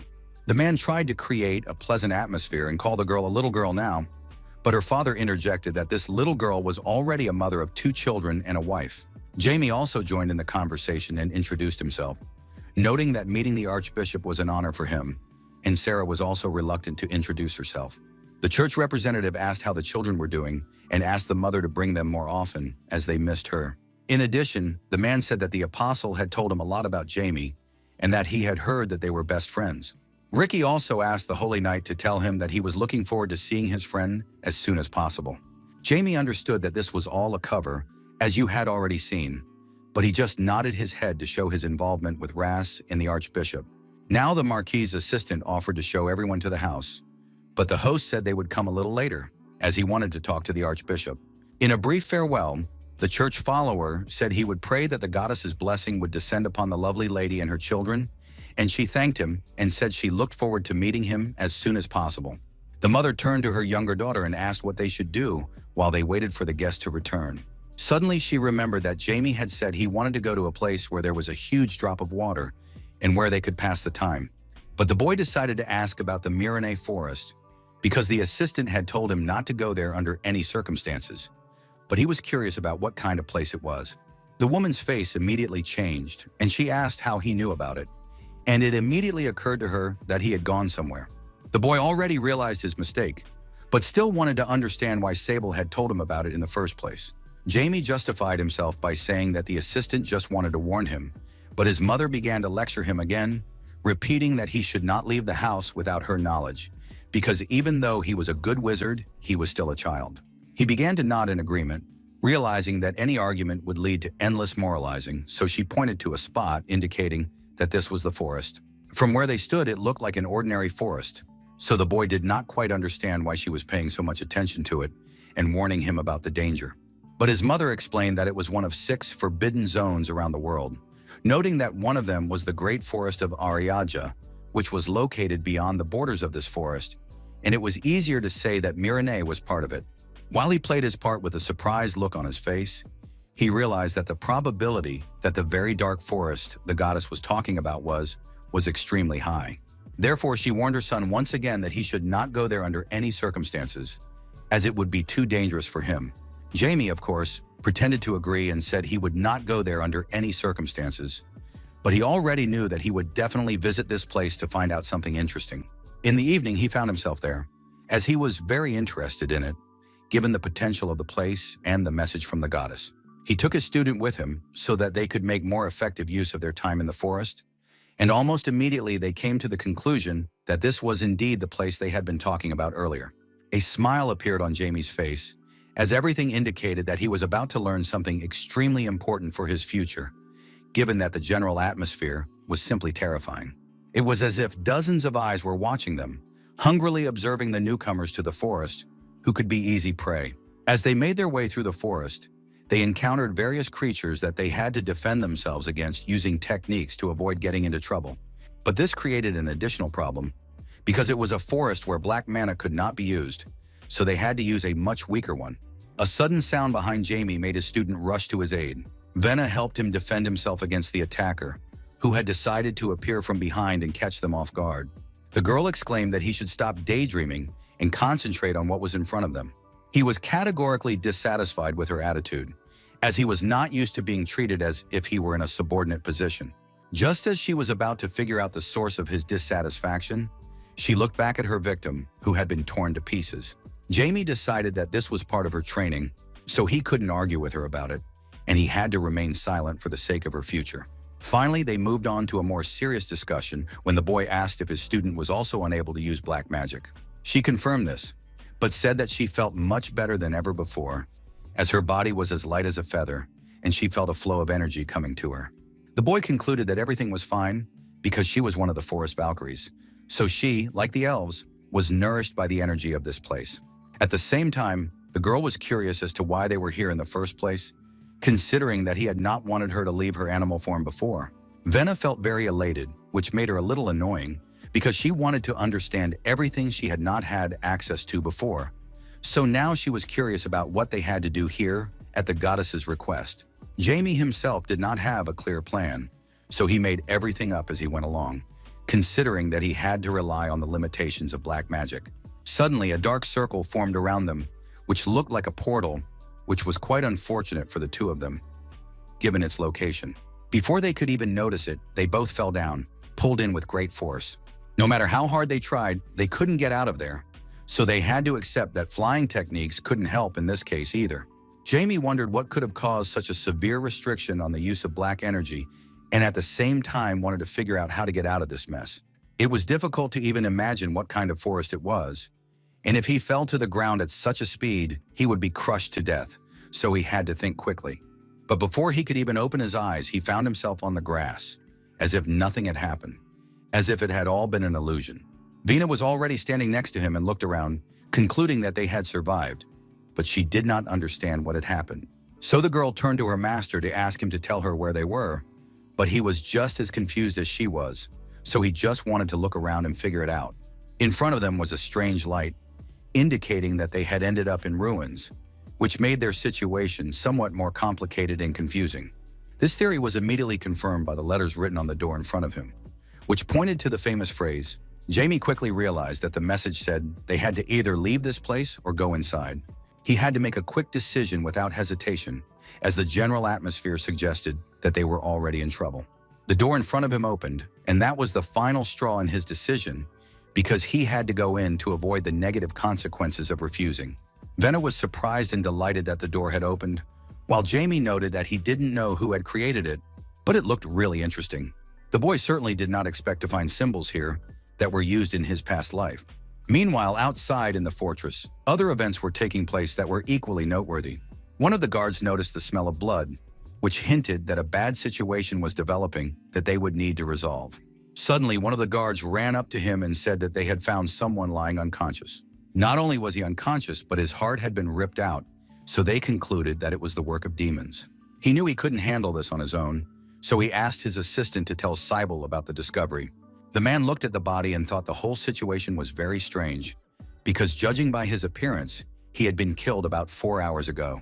He immediately remembered the patrol route, as well as the path the soldiers took during the changing of the guard, which would have definitely crossed paths with the body. But no one had reported finding the body, so something about this story was fishy. As much as he wanted to point the finger at someone, he had to check the patrol schedule to immediately rule out those who were suspects. But before he could finish, someone suddenly attacked him from behind, stabbing him right in the heart, just like the corpse in front of him. The attacker was very pleased that he had managed to catch him off guard and meet no resistance. A crazy smile dominated his face, and he considered all those who were looking for them to be fools. But he wanted them to continue so that he could see if they would succeed after all. Suddenly, he sensed someone's presence behind him, which made him tense up and behave less defiantly. It was the Marquis's assistant, who had finally met the person responsible for all the problems that had become relevant to their lands again. So he was happy to fight this battle right now. In addition, he noticed that he was in a rather awkward position because of him, as he had to blush in front of his boss for his failures. The guy in the robe immediately became anxious and wondered if the chief advisor, who was quite dangerous, was on time. But before he could finish his thought, he was cut down by a sword, so skillfully and quickly that he couldn't even resist. He had to fall to his knees because his body could not withstand the strain it had been under, along with numerous injuries. Cybele also noted that bodies infected with demonic energy should not lose their strength so easily, so he could have been mocked even more. No matter how much he wanted to prevent such a fate, he could not be stopped, so he had to accept his death. Returning to the ruins where Jamie and his apprentice had ended up, they made their way further in the hope of understanding what awaited them. Jamie finally managed to heal his wounds with the help of the bead of life, but for a moment he really thought he might die from his injuries. The girl admitted that she had thoughts that they could end their lives and had no hope for the best as they flew down into the unknown. But a great adventure awaited them inside, such as huge armored soldiers armed with anti-magic, or for example, automatic rapid-fire traps that could catch them very quickly and leave them no chance of escape. The icing on the cake was a horde of fighting scorpions that seemed endless, whose venom could send even the most skilled warrior to his grave. Despite all these difficulties, they managed to get through and found themselves in front of another door, behind which lay the reason they were here. When the girl asked what they were looking for, Jamie replied only that it was the place where it slept, waiting to be awakened. The door slowly opened, bringing her closer to the answer, as she did not understand the teacher's explanations at all. Venna was expecting something big, because he had managed to intrigue her so much that she thought there were truths hidden there that were inaccessible to humans.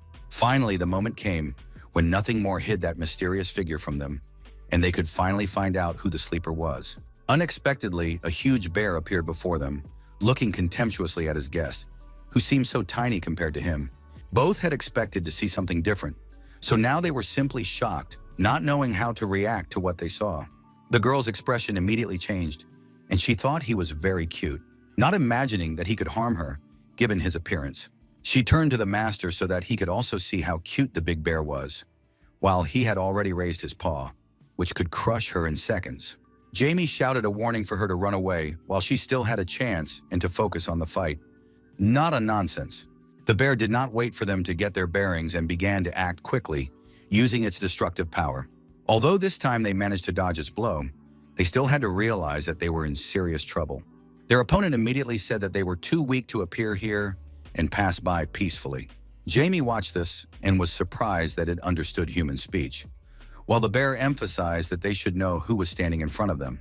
The enemy acted very quickly and aggressively, grabbing the nearest stone, which could be their last shot. The bear was very annoyed that he did not know his true identity, so he threw a huge rock without even looking back at the possible deadly consequences. The guy had to think fast, so he shouted out a barrier technique that could save both him and the girl next to him while they came up with some kind of strategy. He managed to do this before the pieces of rock flew in his direction, but still, the hope of salvation was fading with every passing moment. Unexpectedly, one of them broke through the technique he had created around himself, so the whole point was lost. Jamie could only wonder how powerful the blows were that managed to break through his barrier, forcing him to feel all the negative effects of such brutal attacks. Venna couldn't just stand by and watch her master in such a situation, so she had to do something about it. The boy now lay motionless after being pelted with stones and suffering from the wounds they had inflicted. Jamie was semi-conscious and felt that almost all of his ribs were broken, which was a significant loss, considering that the enemy was still standing in front of. The girl ran up to him to check if he was okay, and he said he was grateful to be alive, noting to himself that it could have been much worse if he hadn't had the beat of life. Now the bear addressed him, saying that he had just nullified that power, so the boy had no way to resist in any way. From this, he could conclude that it was his enemy who had blocked his black mana, although it remained unclear to him how this could have been done. The bear immediately returned to his aggressive behavior and swung at him, saying that it was none of his business. So she gathered her resolve and clenched her fist to protect her master, who could have been hurt if she remained inactive. The girl understood that in such a situation, she had to act on behalf of her master, since he was not in the best condition to continue the battle. Meanwhile, in the fortress, where the battle between the Marquis's assistant and the unknown man who had caused the chaos in the lands was still raging, the situation was even worse. The guy in the robe, who had killed another guard just a few minutes ago, didn't get why Sable was putting up such a fight against them. The blonde-haired man said that he had crossed the line and destroyed everything, since they had agreed that he would not touch the soldiers. In his defense, he noted that the same swordmaster had disappeared again, so they had nothing to fear, at least as he saw it. Sable just smiled and said that if that's what he really thought, then his punishment wasn't enough. Now he realized that there was no way out, so he received another series of blows to the face, which made him think about everything that had been said. The Marquis's assistant explained that he didn't care about the swordmaster at all, because everything had to be done right. Therefore, in his opinion, the most important thing was to get rid of such dirty demonic parasites, or to force them to obey completely without weak-willed tyranny. Sable reminded him that everything had to go according to his father's plan, hinting at the instructions that were undoubtedly known to both of them. Meanwhile, in the ruins, the girl entered the battle to give her master at least a little time to recover. Venna tried her best and remembered everything she had been taught at school in order to fight this battle correctly and not fall behind. She still didn't know how bad her teacher's condition was, which distracted her a little, but he just said that she was doing very well. Jamie came to his senses a little, so he began to use the technique himself, starting with the 6-colored torrential rain. The bear did not seem very frightened when the mana sent by the wizard began to approach him. On the contrary, it did not cause the reaction they had hoped for, which would have at least bought them some time, so they just stood there with shocked faces and looked at each other. Neither Jamie nor Ven knew what to do in this situation, when all their efforts were in vain and the fight seemed hopeless. Suddenly, the enemy realized that it was all because of their waving their arms left and right, and he sincerely did not understand why they could not just give up, given all the circumstances. But the two of them were not willing to simply accept death, especially considering that he had attacked them for no reason. The bear, in turn, explained that they had left a terrible object in his forest, and since they had committed such a crime, they should be punished accordingly. No matter how much they assured him that they were here for the first time, he was sincerely convinced that it was a lie, noting that the dark force that protected the devil's demonic egg definitely belonged to the boy. Jamie was speechless when he heard this, as he would never have thought that there was a demonic egg in this forest. The enemy did not believe the reaction on the boy's face and told him to stop lying, threatening to kill all of the demon's followers. Without waiting for their answer, he swung his sword to kill them both and get rid of all the problems that, in his opinion, came from this couple. But suddenly Jamie intervened and said that he had come here to get rid of this thing at the request of the goddess Pyro. When his paw was already a few inches from the boy's face, he stopped and decided to listen to these words more carefully. The bear looked at him very skeptically and wanted to be sure that he was not lying, so as not to miss those who were probably the cause of the imbalance in the forest. He suggested that the bear go with him and see everything with his own eyes if he really didn't believe him. But the bear noted that this forest was part of the goddess's territory, and if he lied or slandered her name, he would be immediately punished by the heavens. Although this did not happen, he did not feel any divine presence emanating from the boy, and the power he had to nullify was definitely not holy. Jamie confirmed this, noting that he was not a follower of the goddess, but they had made an agreement that he was now obliged to fulfill. He then recalled that the goddess had ordered him to go into the dark forest and prevent the awakening of this terrible dark magic. Pyro said that he would understand why she had chosen to send him, rather than one of her followers, once he arrived at that place. The bear explained that it was very difficult for him to believe these words, but at the same time, he could not deny this fact, so he had to do as the boy said. Suddenly, the girl intervened and asked him to tell them about the demonic egg and the power that protected it.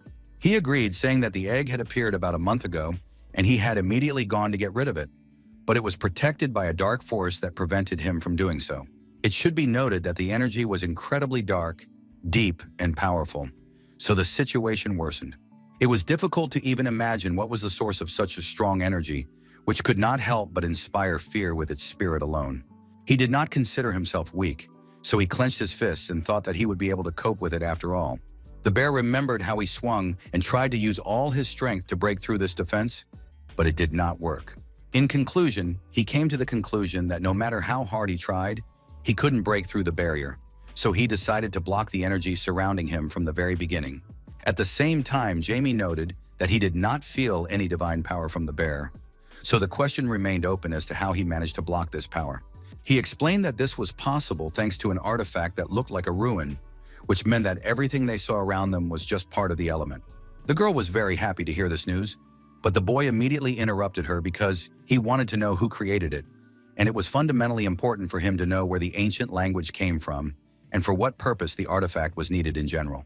The bear did not have answers to all these questions, but the only thing he knew was that this place had been created about 600 years ago.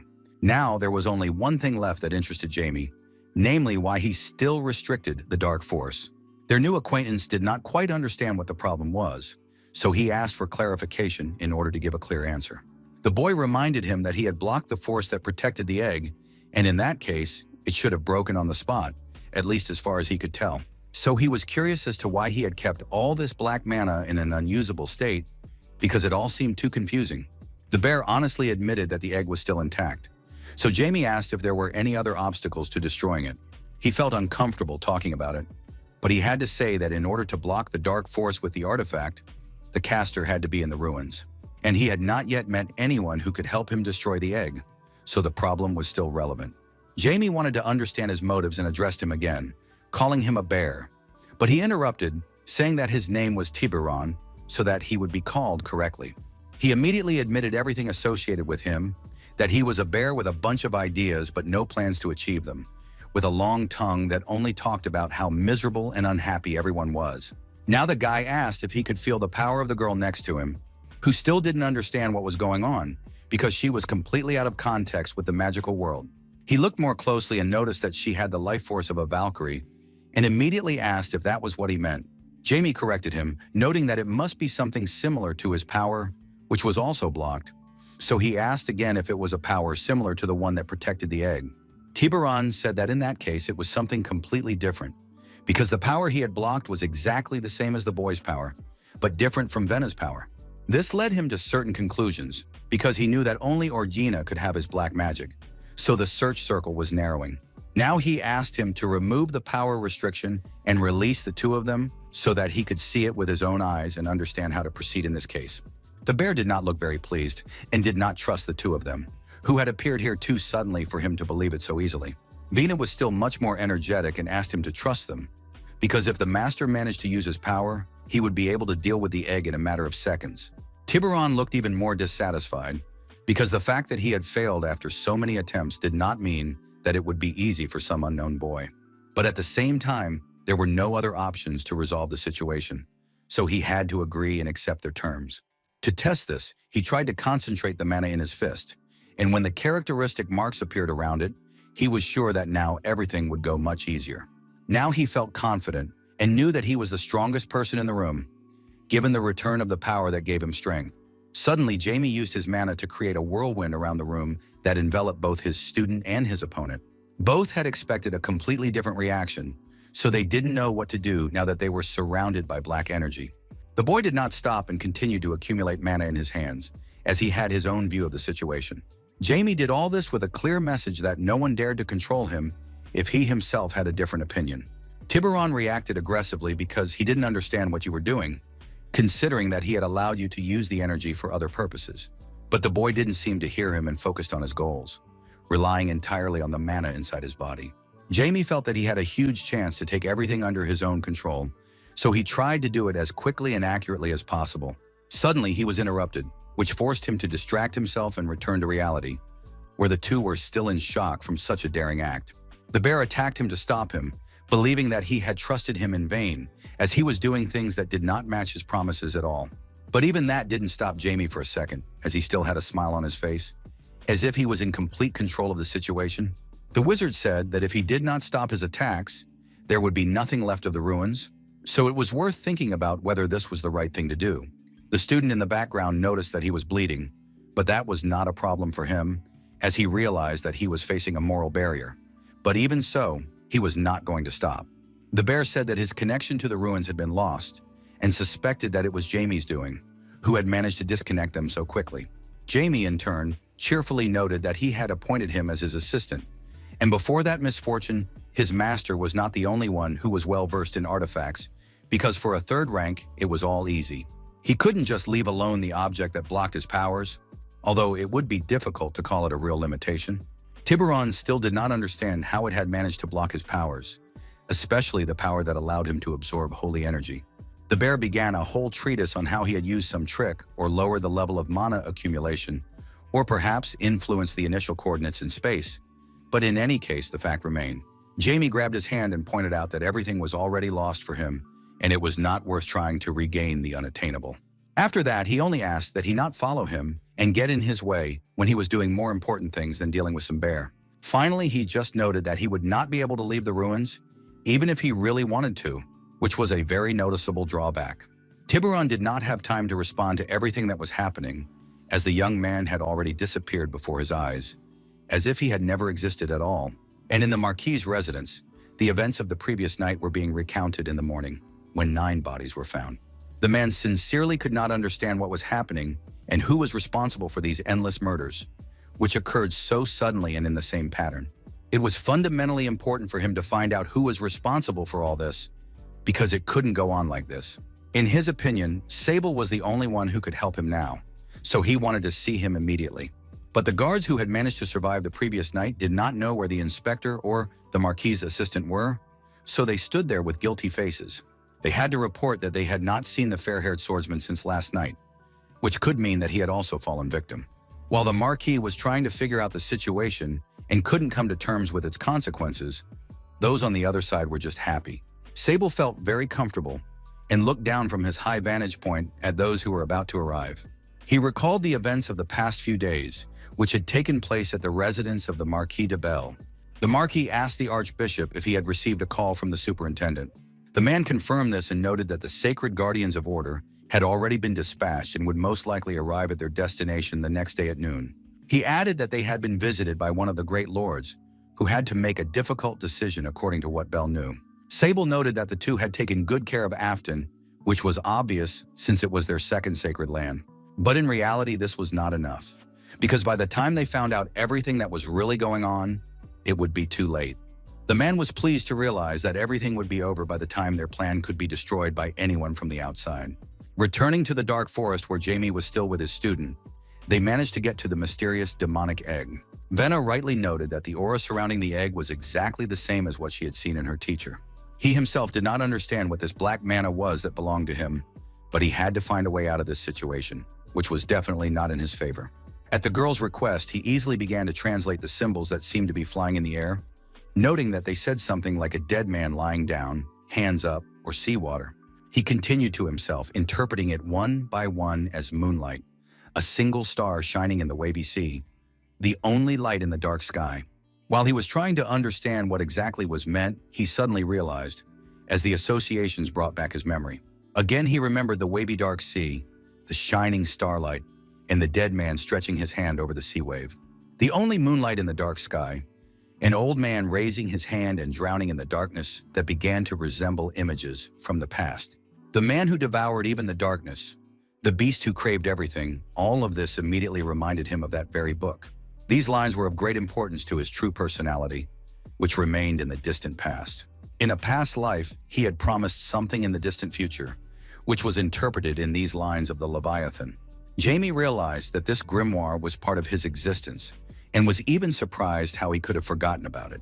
In fact, his memories were incomplete because he had remembered the uprising against the divine completely by accident, and it was strange that he had no discomfort about the gaps in his memory.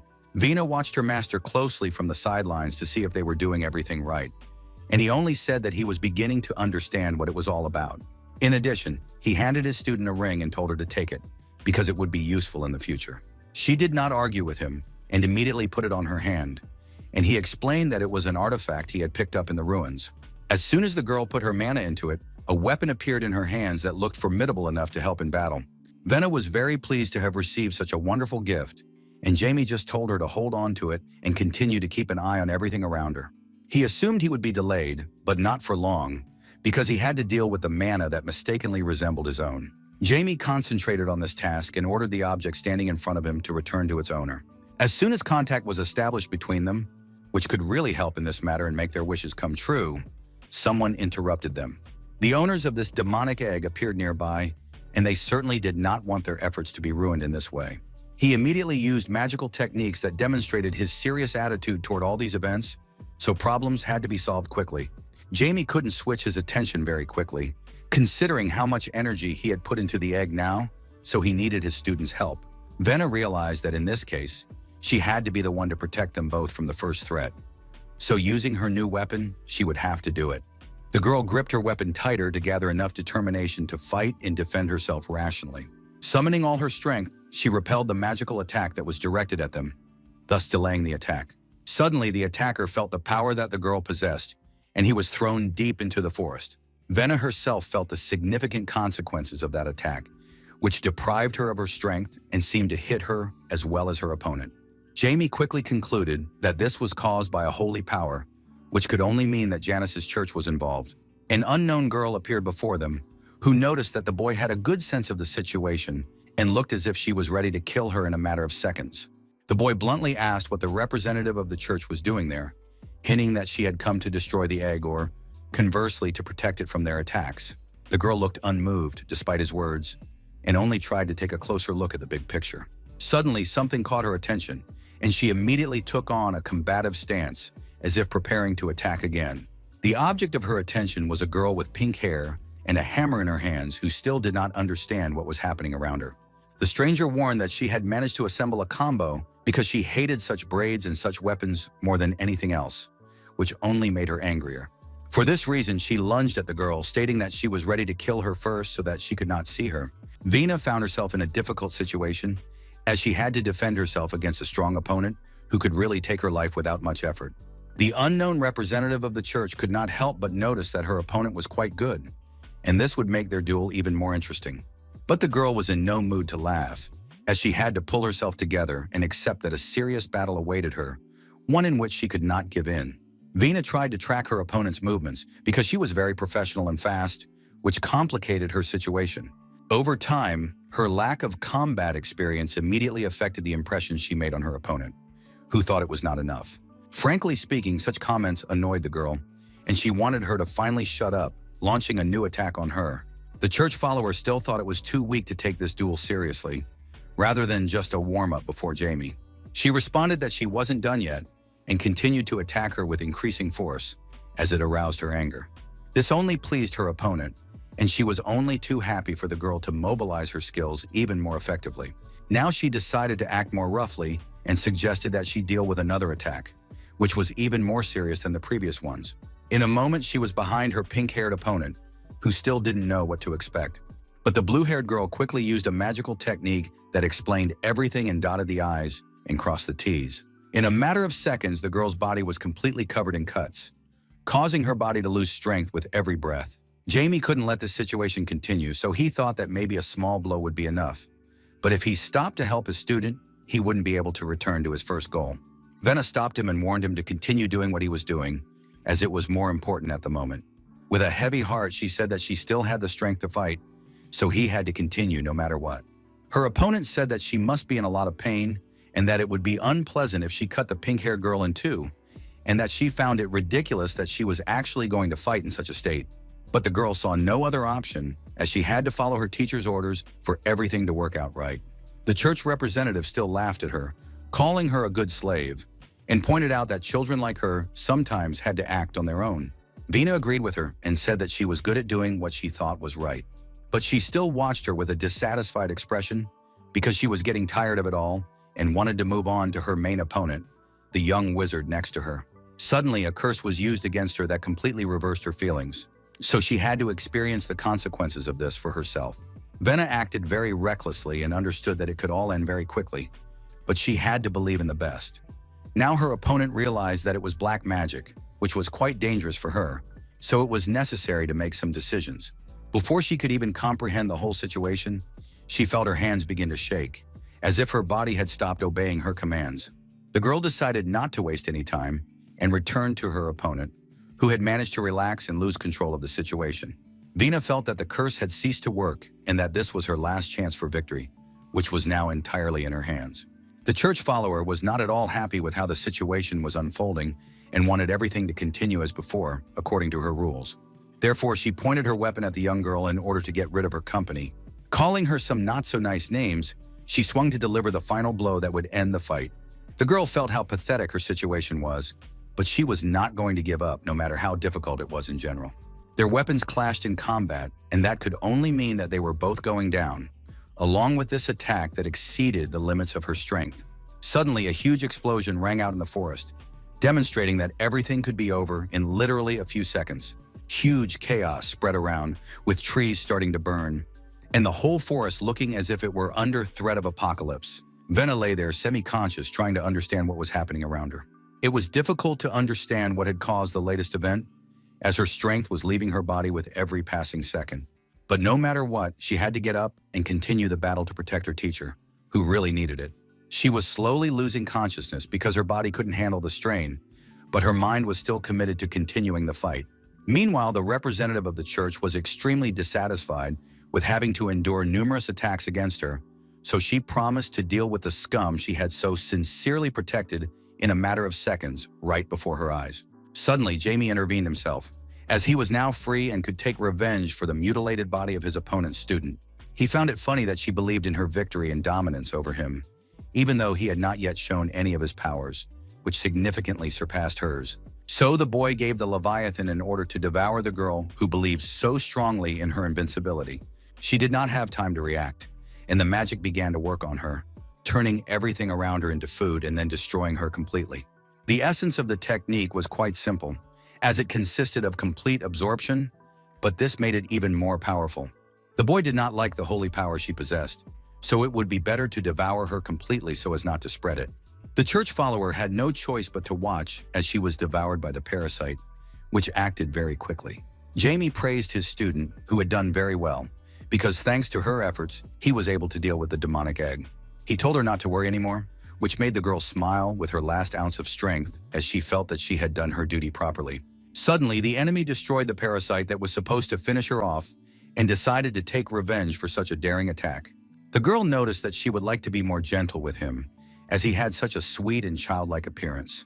But this did not fit the situation. In fact, everything turned out exactly as Jamie had expected, because he immediately thought that she would not be an easy enemy who would give up after a primitive attack. The church follower became even more angry inside and was ready to destroy everything around her to avenge the harm that this couple had unexpectedly caused her.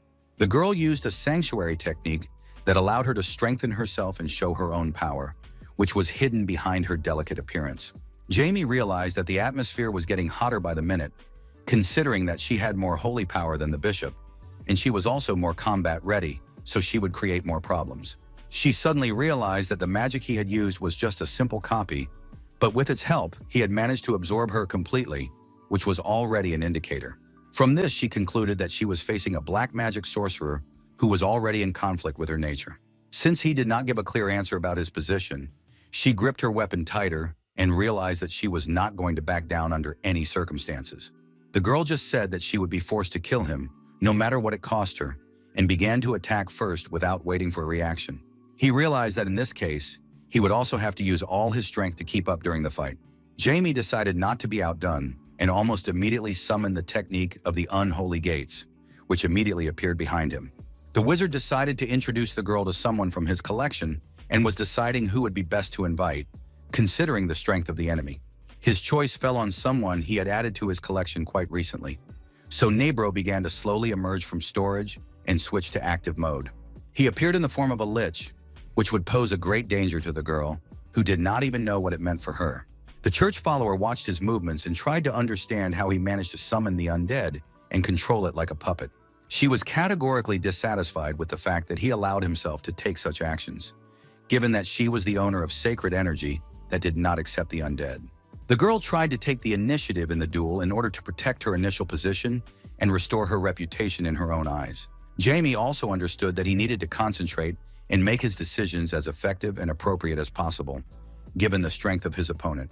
Amidst the chaos of battle that reigned around them, a new player appeared, stepping cautiously, trying not to attract attention. The blonde-haired man, who had arrived with the girl, watched the situation around him, which now seemed to be engulfed in chaos, causing everything around him to go wrong. The man couldn't understand how this demonic egg, which they had been growing in the forest, had grown so much that it was now taller than him. He was sure that 3 sacrificed hearts would not be enough for such global growth, and Jamie appeared behind him and said that he noticed that he liked such dark energy. He immediately jumped back, realizing that he was on enemy territory and needed to be extremely careful. Jamie decided not to answer this question, but instead turned to him, trying to clarify whether he was standing in front of the same demon's follower named Damon. The boy still wanted to know who was standing in front of him, assuming that he was the cause of all those events with the forest guard, but the young wizard said that it would be unnecessary for him. At the same time, he gave an order to his servant, who had come out of the tomb, to finish what he had started, and it was done in literally a second when he lunged with his sword at the confused guest. The blonde-haired man had no choice but to suffer from the sudden attack, without even finding out what was so interesting. In his last moments, he watched the demonic egg, which had become like a child to him during the time he had cared for it. The man had hoped that his efforts would soon be rewarded, but he did not live to see it, as his life was suddenly cut short. These were the last movements and words he managed to make in his life, because immediately after that, he lost all his vitality. Unexpectedly, internal transformations began to take place in the demonic egg lying in front of him, which also affected its external appearance.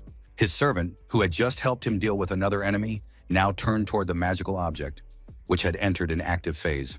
Jamie understood that nothing would end so easily and asked his servant to return as quickly as possible to protect him from the mysterious danger. Reese obeyed him and jumped as far away as possible so as not to fall into the trap that could be created by the egg, which had now begun to live its own life. When he finally found himself at a safe distance, he wanted to understand what was happening and how to explain such paranormal activity. While they were trying to figure it out, the egg managed to absorb the corpse of one of its owners, which was lying nearby, in order to gain vital energy. Jamie understood that this could not be avoided, but he still did not want to accept the situation as it was, because now he should have had enough life energy. This could only mean that they would face very negative consequences from the events at large, as the demon could appear in literally a minute. And this theory was entirely plausible, given that the demonic egg had lost its original shape and was beginning to crumble slightly under the influence of the energy inside. Meanwhile, the blue-haired girl was still fighting Jamie's servant, whom he had called to deal with his opponent. Out of habit, she wished him death, but he laughed at her words, considering it a foolish wish given that he was already dead. She didn't care about that, because her main goal remained unchanged, regardless of who he was, namely victory over her insolent opponents. The girl had to worry about the state of the demonic egg, as it was now more important, because her master would not like such an outcome if she failed to do everything according to plan. Suddenly, everyone was distracted by the intense energy that appeared on the battlefield nearby, indicating the arrival of some serious figure. They both had to stop because it was too distracting to concentrate on what attacks to use, and even the undead could feel how overwhelming the aura that had appeared nearby was, which already showed the power of the likely enemy. For the girl, this was a gift, as it meant that the scumbag they had been looking after for so long had finally appeared. But it was important to understand that this monster could suppress even death itself, considering how strong it was in theory. According to her assumptions, if she was destined to die here, she was going to take Jamie with her to the other world, who had decided to deceive everyone and emerge victorious. Nebro understood that the attack she had directed at his master could no longer be stopped, so he simply hoped that he would manage to save himself. Somewhere on the other side of the city, even Ricky, who was bothered by such imbalances, noticed the noticeable bursts of energy that were occurring in the forest. Anna, who was almost always with her older brother, asked if everything was okay, and he just said with despair that it would all be over soon because he understood what this energy could mean. The boy understood that if they couldn't do anything about this situation, literally everyone around them would die. While the girl was trying to ask him what was going on, his assistants ran up to them and said that they needed to leave immediately to escape the potential danger.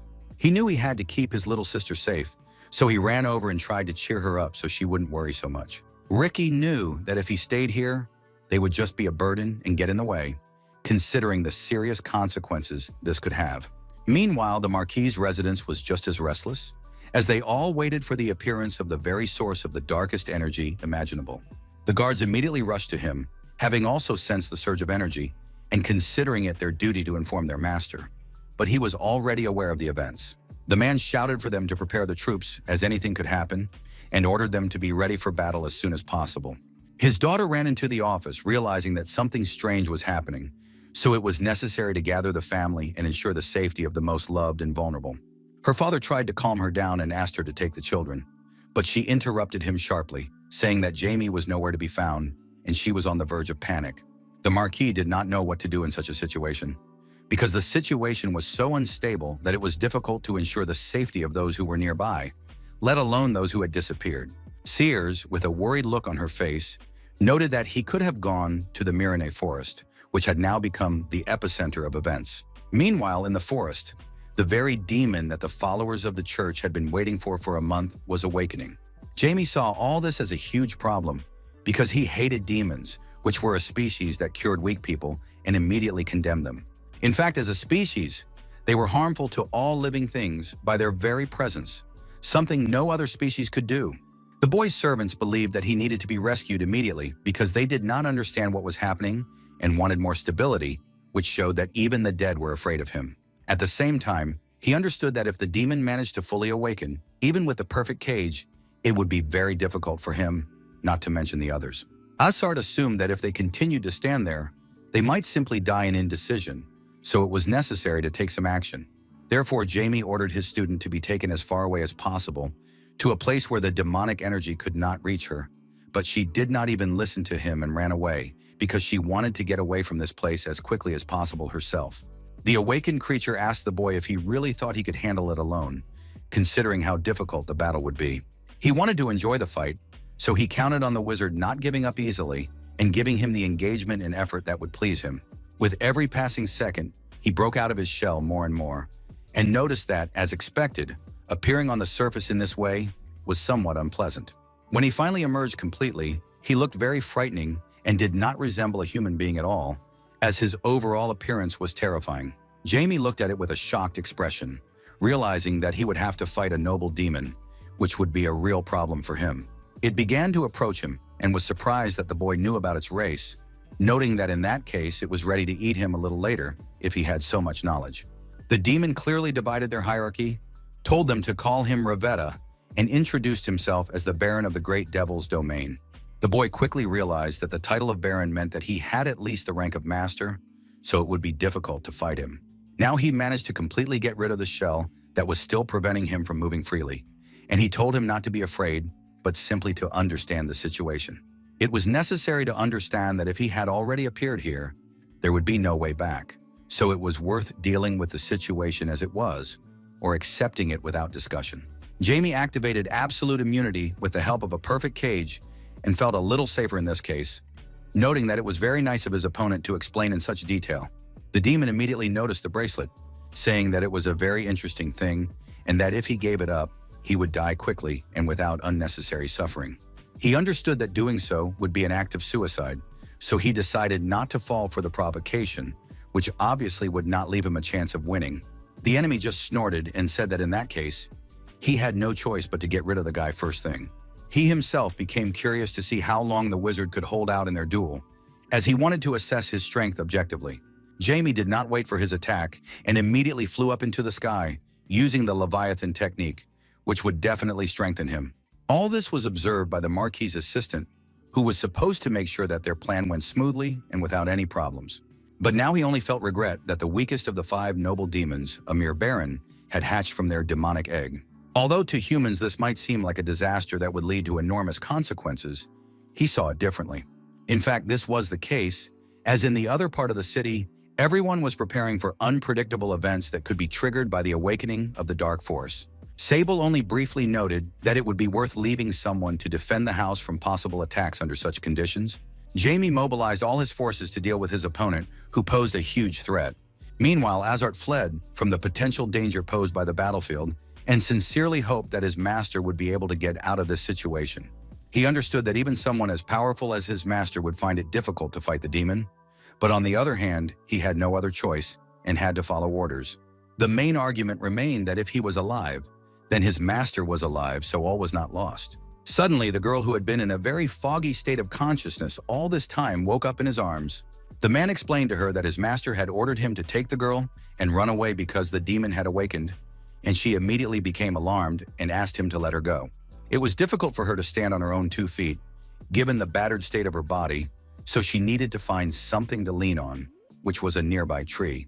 In a weak voice, she asked if Jamie was where the huge bursts of energy were felt, and he only confirmed and said that now he would fight that monster. Vina felt it was her duty to come to her teacher's aid, but the man briefly remarked that if they went there in that state, they would only get in the way. The girl was ready to die if it meant gaining even a little time and giving Jamie room to maneuver, which showed her complete devotion. Azart was certain that it was better for her to stay, because in her condition she would not stand a chance. And as he said this, he felt himself gradually disappearing from this place. Suddenly, where he had been standing, there was only emptiness, which could only vaguely remind one of the man's recent presence here. The undead's challenge was cancelled, and it so happened that the explosion occurred at the same time, and she had to think that the master had come to an end after all. She immediately remembered all the events, how they hated her at school and wanted to crush her like an insect, and how everything changed when Jamie appeared and told her that she had to fight and not let this happen again. She looked at her weapon, which had also been given to her by her teacher, and realized that she couldn't just stay here and wait for the outcome of the battle. She was a young Valkyrie with strong and pure blood, so she should use her potential for the common good when she heard a voice coming from her weapon. A glow appeared around it, and it said that although she was not ready for this, it would allow her to use it today and asked her to remember this feeling. The hammer gave its name, which sounded like Filion, having been forged by a legendary master to serve her queen, and told her to try her best. This was a turning point, as a new level of power became available to the girl who had already lost hope. Meanwhile, in the main location in the forest, where the battle between the demon and Jamie was taking place, new problems arose as the boy ran out of strength even to fly. It was clear that he had lost too much blood, and the only way out of this situation would be if he had more power from the life bead. Alternatively, he could have summoned Black and gained some time to use higher-level magic, but all of that was very unrealistic now.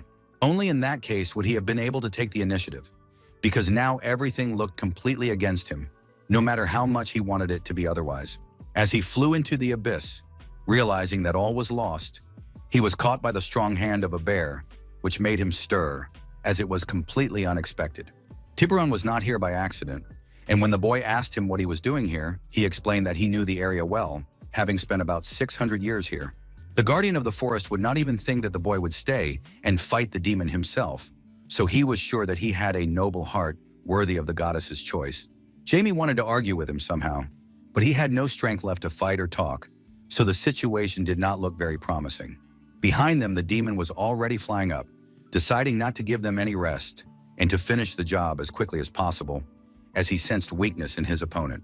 He turned to the bear who had appeared here quite recently and told him to let him finish his meal hinting at Jamie, who was already exhausted. Not waiting for a response from the unknown combatant, he immediately chopped off his arm, which could help him make a decision faster and in his favor. The demon said that he had just tried to cut off the arm, and for a creature in the surface world, he was strong enough to withstand it and suffer only minor injuries. The bear briefly confirmed this and realized that he felt the same aggression towards his opponent that Jamie had struggled with. He decided not to wait and to act preemptively, noting that in addition to his strength, he also possessed great speed, which made him a dangerous opponent. The Baron had to take a blow he did not expect at all, as it was a very sudden and successful attack. What made the situation even worse for the enemy was that the bear was not alone here, and they could deal with the demon even faster and more effectively. Ven, together with the power that her weapon gave her, now posed a much greater danger to the demon, who had not seen her as an opponent at all before. Together, they could influence the situation and help Jamie, who was already exhausted but had begun the good work of destroying this demon. The girl turned to her teacher, and he only noticed that something in her appearance had changed immediately, before she had time to turn around. She thought he was referring to her hair, which for some reason had suddenly turned red. But the boy meant something else, although there was no time for conversation. The bear told her not to get distracted and said that they would talk later after they had dealt with their enemy. He understood that it was not over yet, and that it was unreasonable to rejoice in the luck that had befallen them for a moment. The demon confirmed this theory and said that this was not the end, starting to attack with renewed vigor as he sensed that real danger might await him. The bear took a pretty strong hit, which was a lesson for him, showing that you can't get distracted for a second when your enemy is so unpredictable. At the entrance to the forest, forces that had arrived from the city gathered, and the man told Marcus that they could not move forward because of the demonic energy, which had become like a barrier. One of them wondered why they had not waited for reinforcements from the Church of Pyro to receive their blessing and ease their situation. The Marquis remained silent, not wanting to admit this, because right now his only thought was to save his lands and his grandson. At the same time, he understood that only the Order of Fear was holding him back. But if they had delayed any longer, the consequences could have been too terrible to imagine. They also had to remember Sears, who couldn't find Jamie anywhere, who, as always, was at the center of events. Suddenly, a piece of paper flew over their heads, and they thought it was a gust of wind that had brought the unknown object here. One of them caught the leaf to read what it said, as it could be an important message that would reveal the cards. Meanwhile, a powerful energy rushed from the depths of the forest, getting closer and closer to the exit. The same blue-haired girl who had appeared to protect the demonic egg was now returning with the desire to get to a safe place as quickly as possible. The whole situation seemed simply terrifying to her, as it directly conflicted with her magical powers, which were reflected in her soul. This damn demonic energy both irritated her and prevented her from feeling comfortable.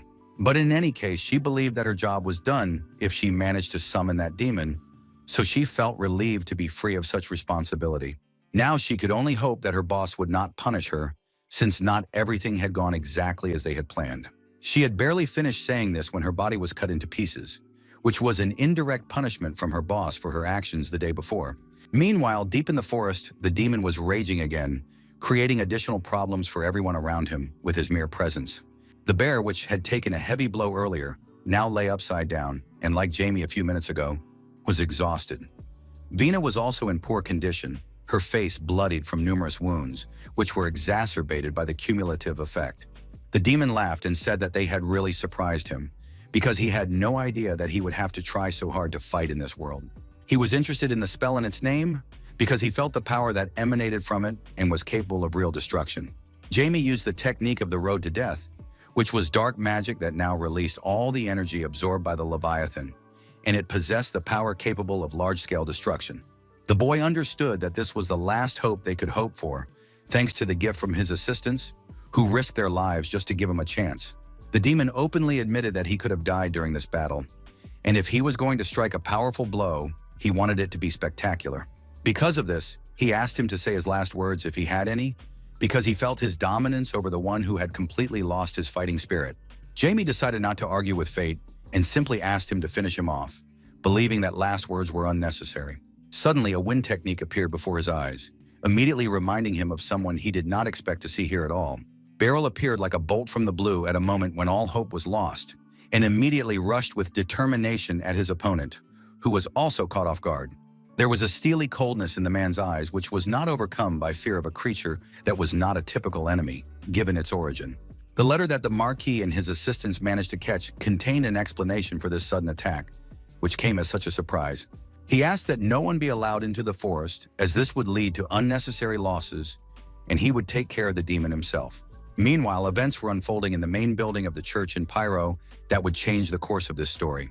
The Archbishop had a premonition, but he did not expect any guests when the Marquis's assistant came to see him. Sable behaved very casually with him, demonstrating that there was no formality between them, and asked if the apostle had already left.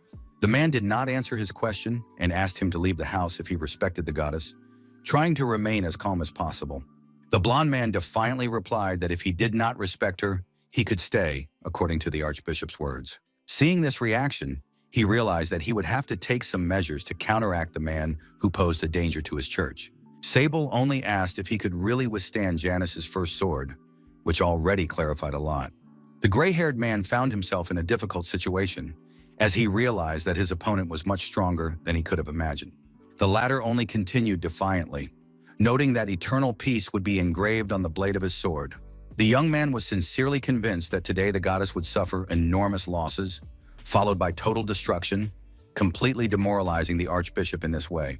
Meanwhile, reinforcements arrived, and they were still standing at the entrance to the forest, as they were forbidden to let anyone extra in, according to the request in the letter.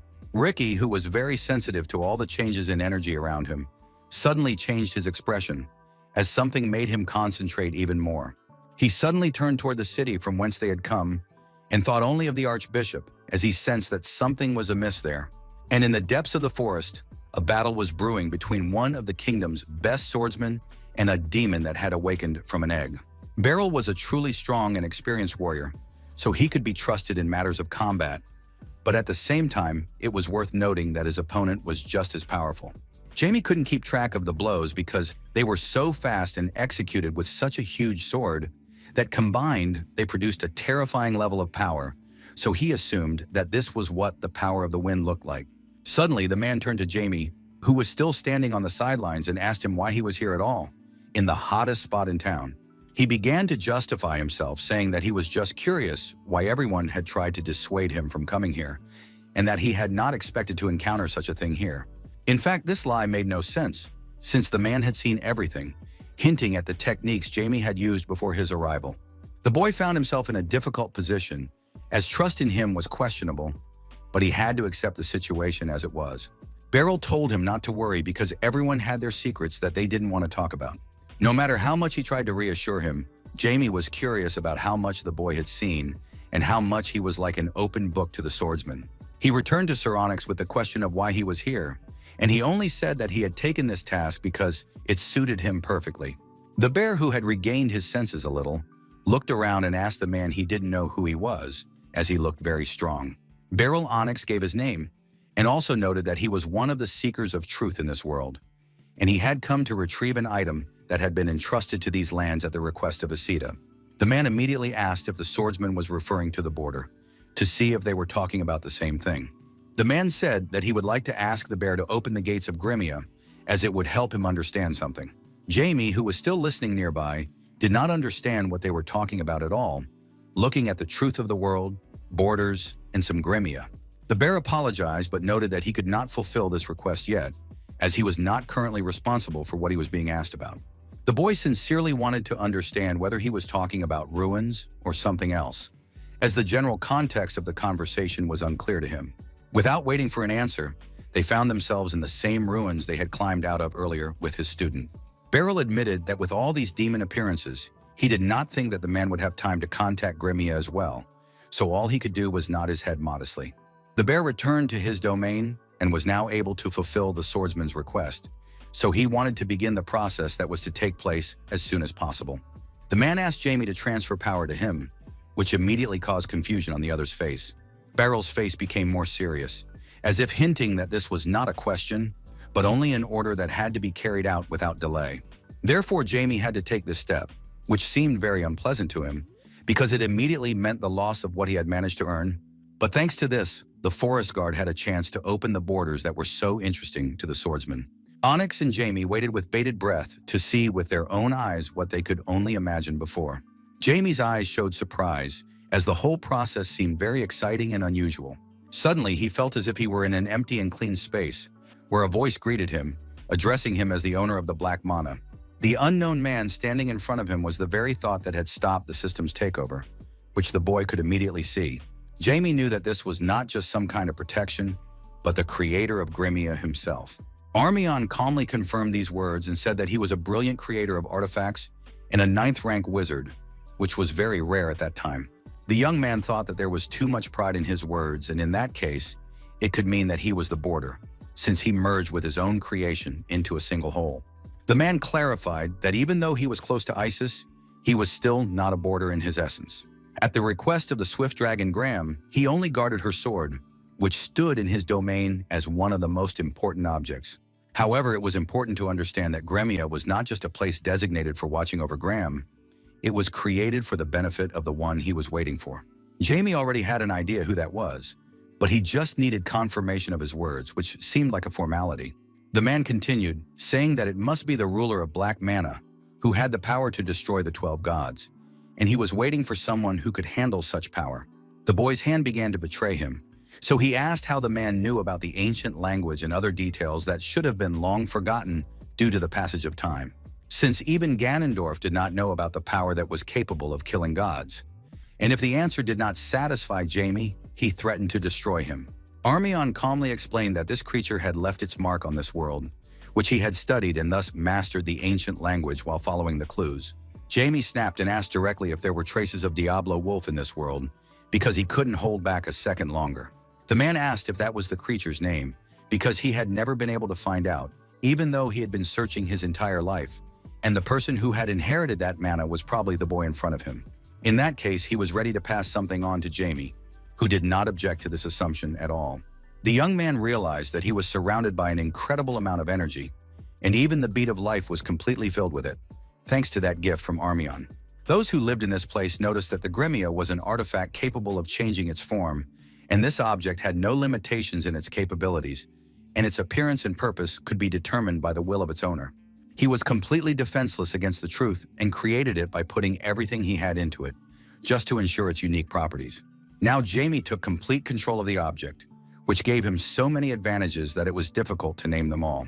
The boy did not expect to find such an incredible artifact in his hands, as this energy was immediately felt inside his body as a violent surge. Jamie understood that it was on par with the 3 divine elements of the weapon he had created, although at times it seemed even better due to its elasticity. Meanwhile, a mysterious and eerie atmosphere still reigned in the main building of the Peiro Church. The Holy Knight, who had returned from his mission and wanted to inform his leader of the news, ran inside as fast as he could. Suddenly, a scene appeared before the man that he could not have expected, so he wanted to find out what had happened to the Archbishop. The Archbishop, covered in severe wounds and blood, sat motionless, having lost all hope of salvation. Ras understood that he needed help as soon as possible, as blood loss could make the process irreversible. The man realized that there was no point in this, and when the knight tried to help with his energy, some other source inside the man prevented healing. The Archbishop tried to act as if everything was not so hopeless and only asked him to protect the apostle and the saint. Ras immediately assumed that this was the work of the Church of Janus, and the man said that he needed to hurry and not waste a single second on him, considering that there was no hope for salvation. It was difficult for the fair-haired follower of the church to make such decisions and simply leave the man who had become like a father to him. The Archbishop fully understood the young man's feelings towards him, but now all that had to take a back seat, and he had to deal with the situation responsibly. To cheer up his knight a little, he put his hand on his head and asked him to go after the children who were still in their care. With tears in his eyes, Ras declared that he would definitely avenge the Archbishop, who had died unjustly because of the actions of the church's crazy followers. Instead of supporting this proposal, the man simply told him never to be led by revenge and to act rationally. His real duty was not revenge, but protection, because that was why they existed within the church system. That is why the young man had to hurry to ensure the safety of their youngest followers, who were now in the most vulnerable position. Returning to the events in the famous forest, Jamie returned with Beryl, who definitely wanted to make sure that everything was okay with the boy. The boy openly said that he felt some discomfort, but overall everything was fine, and asked if he had gotten what he came for. The man confirmed this, noting that his mission had been completely accomplished, when a bear interrupted their conversation, asking what had happened to the thunder. The forest guard reported that Jamie had returned a little later than the two of them, regardless of whether he knew about it or not. In addition, his connection to the Gremia was now completely severed, so he was genuinely curious about what had happened while they were talking to the creator of the artifact. Jamie decided not to lie and said directly that he had met with the spiritual matrix of Armion and received the Gremia, showing it to his surprised allies. Onyx rightly pointed out that this item was much more valuable than the gram itself, so it was worth realizing the magnitude of such a gift of fate. When asked by the bear if the creator had given him the artifact, he replied that it had been his idea, because when Scar was taken away, he had given the boy all his power. For the guardian of the forest, this was still very surprising and completely unexpected, given the general circumstances of the event. To demonstrate his new skills, Jamie placed his hand on the bear and activated the energy that was now available to him. It might have seemed like healing, but in fact it was a technique that was very similar to his own and was connected to Gremia as a whole. After going through so much, it was time to go back to the city and deal with the consequences of what had happened recently. Beryl was sure that Sears was restless, and the boy noticed that he had already forgotten that his family was very concerned about him. Suddenly, his friend Ricky came to mind, whom he had forgotten about during the intense battle that required his full attention. Onyx sensed a sharp change in the boy's mood and asked if something serious had happened, because he really had the potential to reveal possible events in advance. Jamie said in a weak voice that the goddess's apostle was in danger, and they needed to take care of it. The man immediately asked if, by saying the goddess's apostle, he meant his friend in order to understand the situation fully. However, the boy believed that now was not the time to discuss such formalities, so they needed to go immediately to where he thought it was necessary. The swordsman did not listen to him for long and simply grabbed him by his clothes so that he would not cause any more panic and they could act with concentration.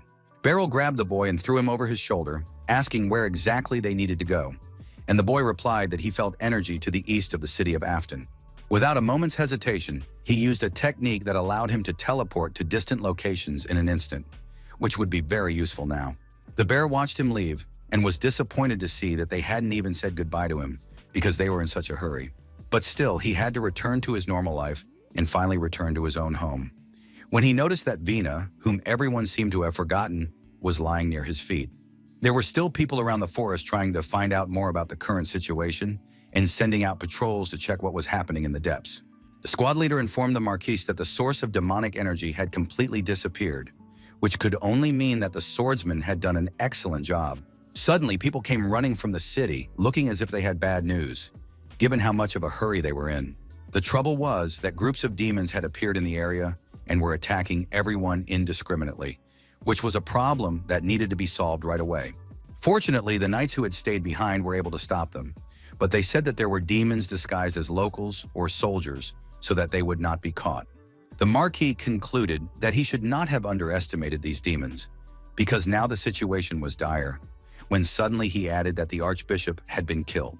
The man had not yet had time to process the previous news when the new one completely threw him off balance, because everything around him was falling apart like a house of cards. The leader of the detachment was no less surprised, as he was convinced that the Archbishop had always been strong enough to fend off even the serious attacks. Even worse was that, based on eyewitness accounts, Sir Sable was at the scene of the murder at the time it took place. The Holy Knight finally made it to the place where he met the Archbishop's killer, who said that he would not be able to stop him on his own. Ras agreed with himself that he did not think his opponents would be so strong, but at the same time, he had no chance to give up, because too much was already at stake. Behind him were children who feared for their lives and understood that their only protection now was the Holy Knight. So he had a duty. He gathered all his willpower and asked his opponent how long they had been planning this operation, which was now completely destroying the life of the city. Sable looked as carefree and smiling as possible, as if he had not caused the death of his mentor and was not involved in the beginning of this collapse. The man shared that they had not expected the opportunity to get rid of the goddess's apostle to come so soon. It seemed to him that with the help of all the circumstances that had come together, this goal was now simply served on a silver platter, and all that remained was to take it as victors. The knight tried to understand the attacks that were now directed at him in order to adapt to a fighting style that remained difficult for him. Ras had already begun to suffer injuries, although it seemed that the enemy had not even begun to take the situation seriously, so something had to change in order not to die himself and not let others do so.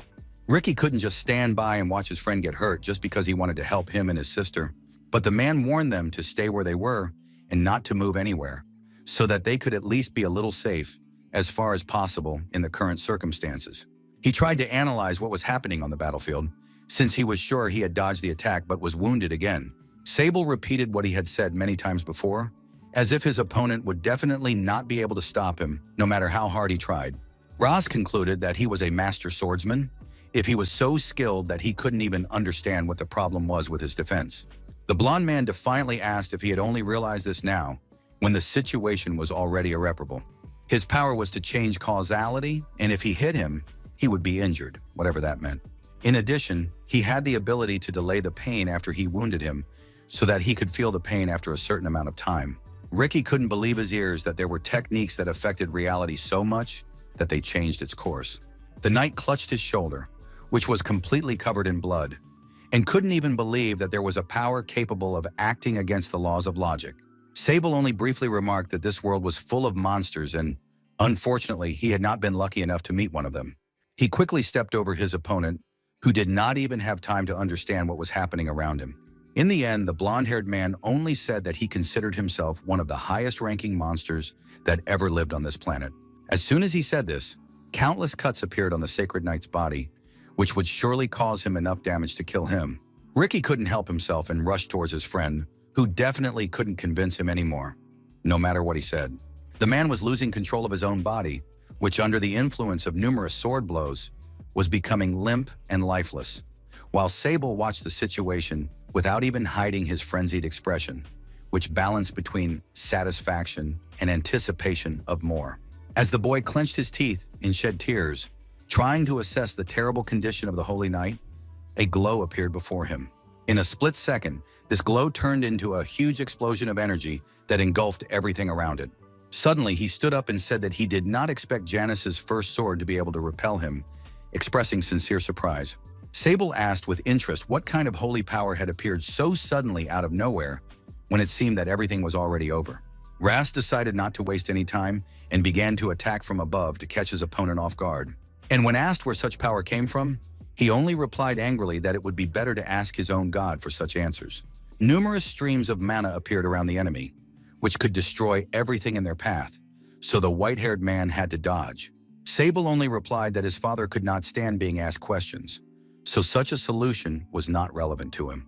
For this, it seemed better to cut down his enemy with a sword than to waste time on questioning that would lead to no results. So their swords clashed in a duel that would determine who would prevail at the end of this terrible day. The follower of the Church of Janus reminded him that the Holy Knight would definitely not be able to defeat him, since he had the technique of changing causality on his side. Rast did not even argue with him and said that even if he failed to defeat him, there would always be a chance for something better. While the two were engaged in a deadly duel, the apostle nearby tried to quickly master the techniques that had previously been used. Suddenly, Sable felt his body fill with blood from within, which came out under tremendous pressure, causing pain. Ricky watched the situation with a surprised expression, as he himself did not believe that he could achieve something like this. The former assistant to the Marquis was now crawling on his knees to deal with the damage that had been done to his body. The apostle said that he was just a pathetic man who was unable to resist the divine power that he could channel through his body. He used the punishment of reversing causality, and if the causality that could not be overcome did not work, then all the damage would return to the user of the method. Rast watched all this and marveled at the potential that little Ricky possessed, who had only managed to do something so serious for the first time. Sable noted that it seemed too trivial to wake up at such a moment, given all the circumstances that simply demanded new strength. At the same time, he couldn't help but be impressed by such a wonderful divine power, as it revived Ras and even leveled his own abilities. The Holy Knight did not want to listen to all this, and believed that he had no right to express himself, considering how much harm he had caused to everyone around him. But even in his current situation, he believed that if the goddess of truth had not descended to show her protection before these people, everything would not have been so good. Sable said that they were still pathetic people who were worthless if their goddess did not bless them with her presence. Therefore, the man continued to defend himself with insane devotion, even against a sword with his bare hands, because he was sure that the situation was still playing in his favor. Rast was mildly surprised as his sword was destroyed despite the apparent imbalance of power at first glance. Ricky was still watching them and realized that he had to help his friend somehow, as he was not in the best position even so. But suddenly, the white-haired opponent did something that would prevent even an apostle from using divine power against him. The boy did not expect to encounter such resistance, as he was sure that everything would work out the same way as before. Sable just said that this time they wouldn't be able to put up a defensive block because he already knew what techniques they had used before. Although Anna couldn't see everything that was happening around her, she was sure that the situation was dangerous enough to worry about her brother, who would definitely not stand aside. Suddenly, Jamie appeared and began to use spells of intense pain and unity with lightning, which immediately changed their situation. Now Ricky could watch the black mana affect his opponent, not understanding where it came from or how it got there, since there were only church followers among them. Jamie tried to bring him to his senses and urged him to start the attack while he was distracted by the unexpected attack with black mana. Ricky still didn't understand what was happening, but he had to focus on the fight because they weren't done yet. He gathered all his strength in his fist and directed it toward the enemy, finishing him off from all sides with various techniques, doing so without compromise. The boy's hand was still shaking because the power he used was new and mysterious to him, but it was already the beginning of something bigger. The apostle looked at the situation around him and could only breathe out little by little because he understood that the situation had stabilized a little with his help. When the general atmosphere became safer, considering that the enemy had definitely suffered enough, his comrades began to run up to him, who were worried about Ricky. Ras wanted to make sure that the boy was all right, as this was his duty, which had been passed on to him after the archbishop's death. Ricky began to slowly regain consciousness and saw Jamie, Rhaegar, and even the unfamiliar Beryl around him, so he wanted to understand what was going on. Jamie said that it seemed to him that his friend was in a very bad way, so he decided it would be better to intervene. The Holy Knight explained that it was all Sabal's fault, as he had been working for the Church of Janus all this time as a double agent. Beryl just clarified whether he was talking about the Marquis's assistant, since he wasn't very familiar with the affairs of the city. Jamie listened with surprise, as he could not even imagine that he would be so cunning as to deceive everyone around him. He was surprised himself that it hadn't occurred to him, even after using magic, when suddenly a line appeared before his eyes, making him wonder where it had come from. Onyx, who had much more combat experience, suggested that it could be the actions of an enemy who was still in force, despite their confidence that they had won. In fact, that was exactly what happened, as he launched an attack that could have ended their lives at the same time, as he aimed for the boy's neck. Sable asked the Swordmaster if he had noticed this, as he was sure that such titles were not given out lightly. Ricky couldn't understand how it happened, because he saw with his own eyes how two different techniques caught him off guard, so he couldn't have survived after that, and Ras felt a new surge of anger inside him that made him hate his opponent even more. The white-haired man only said that the change in causality could be used not only to harm someone, so he managed to use his skill to get out of a difficult situation. However, this time he had to pay the price, and his hand turned into some kind of hideous copy of what it was supposed to be. Beryl drew his sword, which differed from the others in its strange shape, and told everyone to step back, as he had decided to take the matter seriously. At the same time, clutching the wound on his hand, which he had suffered due to an unexpected attack, he said that he would deal with him himself. Sable was not satisfied with this arrangement, as he believed it would be a boring affair, considering that without his other hand, his reactions were not what they used to be. As he spoke, the hand that had withered from using the technique was gradually recovering, giving him even more advantages over the Swordmaster.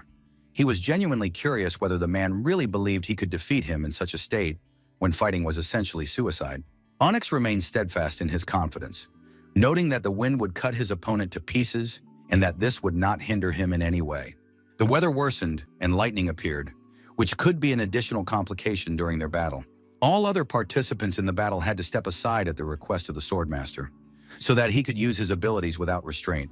Jamie thought about the situation of the one who was about to enter the fight, because if it weren't for him, they would all simply die. Rhaegar asked the young wizard if he could handle it, but he didn't know the answer and said that all they could do was watch the situation unfold. In any case, none of them could intervene in the duel between the Swordmasters because the level of power was completely different, and Sable continued to look confident and focused, because the general atmosphere indicated that this battle would depend on luck rather than high skills. Their energies intertwined in a battle that was so impressive to ordinary magic users that they found it hard to even believe it. The Holy Knight was curious how such an incredible ability, similar to changing causality, could exist. which effectively negated any laws of logic. He assumed that Sir Beryl had learned something about the physical form of causality alteration, but even for him, counteracting it would not be easy. If the Marquis's assistant could use this ability for both defense and attack, he would have endless potential to use it in battle. Jaime concluded that he would not be able to just sit back and watch the situation unfold, but would have to intervene after all. Sable asked his opponent if he really believed he had any chance, given that he was also a master swordsman. Beryl was indeed in a difficult situation, considering his loss of an arm and his opponent's overall unbalanced technique. The opponent attacked more actively and aggressively, showing that his chances were extremely slim and only great luck could help him. The white-haired man noticed that there was a huge difference in their experience, which had the greatest impact on the course of the battle. It was difficult to say, but he was not as young as he seemed at first, so he had seen a lot in his life and was accustomed to various opponents. Ras was very concerned about the swordmaster who was supposed to protect them, as the last attack looked very threatening, so he wanted to check if everything was okay with him. Sable was sure that he was done with Beryl, so he thought that now it was the turn of those who were watching them with doubt and fear. He took a running start and headed in their direction, which made them huddle even closer together, considering that even the strongest among them had failed to deal with him. Jaime understood that he now had to take the initiative, since no one else among them was in a position to oppose anything. Ricky decided to try the same technique as before, to stop him and create a barrier that would protect them, at least for the time being. And it really worked, because a strong barrier appeared around them, which did not allow the swordmaster's blows to pass through, demonstrating its strength. Sable immediately realized that he was facing a barrier from the goddess herself, as nothing else could be so strong. However, the boy needed to be reminded that he was not the only one with access to God, so this was only a temporary measure. The white-haired man called this barrier pathetic and completely useless against the power of his father, Janus. Meanwhile, Jaime decided not to waste time talking and immediately used the artifact he had received as a gift, activating its power to counteract. But he was not the only one to turn to higher powers, as his opponent activated the power of the sanctuary, which gave him a great advantage. Now a huge atmosphere of mana formed around him, amplifying his already powerful blows. Sable felt a tremendous rush of excitement as he tried to connect with his god and carry out his will, because he believed that everything should follow his father's will. As soon as he said this, he directed the strongest blow imaginable at the barrier, which now had to collapse under the influence of Sable's power. It looked like a threat that could not be ignored under any circumstances, as the destructive force was so striking. His eyes took on a crazed expression, and he seemed ready to destroy everything in his path just to carry out his plan, while Ricky tried to hold the barrier, which was weakening with every second because he had to fight such strong opposition. The boy tried to hold on until the very end, although it seemed like he was just delaying his death for a few seconds. Sable, entering into a frenzy, said that resistance was completely pointless, addressing the young apostle who saw this as his mission. Ras understood that such a huge strain on the body could be critical for the child that his companion still was, so he wanted to stop him. But only a second passed before the sword struck accurately, causing a huge wound that bled, demonstrating despair. Meanwhile, from the perspective of the swordmaster, who was still lying down, saying goodbye to life and admiring the rain that would not stop, everything looked hopelessly. The weapon fell from his hand, which now lay limply, not even clenching, considering how much pain he had to endure during the last battle. The only thing the man could think about was his beloved Seers, whom he had asked for forgiveness because he could not forget her, no matter how many years had passed. Beryl had already come to terms with his situation and believed that at least her son was more or less able to finish the fight. Suddenly, the man heard a voice asking him if he remembered someone's mother, and he couldn't understand where it was coming from. In his hand was an artifact, which he noticed was something like healing mana that could bring him back to life. He briefly said that he would keep the man's secret, so he asked him not to die himself and not to let his ally die. In fact, it was Jaime who used the artifact to help the only one who could help them now, given the difficult situation created by Sable. The boy hoped that it would help, because otherwise all that would remain of them would be a wet spot. That's why he found the strength to get up and swing at Sable, who was confident of his victory with all his might. When the white-haired man asked him how he had done it, he replied sincerely that he had no idea, savoring the moment with a victorious smile. To find out, it was better to ask the guy who was still keeping quiet and just watching so as not to miss the moment. Sable looked in surprise at Jaime, who had been standing silently all this time, as if he could no longer oppose him with his strength. Jaime used the Gremia artifact and aimed it directly at his opponent, as it was a chance to catch him off guard. Before them was a huge weapon that, with the help of black mana, could destroy everything in its path given its size and power. The flow of mana was much stronger than any technique before, so defending against it would be much more difficult. It felt as if it could cut the whole world into pieces, so even someone as strong as Sable had to take it seriously. Sable continued to deny it, as if such tricks would not work on him, although he himself was surprised at what kind of power was so captivating. He found himself in a situation where all the methods he had known before now seemed too weak, so he had to quickly figure out how to get out of this situation.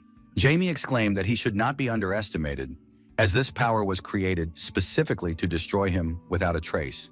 The man had to admit that his divine power was simply dissipating under the influence of a technique that was mysterious to him in terms of its origin. In the end, they were overwhelmed by such a large flow of mana that they simply had to drown in the amount of energy that was pouring out from all sides. Eventually, even the weather outside improved slightly, and the first rays of sunlight began to break through the dark clouds. Beryl was completely exhausted and lay next to the whole company, as the move he had made towards Sable had cost him a tremendous amount of effort. Ricky was slowly catching his breath and trying to figure out what had happened, as his memory was clouded. The Holy Knight ran up to Anna to help her and tried to find Jamie, who had taken the initiative in this battle, with his eyes. Their unfortunate opponent, who seemed immune to any technique, was still on his feet, indicating that he was very happy to have survived. Jamie was lying in front of him, which made the blonde-haired man think that he would be able to finish off the boy right now. Ras understood that the situation was not in their favor, since no one could help him so quickly. Ricky tried to run towards his friend to use some technique to distract or completely destroy Sable. Jamie understood his situation, but he couldn't move, given how many injuries he had sustained. Sable, with the coldest expression on his face, swung at him with what was left of his blade and said goodbye to the young wizard who had caused him so many problems. Literally the next moment, he woke up in a warm bed, completely unaware of what had happened, even though he had been on the verge of death just a moment ago. His mother and sister were standing next to him, very happy that he had finally woken up and was able to answer their questions, because they were very worried about the boy. His mother promised that if he ran away again, especially to such a dangerous place, it would simply kill him, and his little sister agreed that she would join in. Jamie apologized to his mother for causing her so much worry, but wondered what had happened in that place where he was supposed to die at the hands of the Marquis's assistant. Literally a second before the sword fragment approached his body, a barrier appeared around him and stopped it. It seemed to him that this was caused by the artifact that had been given to him with the words, as if someday the moment would come when it would do its job. He wasn't sure if it was the effect of the artifact the old man had given him, but it was the only rational explanation for such a miracle.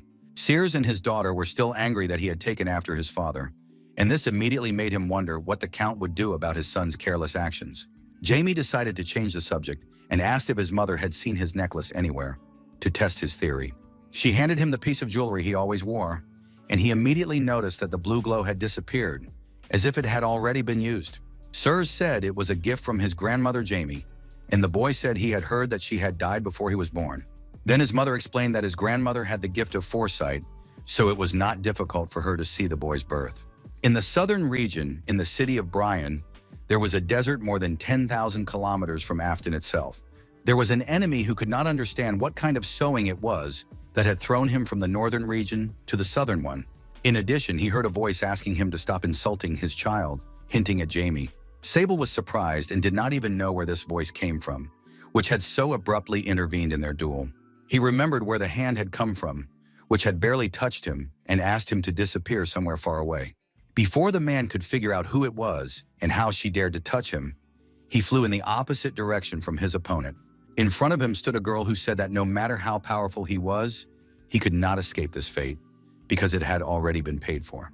Sable quickly realized that this was the territory of someone he did not want to see, so he had to get out of there as quickly as possible and leave no trace. Suddenly, someone addressed him, saying that he was glad to see him and calling him Cryon.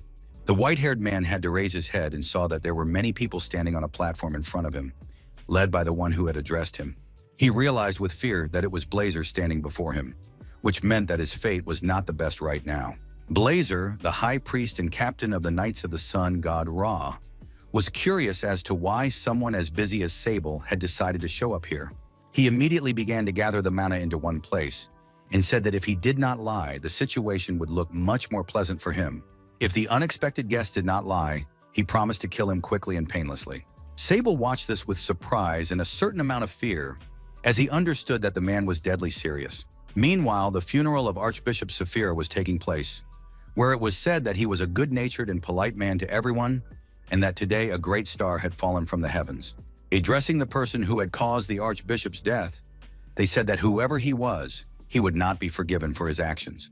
Jamie wondered if he could have turned the Archbishop into an undead, as it was a pity to see such an opportunity go to waste. In the end, he believed that he had changed enough and was no longer the same person he used to be, especially after the recent events.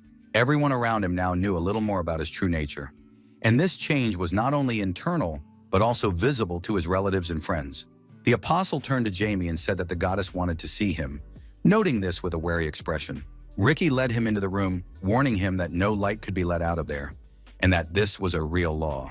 Jamie wanted to ask what had happened to their opponent, as he did not remember very well what had happened, although it was logical that the outcome was positive for them.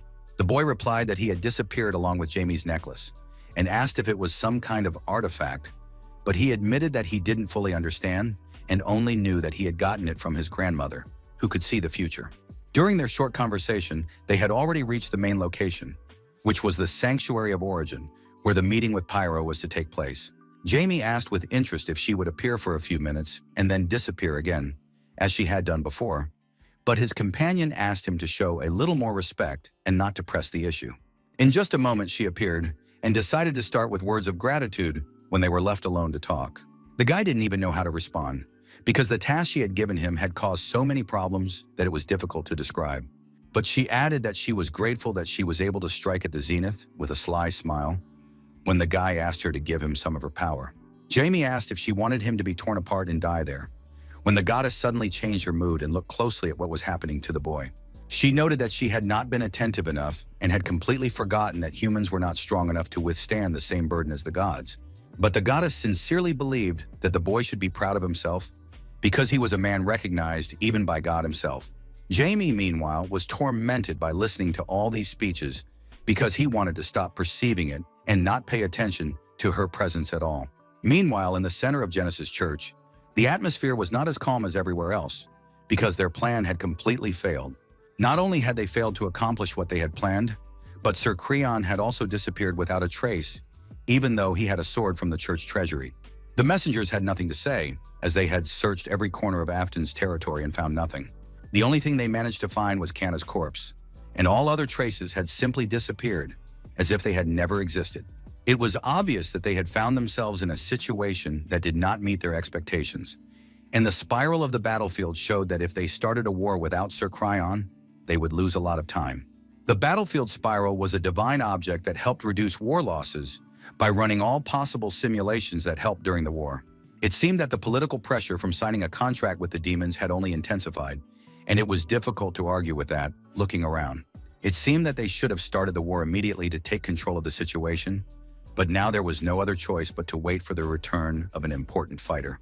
It was necessary to find Sir Creon and bring him back at any cost, because he was too valuable to the church. The man gave this order with the thought that it really had to be done no matter what, meaning that no one should spare even their own life. Returning to the main residence of the Church of Pyro, where the Archbishop's funeral was still taking place, a mournful atmosphere prevailed. The entire family of the Marquis and the Holy Knight were in shock at the death of a man who had become their friend and moral guide. Meanwhile, in the sanctuary, Jamie continued to communicate with the goddess, who noted that she found it difficult to believe the young man's words. She asked if he had accidentally obtained Diablo Wolf in the mountains, and the boy confirmed this and said that he had nothing to add, considering that it had happened by accident. The goddess was surprised that he asked her to believe such nonsense, but the boy thought it was completely realistic and that she had to accept it. Pyro was skeptical, but she told them to forget about it because there were more important things to worry about. This time, Jamie wanted to ask the questions himself, as he felt that their relationship seemed somewhat one-sided. He knew that his spiritual teacher Diablo was her sworn enemy, so he wanted to know what had happened to him. The goddess said that, to be honest, she had no idea, because he had been locked up in the kingdom of eternity in the primordial darkness. The problem was that even the gods had no power in this space, so the boy asked if it was even possible for him to escape. She said it was impossible because they had no intention of leaving him where he might have had at least a chance to escape. And from this, the boy concluded that he was not very lucky. Jamie understood that this meant that the gods knew nothing, and they did not know that he had died and been reborn in a new body. Pyro looked at the bracelet on the boy's hand and said that she hadn't seen it in a long time and couldn't believe that it would reappear in this world because it had caused a lot of problems. The boy said that he was also looking for the two remaining objects, namely the untouchable aloofness of the Almighty and the killer of gods, the God Slayer. They were very important elements for the whole picture, which was connected with the role of the gods in the life of humanity. The goddess told him to do whatever he wanted, and she was ready to pretend that she knew nothing about his plans. Now Jamie asked if the goddess herself had also been expelled, and she noticed the tone that he was not mocking her with this question, so she decided to answer honestly. She explained that Janus had formed an alliance with Lily and Brahman, Orion had cooperated with Hulan, Tantris and Arbolado were in an alliance, and Jillian and Oblivion had also joined forces, while Ra, who was the Emperor of Fire, and she were on their own. The boy was now sharply concerned that the sun god was alone, as this was very unexpected for him to hear. The goddess explained that the Emperor of Fire had always been alone, and Ra ruled more as an absolute god than as a lonely one. Judging by her words, it seemed that there was no need to worry about her being left alone, as the situation was generally strange. She said that it was all because of Janus, as he thought he was the faithful dog of the sun god. But now he felt that Ra had abandoned him, and according to him, she was to blame. So he planned to use her power and rebel against Ra. As the goddess was telling this, her appearance changed, her hair darkened, and the overall atmosphere became tense, as she could not imagine how that pathetic dog dared to cross all boundaries. Jamie immediately noticed the change, so he wanted to ask if that was why she needed his power, even though he was a black magician. Pero explained that his black magic was primitive and pure, unlike the evil power of those pathetic creatures. The boy remembered that in the past she despised such power and emphasized that he was a follower of Diablo Wolf. But for her, this was not an argument, so she believed that it did not prevent him from cooperating with one of the 12 gods. Begonia said that he had appeared before her mentioning the name of his teacher, so this was already a strong argument showing that this was not the reason, but Jamie argued that they could not completely trust each other in such a case. Pero noted that in this case, they should earn each other's trust and cooperate on equal terms. Jamie wanted to bring the situation to such a balance, but at the same time, he did not understand how exactly this could be achieved in their circumstances. The goddess told him to look at his own palm, so he did not argue with her and did as she commanded. There he saw a mark that signified her symbol of promise, indicating that she was involved in this cooperation. Then the boy came across a prayer ritual that began with the sacred knights calling themselves swords that watched over the goddess's justice. Therefore, the sacred ministers had to show their respect for the newly elected saint, and Jamie briefly said that he was looking forward to working with them without understanding what was going on at all. A saint was someone who had been chosen by God and received a mark on their body, which is why they began to be addressed as bishop, even though such people had no power in the world. But Jamie apologized for being late and said that people from the Janus church had stood in his way, and with their help, he was able to protect the sacred territory in a moment of danger. Behind him, his mother suddenly appeared, clearly not wanting to hear about any danger. So all the followers of the church said they would come next time. He noted ironically that he had become a bishop and could freely choose where to live, rather than being confined to one particular church. Sears turned to her son, saying that even though he and Welton had joined the Pyro Church, she still couldn't believe that he was now a saint. His younger sister paid no less attention to this, wanting to understand what it meant and how it would affect her brother's life. Grandfather decided he could tell her about it and wanted to spend time with his little granddaughter. But suddenly they were interrupted. The Marquis was approached with news about the Swordmaster, who had finally regained consciousness after the battle that had drained him of all his strength. Sears said she had to go see him because he had really helped her son, and her father just asked if she would be okay. She said that everything was fine, and she just needed to thank her old friend for saving her son, who said he was ready to go with her. They were allowed to enter because the man was very happy to see such guests, considering all the complicated relationships that existed between them. Beryl turned to the woman who had once been his love, which had ended so badly because of the mistakes of youth. Sears also looked at him with strange tenderness, as there was too much between them for her to remain impartial. They talked about something private that was accessible only to the two of them, as if putting an end to all the events that had taken place about 10 years ago. Jamie decided to stay out of the way and not disturb them, as he understood the intimacy of the moment and only heard fragments of their conversation. He immediately remembered the story his mother had told him about how their fate with the Swordmaster had not worked out. From this, he could conclude that the man knew nothing about emotions if he had acted so foolishly in his past. Now it was Jamie's turn to talk to the man, and he expressed his joy, thinking that his hand would not be able to grow back normally. But the man was only surprised that he was telling this to the victim's face. The boy decided to justify himself by saying that he was still a child, as Beryl liked to call him. Unexpectedly, in the midst of such a sarcastic conversation, the man seriously thanked him, which made Jamie's face change. Jamie thought there was no reason for him to be grateful, and added that he had heard that Onyx wanted to tell him something. He confirmed this and now asked what he knew about the Frontier, and Jamie explained that he knew it was a suspicious organization that hunted for the truth of the world. Before he could finish, the man invited him to go with him, because there was a 9th-rank wizard in the Frontier who could teach him everything. Jamie immediately asked if this wizard was human, and the man only briefly confirmed that such a level was virtually unattainable for a human. Onyx argued that with his help, the boy would be able to develop his own talent, so he asked him what he thought of this proposal. The boy thought that he couldn't believe that the man was asking him to learn magic from someone who was worse than him, and he explained this to himself by the fact that he didn't know who he was dealing with now. Therefore, Jamie decided to say that he could manage without him, which caused great surprise on the man's face, because he was, after all, a 9th-class master. In fact, it was a unique opportunity to learn from such a great being, capable of changing the whole world on his own. The boy said that 9th grade was certainly a very high rank, but he wasn't sure that the man was strong enough to live up to it. When Onyx asked him what he meant, he smiled and said that he didn't think he was so much stronger than him that it would make any sense. But he still thanked him for the offer and said that as soon as the opportunity arose, they could meet and have fun, and he also wanted to learn about his leader, Isis. Beryl couldn't even find the words to respond to all this, because he thought he was making an offer that couldn't be refused. But the next moment, he exhaled and said that he should definitely come to him and they would have fun. And as for his leader, he was just wonderful, and Onyx promised to introduce the boy to him. Meanwhile, it had already gotten dark outside and the moon had taken control of the sky again, giving the boy freedom of movement.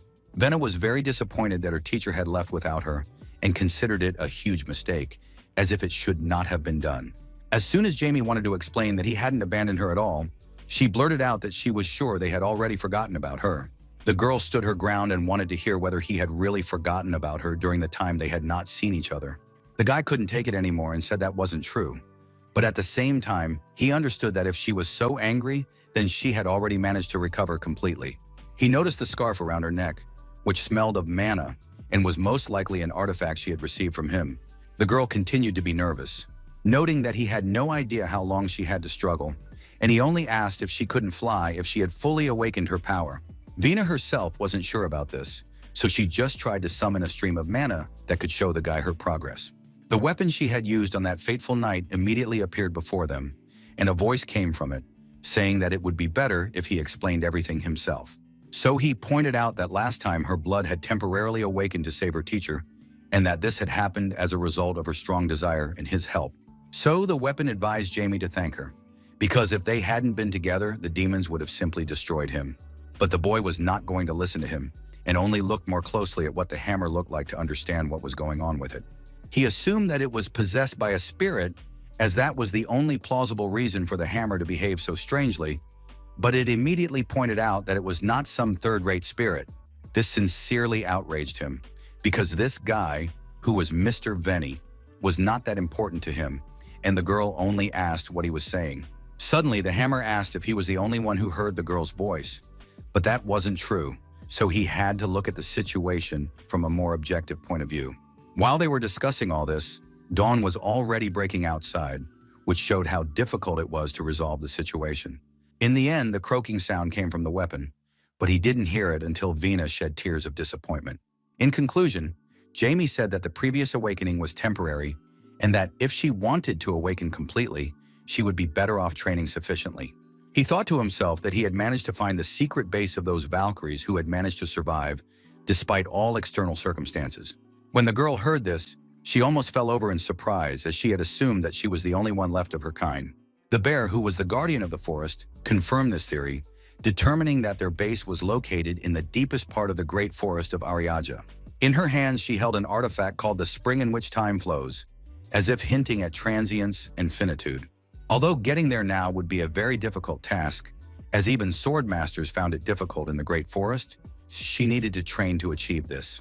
But after these events, time passed much faster, as there were no more such intense days and especially nights. To protect Ricky and Anna's identities, as well as the fact that they were studying with priests, they moved to the large order of the Church of Pyro.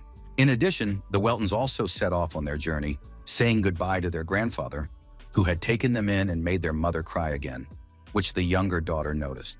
She still couldn't trust her grandfather, so she looked at him with some suspicion. The moment came to say goodbye to Jamie, when his grandfather ran up to him to hug him and finally show some family affection.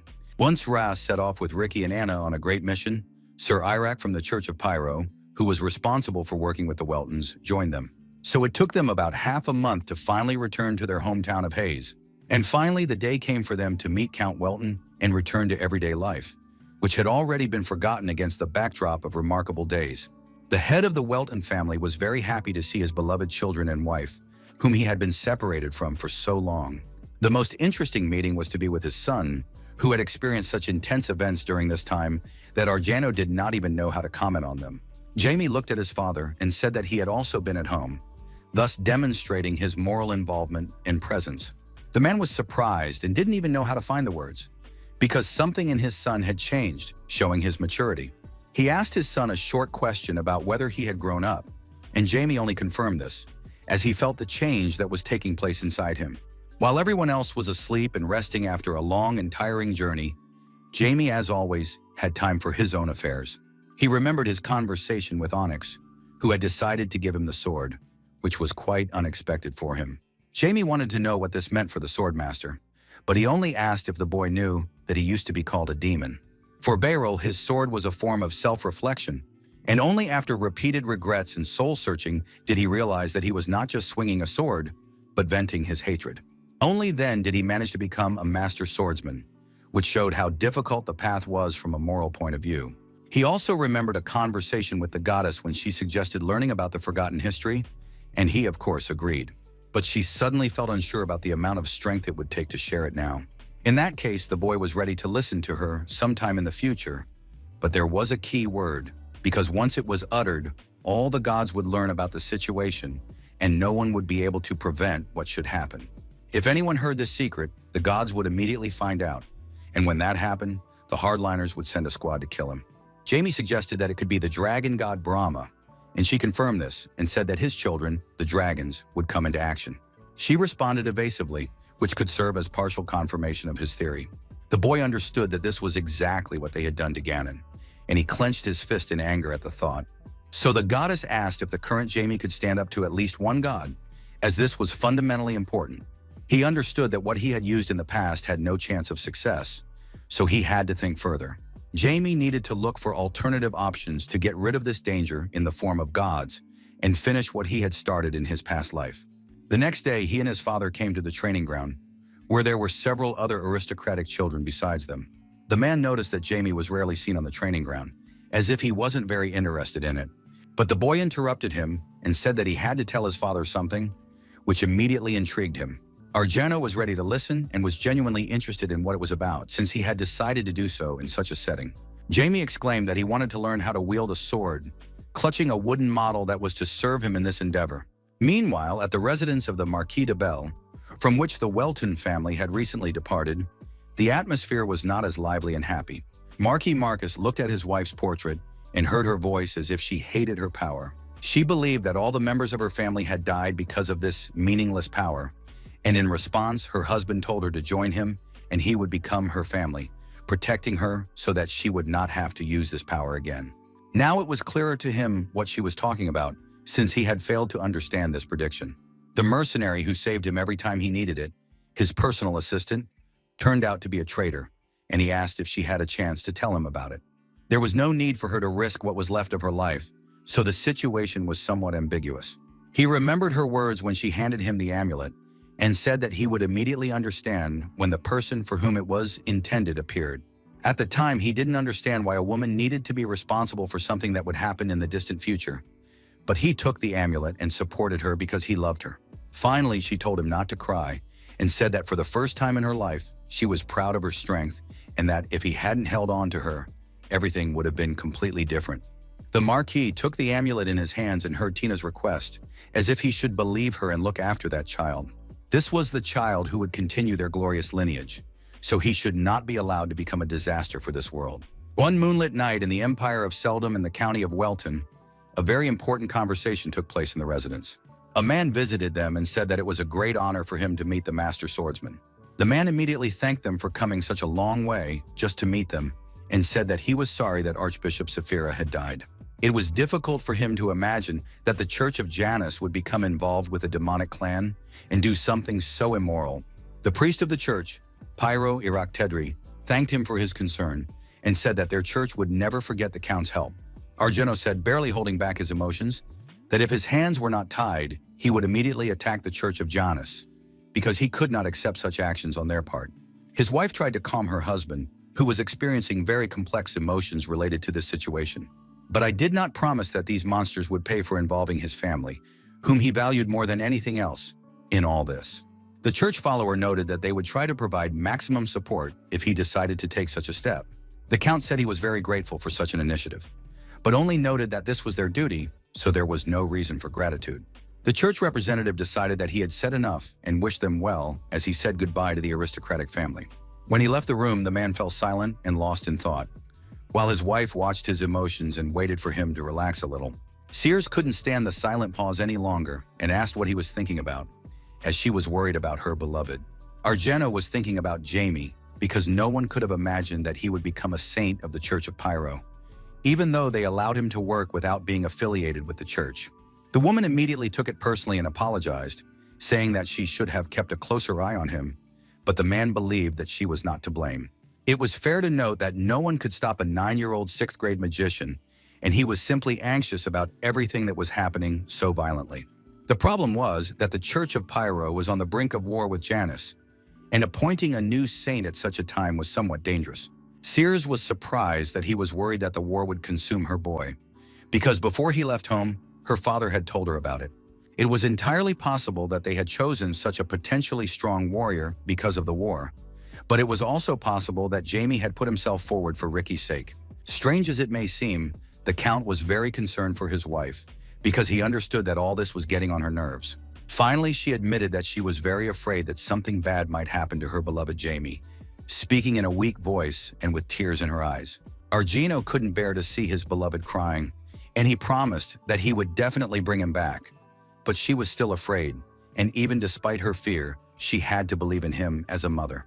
The woman had to do as her mother had instructed her and believe in him until the very end, but she was still worried and felt uneasy about her son's safety. Argeno suggested that she trust her husband, who would surely be able to ensure sufficient security so that no one, not even some god, could harm their child. Considering this conversation, it was very strange for the man to hear that his son wanted to learn the art of sword fighting. Jamie insisted that his father teach him the family techniques that were available to the Weltons. Argeno immediately asked about magic, but his son believed that he could combine both in order to develop comprehensively. Now the man thought that his son would learn sword fighting for self-defense, but he rejected that theory as well. Jamie exclaimed with complete confidence that he wanted to fully master the family sword techniques, demonstrating such determination that it was difficult to argue with him. The Count understood that this was a very ambiguous moment when he had to show his steadfastness as a father and his skill as a swordsman. Suddenly, he said that Jamie did not take swordsmanship seriously at all, but Jamie argued with him and wanted his father to refute this idea. Argeno said that their sword technique could not be learned at the same time as magic because he respected them so much that it seemed to him that this interpretation was not worth teaching. The man was firmly convinced that swordsmanship had to be taken seriously, and he responded decisively to all his son's pleas. He noted that Jamie did not have such an attitude and that he simply would not be able to teach him in this case, when his son exclaimed that he sincerely wanted it. In this case, the father told the boy to demonstrate his determination by grabbing the first sword model he could find. The Count looked very serious, as this was a matter of principle for him, as a representative of his family, namely to protect the honor of the family technique. He immediately warned that he would not use his aura to equalize their strength, although Jamie was still in shock. However, the boy was allowed to use anything he wanted and take the blows of his sword. Jamie decided to accept this offer and asked if he could use magic as well. The magical pet was already ready and understood that he would have to try hard, given his father's level of strength. His father replied that magic, swords, and anything else were available to him, and if he managed to block at least one of his blows, he promised to train Jamie. A large crowd had gathered to watch the training session, as they were curious to see how the battle would end, given that Jamie's proposal sounded strange to everyone, and he only remarked that he expected nothing else from his own father. His skill level was comparable to Sable's, if not higher, but he couldn't sense his energy, which made it even scarier because there was still an element of uncertainty. Jamie planned that he could break the wooden sword if he didn't use his aura, which would be entirely possible for him. As soon as he said he was ready, the other man rushed at him with a quick attack, which made him wonder if he was seriously going to kill his own child. The boy realized that he had no right to fall behind and concentrated his energy in his hands, summoning his magical pet. Black appeared behind him and reinforced the mana he had accumulated to give the boy a better chance. Argento watched these actions closely to understand the behavioral tendencies of his opponent, his son. But unexpectedly, he managed to break through the flurry of attacks and run on, as if it were no problem at all.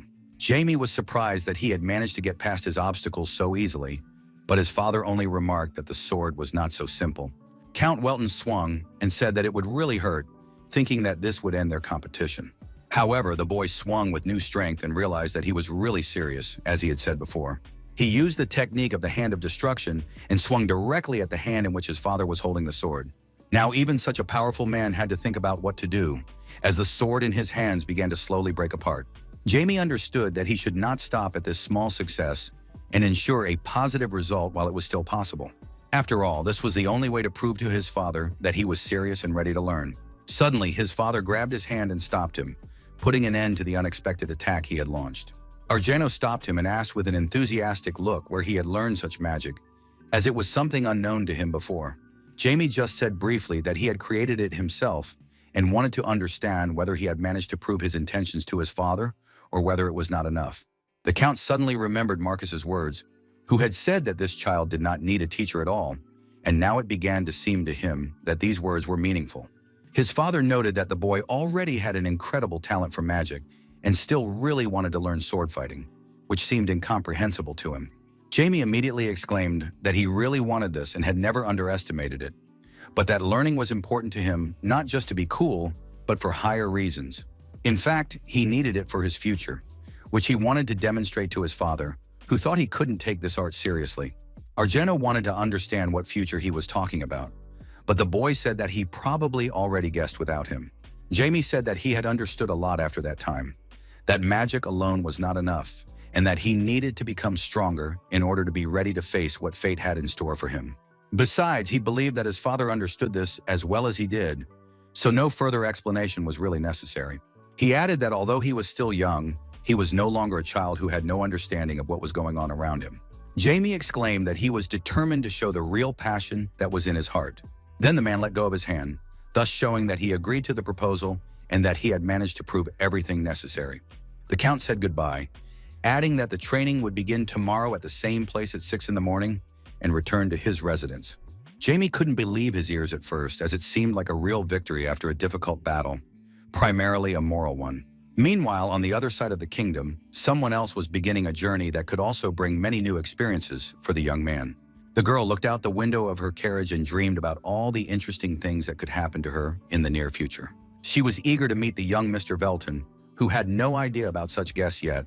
When dawn was already breaking outside, the boy began to get ready, as he had to go to training. In the background, Venna slept soundly, unaware that he would now also be practicing the art of swordplay. Jamie couldn't believe he had to deal with all this, even though he had been enthusiastic about his father before. Considering that it was very early in the morning, everything around him annoyed him, so he wondered if it would be a good idea to hit the girl who was dressed as a squirrel and just wake her up.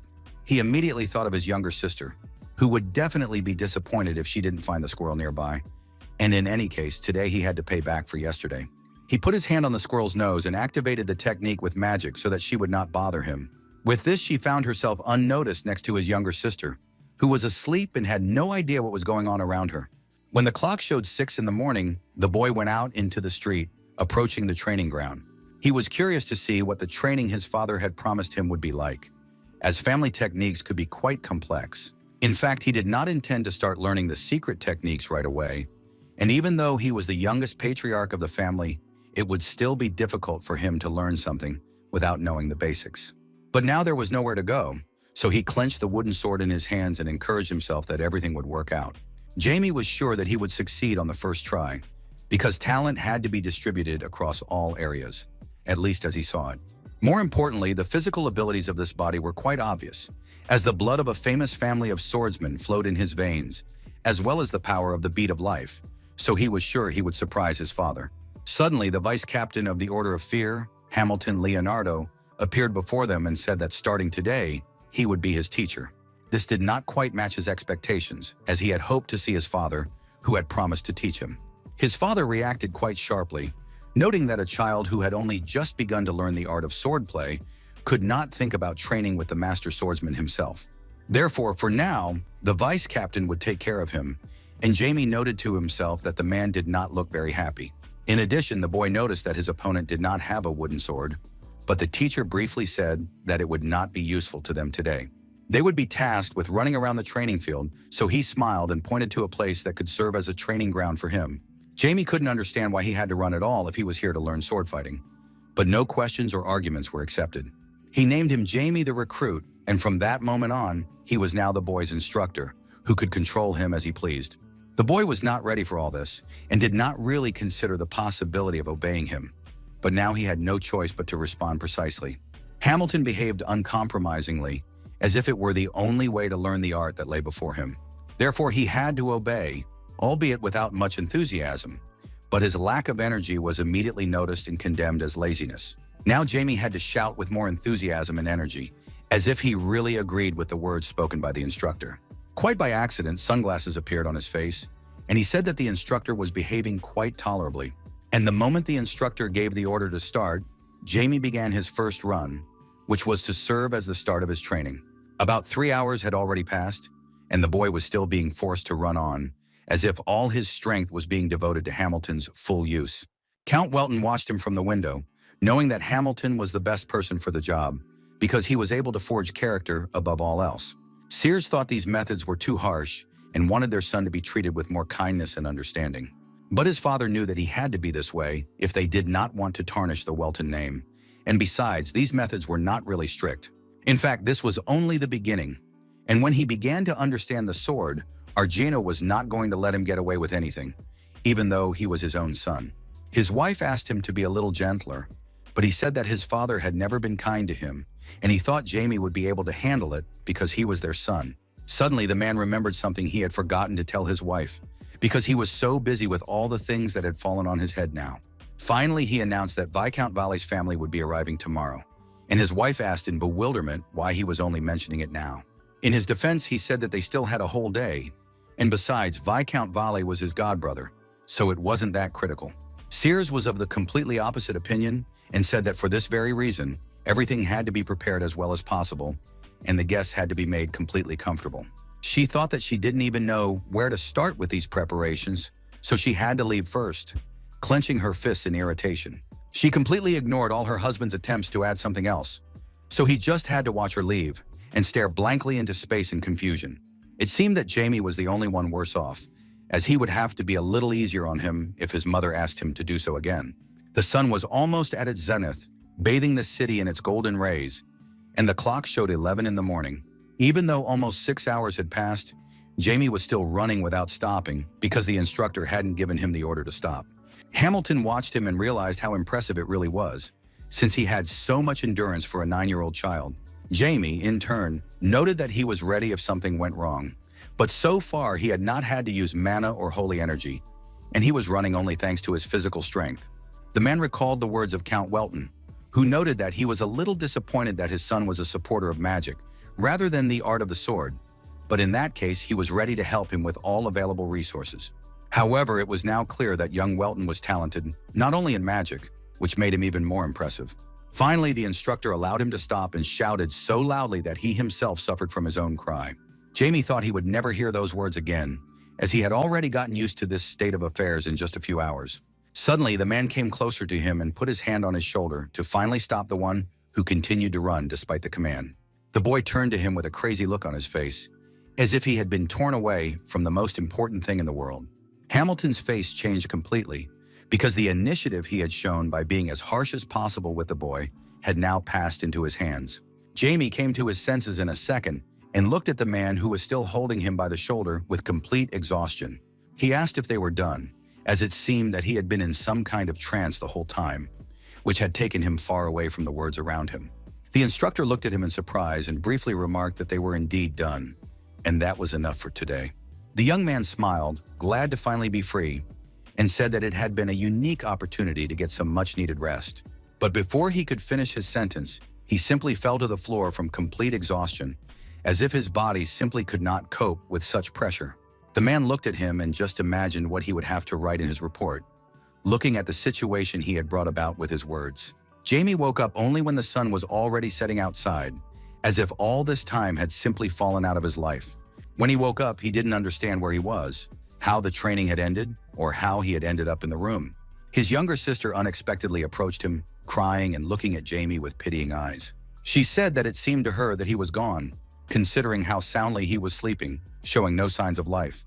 In reality, the situation was not so critical, so he happily told his sister that everything was fine, so she would stop crying. Meanwhile, a student approached him and said that it had been an incredible ordeal and now she wanted to rest, while Sarah, who suspected nothing, held her in her arms. Jamie laughed at her and pointed out that it was much harder for him, so she could suffer a little more, asking his sister to play with the squirrel to calm her down. Suddenly, his father entered the room and concluded from this brief conversation between the children that everything was fine with the boy. Both were surprised to see the man now, as he had appeared completely unnoticed. Argento approached his younger daughter and told her that he was proud of her for looking after her brother and that the nanny had baked cookies for her. That was enough for the girl to run to the nanny, who could give her her favorite cookies. The man also addressed his son, noting that he thought he would not even be able to move after such exertion, but Jamie said that everything was fine, realizing that the beat of life had played a big role in this.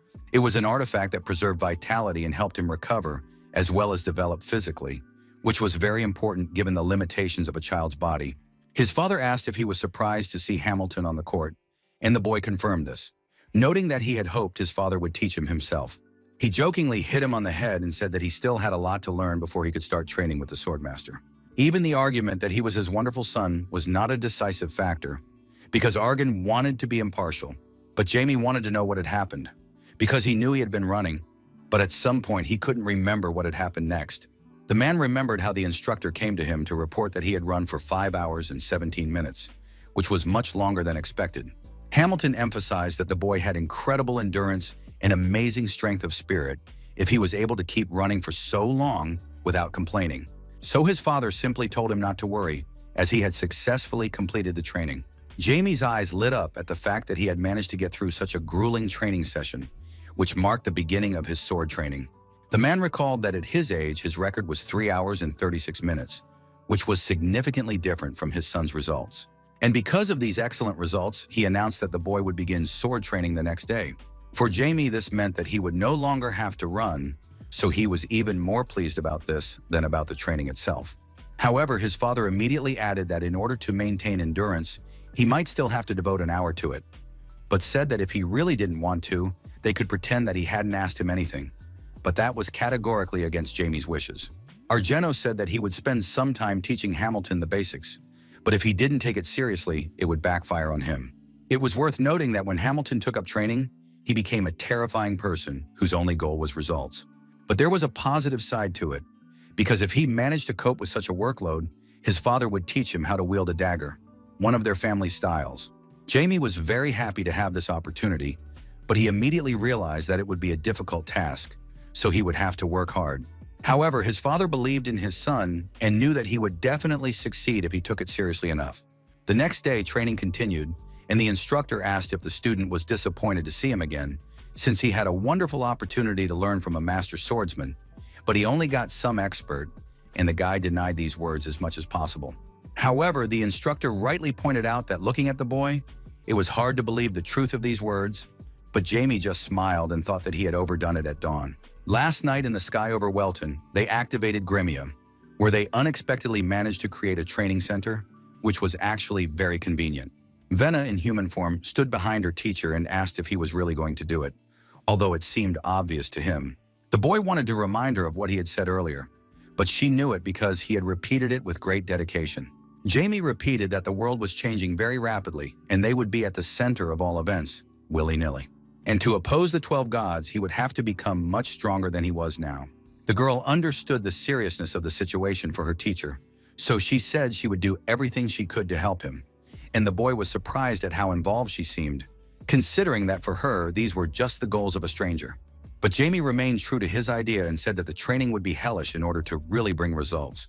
He invited the girl to join him because he wanted her to develop in the same way and reach her full potential. Now he realized that he should have held back a little, because combining several such workouts a day was a bit of a tall order. However, the instructor thought that his student's condition was caused by yesterday's run, which had exhausted him. But even so, there could be no concessions today. He handed him the sword with which they were finally going to start training so that he could gradually become immersed in the art. Hamilton said that there were basic sword techniques, which were represented by slashing and stabbing strikes. According to this principle, slashing strikes could be front, top, right, left, diagonal, and many other ways. Jamie now understood that the whole sword adventure would be much more difficult than he had initially expected, as there was a lot of theory involved. Now his instructor had moved on to the second category of strikes, namely thrusting, demonstrating everything on a wooden model. The instructor asked his student what he thought of the demonstration and noted that if he answered incorrectly, he would have to run, to which the boy immediately responded with a comment about his legs. Hamilton immediately turned to his student and asked with a surprised look on his face what was wrong with his legs that he had noticed it. Jamie noted that his footwork tied all the movements together into a single picture, and it was also incredible how he used his muscles. He added that you didn't seem to be putting in much effort, but the overall power of the strike was amplified, which greatly surprised the instructor. The boy did not understand why this caused such a violent reaction, given that it was something obvious and basic for a person who had at least some experience in combat. It was necessary to understand that all movements began with steps, and he had heard this phrase from a sword master 60,000 years ago. Jamie asked his instructor if everything was okay, and the instructor came to his senses and said that it was a good answer. Hamilton began to return to his stable state and said that in any case, today's training would not be too difficult. Immediately after that, he gave the task, as if he had to repeat his movements 1,000 times. And when the boy asked how that was even possible, he said that he had to respond only in that exact way.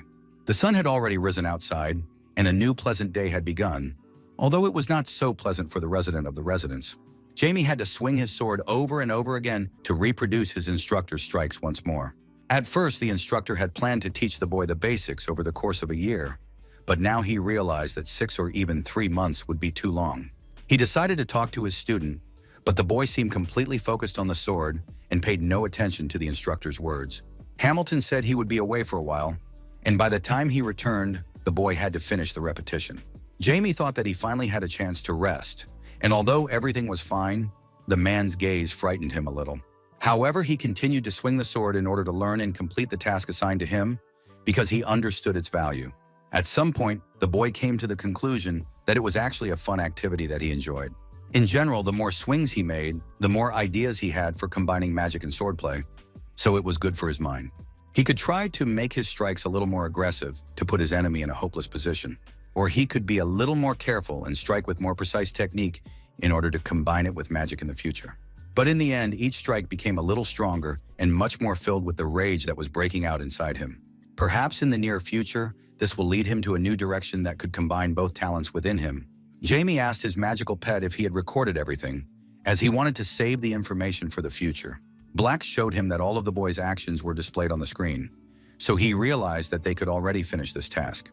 Suddenly, someone's foot stepped onto the Weltons' property, which made him wary because he didn't know who it was. Jamie sensed this person standing right in front of the training ground and was surprised by the vital energy emanating from the stranger. So he decided it was better not to take any chances and used his teleportation technique so that if it was an intruder, he could deal with the situation immediately. The boy angrily asked how he dared to trespass on the Welton family's property, swinging at the intruder with a running start. For him, it was a terribly bold move that not everyone could make, considering how powerful the people living on the estate were. But suddenly, instead of an intruder, he found himself face to face with a familiar girl who was frightened by Jamie's aggressive behavior. At the last second, he realized that it was his friend Ash, whom he had frightened while trying to protect his home. The girl openly admitted that she thought she would die of fear when he asked her if she was a wind spirit. Jamie understood that if she was able to maintain her spirit in the current world, it meant that she was at least a mid-level summoner. From this, he concluded that she wasn't fooling around at home, but was training hard, although the only thing that pleased her was that the guy remembered that they were acquainted. Ash said that she had trained very hard, and a high-level spirit had appeared to her, while demonstrating a flurry of positive emotions. When the boy asked if it was really true, she confirmed it and said that his name was Rapid. Rapid was a high-level wind spirit who was known as the spirit who helped the king of wind spirits, Sylph. Jamie was curious about what he said when he appeared, and she replied that he just looked at her and disappeared, and the next day she was able to summon Sylph. Although the boy had previously thought she was just a child, it seemed that this was gradually changing, and the girl noticed that her older sister was much better. Feeling proud of her sister, she said that she could already summon high-level spirits. Ash said she knew he would be surprised because their father was also shocked, so much so that he was speechless. Jamie understood this reaction because summoning a high-level spirit at her age meant a lot, meaning she was talented just like him. He explained it to himself by saying that she was a reincarnator, and the king of spirits, Elkinus, was attentive to the soul of the one with whom he had made a contract in the past. He was brought out of his thoughts by the girl, who suddenly screamed and grabbed her head as if something serious had happened. When the boy asked her what was wrong, she said she had forgotten, as if her father had asked her not to tell anyone about it. Jimmy just sighed, realizing that nothing had actually happened and she was just nervous because of her childish nature. Meanwhile, in the living room of the Welton residence, the adults gathered to discuss whether there was any news from Janice's church. Viscount Valley said that they had been quiet, but they would soon make a decision that would significantly affect their fate. The Earl of Welton understood that this decision was whether to start a war or dissolve their religion, as they had no other options. To calm himself a little, he reached for the tea that his wife had thoughtfully prepared for the meeting between the two aristocrats. The man asked if the leader of the Seven Knights was still absent, and the other confirmed this. According to information from the Tagers, a secret intelligence organization and business partner of the Eastern aristocrats, they had not yet returned to the main temple of Janus. The guest suggested that something had happened that prevented them from returning to their main location. Argento thought it could have been caused by the same monster he had seen in Cybele. He understood that the war would begin when this warrior returned, but at the same time, he wondered what would happen if he were in Beryl's place, who was unable to become his opponent. Later, they all moved to the dining room, where they could chat with their families about more neutral topics, and the hosts apologized for the late welcome. The eldest daughter of the Valley family felt a little uncomfortable in this situation, but tried not to show it. Her father remarked that he had heard that Jamie was skilled in the art of swordplay and said that he must try hard if such high hopes were placed on him. The boy thanked the representative of the aristocratic family, as he was pleased to hear such flattering comments about himself. Ash behaved much more freely than her older sister, and across the table she called out to Jamie. Suddenly, the eldest daughter of the family said something, but she behaved very restrainedly and somewhat strangely. It seemed that she was simply not in the best of health if it was so difficult for her to be in a public setting. Jamie watched the girl with surprise and couldn't understand what was wrong with her behavior. In fact, today was the first time he had seen her since the ball, and he had the feeling that she was avoiding him, which was very strange. He was interrupted by his instructor, who told him to let go of everything that was cluttering his mind while he was standing on his head under his instruction. Hamilton asked if the boy had finished yesterday's repetitions, and he confirmed that he had, because he understood that any other answer would make him feel worse. The instructor said that the time had come to test this and handed the boy a sword so that he could demonstrate his skills. Jamie suddenly mastered techniques that had previously seemed beyond his reach, wielding the sword with great skill for someone of his level of experience. His face was full of confidence, as if all these movements were obvious and natural to him, demonstrating the effectiveness of the training. He watched this with great surprise as he had no words to add. Since the picture before him was perfect and incredible, how he managed to achieve all this in just one day. Jamie asked his instructor's opinion about these movements, as he himself thought they were terrible. But the instructor decided not to overpraise the boy and said that now he could start learning the steps. In fact, these movements were created by his grandfather, who was the former head of the Welton family and a world-renowned master swordsman, and who taught the Welton family knights footwork to increase the family's power. They were called the 100 Seas because they looked like a stream, which could help them move more gracefully during combat. As soon as they talked about it, steps appeared in Jamie's eyes, scattered around as if they were streams. The instructor suggested that he was curious if they were really like that, but the boy said he understood everything because he used to be like that himself. Without making any unnecessary comments, he said that the boy should just be more careful when he started walking this path. Jamie decided not to think too much about it and just started stepping on the landmarks to understand everything in practice. A sudden realization of what he was doing immediately flashed in his eyes, as something told him that the answer was closer than it might seem. It was somewhat reminiscent of a resonance that corresponded to movement, as the mana controlled the space as he moved.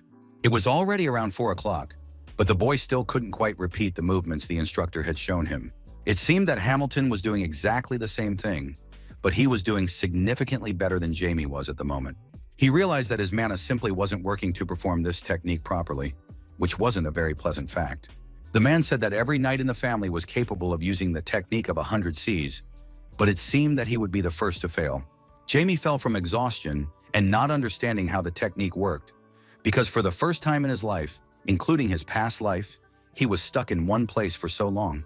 The mana used for martial arts was different from that used for magic, and he knew that, but he had to do something about it.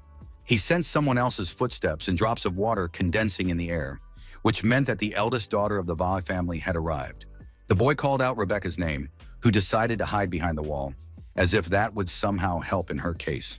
Jamie told her not to fool around because he could see her and sense her presence, so she should come out if she had made up her mind to do so.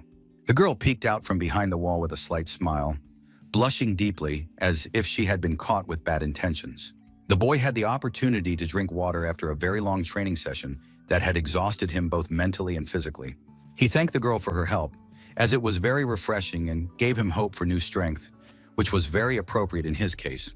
But at the same time, Jamie didn't understand why Rebecca was acting so strangely, constantly looking away and blushing like a little child. To do this, he needed to close the distance between them to make his appeal more effective. So he decided to address her directly, so that she would say what she wanted, because it was clear that she had something important to say, but she only blushed even more at his closeness. Rebecca couldn't string two words together because the whole situation made her blush and feel completely confused, so she could only say that she thought about him a lot. She asked him directly why this was happening, because she was starting to get nervous when she saw him, and her heart felt like it was going to jump out of her chest, which put Jamie in an awkward position. From that little conversation they had during the ball, could she have fallen in love with Zane's soul, which was the only thought in the boy's mind? Jamie decided it would be better to change the subject and remarked that he had heard from her sister that she could summon high-level spirits. Surprised that Ash had told her everything, she said it was true, but she could only do it for a short time. She decided to play by his rules and said that she had heard rumors that he had started practicing with a sword, and Jamie confirmed this because magic alone was not enough. Although it was quite difficult with a weapon, and she threw it, it would be unpleasant for him to move like that.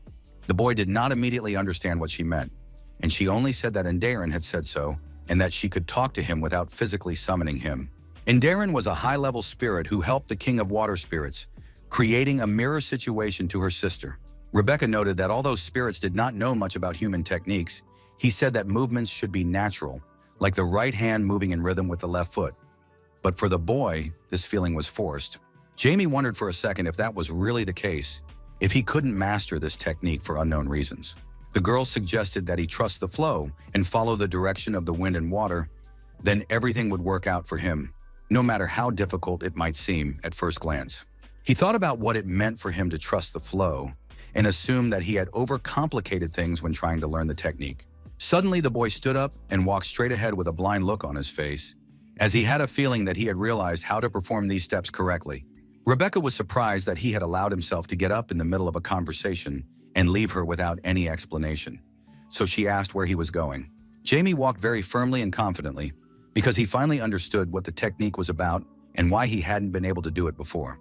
The situation was completely different from magic, because he couldn't control his mana, but had to trust its natural flow instead. Unexpectedly, it actually worked, and he felt that it was much easier, as if he were simply dancing on the field, rather than trying to make everything perfect. Each subsequent step seemed more accessible and obvious, as if it had been meant to be that way from the beginning, even though he had come a long way. A whirlpool of water formed around him, pulling him in and giving him a pleasant feeling of control over the situation. Jamie wondered if he could use magic to combine everything he had learned to do. With a little more effort and even greater focus on the mana, he achieved a result that could not fail to please him. The girl watched him from the spiritual world and understood that the boy was incredibly talented, but the spirit noticed that there were probably hundreds of such talents around the world. Nevertheless, the spirit continued to observe this scene and gradually lost the power of speech as the young man developed his technique further and further. Suddenly, he called out Rebecca's name so that she too would notice the boy's skill. Jamie stepped again and again to perfect the technique that had just appeared in his head.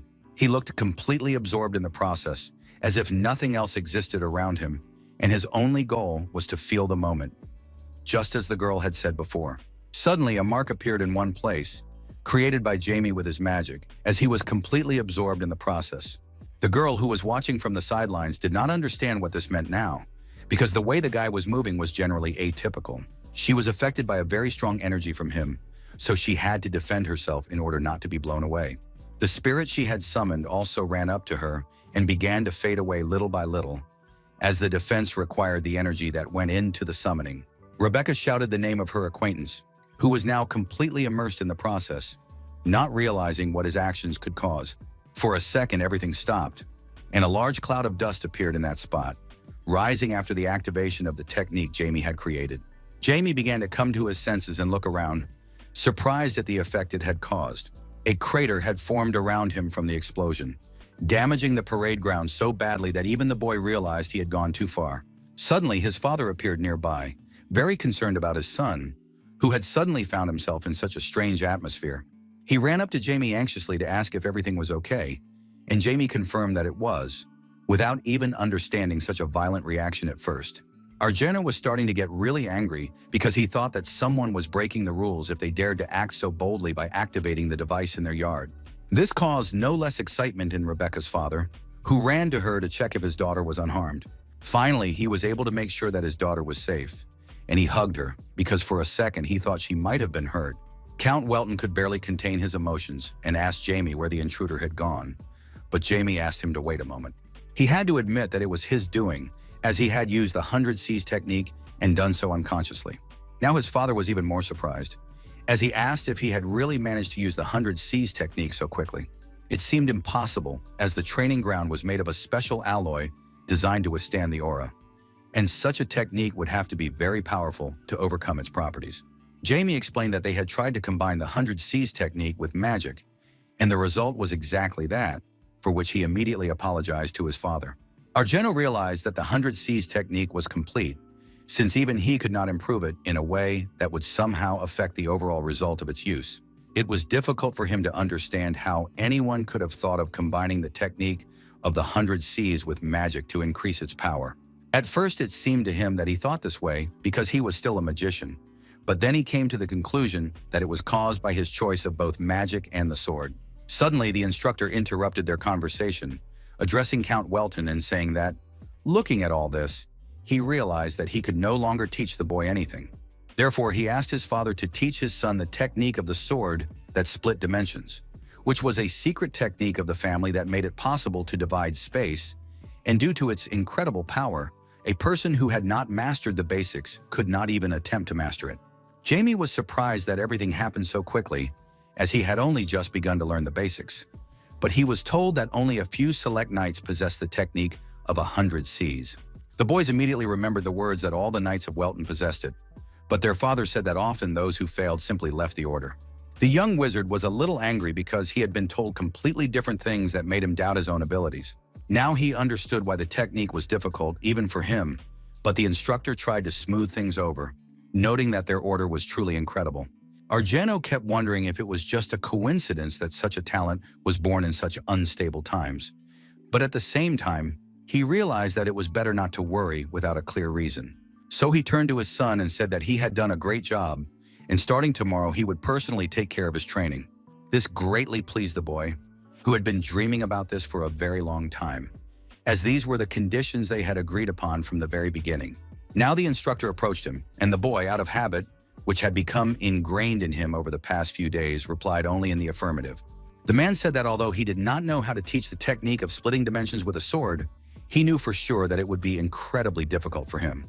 Jamie understood this attitude, and said that there would be no problems because he believed in his abilities and knew that he would try hard enough. Suddenly, he put his hat on his head and said that it was his gift, as a sign that he had completed his training with the instructor perfectly.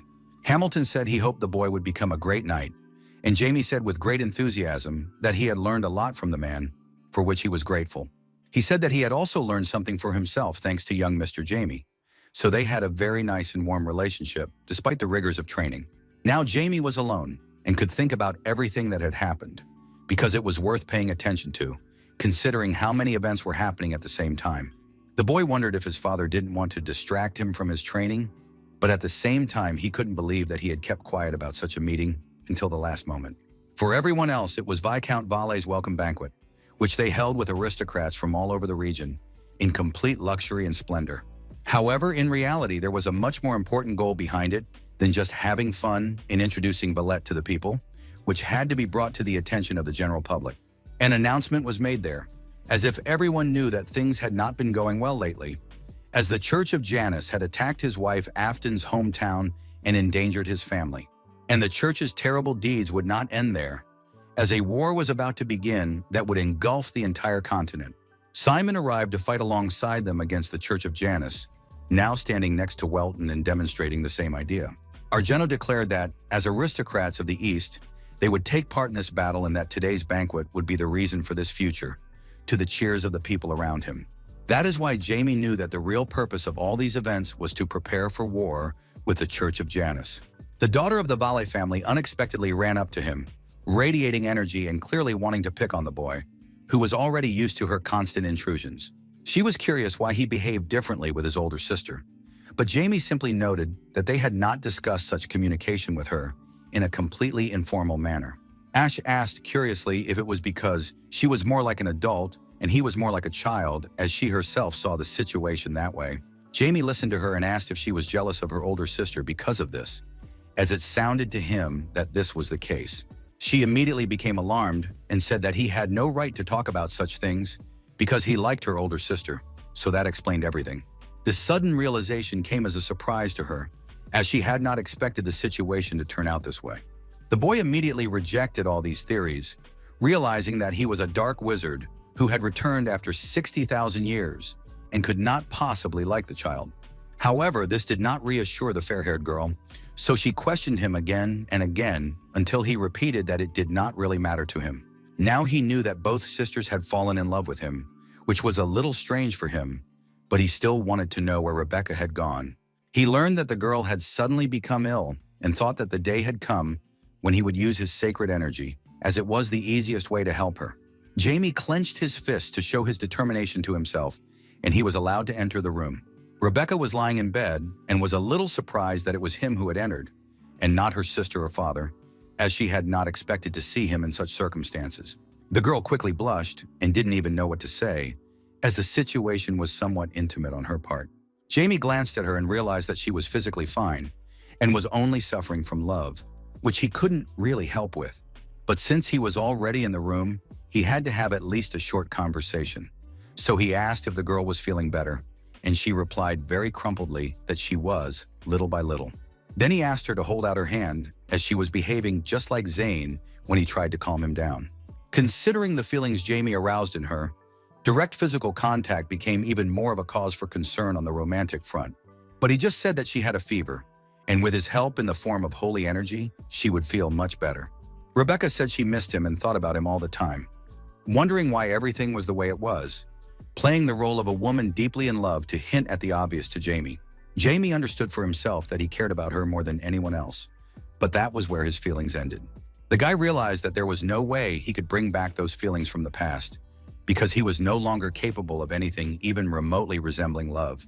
He understood that he had to somehow tell this to the girl who was suffering from unrequited love and hoping for something that could not happen a priori. So Jamie told her that they would not be able to see each other for a while and that he did not even know when they would meet again. But at the same time, he noted that he would not forget her, and no matter how many years passed, he would remember her. In fact, these feelings were caused by his past life, although he promised that he would always remember her, so she should not get stuck in the present. Rebecca timidly asked if she could write to him, and he confirmed that she could, as he saw no problem with it. With tears in her eyes, the girl held out her little finger to him so that they could make a promise, and this promise was reinforced by something. Just a few hours later, they were already returning to their residence and saying goodbye to the Welton family, who wanted to get home as quickly and safely as possible. Ash waved to his new friend with great enthusiasm, noting that they would see each other again someday. Rebecca said that they would definitely meet again in the future, and that she would write to him, while Jamie said with a certain melancholy that everything would be just as he said. The family could only watch the carriage drive away, seeing off their guests, with whom each had had their own adventures. At the same time, each member of the family was thinking about their own things, because due to different interests and ages, they had to take care of different things. Now the mother turned to Jamie with the question of whether he was sure he was unpopular, and immediately the father interjected, wondering how he could have charmed both daughters of the Viscount of Valle, although Jamie tried to prove that nothing of the sort had happened. In any case, they were detained for the entire day, so their studies were postponed. But now the husband had time to spend with his son. 4 months had passed since then, when an unknown man sat in the middle of nowhere, where he had no right to be, on land that belonged to someone else. He complained about the bread he was chewing because it was too dry, and he would have liked to have some milk with it, obviously flirting with the guard. A mountain bandit approached him, very angry that some unknown person had dared to deal with his boys. So he decided to prove his determination with swords, attacking the man by surprise to avenge the damage done. However, the stranger in the cloak sat there and did not even bother, because he understood that this attack would not reach him anyway, only activating magic from a distance. He used a spatial magic technique called soul extraction, which suddenly trapped the attacker. The bandit, who just a few seconds ago was confident that he could quickly deal with the intruder, was now suffering from the effects of a technique that far surpassed his own. The unknown man stood up and said that he had wasted too much time on nothing, so he had to hurry and not linger on such characters. In fact, he was very excited about the events that awaited him, as it was all new and unknown. The blonde-haired man took off the cloak that hid his face, because now he was alone with his thoughts, which did not give him peace from his excitement. He was the 7th elder of the magical world from the Kingdom of Seldom, who sought to meet the new talent, Jamie Welton, using spatial Siegfried to reach his goal faster.